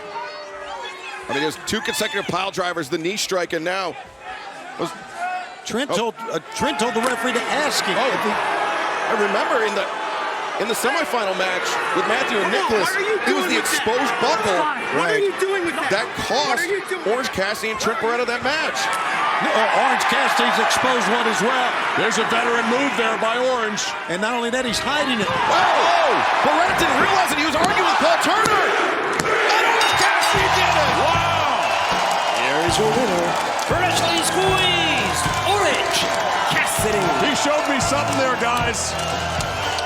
As great of a win as it was for Orange Cassidy, it's very disturbing to see Don Callis stand up and applaud for him. It certainly is. You want to talk about disturbing? What about the look on the face of Trent Beretta? I think Trent was ahead on points, got a little cocky, a little over-aggressive and overextended himself, and we had the result, the great Orange Cassidy, 1-2-3. Yeah, very clever move there by Orange Cassidy to pull out the victory here tonight in our opening contest. Hold on. Beretta from behind. God, you could see that one coming, man. And Trent Beretta seething with anger, frustration, and taking it all out on Orange Cassidy. Yeah, you could see on his face, he was ready. Oh, he's going to gouging the eyes now. Trying to pop an eye, that's old school right there. Remember, it's Trent Beretta. He feels like Orange Cassidy used Trent Beretta to achieve everything that Orange has here in AEW. Paying no regard to his supposed friends, Trent Beretta and Chuck Taylor. And unfortunately, Trent's not done here. This is, he's talking to him. This does not look good for Orange. This is. No, not on the steps. Beretta. Oh no! Did you hear that sound? That was sickening. We're gonna need some medical help for Orange Cassidy quickly. Stone cold eyes right there. No emotion. And Trent Beretta. That was a sickening thud. Not one attempt at a pin here in this match. Unless I'm wrong, we didn't see one. The only attempt was by Orange Cassidy to end this. But wait. Oh, did you see the steel ring frame underneath? Oh, God! Catapults Orange Cassidy into the ring frame. This is enough already. I mean, let's get some security out here. He's going to kill this kid. This is just a wrong. flat-out assault. This goes beyond professional wrestling. This is... You're wrong. Someone's got to get Orange Cassidy out of harm's way here. They need to keep him away from the announce table is what they need to do here. I think, Cassidy trying to arm himself, trying to prevent even more punishment. What's he got here? Is that a toolbox or? Oh, whoa. Hold on. Where's he going? Don Callis just left the desk as Orange Cassidy bringing that chair up, trying to defend himself. And look at Don getting involved in now. Chris Statlander. Get him out of there! He's gonna kill somebody! Are you all right? No. It's enough now. You won the match. Let's go. What are you doing? Come on. I mean, remember, Chris Statlander, part of the best friends, part of this family. And look, she can't believe what just happened here today. And realistically, Orange Cassidy, I don't know what shape he's in, but it's not good. I can't believe I'm saying this, but Orange Cassidy very lucky for the intervention of Don Callis. But fans, well, we knew we would hear from Matthew and Nicholas Jackson. But guess what? This show doesn't end until we say it's over. That's all right. I actually just buzzed the network and I asked for a little bit of an overrun because we have an important message. An overrun? Who do these guys think they are? Yeah, I know what they think they are. They're in charge. First thing on the agenda here tonight in this terrible country of Canada, Mr. Rainmaker Kazuchika Okada has a note for Kenny Omega. Hey, Kenny. The best bout machine says, get well soon. Mwah. That's right. And speaking of unwell people, Tony Khan, I know you're watching at home in Jacksonville. I just wanted to say that you're the best boss I've ever worked for, and I hope you're feeling better too. I just wish that you would have gotten out of your own way and realized that we were never here to try to hurt AEW. We were here to make AEW a better place. So what'd you do? You got in our way, and we had no choice but to give Tony Khan a Tony Khan driver. And Kenny Omega, last week you decided to end a 15-year-long friendship. So what did we have to do to you, Ken? Well, we had to give an EVP trigger to an EVP. And Kenny, the only reason why FTR saved your ass, it's not because they like you, no, it's because they hate us. FTR, guess what? Anarchy in the arena? That's what you want at Double or Nothing? Then anarchy in the arena, you're gonna get! Good luck finding two other people with big enough balls to face the elite. We run this damn show. Well, Dax Harwood, Cash Wheeler, FTR, we know they will be the two men, or two of the men, on the side of Team AEW. Who will fill out the other two slots?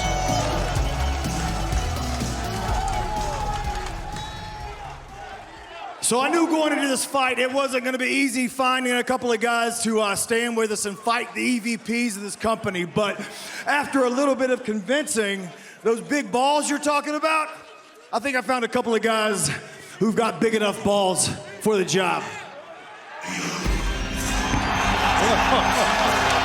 Oh, no. Oh, yeah. Oh, yeah. He's insane. That's what you need. And he is the Mad King, Eddie Kingston. And he has had enough of the elite. But there's only 3 on the side of Team AEW. Kingston's like having 2 guys. What? I don't believe it. We haven't seen Danielson since Dynasty, since the match with Will Ospreay. And here it comes. Danielson, I mean, he's been out with injury. Is he even cleared? Well, wait a minute. I want to let you know I've been on this text chain with Tony Khan and Kenny Omega, and I've been told that Bryan Danielson will return to action Saturday in Vancouver and will be in his home state of Washington when we are in Everett for Dynamite in a week. He's cleared. He's part of Team AEW for Anarchy in the Arena. Dax Harwood, Cash Wheeler, Eddie Kingston, about putting one probably finger on us. Bryan Danielson. Yes. Beat the hell out of him. So much for that. And a Donnybrook breaking out here in Edmonton. Anarchy in the Arena kicking off here. We are desperately trying to restore order, fans. Thank you for joining us. This is wild. We will see you Saturday night for Collision and Rampage right here on TBS. A very animated crowd joining us live tonight, Seattle, Washington, or at least in the shadows of tag team action. Kicking us off here tonight on Dynamite, Kyle Fletcher, John Moxley, the legal man for their respective sides. Moxley desperately needs the tag to Bryan Danielson, but Fletcher trying mightily to prevent it, Taz. Yes, he is. And Danielson, he just got popped off the apron. He wanted that tag, but he got nailed there by Fletcher. And a wide open gut shot. What a talent Kyle Fletcher is, Taz. 6'4", almost 250, only 24 years old. He is the quintessential puppy with big paws, if you know what I mean. Yeah, no, he's a tremendous talent for sure. Big fan of Fletcher and Jeff Cobb. And right now, Cobb knows. He's confident. He's mocking, basically saying, go ahead, Mox, try to make that tag. You can't do it. Yeah, both Cobb and Fletcher are television champions, as we know. And very well done. Kyle Fletcher for Ring of Honor. Right. Jeff Cobb for New Japan Pro Wrestling. And of course, Cobb, the Olympian in 2004, freestyle wrestling, almost welcoming Moxley. Into that suplex position, but it was Moxley who turned it around on Cobb. Mox, momentum. Sorry, Taz. Yeah, correct. You took the words out of my mouth. You're right, momentum. He used the momentum that was rolling there for Cobb. Mox peeled off that German, and now here comes the hometown boy now. Danielson drop kick both barrels into the chest of Cobb. And you see Danielson, he's rocking the Seattle Seahawks colors right here in his home state. And Cobb once again sidestepped, this time by Bryan Danielson. You do not want to be caught in the corner of Bryan Danielson, especially the mood he's in and how fired up he is in front of this crowd. The hammer throw, though. Cobb able to reverse it. Danielson vaults off the top, hits the ropes. Cobb swinging a miss. Danielson comes in the elbow strike. Feeding off of this big crowd, this massive crowd right here in the state of Washington. Danielson's feeling it.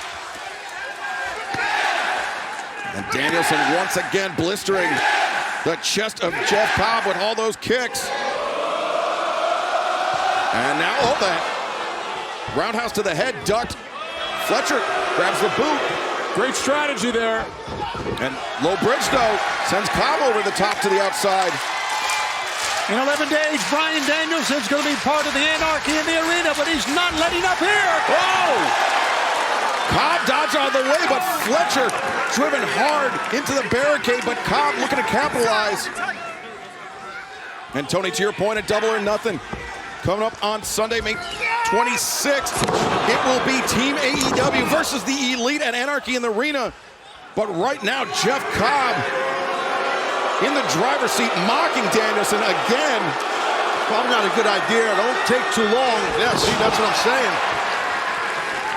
As Danielson dodging out of the way of Cobb, standing moonsault press, but oh, look at Jeff Cobb! Man, whiplash. That's a man's man right there, buddy. Big power there, big power. And I do want to point out that Jon Moxley, he was down at the foot of our desk, and Don Callis hiding behind myself and Tony Schiavone as we take another look of Jeff Cobb planting Danielson high on his neck.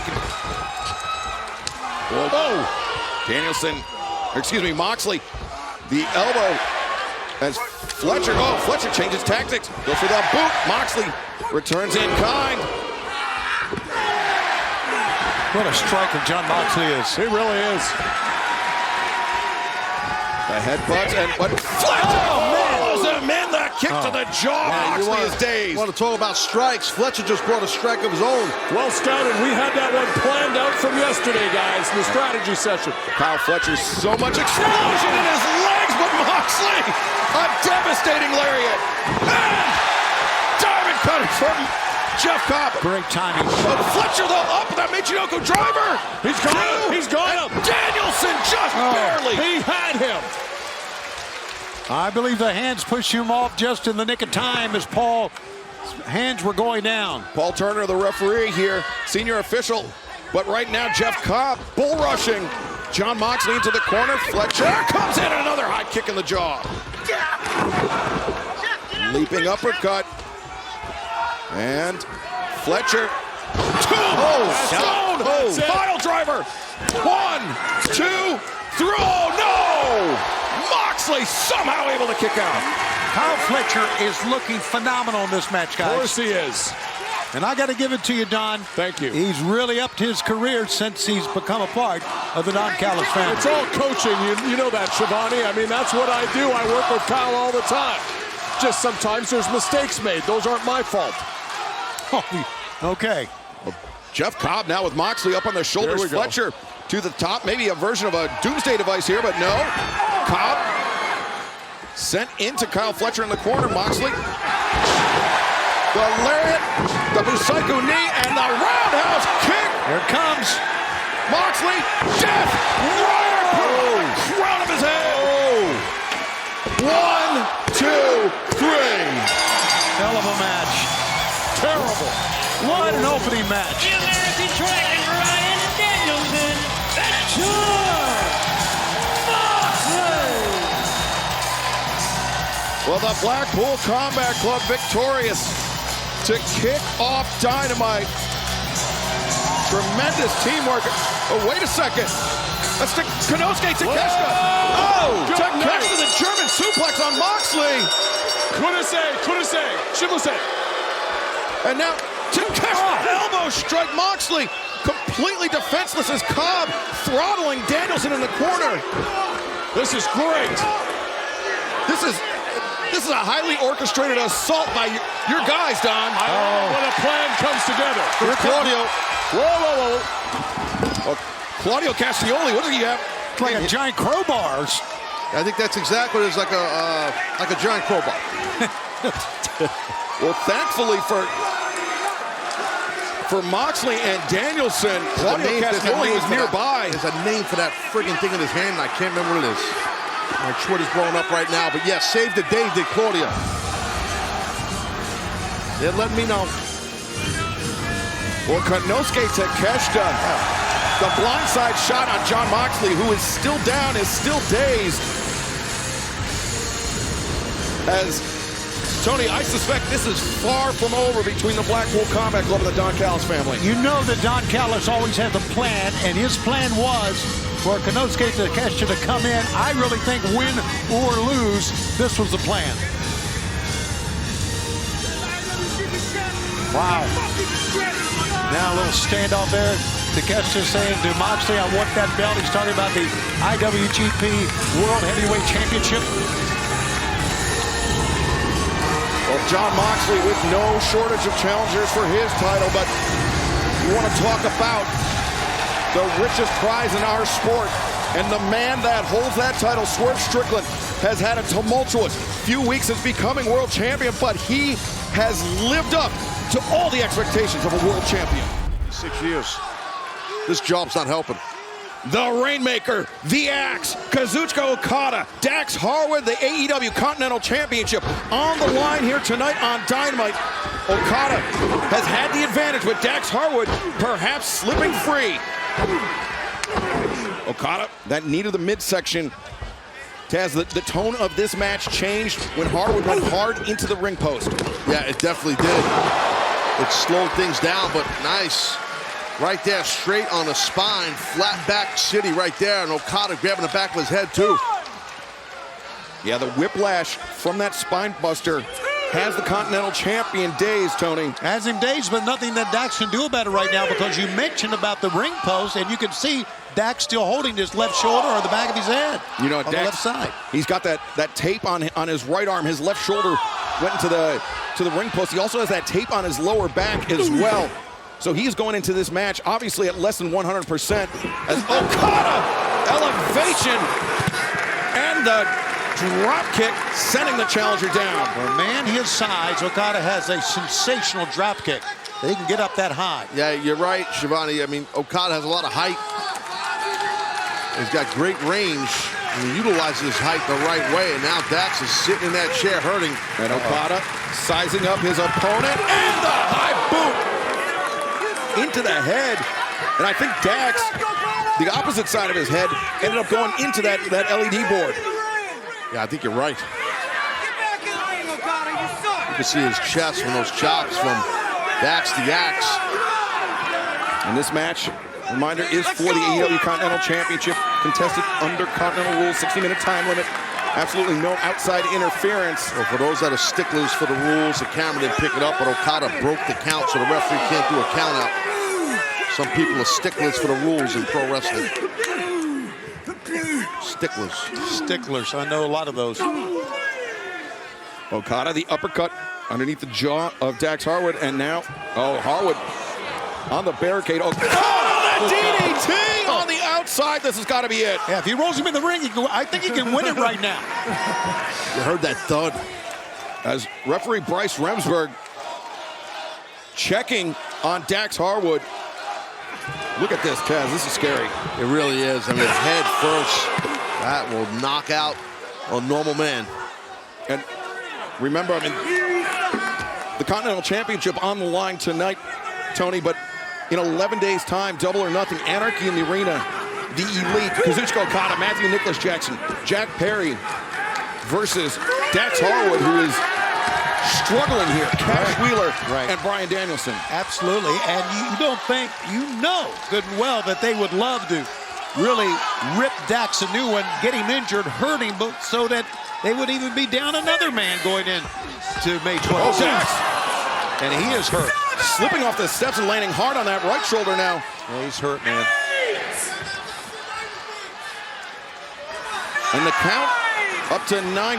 Dax just barely beats the count, but did he exert everything he had left? I think he did. He really had to suck it up just to get in there. He had to, though. Otherwise, he was done. Okada. The referee, Bryce Remsburg, was up to 9. Okada with the hand grip. This could be the Rainmaker. This could be it. Yeah, that ripcord lariat. Oh, Dax just collapsing down. Again, taking out Dax before May 26th would be on the menu, I would think, and it may have worked here. I mean, Team AEW already down one man with the injury to Eddie Kingston, now potentially down another if this Rainmaker connects. No, Dax! German suplex! Where he got that from, I don't know, but look at him come back. Whoa. Dax Harwood. An explosion of energy. Okada, the standing switch, eats the back elbow. High boot into the jaw of Harwood. Dax, catches the boot, uppercut. Right hand on the jaw of Okada. God, but Okada came right back after it. Okada Swing and a miss. Dragon suplex with the release. Okada folded in half. Yeah, you could see the way Okada's head was bent in half. You know, with a suplex like that, like a dragon or those Germans you saw early from Dax, he's shorter. You know, not as tall as Okada. His hips are below his opponent, which helps in executing the throw. Yeah, the center of gravity of Dax Harwood below that of Kazuchika Okada. As you see the fatigue, just judging by the body language of Dax Harwood, but he is fighting on. He is willing himself through against the Continental Champion. And Okada reversing, hanging on to the wrist.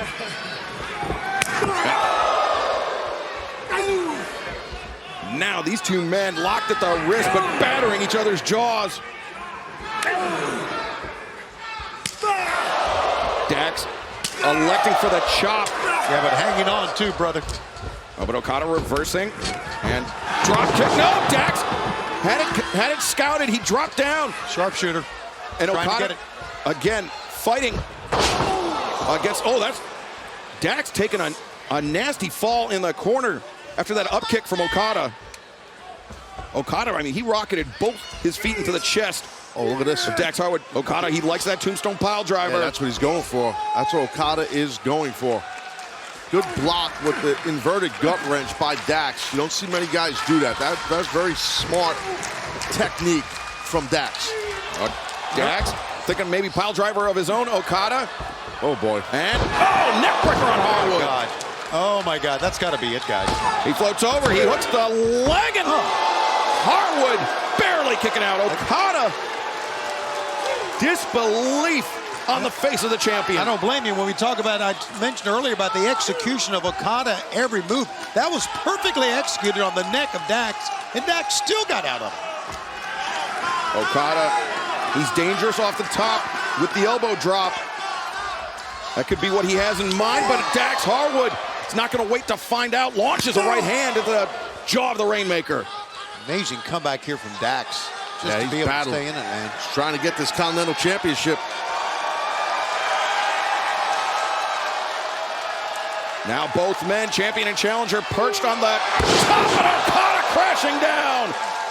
But so does Dax Harwood. You can see favoring that lower back. Now, Taz, Dax got a pretty good push off those top turnbuckles. He did. Yeah. And that was a really impactful landing. You see right here for Okada's body. Tailbone hit real first and real hard. But Dax Harwood not escaping unscathed. You saw that look of agony on his face during the replay. You know, this has been a great wrestling match. To no one's surprise, but it's going to be completely different when they all get in the ring for Anarchy in the Arena coming up on 1 week from Sunday. 11 days away, man. You know how crazy Anarchy in the Arena can get. And we still don't know who's going to be the fourth man for Team AEW at Double or Nothing. And after tonight, what shape is Dax Harwood going to be in an Anarchy in the Arena? Yeah, when we talk Anarchy in the Arena, we're talking about a match that can go anywhere in the arena. Unlike this one, which has been mostly in the ring and has been sensational. That was a pretty nasty chop there. Oh, Dax reversing underneath. Okada swing and a miss, maybe overcommits. Okada, oh no! Oh, discus lariat there from Dax Harwood. I was going to try to cover him, but no, watch out! Likes that rebound powerbomb, but Okada reversing. No, Dax rolls through. Okada, Dax rolls through. He's got the leg hook too, and so close. Tough to kick out of. That's a tight cover. Good job by Okada. Dax once again looking for the sharpshooter, but Okada so much strength in those legs, able to push his way out of it. What a battle! My God. Okada making calculations. Thinking tombstone, but instead Dax reverses, and a tombstone from Dax Harwood. Okada gets planted. Lateral press. Kazuchika Okada kicks out. I thought he had him. Oof, that was close. Man, that head hit really hard on the mat, straight down. Yeah, those tombstones are no joke, man. I cringe every time I see them. I'm sure you do. I'm sure you do. And Dax Harwood now ascending to the top rope. Long way to go. Diving headbutt. Okada takes himself out of harm's way. Dax Harwood crashes and burns. I thought, though, Okada was just a little bit too far for Dax that time. It didn't take much to turn out of the way of Dax's attempted headbutt. And Dax, unfortunately for him, dazing himself as now Okada brings Dax Harwood Here upright. comes. Is it the range? No. He ducked it a second time. And Dax now Here steps comes. through. The legs are laced. The sharpshooter is locked in. But Taz, Okada not fully flattened out. He's not. He's got that forearm and shoulder up to get himself to that bottom rope. Good job by Okada. If Okada's chest was flat on the mat, he would not have been able to maneuver to the ropes quite as easily as he did right there to force the break. That is correct. Where's Okada? He's grabbed, taking his belt and leaving. Is that what he's doing? He's about had enough. Why don't you get the hell out of here? As Okada. Oh! Low blowy. Referee didn't Ref see never it. saw you. Ref never saw it. Oh, brother. Wow, ref never saw that. 2, 3. Very smart.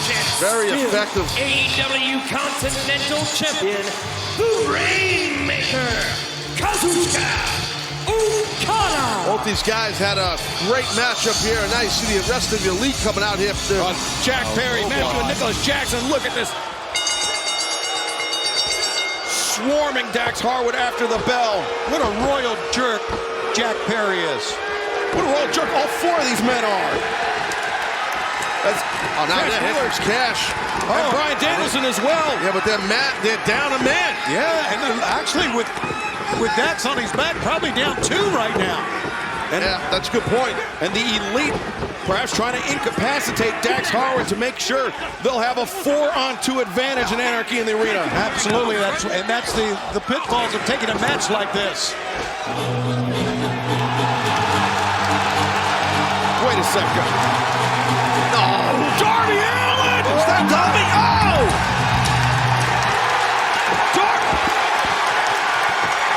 Darby Allin! Just outside of his hometown, Seattle now returning to AEW. Is he the 4th for Team AEW? Well, at the moment he is. What a battle here. I thought Darby was supposed to climb Mount Everest. Not Everett, and it is official. Darby Allin is the 4th for Team AEW in Anarchy in the Arena. Coming back from the injuries, looking great.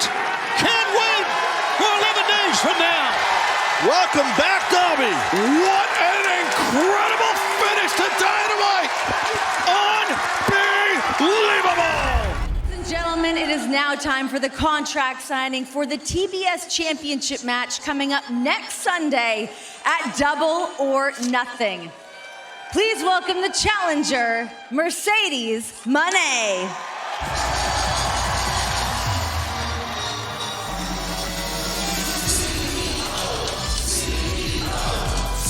Mercedes Moné just 11 days away from making her in-ring debut for All Elite Wrestling, and it will be for a shot at the TBS Championship and Will Nightingale. I think it's more than just a title on the line here, and I think you guys would agree. It's a bad blood that has existed between these two ladies since their time together in New Japan Pro Wrestling. Yeah, Taz, it's very clear that Mercedes not only blames Willow Nightingale for the career-threatening ankle injury that Mercedes suffered, but she also thinks that potentially it was intentional by Willow Nightingale. Well, I can understand why Mercedes would think that, and I don't blame Willow. I mean, it's a competitive situation. Yeah, you don't want to put people on the shelf, but something's got to have that kill or be killed attitude. You'd rather be them than you, but obviously Mercedes never lacking confidence. Such a huge event coming up in Las Vegas on Sunday, May 26th, MGM Grand Garden Arena, where it all began 5 years ago for All Elite Wrestling. And now please welcome our champion, the face of TBS, Willow Nightingale.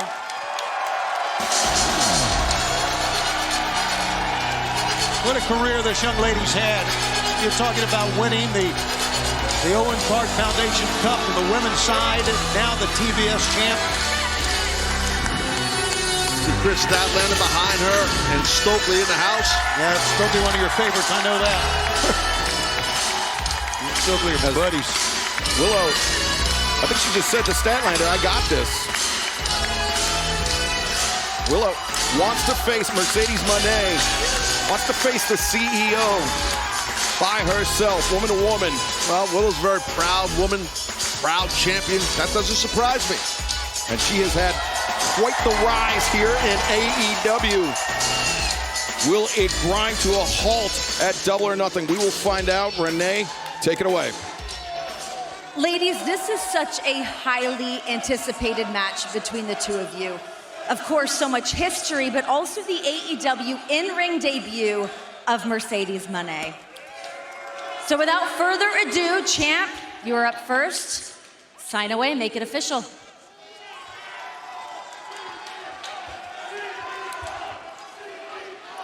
So, CEO,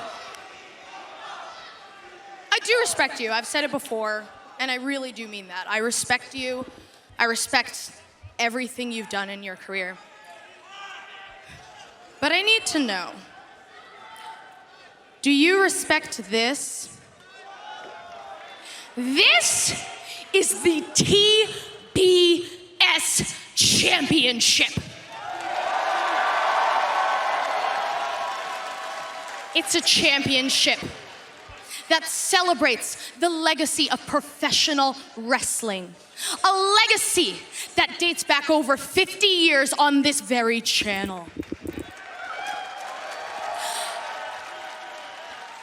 A legacy built on fighting, on hard work, dedication, and defending.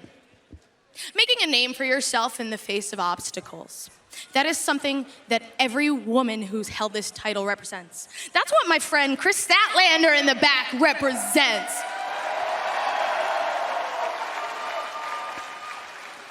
And now I'm the face of TBS.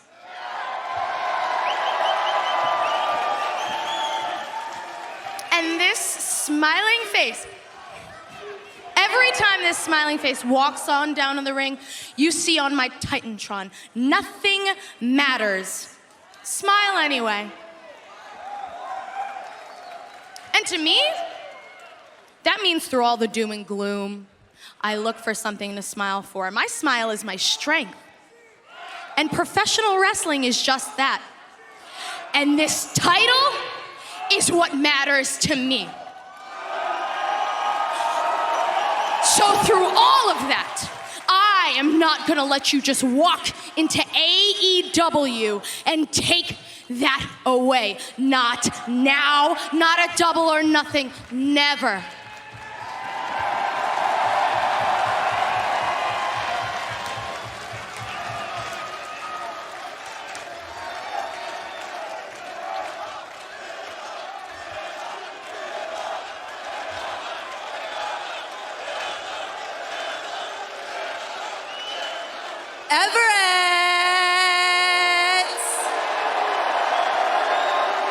Please say hello to your CEO.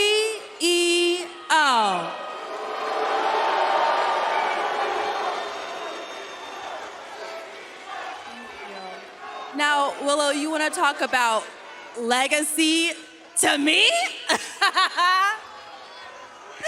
You know, money changes everything is not just a catchphrase, it's a fact. Back in 2015 at Brooklyn, while you were still training, I was out here creating and changing the game forever. You want to talk about dedication? Scratching and clawing your way to the top? What about breaking down the doors and kicking down glass ceilings? That's what I did. You wouldn't be here without me, Willow.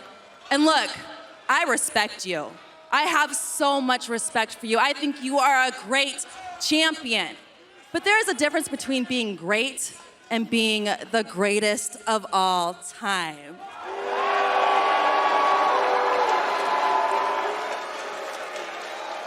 Now let's talk about the face of TBS.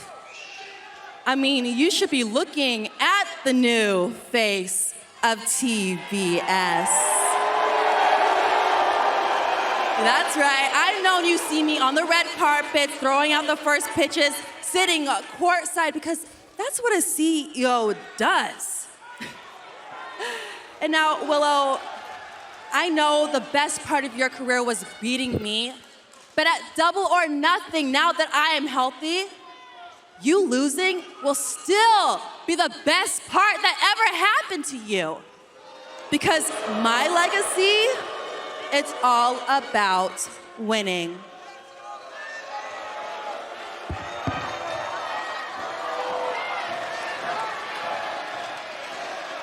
You keep believing that. Because the last time we wrestled, I walked away a champion.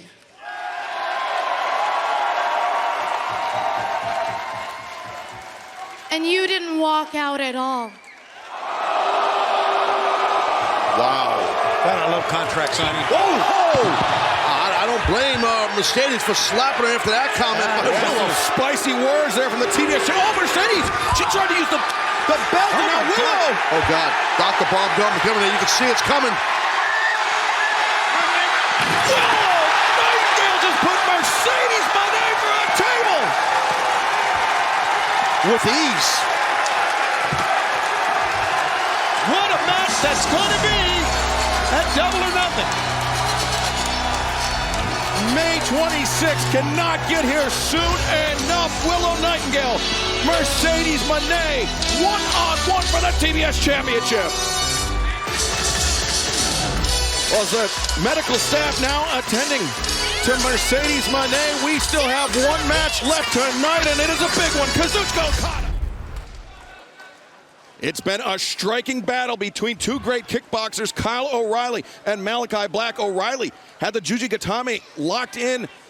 Malachi Black able to counter out of it. Now with the waist lock, Taz. Yeah, waist lock, and right there, a double wrist lock again, counter on that wrist to break the grip by O'Reilly. I love that counter. But he lost the grip. He lost the double wrist lock. Uh-oh. O'Reilly comes back.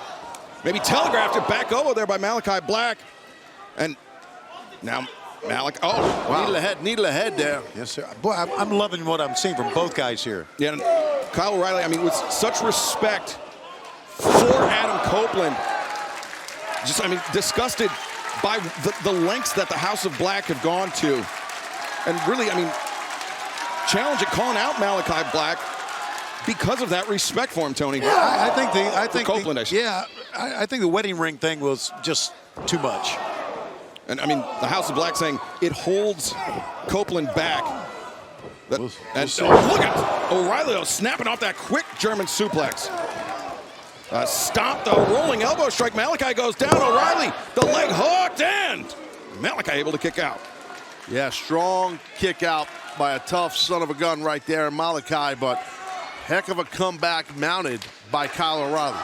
I mean, heck of a comeback in this match, but I mean, heck of a comeback in life, in just being able to compete again, coming back from that neck fusion. Absolutely. As O'Reilly now probing with those kicks. Almost 2 complete years he was out, and you would think you'd be gun shy after that, but boy, he has come in full bore here since his return. Man, right to the side of the rib area, kidney region with that kick by O'Reilly. And remember, this Sunday it'll be Malachi Black locked inside a barbed wire steel cage against the rated R superstar Adam Copeland. The TNT Championship defended inside a barbed wire steel cage for the first time ever this Sunday, live at Double or Nothing, as O'Reilly and Malachi Black. A lot of uppercuts, forearms, low round kicks. Yeah, it's body shots by Malachi. Nice double leg there. Sprawled in a mount position here. Palm strikes, forearms, everything. And Malachi covering up as O'Reilly once again going for that Juji Gatame, the cross arm breaker. Good block with the S grip by Malachi. He doesn't want his arm extended. That'll tear a bicep. And now look at that transition by O'Reilly to an ankle lock. O'Reilly, great submission wrestling, perhaps more dangerous with the submission holds than Malachi Black is, but that's not to take anything away from Malachi Black, but Now this is a test for Malachi. How much pain can he endure? What a great competitive match we are seeing. But there's Malachi Black. You know there's something devious always on his mind. He's on the verge of tapping out as Malachi, but O'Reilly hanging on to that leg doggedly, but now Malachi hammering down the elbow strike. Coming up with the knee. He dazed O'Reilly once with that. Now the brain buster. Malachi, the cover, 2, and O'Reilly, wow. Last possible moment. That's a veteran kick out. O'Reilly's a veteran in this industry. As an athlete, to kick out after that amount of striking and offense put on you, that's toughness by O'Reilly. And was that a glimmer of frustration on the face of Malachi Black, Tony? Yes, it was. Absolutely it is. And he's still frustrated. Look, shaking his head, looking at the referee here. But Taz, Malachi Black, he knew that coming into this match, O'Reilly, he's got a point to prove, not only because of his return to action, but also, because of his respect for Adam Copeland. Absolutely, and there's a high respect for Cope from O'Reilly, for sure. Oh, man, spinning back elbow there. Yeah, Malachi absorbed that blow, that kick in the back of the head to come right back up, but he's staggered now. Both men exchanging rounds. The end! Uh-oh. He is so freaking quick. The fake, the end, the cover, and the win. The winner of the match, Malachi Black. Wow. What a match. What a freaking match we just saw. Malachi Black, he feinted the front kick and then came around the corner with the end, taking out O'Reilly and scoring the win. Some important momentum for Malachi Black heading into Double or Nothing this Sunday, Ted. Absolutely, for sure. That definitely is a momentum grabber for Mr. Malachi Black. Yeah, 7-match winning streak now for Malachi Black. 3-0 here in 2024. And look, you could see the hand is raised, but you could just see how much he's gone through to this match. He could barely stand. Yeah, no, definitely. Wait, what the hell? What is this? Some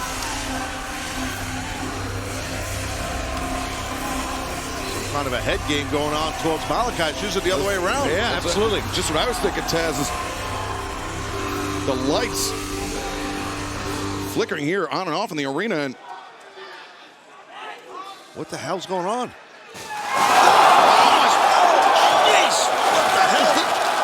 Oh, we got hit. Oh, what the?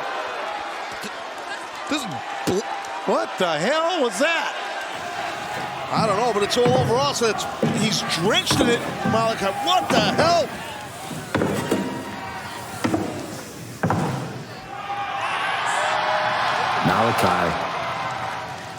Malachi. Up here. Be careful what you wish for.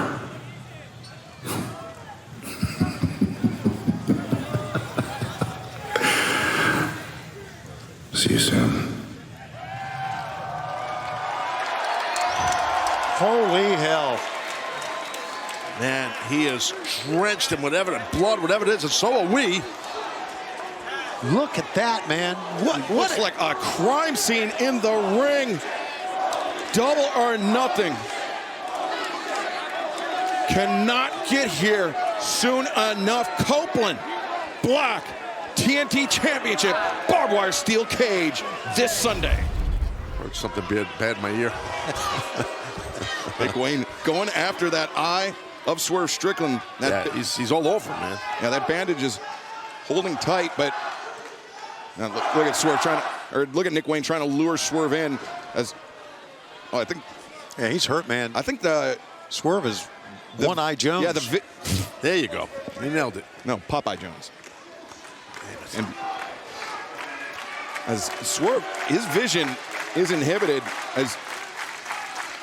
You see, Nick, he's taunting him. He's just taking cheap shots. Jab right to the eye. Left jab.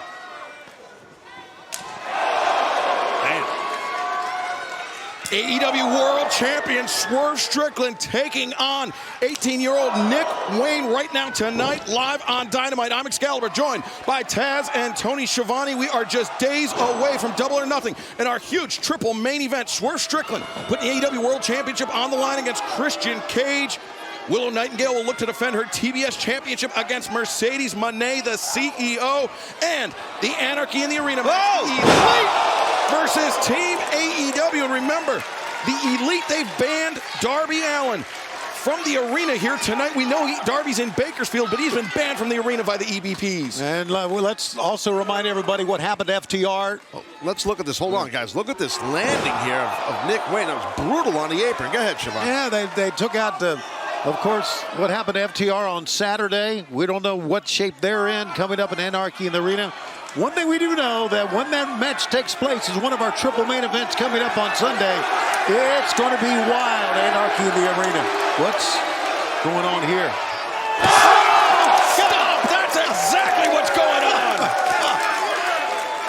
And you see that bandage over the right eye of Swerve Strickland.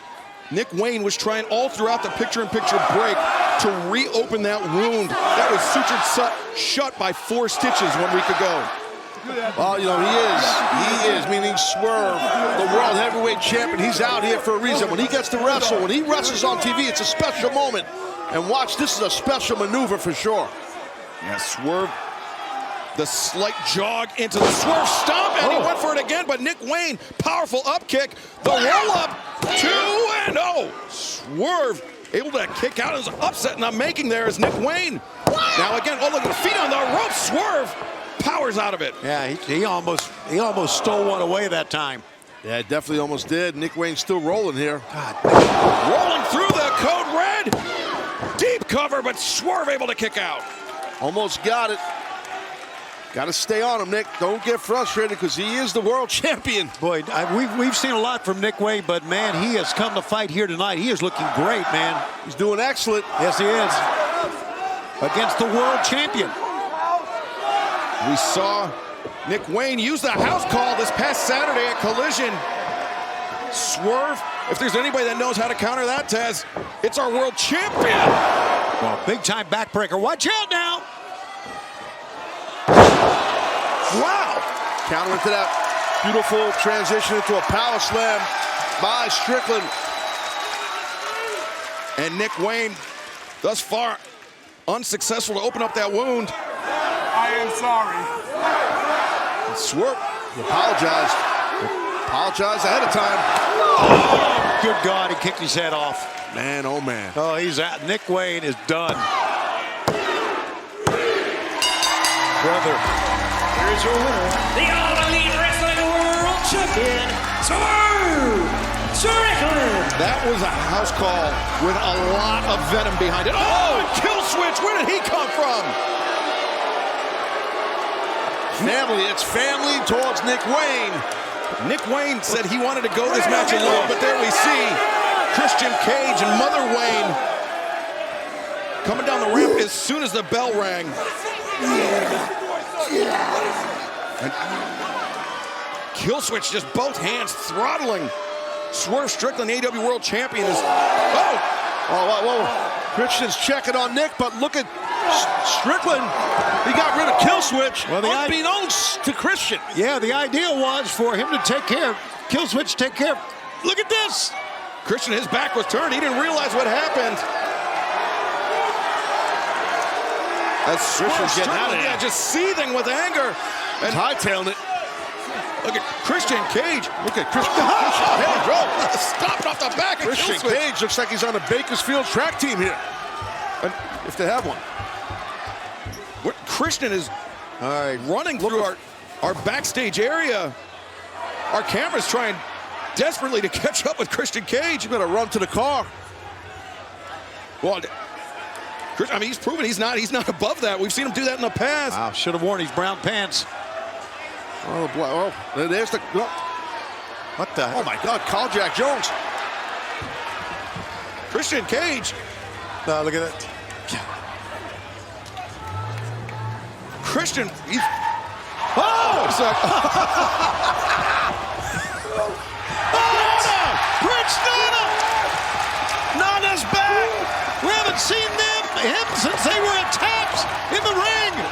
at this. Swerve finally catching up to Christian Cage, dragging him out of the car. Yes. Oh, my God. Should have worn your seatbelt, Christian. Oh.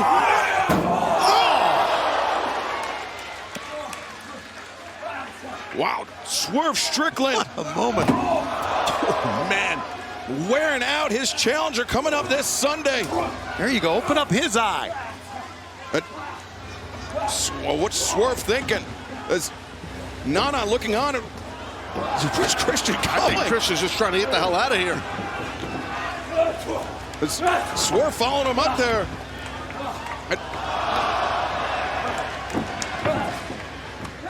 Look at this. Both men, champion and challenger, standing on top of that car. DDT on the top of the car. Wow. What impact. Christian bounced back over the windshield onto the hood from the roof. And look at Nana. Oh, brother. Nana handing Swerve the chair. He's got a steel chair in his SUV. That's pretty impressive. Are we going to witness a concerto on the hood of that? Oh. Christian now just fleeing from Swerve Strickland, but there will be nowhere to run this Sunday, live at Double or Nothing on pay-per-view. The AEW World Championship will be on the line when Christian Cage challenges that man, Swerve Strickland. Kick to the side. Oh, Satnam! He's a come on. Oh, goodness. Oh, God. Oh, like the old cliche goes, frying pans for hands from Satnam Singh. What a shot. And now, oh wait. Danielson, he's trying to fight his way off here, Excalibur. Look at this. Danielson transitions the hammer and anvil elbows. Satnam dropping down to one knee. Both knees down. Keep it up. Talk about taking down a giant now on bar here. Can he get him in the lapel lock? Can Danielson? He's trying, man. Get this cinched in. Well, you got those long arms like that. It's actually easier. Danielson, look at that. Lapel lock is cinched in. Oh, my God. Here they come. Again, you knew what was going on here. The intent was never to win. It was to take out Danielson, to get that bounty that the EVPs placed on Danielson's head. That's exactly right. They're trying to collect it. You're right, Excalibur, and this is what they're doing. They got, oh my God. Oh no, look at Jarrett with the guitar. You knew the reason he was up. Whoa. Almost trapped lethal. And up eating a knee and one from Jarrett as well. Oh, brother. He's going to get the guitar. Sanjay Dutt. Sanjay's in trouble here. That's there, brother. Oh! He just Satnam punched through the guitar.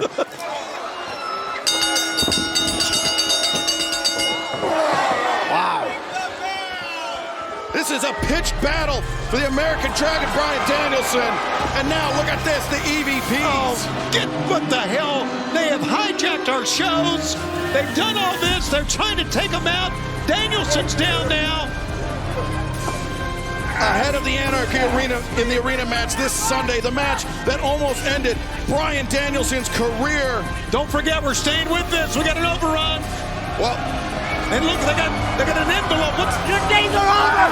We can only assume that's the cash. Yeah, that's the payoff for taking out Bryan Danielson. Well, the Bucks, I guess, made it their way besides being the tag team champions. What the hell? FTR's down. Bryan Danielson's down. Darby's banned from the building. What the hell is going on? EVPs are taking this entire promotion over the Wednesday before our biggest pay-per-view. Yeah, 5 years of AEW. I mean, 5 years ago, nobody could have anticipated anything quite like this. The big payoff. Sanjay's got his money. And now look at Matthew and Nicholas. After Danielson was softened up. Softened up is putting it mildly. It's pathetic. Tuned up. Yeah. Beat up. This is absolutely look pathetic. at this. Look, you know what's coming, guys. Yeah.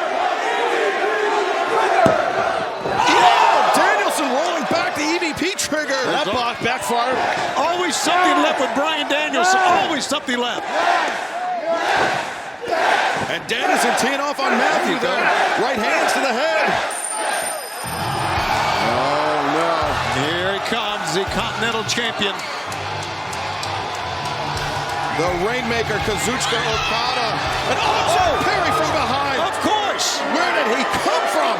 There's just so much that Danielson can take after what has happened.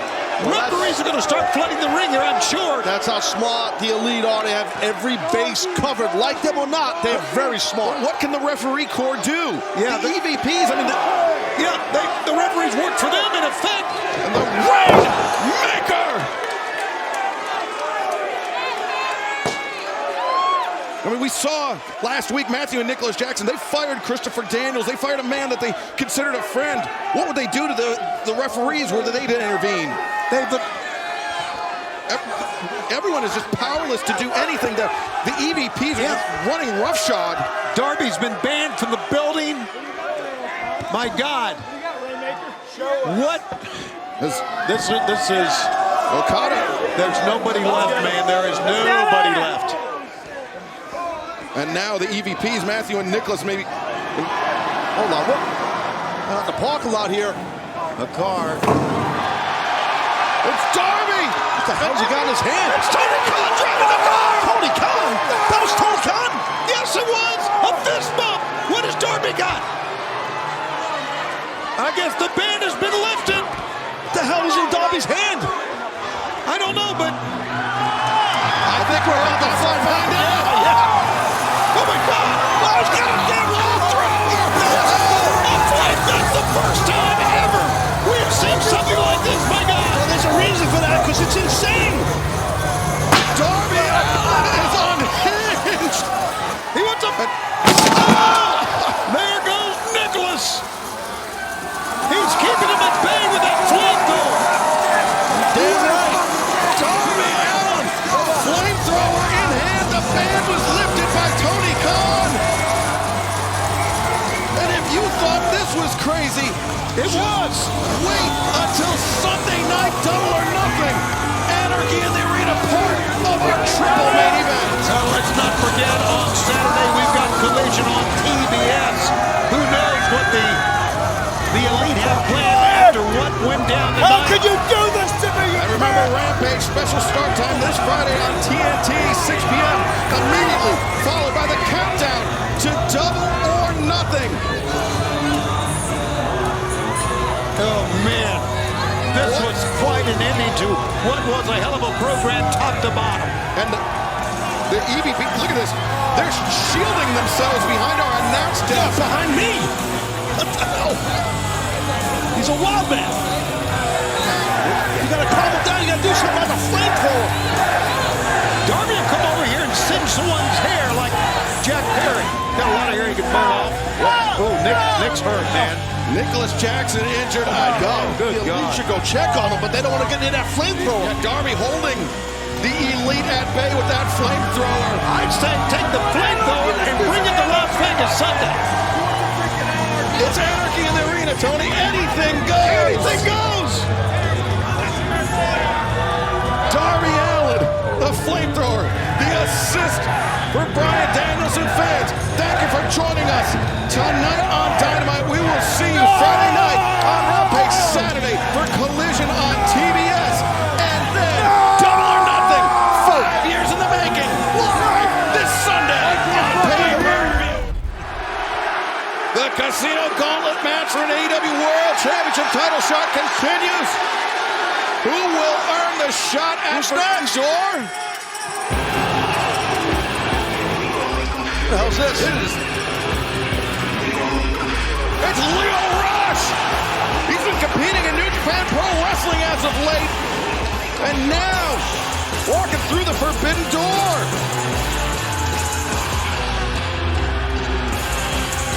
Right now, Claudio's ruling the ring.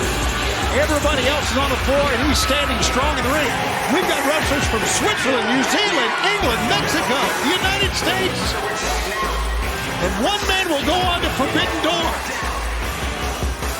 How is insanely massive size difference here, I think. I was just thinking the same thing, Taz. Lio Rush is going to have to use every bit of his quickness. As Leo lands on his feet, and there we see the quickness. Claudio looking for the boot. And the misdirects by Lio Rush. Fake high right to the midsection, hit the enziguri. And the bypass, Claudio goes over the top. Lio Rush throwing his body into Castagnoli. But right now, Shota Umino. But Lio Rush lands on his feet, rolls him through. Enziguri. That might have been a toe kick on the jaw, Shota. And Lio Rush, though, eats a big right-handed shot. And now look at it. Both men. And shoulder fake. Duck underneath. And both men collide. Oh, there you go. Welcome to AEW there, boys. Thanks for coming. And the clock counts down. Wow. Now, wait a minute.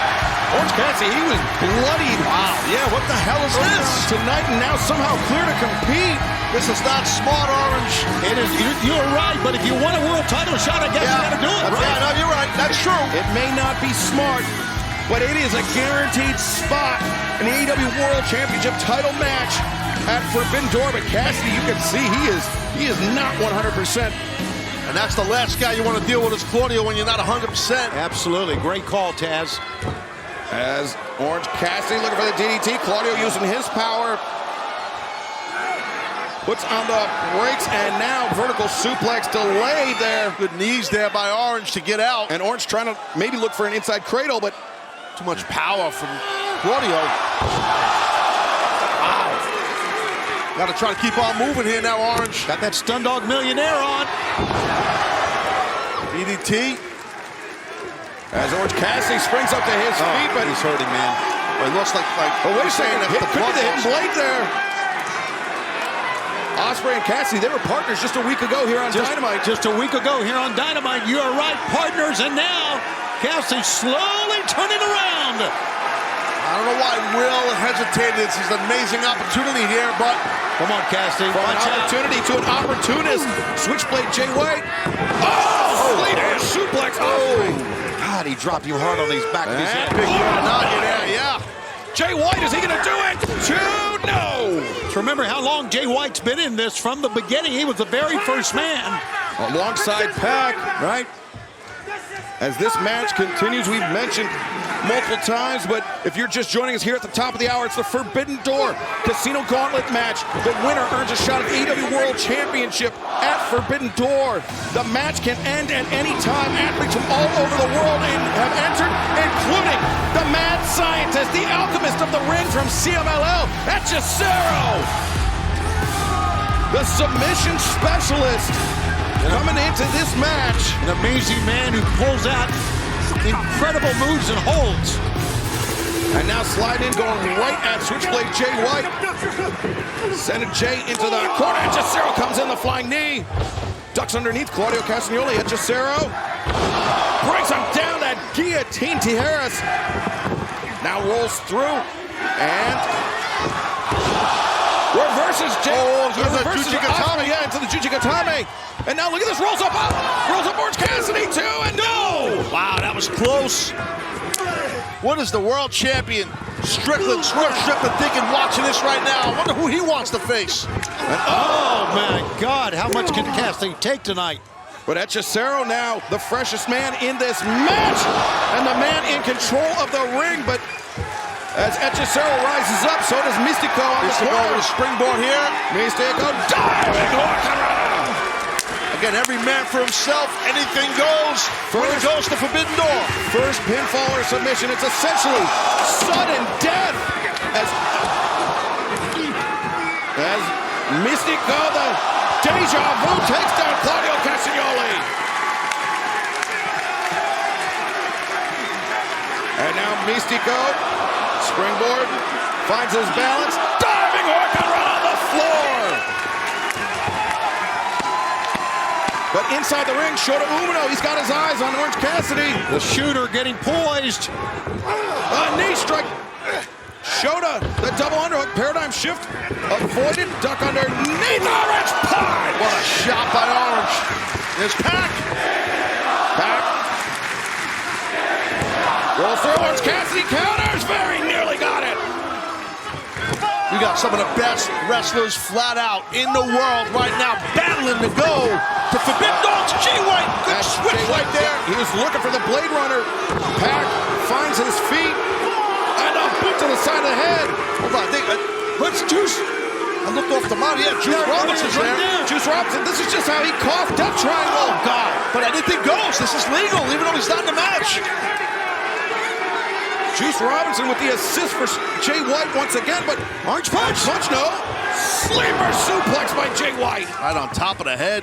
Switchblade Jay White looking for Blade Runner. Ospreay! Oh, hits out! And now Ospreay, the double underhook. He's got Cassidy up. Stormbreaker. No! One, two. No, Ospreay. Oh, God, so close. Orange Punch avoided. Cutter! There it is! 2, 3! It's Will Ospreay! Here is your winner, the AEW International Champion, Will Ospreay! Well, I guess you could give an inadvertent assist, though, to Trent Beretta from earlier. Busting open the head, the blood loss on Orange Cassidy, but what a victory right there for Ospreay. The AEW International Champion has earned a shot at the AEW World Championship at Forbidden Door coming up on Sunday, June 30th at UBS Arena on Long Island, New York. Man, I'll tell you what. Whoa, look at this now. Sounds like the champ might be coming out here. What a crazy night this has been. God. Swerve Strickland fending off Kill Switch tonight in our opening contest. Now coming out to meet the man that will challenge for the AEW World Championship in just over 30 days' time, Tony. And a lot of times there's a smile on the face of Swerve, and Prince is dancing, not tonight. And we got a big Rampage coming up on Friday as well. That's right, the TNT Championship Eliminator match. Everyone banned from ringside. Konosuke Takeshita, Penta El Cerro Nieto. This Friday, Satnam Singh, the Indian Giant, 1 in a billion, will be in action this Friday night. Timeless Tony Storm and AEW Women's World Championship Eliminator match against Viva Van, local competitor here in Southern California. Kyle O'Reilly will be in action this Friday night. And then 1 week from tonight, Mariah May and Saraya go one-on-one. And apparently we are going out of chronological order. Stick with us, folks, because Collision returns to TNT this Saturday night. Will Ospreay will defend his AEW International Championship against Kyle O'Reilly. There is so much going on right now. And soon to be the newly crowned TBS champion, the CEO, Mercedes Moné. Well, this is an entrance for a star, Excalibur. There is no question about that. And Taz, we were all there, of course, in our last event, Double or Nothing, and saw what she did becoming the champion. Absolutely, and it was definitely impressive. And you see right here was Willow at that time, was the TBS champion, Excalibur, and it went down. This was a physical matchup between these two ladies. It certainly was a hard-fought contest. Willow Nightingale gave it her all. Mercedes Moné, though, able to dethrone Willow Nightingale as the TBS champion. And there was more to that story. We'll go into that a little bit later. But the story at the moment, right now, Mercedes Moné, the TBS champion. And as you said, Tony, an entrance fit for a star, fit for a champion. Absolutely. As you can see, the ring full of balloons. It's a celebration for the CEO, Mercedes Moné. And this was big for her because it was her comeback from a very serious injury. Yeah, first match in over a year this past Sunday. And she was able to win the TBS championship at Double or Nothing. 5 years of AEW. Capped off with our triple main event. We'll have more on that as well later on in our broadcast. Take it away, champ.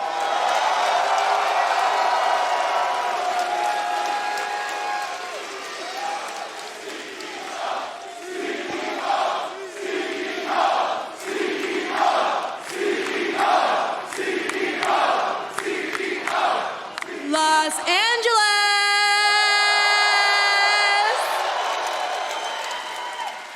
Please say hello to your CEO and your new TBS champion.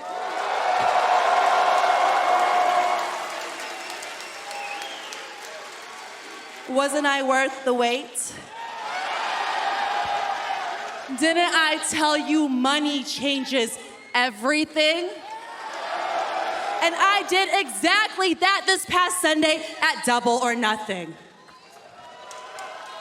You see, not only did we celebrate 5 years of AEW, we celebrated the in-ring return of the greatest of all time, me.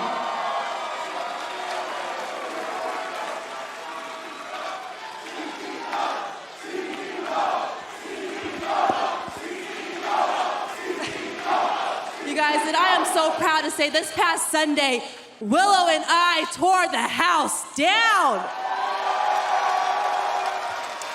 Willow had the run of her career, and she gave me the fight of my life. But damn, girl, you are just way too nice. I could have told you a mile away that Chris and that sneaky snake Stokely were going to screw you over. But Willow, when you come back, when you return, I want you to come back better than ever, and I hope you kick their ass. That's right. Now back to my celebration.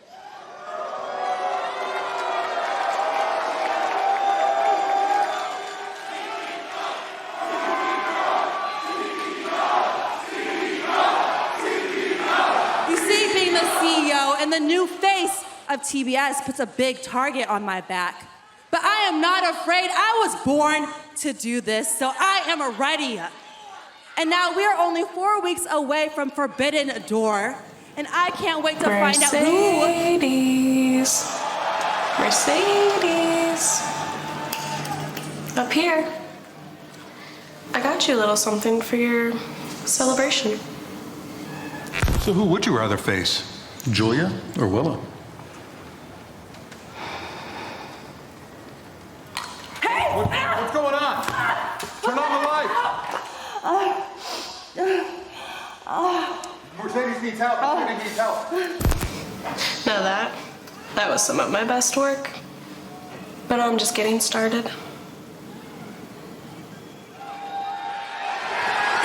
Whoa. Sky Blue from behind. From behind, Sky Blue with Mercedes Moné on the shoulders. Sky Blue, where was she at? And Sky Blue, the knee on the throat of the TBS champion. Impressive little head game right there by Sky Blue, running some tape. Wow, she runs out here live. I like that. And Tony, you heard what she said, some of her best work, I guess. We're to believe Sky Blue responsible for that attack on Mercedes Moné. No warming up in a bullpen. You're the new brand new TBS champ, Mercedes, and already Sky Blue putting her on notice. I've just heard from Tony Khan. We're going to have an update on this situation very, very soon on this telecast. So stay right where you are, fans. All right. Well, that's the thing. TBS Championship, you got a big target on your back, Mercedes Moné. Wow. No exception. The newly crowned TBS champion, the CEO, Mercedes Moné, looking to make the first defense of her championship reign, but Sky Blue is not making it easy, Tony. 2 title matches for Mercedes. One is challenger, one is champion within less than a week. And here on TBS, Mercedes for the first time ever. Oh, Mercedes, a couple shots to Sky Blue as she was charging into the corner. Mercedes. Whoa, nice. That was nicely done. You are right, Taz. Now sunset flip. Mercedes, no, not a sunset flip. Instead, using the knee strike. The legs are hooked, or the one leg was hooked. If she had gotten both legs, Taz, if that momentum had carried her through into a pinning predicament, that could have been for Sky Blue with a backstabber. I think you're right, but here's another cover. The far leg hooked this time, and Sky able to kick out. Yeah, our fans of Palm Springs will be there tomorrow for Collision. 7 o'clock bell time. And then 1 week from tonight, our debut in Loveland, Colorado, just outside of Denver, as Mercedes Moné climbing up to the ropes. Sky Blue, though. Sky Blue right there, realized it. She stopped. Oh, look at this. She's trapping her head in that buckle. Kick! Kick to the face. Mercedes Moné sinks down in the corner. Now Sky Blue perhaps thinking powerbomb. Champ's in trouble here. You're not kidding. No, maybe not. What a great counter move that was. Mercedes reverses, but you can see just by the body language how dazed Mercedes Moné is as Sky comes out looking for that full Nelson. And she's got Mercedes up, lands her down. Wow, face first. Sky Blue, is she gonna take it here? 2. No, Mercedes kicks out. That's a big time kick out right there by the brand new TBS champion, and you can see the frustration in blue. Sky Blue had to realize what she was getting into. I understand taking the attacks, but she's wrestling one of the great women of all time here. That's right, the wrestling resume of Mercedes Moné is not exactly a secret. She has traveled the world. She's won championships all over the world as Sky Blue ducks underneath the boot. No, that knee strike there from Mercedes, but the thrust kick from Sky. Well, she told Sky Blue to bring it, and Sky Blue brought it. And Sky looking for the code blue. No, Mercedes shrugs her off. Up on the shoulders. Moneymaker, center of the ring. That might be it. 1, 2, 3. Here is your winner and still TBS champion, the CEO, Mercedes Moné. The little things, everything. She went for the cover, Mercedes did. She knew she had that arm under the shoulder.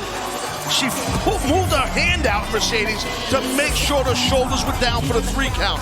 Little subtle things like that is why this lady here is going to be tough to topple. Very high wrestling IQ for the CEO, for the TBS champion, Mercedes Moné. And wait a second, what is this? Hang on here, hang on. Stephanie Becker from CMLL, the New Japan Strong Women's Champion, could potentially, Tony, be looking to add some other gold to her collection. Raising up that strong belt. Mercedes raises up the TBS title. Love to see this. Love to be able to see this. Yeah, no doubt about it. I agree, Shivani. So unpredictable during Forbidden Door season. You love to see it, and you love to see Renee. Action continues live tonight on Dynamite. The AEW World Champion Swerve Strickland facing off with Killswitch in this match presented by HBO Original Series, the House of the Dragon. As Swerve, look at this, looking for a triangle, dragging the big man down. He's got it. He's got it just about locked in pretty good there, but let's see if Killswitch can power out. As Swerve now using those up kicks, targeting the jaw of Killswitch. And this summer, the Targaryens, the Iron Throne, the biggest show on TV, are back. Season 2 of HBO's original series, House of the Dragon, premieres June 16th only on Max. Right there, Siobhan, is the momentum shifter, I think, for the champion. Yeah, the champion's got to pull out all the stops here. And, you know, we got the Forbidden Door Casino Gauntlet match coming up. And we're going to find out who's going to be the challenger for the world title of Forbidden Door. Oh! And it's a very, very interesting situation for Swerve Strickland or whoever will be the world champion come Forbidden Door, because they don't know who's going to be in the title hunt right now. Right, exactly. That's the thing, when you're the world champion, especially here in AEW, you never know who's coming for your championship. Different opportunities for challengers. And Taz, you never know who's going to walk through that Forbidden Door either. Right. But Swerve was looking for the vertical suplex on Killswitch, but the power of Killswitch just too much. Swerve, oh, look at Swerve. Using the momentum to his advantage, getting the big man up. Super impressive, getting the win. Cover, the leg is hooked, but Killswitch able to kick out. That was really good power by Strickland there on that counter into the vertical suplex. You could better believe Swerve is going to be watching the Forbidden Door Casino Gauntlet. Random wrestlers come in at random times, 21, no disqualification. Yeah, could end at any time. It's sudden death. It's going to be sudden death, Excalibur. It's going to be sudden death. All right, sit down, Shivani. Calm down. I'm excited too. Let's get composure here. Swerve looking for big pressure. on Kill Switch. But Kill Switch, landing a back elbow, but Swerve, a clubbing shot across the spine. Well, Strickland will be watching that gauntlet match later tonight if he survives this battle with Kill Switch. Ooh, right hand on the jaw, the pump kick. Kill Switch backed up. Swerve, got caught with a headbutt. Taz, you brought up a good point. The choke slam, Kill Switch looking for the cover. The leg is hooked and Swerve Strickland kicks out. You brought up a good point. Yes. Not only win, survive Kill Switch, right? Yeah, that's the toughest thing. He almost got beat right there, meaning Strickland. Now, anytime you're in the ring with the world champion, and if you can get a win on him, even if the title's not on the line, that is massive. Pole vault you right to the top of the heap in anywhere in wrestling. The Kill Switch. What's he looking for? I don't know. The Kill Switch going behind the timekeeper's stick. Oh, he's grabbing. Oh, what? Wait a second. This is Kill Switch. Oh my God, Swerve's head's just sitting there. Prince Nana! There you go, brother! Oh! Man. Prince Nana, the chair punch right out of his hand, but Kill Switch eats the boot from Swerve Strickland.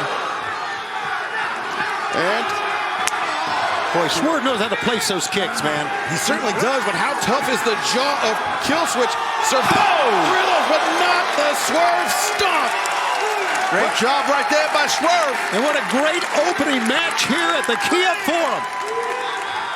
Right here in the middle of LA, Los Angeles, the world champs in action.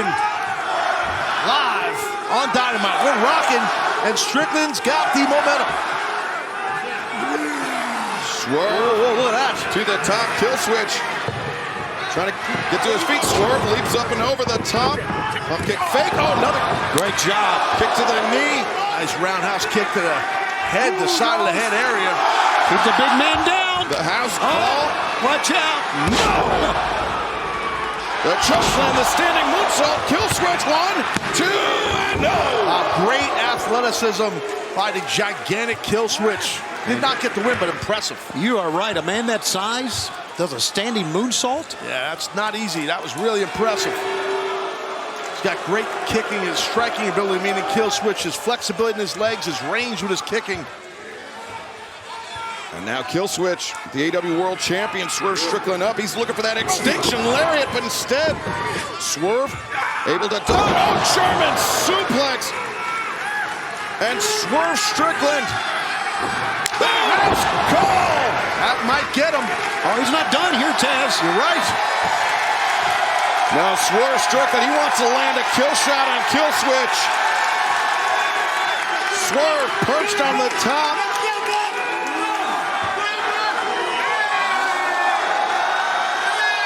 And the Swerve stomp on target. 1, 2, 3. No! Oh my God! What a kick out! No one expected that. How? Not a shot.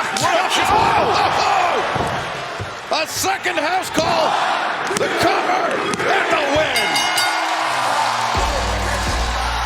Here is your winner, the AEW World Champion, Swerve Strickland. Now that's what makes Strickland a world champ, not just his athletic ability and his whole vibe, but he's smart, very intelligent competitor. He realized Kill Switch kicked out right there, and he didn't waste motion. Calvin got right back on him, hit him again inside of the head. That's a great point, Taz. Stay with it, right? Oh, wait. Oh, what the hell? Swerve with the scissors, and remember, Kill Switch, how he pulled the dread right off the head of Swerve Strickland, and now Swerve taking a trophy of his own back. Man, we've seen the damage that Swerve Stomp can do. And for Kill Switch to be able to kick out of that, credit to him, but Swerve Strickland, the AEW World Champion still, and now our eyes turn to our main event tonight, the Forbidden Door.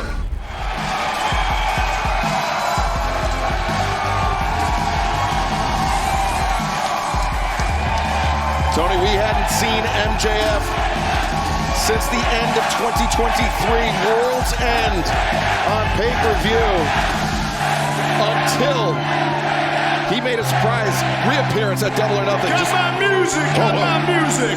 Never mind, Tony. Just like the old days. Just like the old days. The fans reading out of his hand here, though.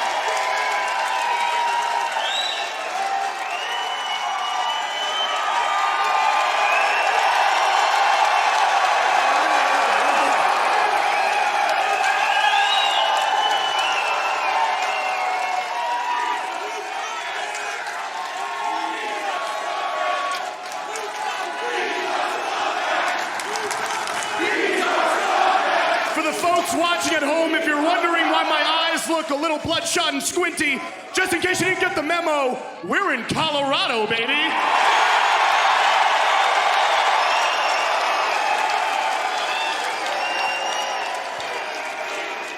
And MJF is back. And he's rocking that brand spanking new MJF merch, available now at shopaew.com. Get yours today. Done shilling. I'm done shilling, okay? See, folks, I'm here to put everybody on notice.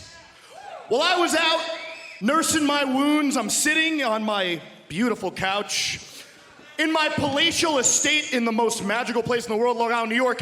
UBS Forbidden Door, Long Island. Daddy's coming back home. Probably gonna wrestle some random guy from Mexico or Japan. Doesn't matter. Get your tickets today. Done shilling.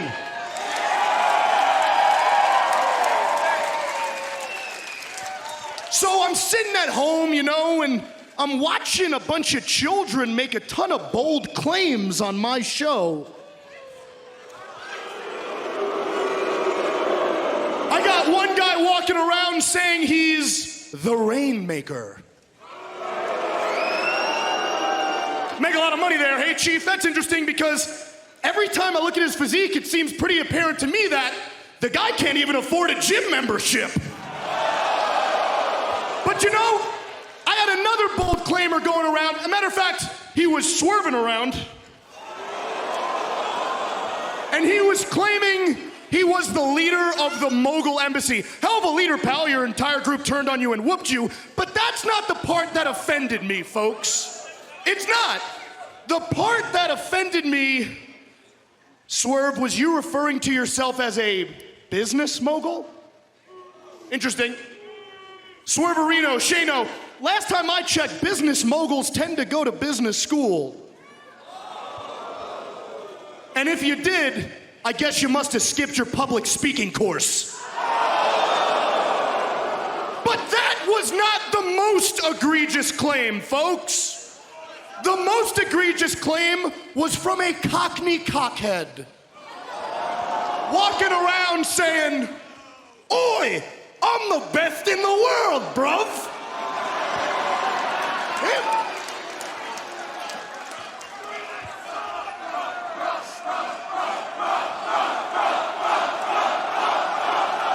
It's a great word.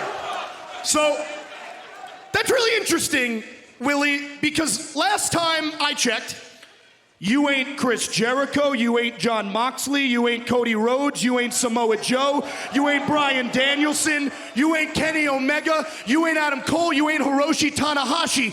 But you know who managed to beat every single one of the individuals on that list?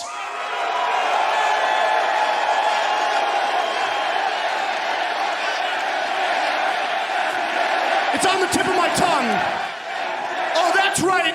Maxwell Jacob Friedman, MJF. So the next time you want to come on my show and lie through those disgusting, British, crooked, yellow-stained teeth of yours, watch your tone and check your mouth. 'Cause silly Billy, you ain't the best in the world, bruv. I am! The guy who did the impossible in 5 short years of national television exposure. I became the man, the face of AEW.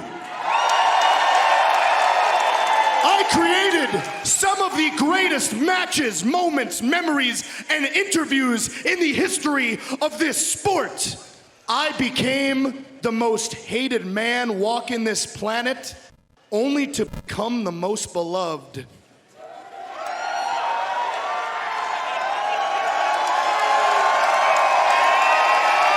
And that don't happen by accident, babe. So imagine how I felt when I go home to heal from my wounds after carrying this place, and people had the audacity to try to smear my name?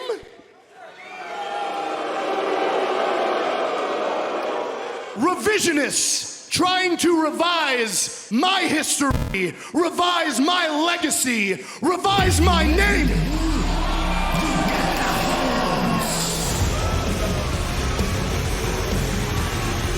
Well, we heard last week, Tony, there was one person none too pleased to see MJF making his return to AEW. Yeah, this right here could be a problem for MJF. Wouldn't want to see that man walk out during my promo, I can tell you that. El Toro Blanco Rouge. MJF!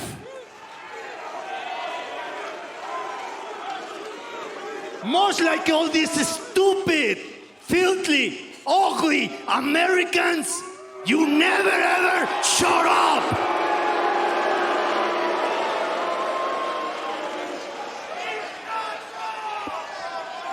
Listen to me, but listen well, perro. When you've been gone, I've been here working hard, wrestling, winning, y rompiendo madres, cabrón. So now, you come back and you get a big celebration. Where's my celebration? Where's my big moment? Where's my big moment? I didn't sell you a spot, so now I'm gonna take it. Because when you mess with the bull, you get the horse. Okay. Listen, Rouge, I didn't get any of that, okay? But it's not your fault. Listen, when Tony Khan, no offense, when that Mark was running this place, it was pretty rough, but now that the Elite have taken over, it's gotten worse. I think Brandon Cutler's running the production truck. I don't know what's going on anymore, okay? I couldn't hear Rouge. Could you guys hear Rouge? I said, could you guys hear Rouge? Rouge, can you run that by us all one more time? I said, we don't give a shit. You come out here in your dime store suit making your bank account look real dry. You know, dry, Rouge. Like every woman you've ever slept with. Oh, you know what? Hold on. I took it too far. I took it way too far. Hear me out, okay? I'm not gonna stand here and pretend I don't know you, brother. At one point in time, I paid you an exorbitant amount of money to take out Bryan Danielson. I know how talented you are. You come from wrestling royalty. Your father is a lucha libre legend. Now, granted, some might call you a Nepo baby for that. Not me. Listen, don't do that. But you proved that's not the case when you sold out, I'm getting serious now, when you sold out arena after arena in Mexico. You proved you were an international superstar. You came to the US, and in record time, you became a Ring of Honor world champion. You stepped foot here in AEW, and you managed to bludgeon some of the best this sport has to offer. But here's the problem, Rouge. I ain't one of the best. I'm the best. But out of respect, love, and admiration for you, Rouge, I want to tell you how you interrupting made me feel, but I want to make sure that nothing gets lost in translation. So here goes it. ¡Eh, cabrón! ¡Chinga tu madre!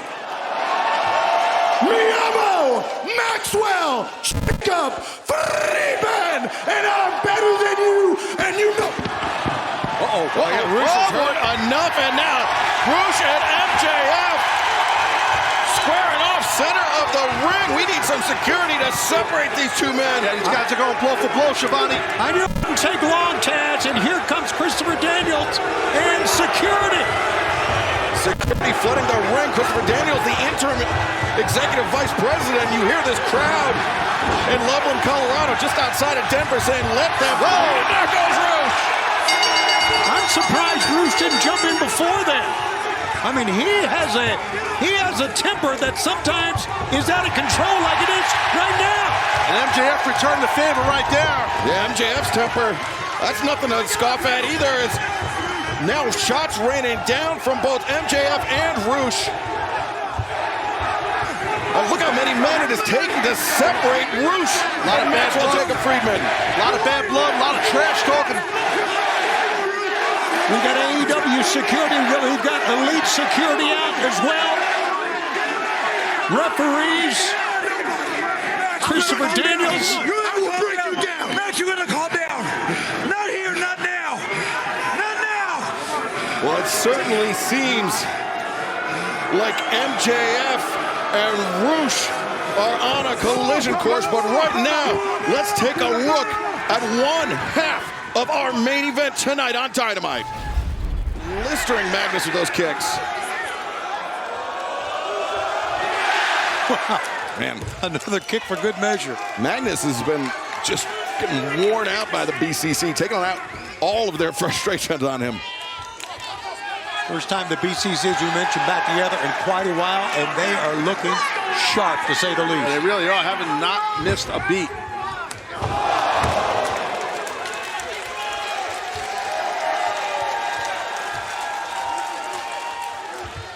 The Blackpool Combat Club in the driver's seat. Jon Moxley looking to end it here on Magnus and Team CMLL. As we mentioned, this is the return of Wheeler Yuta tonight after nearly 6 months away from the ring. And he has looked sharp, Taz. He is fit right back in with the BCC. He has. I'm happy for Yuta. And right now, you see Mox going to town, and Yuta wants back in. I don't blame him. He's been away for so long, as you said, 6 months. But Mox is in control.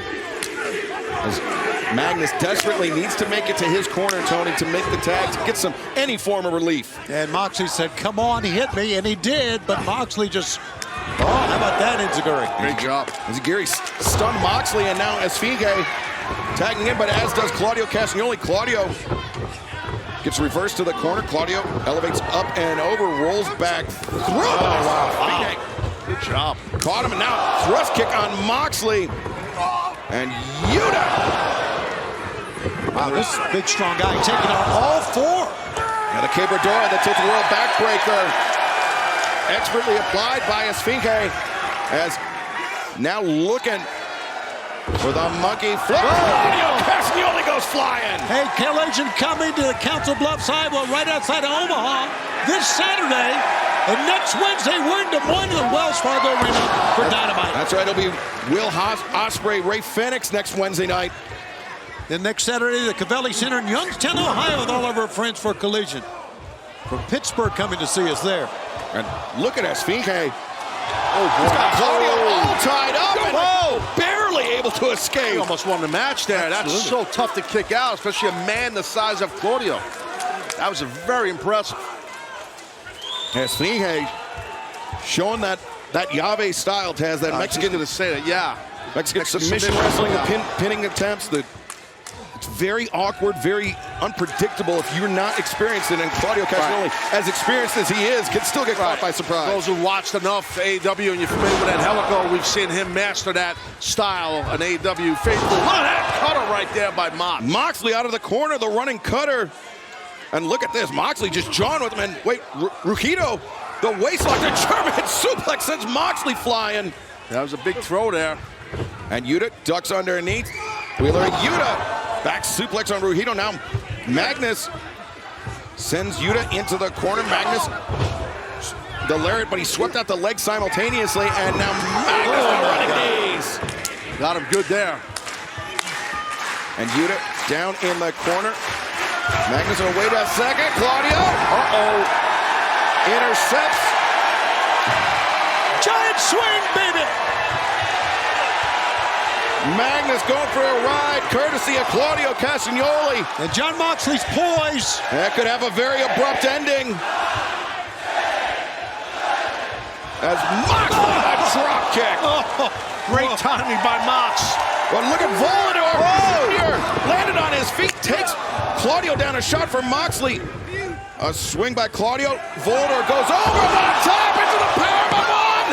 1, 2, no. Daniel Danielson breaks it up. Volador would have had that if Danielson didn't break it up. Great teamwork. Good job by Danielson. I'm flat out telling you, I want the BCC to whoop these guys' asses. I want them to win straight up. I'm Homer Jones. We're with you, Taz. Thank you. Tag made. Trujillo comes in, drop kick, blast Danielson across the ring. Swing and a miss by Wheeler. Power slam by Trujillo. The cover, 2 and no. Great power slam by Trujillo. He's got that Tasmaniac style mask on there. That's why that happened. Okay, I'm glad it happened that way. I thought it was just great timing. It was that too. Great power also. Trujillo. The swing. Oh, big arm drag. Yeah, by Trujillo. 2 and Yuta able to kick out. This is a big test to see how Yuta's recovery has progressed over the last few months. That arm drag was deep and high. You don't see them done that often like that. And you hear the fans in the blue arena just outside of Denver. That's what makes Forbidden Door season so exciting. Matches like this. John Moxley came in and just trucked Trujillo. Espinhe coming in, and Claudio intercepts the uppercut. Magnus, the kick intercepted. Moxley, paradigm shift. And now Volador Jr., the last man alive for Team CMLL, at least for the moment. And Volador comes through the deja vu on Claudio Castagnoli. Super impressive right there. Danielson's back in. Oh, what timing by Danielson. That was nice. Timing.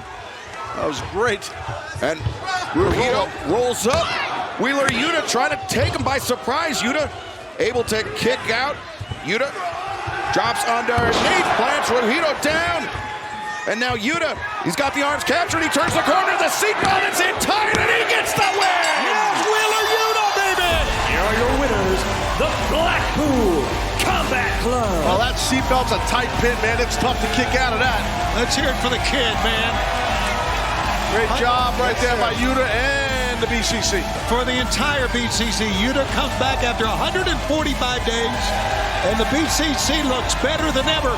What a big win in a feud that hopefully has its ending right now, but you never know.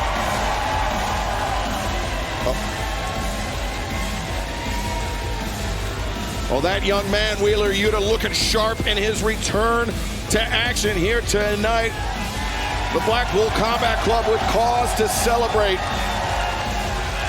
But right now, let's catch up with the continuing adventure. El Puro Blanco. That's my man right there, Roosh. He don't play games. Roosh, who ever since the return of MJF has effectively said, why do you get to come back after 6 months away and have a welcoming party, so to speak, when somebody like Roosh has been here, they've been competing, they've been winning night in and night out. I just, Tony, got it. I was saying, Taz, I think he makes a good point about that. No, he does. But in defense to MJF, MJF is a former AEW World Champion, so that's a big deal right there. Go ahead, Justin, take it away. And his opponent from Des Moines, Iowa, Dion Roosman. All right, we got Roosh against Rooshman. Rooshman. I don't like Rooshman's chances. I like the real Roosh chances, if that makes sense in cooperation. Whoa! Roosh coming in hot.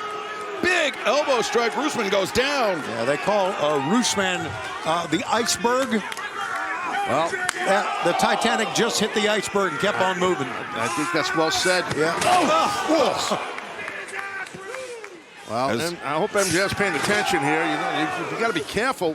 As Roosh says, you mess with the bull, you get the horns.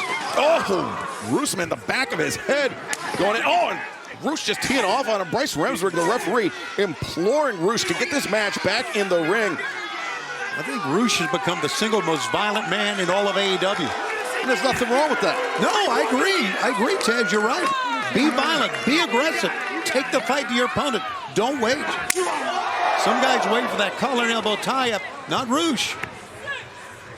As the knife-edge chop by El Toro Blanco, the white bull, as it were, Roosh, as he's got Roosman, Dion Roosman in the corner. blistering chops. Yeah, Homeboy's getting eaten up here, and it's tough right now. You deal with a guy like Roosh, and he's coming in hot right now. I promise that. We got the horns. Oh, boy, did he ever. Oh, man. Both horns from Roosh, El Toro Blanco, the cover, and the win. The winner of this match, El Toro Blanco, Roosh. Well, I think you can make a case for Roosh being one of the absolute hottest wrestlers in AEW right now. And I don't mean temper. Yeah, no, there's no doubt. He's Roosh coming out here. I don't know. He's kind of looking over at Justin, I believe. Looking at Justin. Come on now. Listen. Justin Roberts, got to be careful. Oh, brother. He's going to crack him. That would have been nice.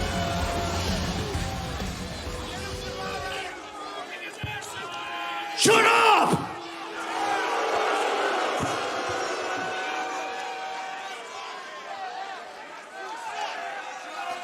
Oh, my God. He's... Oh. Somebody get this kid out of the ring.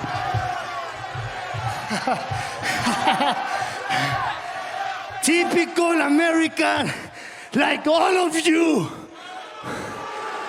Weak! Called the man weak after he just beat him up. And he's not done. And now Roosh, those powerful downward striking elbows. He's coming in again. You mess with the bull. You get, you mess with the bull, you get MJF. How about that? Max has to think here. If he's coming out, got to be smart. This guy is adrenaline's flowing in the ring. Well, here he comes, Taz. Oh, God, he's going to take the jacket off. He's taped up. The hands, the fists are taped up. MJF is out here for a fight, Taz. That much is clear. Oh, here we go. Charging in, and now, look at these two go. Big salvos being fired from each side. Yeah, they are laying them in, Excalibur. Yeah, both men going blow for blow here. Security trying to... Oh, God. AEW security coming in trying to separate these two men. As, Roosh just cracked that guy in the jaw. He's a one-man destruction team. And look at Christopher Daniels trying to keep the peace inside the ring.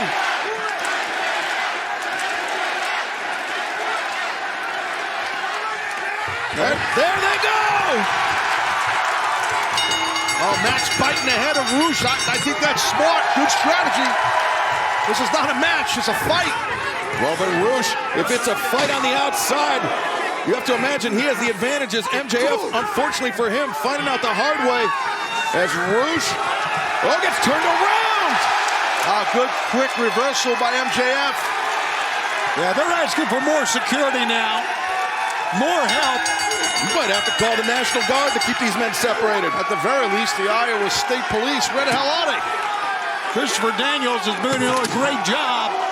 Great job. These guys are killing each other. Has been doing a great job. Oh, as I said, as an you said it EVP. past tense. Yes, I did. But I don't know what he can do with this. I mean, I don't think the threat of fines or suspension is going to do anything to stop Roosh or MJF. They don't give a damn. I'll tell you what, I think it's great. Max hitting him with those left hands. Roosh got no back down. Let him go. Just fighting through the crowd here. All throughout the Wells Fargo Arena in Des Moines. As MJF gouging the eyes. And look, Roosh going down the barricade, going down the steps. And they are battling all over the arena here. Yeah, mayhem for sure right here. Live out of Iowa on Dynamite. You hear the chant of MJF. Backstage now here. Where are these two going? I don't think they care if they're in the arena, in the parking lot, whatever. Watch out! And Christopher Daniels is just, I mean, he is imploring this. He's trying everything in his power to keep them apart, but this battle raging through the arena.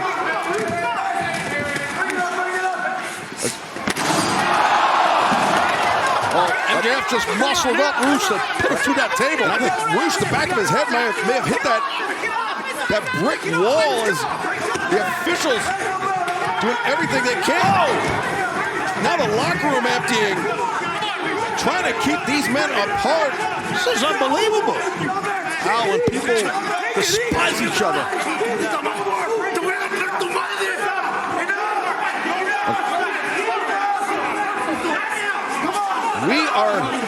We desperately need to try to restore some order here. Because they are being separated, because I have some breaking news, Tony. Okay. It has just been made official for 1 week tonight, 1 week from tonight on Dynamite, kicking off our broadcast, no commercial interruptions. It will be MJF and Roosh one-on-one 1 week from tonight. Wow, big.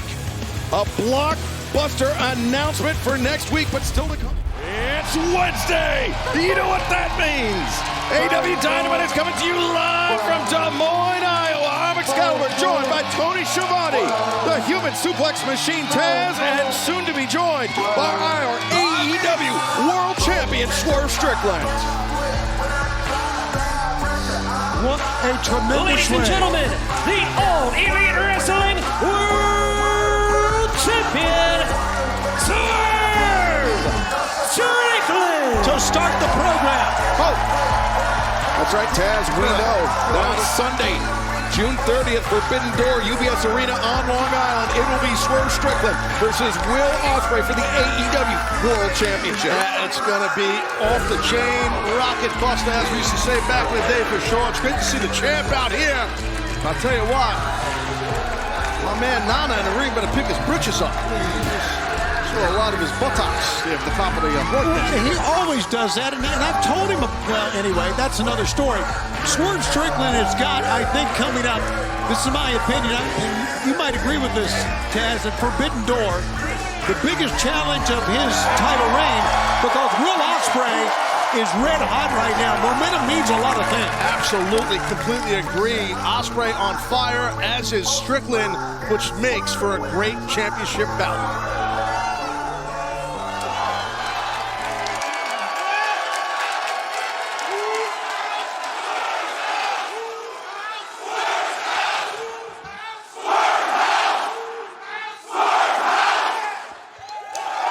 Des Moines, Iowa, are you ready for some Dynamite tonight?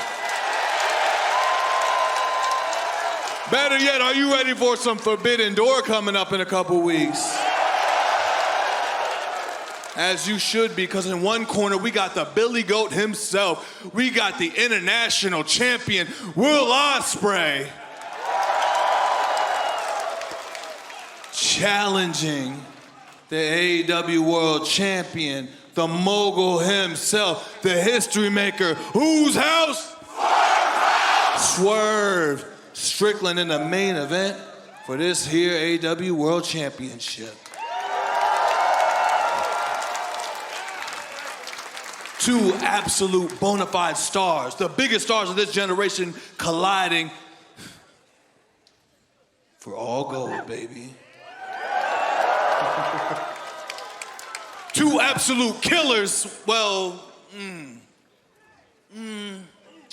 more like one killer in that ring.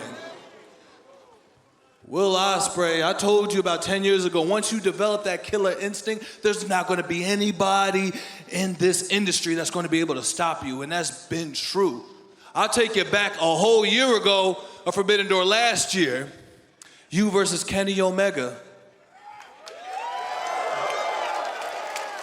I saw a killer. No, I saw an assassin get the job done. Fast forward a couple months later, Revolution, you and Takeshita tore the house down. Once again, an assassin got the job done. Fast forward months later, Dynasty, you and Bryan Danielson, an assassin, and got the job done. Now, Double or Nothing? Not really. Didn't quite see that assassin. Because let me tell you something.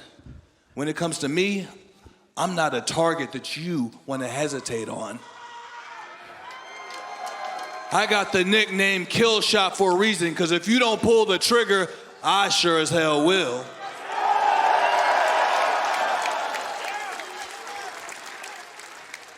But that doesn't mean I don't respect you, Will. Hell, I respect the fact that you are a fighting champion. You are the AEW International Champion, defending it night in, night out. You're defending it tonight against Phoenix. You're a fighting champion, unlike some EVPs. Whoa. That have yet to defend their championships ever since they won them things. Hey, stop.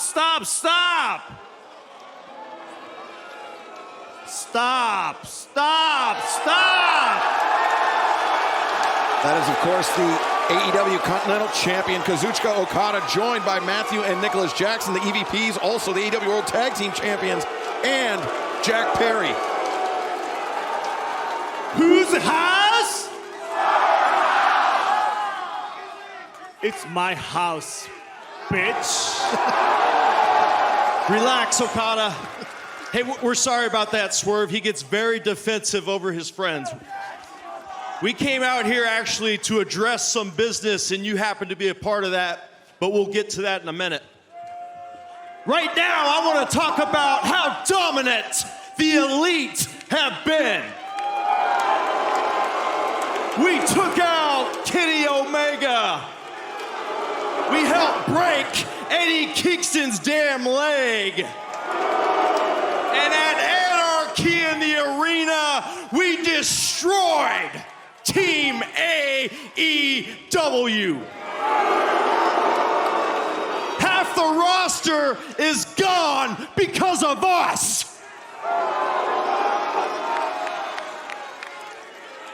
And it feels pretty damn good.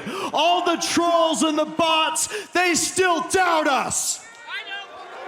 Hell, even the wrestlers in the back, they don't think we're violent enough. Well, guess what?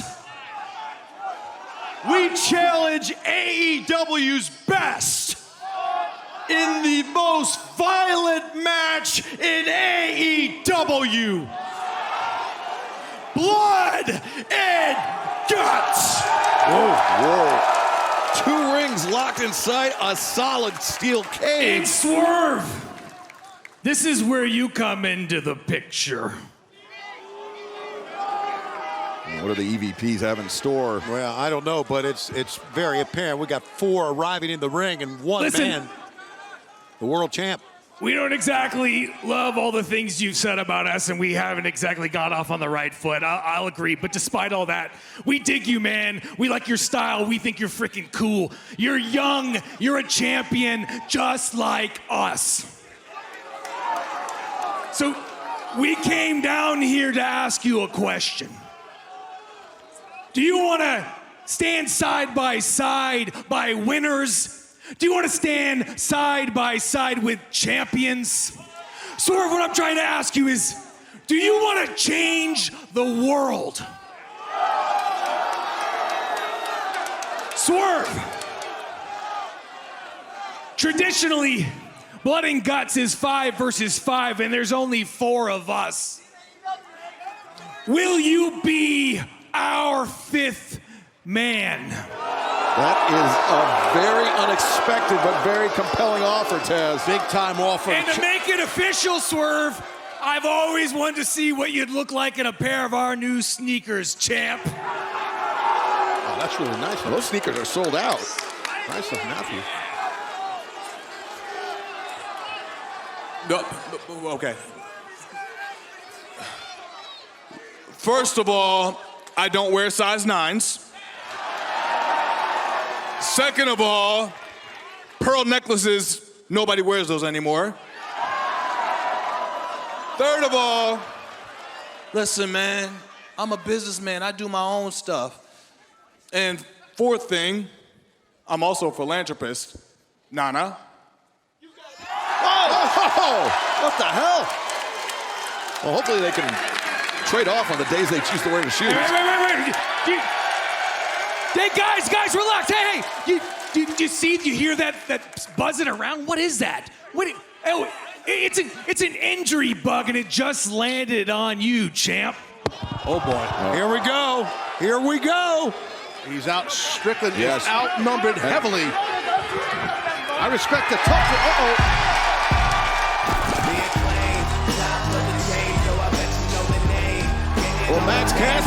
Bowens and Billy Gunn. They've been having some very pointed words for the Elite as of late. Whoa, whoa, whoa, whoa, whoa, stop, stop, stop, everybody, stop. Hey, hey, hey. Hey, man, usually I'd let a brawl go all night long, but tonight we've got a full show of wrestling. We've got 2 title matches tonight, and our opening contest is a qualifying match for the ladder match at Forbidden Door for the vacant TNT Championship, which means I need all of you out of that ring and backstage right this minute. Except for you, Jack Perry, because you are wrestling in this match right now. All right. All right. Against this man. Oh, Christopher Daniels just put it down. Yeah, the interim EVP, Christopher Daniels. Then that Jack Perry. He just came over here and said, I'm not even dressed. Jack Perry has to go one-on-one with that man. Take it away, Justin Roberts. This is a TNT ladder match qualifier set for one fall with a 20-minute time limit. Approaching one from Austin, Texas, weighing 230 pounds. Well, they call him the Natural, Dustin Rhodes. Wow, what a tremendous way to start our telecast. We already mentioned it. It was a ladder match that very nearly ended the career of Dante Martin in Ring of Honor. How gutsy is it that he is going into Forbidden Door, another ladder match, this time with the vacant TNT Championship on the line, but 5 other competitors. That's a good point you're making about the ladder match of Dante and all that because of the history of the injury and all that. Oh, God! Oh, my God! What a powerbomb! 2 and no. Briscoe and Orange Cassidy there to break it up. They had to. He was dead to rights right there, Siobhan. He was done, Dante. Look how high he got him up in the air. My God, you were right. There was no way he was going to kick out of that. Well, communication breakdown between Roderick Strong and Konosuke Takeshita, and fans don't go anywhere because we're sticking with the action in picture-in-picture.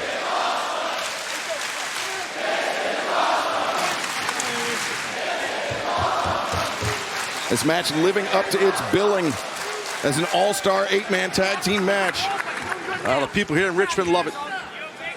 Well, I think people outside of Virginia love it too. 450 miles, what's the difference? Who cares? There's a lot of difference. It's all for lovers. That's all that matters, Shivani. That's what I was told. Oh! Emphatic elbow strike by Takeshita. He shoots the half, the cover. 2, and Dante Martin.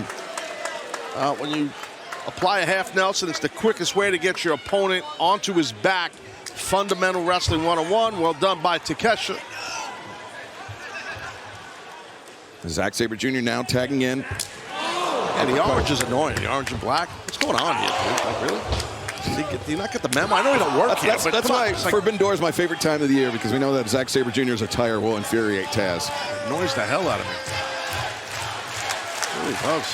What do you start bullying Dean Malenko's daughter because she brought an orange backpack to work? That's brutal. If I didn't need all 4 joints repaired, I would go in that ring and stretch Zack Sabre. Double leg his ass. Roderick Strong, the dropkick, the cover, the far leg hooked, and Dante Martin is weathering a storm right here, Tony.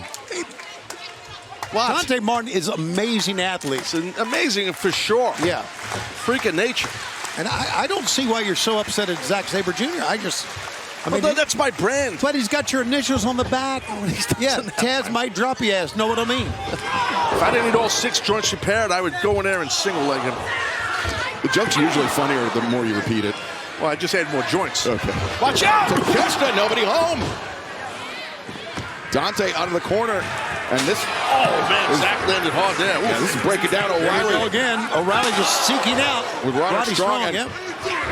Now, inside the ring, Mark Briscoe. Here comes Kyle. O'Reilly, elbow of his own. Takeshita isolated. Oh, my God. Oh! Boy, that rocked his head, man. Dante came flying in with that Gamagiri. But unfortunately for Dante, he's down in the opposing corner. He's got to crawl his way across the length of the ring and past Konosuke Takeshita to make the tag. It's like Dante put all his energy into that one offensive blow, and now he's out of it, trying to get in Briscoe here into this match. Taz, I mean, sometimes in the match, that situation is just so dire. You feel like you got no choice other than to completely exert yourself. You're exactly right. That's exactly how it goes. Takeshita with the boot. Enziguri. Takeshita goes down. Dante, can he make the crawl? Can he make the tag? Much closer. We are in the midst of a red-hot all-star 8-man tag team match. Dante Martin desperately needed to make the tag, and he does to Mark Briscoe, who is firing in some chops into the chest of Kyle Fletcher. Quick reversal by Fletcher. Oh, what a shot to the face. And what a... That was Zack Sabre Jr. who went down after the high boot from Briscoe. Man, he can throw hands. Briscoe get the redneck kung fu going. Wow, man. Love Briscoe. Boots into the chest of Fletcher. Leaps back. Enziguri takes down Roderick Strong. Fans are right with Mark Briscoe here. Go get him, Mark. Takeshita just gouging the eyes. And now the Alpha up on the shoulders of Briscoe. What a power right there. Briscoe, Death Valley driver. Great strength.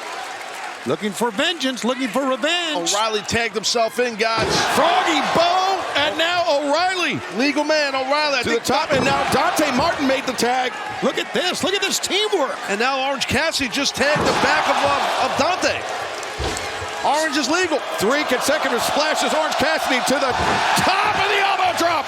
1, 2, no! Fletcher there in time to make the break. That was tremendous. Tremendous sequence, all 4 men. Great teamwork, for sure. And once again, this match breaking down competitors to the outside. Orange Cassidy trying to end it here, thinking orange punch perhaps. Takeshita struggling up to his feet. Zack Sabre Jr. has the boot of Cassidy. Hold him in place. Like caught in a bear trap right there. Takeshita made him pay. Thanks to Zack Sabre. A hell of a kick in the corner for Konosuke Takeshita. And now Sabre standing on the hand of Cassidy and manipulating the right hand. Heavy-duty joint manipulation right there. Uh-oh. Gonna kick you in the face, Zach. That's the rooster, isn't it? Well, that's it. Okay. Oh! Himself a little high collar throw right there. Yeah, Sabre going down hard on his neck. Fletcher, sheer, drop, brainbuster. O'Reilly went for the sweep. Fletcher caught him with the elbow strike, but O'Reilly comes in. Caught him in the center of the chest. Guillotine here. Guillotine hooked in, but Roderick Strong out of the guillotine into the backbreaker. Dante Martin rising knee strike, sorry. Catching Roderick underneath the jaw. Dante goes in. Takeshita jumping knee. My God, what a match we're watching. And while all this is going on, look at that. Yeah, Takeshita. man. Too strong.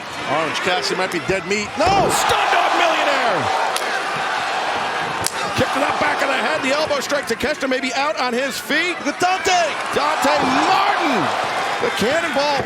And now into the kingdom. Taven and Bennett. There you go. Loving that. This is insanity here. And Briscoe, the neckbreaker on Takeshita on the outside. Oh, but Zach, wow, nice on the elbow there. The kick to the arm, the uppercut takes down O'Reilly. Cassidy looking for the DDT. Zach counters, now front chancery. As Zach, no, stun dog millionaire countered. Zach, he was looking for the Michinoku driver, the Zach driver, but instead, Cassidy fights his way out of it. Zach, now European clutch, 2, and the knee to the ribs to break up the pin. How about all those counters by Zack Sabre on those exchanges? Oh my God. Amazing. What a landing for Fletcher. That was nasty. Almost a version of the total elimination there as Fletcher went on the back of his head, but now Roderick Strong driving Cassidy down. Big time mat return as Roderick Strong charging in. Oh! O'Reilly pushing Cassidy out of the way. Orange punch! Gonna get it. Orange gonna get him. Crawls, makes the cover, and gets the win! What a freaking match! Briscoe, Dante Martin, Kyle O'Reilly, and freshly squeezed Orange Cassidy. Wow, if you were on the fence about joining us next Sunday, you gotta join us. And that was something else right there. All 8 men tore down Excalibur. Yeah, sneak preview of what we can anticipate for Forbidden Door coming up Sunday. June 30th, live on pay-per-view. Cassidy, Zack Sabre Jr., and we will crown a new TNT champion. Dante Martin, Mark Briscoe, Konosuke Takeshita, and Jack Perry have already qualified for the ladder match. 2 more spots remain. Oh, look at that, Jack Perry. A blindside shot on Dante Martin. And look at that coward Jack Perry retreating as Takeshita now. Well, he was taking his shot before the ladder match. Now we got 2 other men who will be in the ladder match going at it right now. Takeshita and Briscoe fighting their way up the ramp, and now Zack Sabre Jr. and Orange Cassidy getting face to face. Orange Cassidy getting the win for his team tonight. But what will happen when he and ZSJ meet one-on-one at Forbidden Door? I mean, he defined that title for more than a year as Rush now recover. And anytime you get a victory over a former champion, your stock skyrockets. Yeah, I was saying that earlier, the exact thing you said, and you're exactly right, man. And that's what it is. But right now, MJF, man, he is looking up at the lights, just not on his back in the middle of the ring. That turnbuckle, the lower turnbuckle, Shivani's holding him up right now. Absolutely. He is in major trouble. And again, trying to slug it out with Rush, to me, is not the way to go. Because Rush, I think, is going to always win that battle. You know, MJF started this match with a side headlock. I thought, well, he's going to try to wrestle Rush. It's not a wrestling match right now. Yeah, this is... Oh, my God, Rush is coming in hot here. He's looking for that drop kick in the corner. It's going to give MJF the horns, and no, MJF accelerates out of the corner, but just barely. Exactly, but just enough. It was really a good job by Max to get out of the way because Rush was coming in just like a freight train there. I mean, Rush, that drop kick in the corner, the horns, he's won championships with that attack. MJF looking for inside cradle. 2. Both men separate, close distance. MJF's going to get backslide. Yeah, backslide. Got Rush in tight, but Rush kicked the legs, was able to break free. Ooh, thrust kick to the jaw, and now MJF, the hammerlock. Rush in trouble. DDT. God. MJF spiked him. The lateral press in Rush. That's a nasty, nasty move. Pretty dangerous right there. I don't know how the hell Rush kicked out Shivani. What a landing on his skull. Let's take a look at here, Tony. I'll tell you, when you get high caliber athletes like this, wow, you're right, Taz. That's bad, man. You've got to really suck it up. Both men showing a lot of heart in a short period of time here. So impressed with both of them, even obviously before this match, but that's why we've been looking forward to this match for so long here. Scratch across the back always works. The back break, the pile driver attempt. Rush able to get his feet underneath him. MJF, the knee down, may have jammed his knee right there, but he might have. Wait. Now Rush goes over. Covering spike pile driver there. MJF, shoulder's not down. There it is. Eager and great job by the referee right there. He realized the shoulder was not down. Yeah, MJF, he was playing possum with the knee, to be honest with you. Maybe I'm wrong, but he popped it to that pile driver Excalibur pretty quick. He certainly did, but I was thinking he was a little too hasty. Oh, yeah, obviously nothing wrong with that knee, but I think he was a little too hasty to go for the victory, to try to put away Rush. Didn't get the great technique on the cover, and that may have been the only thing that saved Rush in that situation. Vintage MJF right there. Oh, God. Belly-to-belly suplex using MJF's momentum against him.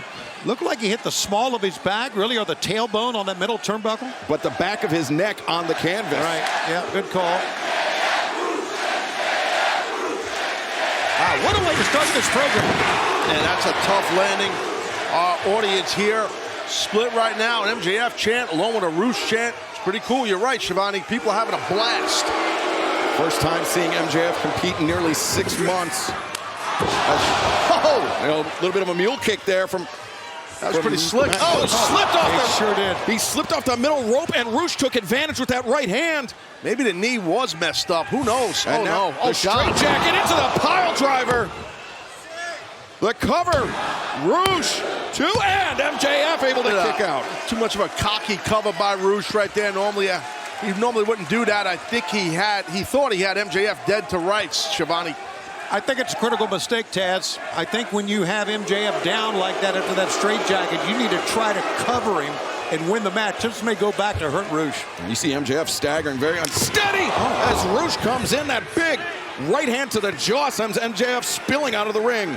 Big haymaker right there. Really rocked Max right there, and he's out on the outside hurting. And I think Roosh is going to come right out after. Yeah, sure thing. Well, we know just what type of damage Roosh can do on the outside. Wow. He is very dangerous. MJF goes hard into the barricade, and now again. Oh man, those are tough to take. Oh, man, just chest first. 3 times Roosh sending MJF into the barricade, and now a 4th time. Yeah, I mean, Roosh knows how to batter the body. Look at the skull. Well, remember, I mean, it was when MJF going into World's End last December, Taz, I mean, his left shoulder was a mess. You're right about the shoulder, and those shoulder injuries take a long time to heal. And being thrown into the barricade like that could aggravate something. There's no doubt about it. It could separate a shoulder, tear a labrum, tear a rotator cuff. Check out the force right here, folks. Watch this impact. Look at the wall, just bent and move. That was the first one of 3, too, Taz. Yeah, I mean, those are no joke. Yeah, hundreds of pounds. Those barricades, those LED boards on top of it. This is you. Come on. And Roosh sending MJF into those barricades with such velocity. Now head first into the barricade. This is what I was talking about, Taz. Roosh, he knows how to get dirty on the outside. He does, and Max is just in a bad way. What the hell is Roosh? Uh-oh. He's going chair here. Whoa. Easy, big boy. Easy. So you got to wonder what the motive is right now. I know he wants to win. He wants to beat MJF, but using the chair, to me, we've seen this before. Yeah, this is right out of Roosh's playbook. This is part of a major part of using that cable. Roosh using that camera cable as the referee still dealing with the chair that Roosh sent into the ring. Man, that hurts, man. Oh, God. And now, wrapping that cable around the throat, the mouth of MJF. Tough to breathe when that happens, and you get punched in the side of your head. The guy's ramming your face into the mat, into the outside floor, I should say, which is a thin mat. Now Roosh goes in, breaks the count. Max is hurting. Yeah, and obviously, the MJF wrapped up in the cable, but Paul Turner never saw Roosh hitting MJF with it now. Oh, he's tearing up signs. The sign. Going crazy here. MJF just getting a toe of Roosh's boot into the jaw now.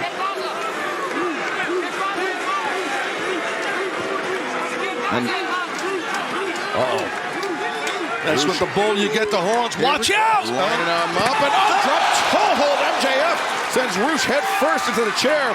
Boy, MJF has a ton of reserve and a ton of heart, guys. My God, he's taking a hell of an ass kicking, and look, he's still into this. Yeah, no, you're right, showing a ton of fortitude. Thinking brainbuster perhaps on the apron. No, Roosh again, thunderous right elbow strike. Backs MJF. Oh, my God. Damn, man, that is rough. The belly-to-belly suplex this time to the floor, very nearly wiping out the camera in the process. And almost hit his head on the ring apron when he fell off. Yeah, let's take a closer look at this slow-mo here. Wow. Yeah, that will definitely, you'll feel that in 20-something years on your lower back and your hips. That's what happens to pro wrestlers. That's a brutal landing. Brutal. Well, MJF undoubtedly feeling it now as Roosh returns Max to the ring. He lands the dropkick. I have a feeling that's going to be it for MJF. So much for his return. He's trying to pull himself up. Look to the right of your screen. He's got both arms up. Does MJF. Roosh lining up for the hold, but MJF throwing his whole body into that lariat. And lariat caught him in the gut.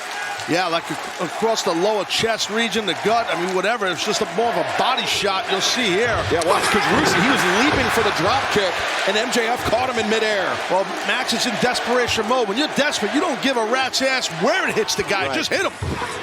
MJF ducks underneath. Spine buster, and now ramming down the forehead with the left hand. Those lefts are coming down hard. As Rush rising to the feet, head going to that top turnbuckle pad repeatedly. And MJF now ascends, firing downward once again with that left arm. I want to bite his head. That's what I would do if I'm Max. He's listening to you, Taz. I know his style, and I get it. And you got to do it sometimes. You got to fight fire with fire. Yeah, I think we're seeing another level of MJF we've never seen before. And MJF, the heat seeker, planting Rush once again with a pile driver now into the ring. MJF not done yet. Brain buster. Yes, sheer drop, center of the ring. MJF floats over. The lateral press. 2, 3. Here is your winner, Maxwell Jacob Friedman, MJF. Wow. Physical battle right there, man. Kid earned it, Taz. He really did. Sure thing. And that Rush really brought the fight to MJF. Yeah, what better way to test if there's any element of ring rust for MJF than to step right into the fire with a fighter like Rush. Look at the cuts and bruises he had on his back there. Congratulations, Max. Congratulations and welcome back. You know, our elite EVPs wanted us to send you their congratulations as well, especially after all the lovely things you've said about them. Real nice stuff, real nice.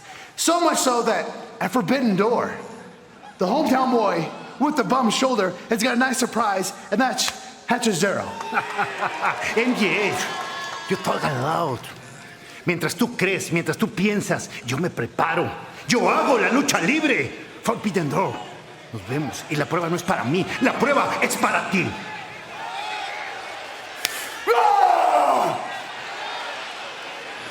Well, the Elite may think they have the power, but that match isn't official for Forbidden Door until either Christopher Daniels or Tony Khan sign off about it. We will keep an eye on this developing situation. But covered, the leg hooked, and you know, speaking of a tough draw, how about this for a first round match? We said it in the women's opener, but what about this? I mean, Claudio Castagnoli and Pac, Taz, these two men could very easily, had they been on other sides of the bracket, finalists.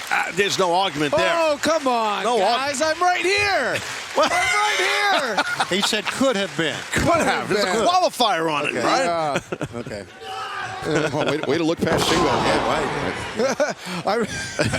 Way to disrespect Bryan Danielson. Way to disrespect Shingo and disrespect everybody We're else. just burying everybody. That's what we're doing. Oh, big stomp, but you can see still clutching that hip as now Claudio the leg hook. Pac, though, able to escape. Smart to go right to initially a front headlock on him, now trying to... Maybe he's going for those elbows, no? Oh, look at this. Yeah, look, you know, and we train a lot of this kind of stuff at the BCC. We get in uncomfortable positions and we find a way to hurt people from anywhere. I'm in an uncomfortable position every Wednesday night between 8 and 10 Eastern. Yeah, I hear you. As Pac trying to make his way up to his feet. Claudio, though, yeah, there's something not right with that hip of Castagnoli. Yeah, he's looked over here at Bryan Danielson for a moment. Could be two men meeting in the semifinals.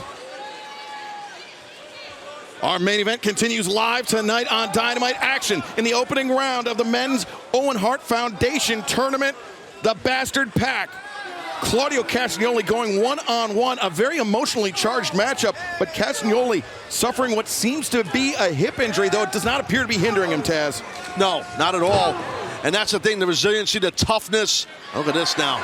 Claudio just readjusting that neck. Oh, overzealous right there. Yeah, when you say it's a very emotional matchup, I think it's only an emotional matchup from Pac's standpoint because he's the one who feels like Claudio Castagnoli almost ended his career. Claudio Castagnoli just came to work. You know, he was defending his Ring of Honor title and did what he had to do. But did he go too far in the process thereof? I mean, that is something that is up for debate. Most certainly Pac seems to think so, but Pac, the diving Hurricane Rana on Claudio on the outside, and now Pac up to the top. Acai moonsault with pinpoint precision. Yes, perfectly done right there by. Incredible. So impressive is Pac. And we're in overtime here right now. Don't forget the overrun we got tonight. These two men, who knows how long it'll take to decide a winner. Look at this. Anytime. And this is what we're going to see in the Owen Hart tournament. Two incredible athletes just going all out. Absolutely. Yeah, and we've taken our final break of the evening. We will decide who moves on to the semifinals of the Owen Hart Foundation tournament. Will it be Claudio Castagnoli? Will it be Pac? We will find out live tonight on Dynamite. And whoever advances from this match will be facing either Bryan Danielson or Shingo Takagi of New Japan Pro Wrestling. The cover by Pac, and no, Claudio kicking out. I think that's a new wrinkle by Pac. I don't think I've ever seen him come off with an elbow drop like that. A springboard elbow drop. Springboard elbow, yeah, that's a lot more impact coming from that height. I think Pac may have judged the distance and just pivoted in midair, so to speak. But there you see at the bottom of your screen, the matchup official for Forbidden Door, the first round match. Bryan Danielson, Shingo Takagi live at Forbidden Door on pay-per-view. It's the year of the dragon. I can't wait. All right, there Dragon you go. versus dragon. Yeah, I was going to say, Brian, which dragon? Yeah, that's what I'm saying. Shingo Takagi, former IWGP World Heavyweight Champion. That's my draw in the first round. I love it. And Shingo, he said in an interview in Japan, he is committed to going on to Wembley Stadium. He's committed to not just challenging for, but winning the AEW World Championship in London. Oh, nice. Snap into that German suplex with a release. But Claudio up to wow. Oh, what a pump kick. Yeah, great extension by Pac. The kick and the thrust kick takes Claudio down. Pac's legs are so strong. Not just the power, the flexibility, though. And the precision. Yes. How precise those kicks are. Absolutely. He's going for the Black Arrow now, I bet. Pac to the top. He's dangerous from everywhere. Everywhere. He finds his footing. Shooting star press. No, landed on his feet. There we go. The cover.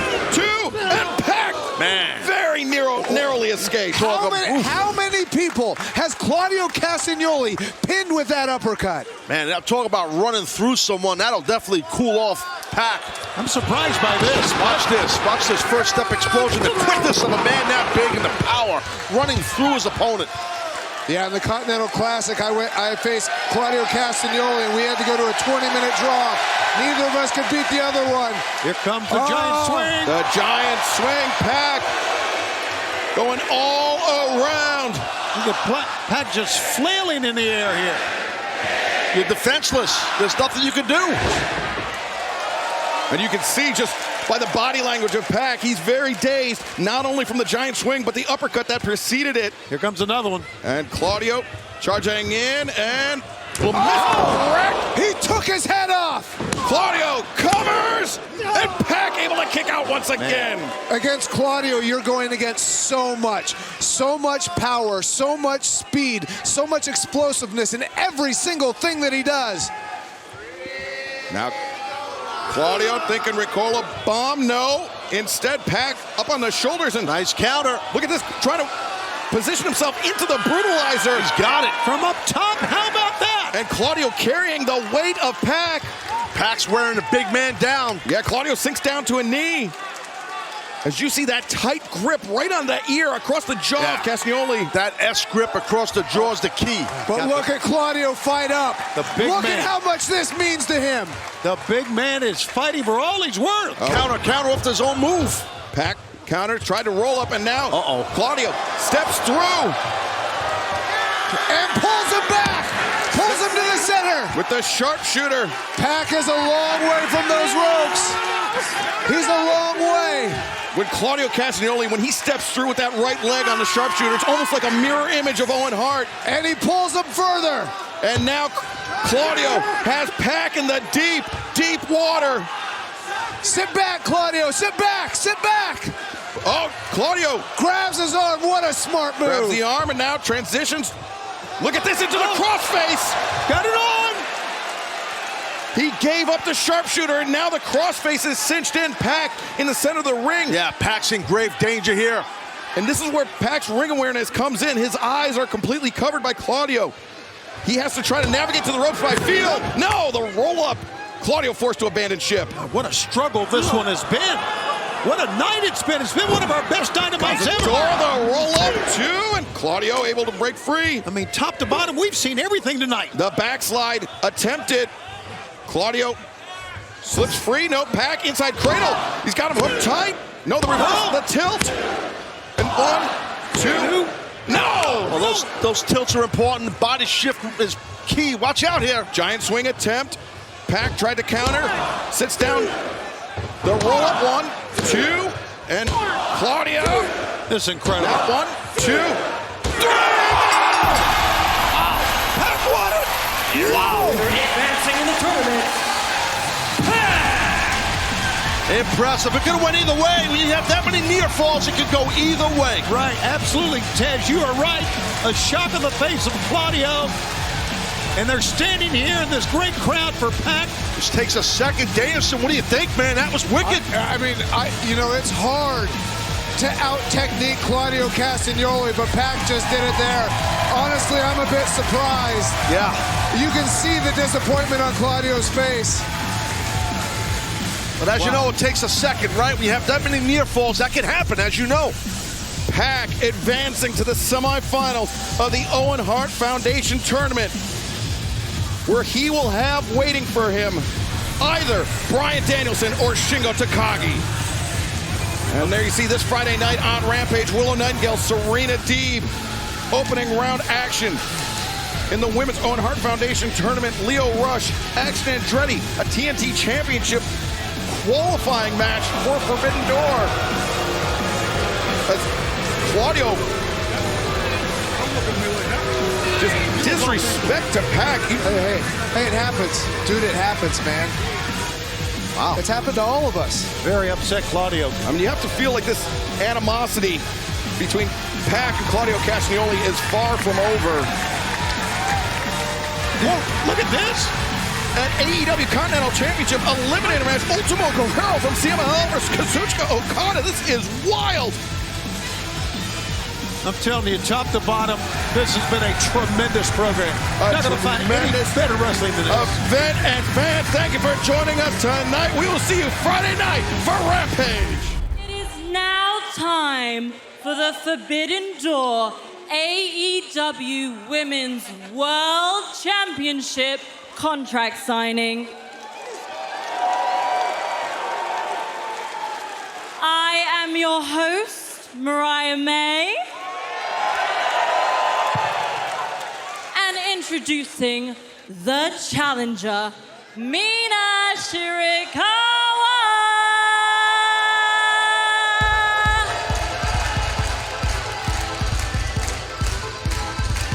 Mina Shirakawa, coming from Stardom in Japan, walking through the Forbidden Door to challenge Timeless Toni Storm for the AEW Women's World Championship. And Mina Shirakawa, former tag team partner of Mariah May. Well, Mariah May finds herself a bit conflicted, Tony. Well, and I understand her dilemma. I mean, this is her very, very good friend, and of course, she just absolutely patterned her career after Timeless Toni Storm. And now, the AEW Women's World Champion, Timeless Toni Storm. Well, since winning the AEW Women's World Championship for a third time, Timeless Toni Storm has been unstoppable. But Taz, Mina Shirakawa could be Toni Storm's biggest challenge yet. Yeah, that definitely could go down for sure. But in my opinion, Toni Storm is going to be very difficult to take that title from, no matter who it is. But definitely Mina can go in the ring for sure. You see, there's multiple cheek kisses. Yeah, that's how you and I greet each other. But that's a lot of these kisses. Right, I get that. I just think you're right. I think it's going to be very difficult to dethrone Toni Storm. Thanks, Tony. You're welcome, Taz. Ladies, icons, friends, this match is going to be very difficult for me. I know what you're both capable of, and I understand you need to prove who the best woman is. But I just want you to know that I love you both.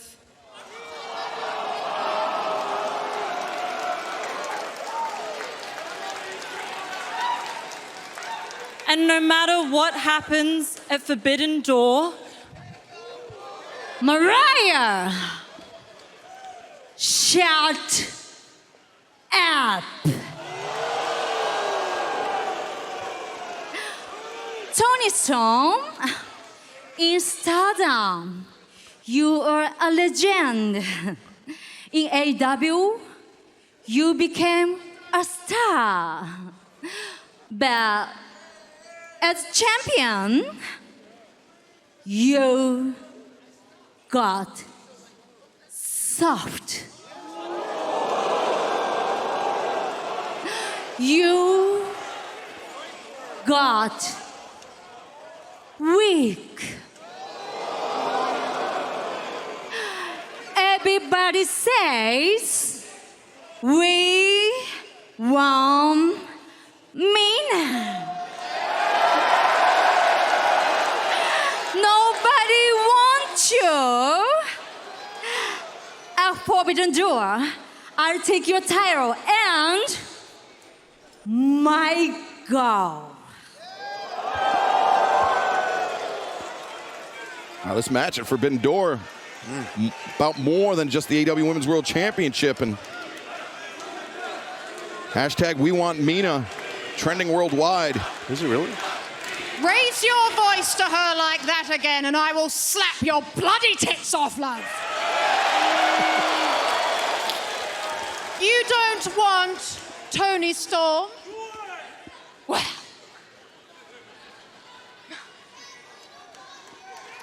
this buffet is wide open, so grab a bowl and line up.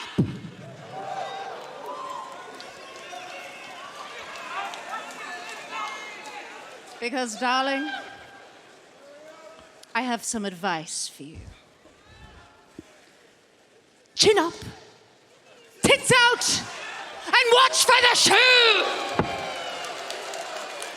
Well, there it is. The challenger has signed, and now the champion putting pen to paper. It is official for Forbidden Door on Sunday, June 30th, the UBS Arena on Long Island, live on pay-per-view. It's official! Mariah, you must choose. Oh my God. Me or Shut her. your mouth. I am so... Now what? No, shut up! Saraya and Harley Cameron. I am so sick of this! And I am so sick of you! And you know what? I didn't come alone, bitch! Oh, what the? Wait a second. That's Anna Jay. That is it, yeah. Sending Mina Shirakawa into the ring post, and now Saraya. Where did she come from? Attacking Mariah May. Oh, these ladies got something in mind right here. Anna Jay in league with Saraya and Harley Cameron. And now propping the signing table up in the corner. What does Saraya have in mind for Mariah May, whatever it is? Yeah, it's not going to be good for Mariah. Oh, no. Oh, my, look at this. Oh! Tony Storm, the shoe! Saved the day right there. Oh, right in the face. Oh! Protecting Mariah May. Tony Storm! German suplex on Saraya. And here we go. Oh, no. Here comes the champ. The hip and Carter, but nobody home. Oh, my God. Saraya dodging out of harm's way. Look at Mina and Mariah at the top of the ramp. And the champion down in the ring. What a landing right there. She sacrificed herself for Mariah May, who's standing back with Mina. I don't get this. Well, fans, still to come tonight, the Owen Hart Foundation tournament kicks off. Pac and Claudio Castagnoli one-on-one, plus Chris Statlander and Nyla Rose, and the full bracket reveal of the Owen Hart Foundation tournament, live next on Dynamite. The Bad Apple, Brian Keith by Katsuyori Shibata. That's right. Yeah, wow, both of you guys are doing it. This is great. I know. Now, working on that arm. See, right now, Orange Cassidy, we're in a break, but we're not. So this is kind of interesting for you to practice this stuff here. Don't worry, you're doing great. You're doing great. You know, you didn't. Oh! Zach snapping at the fingers of O'Reilly. Orange Cassidy, what if he snaps your thumb? You can't do the thumbs up gimmick. Or the orange punch. Oh my God, I forgot about that. Jesus, something sing out here, You know, it's I should probably avoid that too, getting my fingers broken, right? Yeah, especially your thumb. Yeah. That's your whole thing, the thumb. Well, and also the orange punch. He's got other things too. You're right, Excalibur. See, he's a natural at this. Oh, Sabre went for the headbutt to the midsection, but the guillotine. Yeah, locked in tight by Kyle. Cinched in tight, and you saw Sabre fading down a little bit, but perhaps that was just to drop the weight and to break free of the hold. You know, you don't have to have a front guillotine or front face lock, whatever you want to call a front headlock, on too long to really do damage. So that, you know, that's why Zach got out of it as quick as he could. He realized that. Oh, look at that dragon screw there. Yeah, O'Reilly picking the leg between the ropes, attacking the leg of Zack Sabre Jr. with that dragon screw. Yeah, if I'm Kyle, I would get on that left knee. What do you think, Orange Cassidy? That's a good game plan, right? Go after the knee? I mean, he's favoring it a bunch right now, and I think there's some tape sneaking through there. And believe me, I know about KT tape. Oh, you know it. It is, you know, Kyle's one of the best. He's going to target it. And we see again Roderick Strong, Gabe Kidd. That is a dangerous alliance, so to speak, Tess. I guess that's one way to put it. Yes, they are dangerous people. Orange, what's your opinion on violence?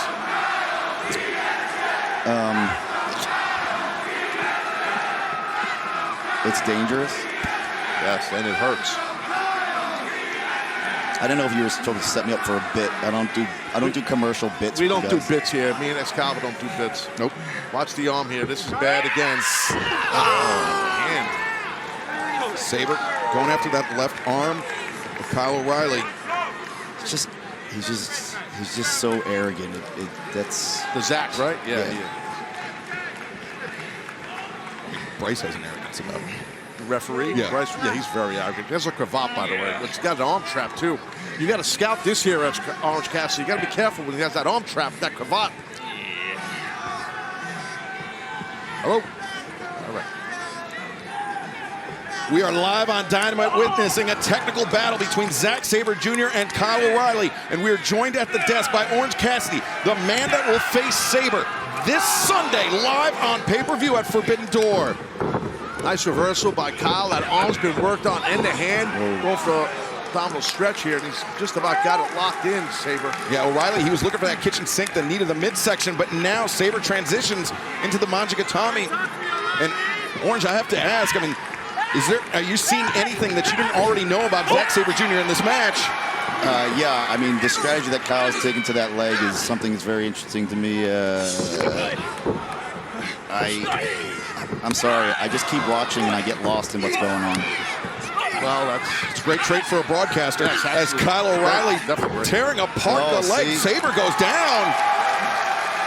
And that round kick get caught on the side of the quad or maybe a portion of your hamstring. And Roderick Strong of the Undisputed Kingdom, Gabe Kidd of the Bullet Club War Dogs, they will be in action this Friday night. Double wrist lock there. Sorry about that. On Rampage, 10-9 Central on TNT. Continue.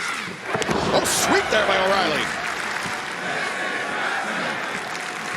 As Kyle O'Reilly, his arm has been picked apart by Zack Sabre Jr., but likewise, Sabre's leg has been the target, the bulk of O'Reilly's offense. And not just the arm, right? The hand of Kyle O'Reilly to the fingers. The little joints in your fingers, man, get ripped up by a guy like Zach. Oh, got a rear choke. Sabre maybe fed the arm to O'Reilly in order to go for the choke, but instead goes through the kick to the elbow. And now Sabre to the roll. O'Reilly following close. Knee to the chest. And Zach inside cradle. Tight roll up here. O'Reilly breaks free.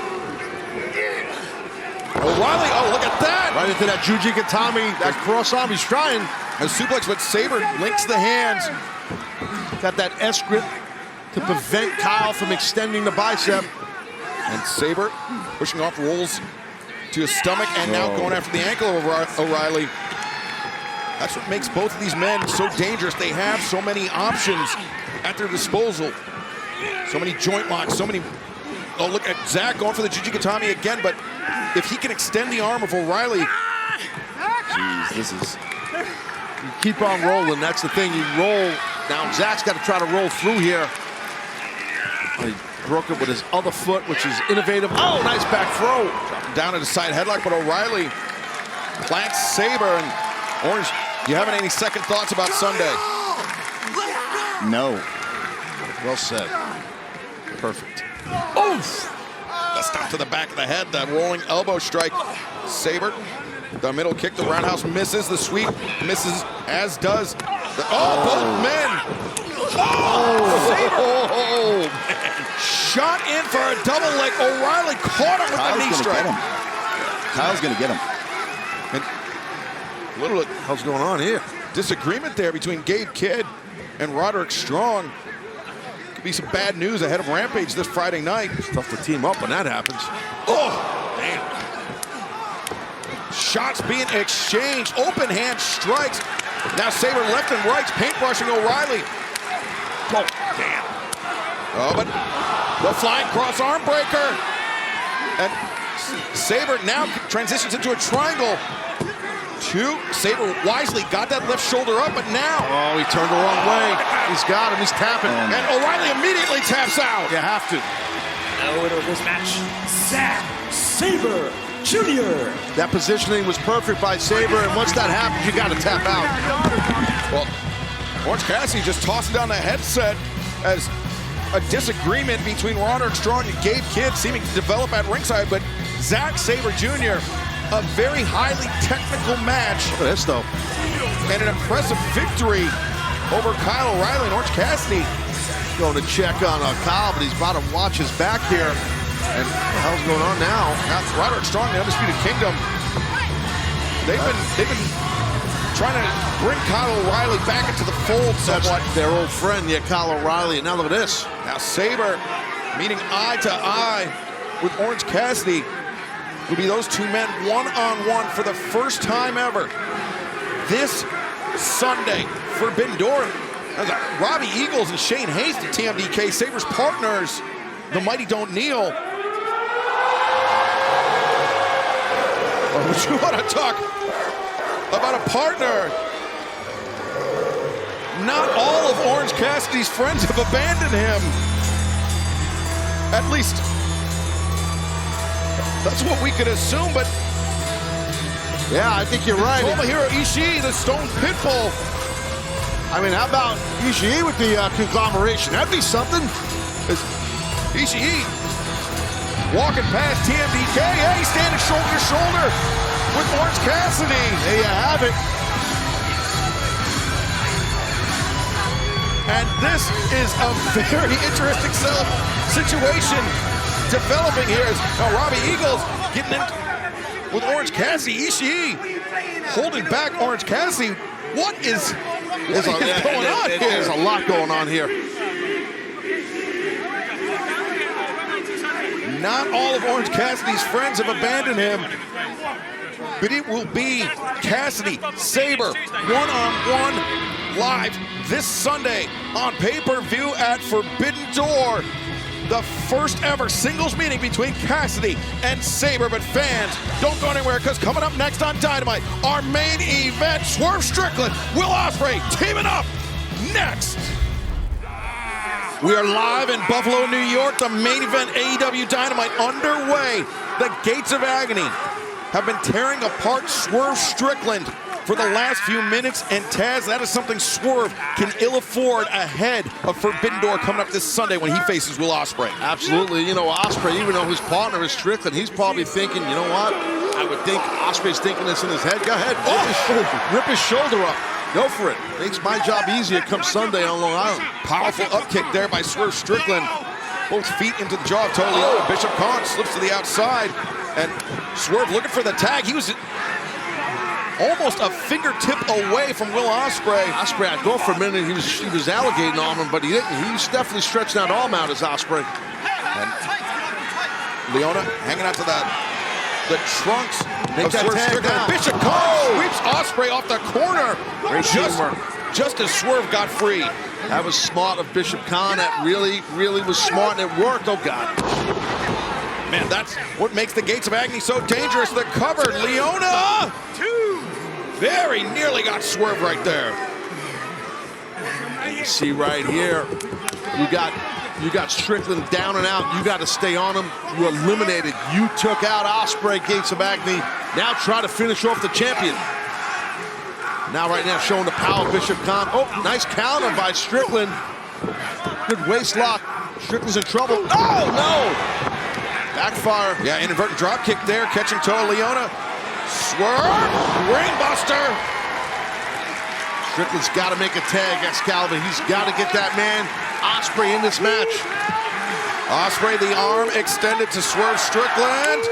The tag made. Now the aerial assassin coming in, taking Bishop Khan off his feet. You never know which way Ospreay's going to come at you. Oh, what a shot. Got to look at the speed of Ospreay right there.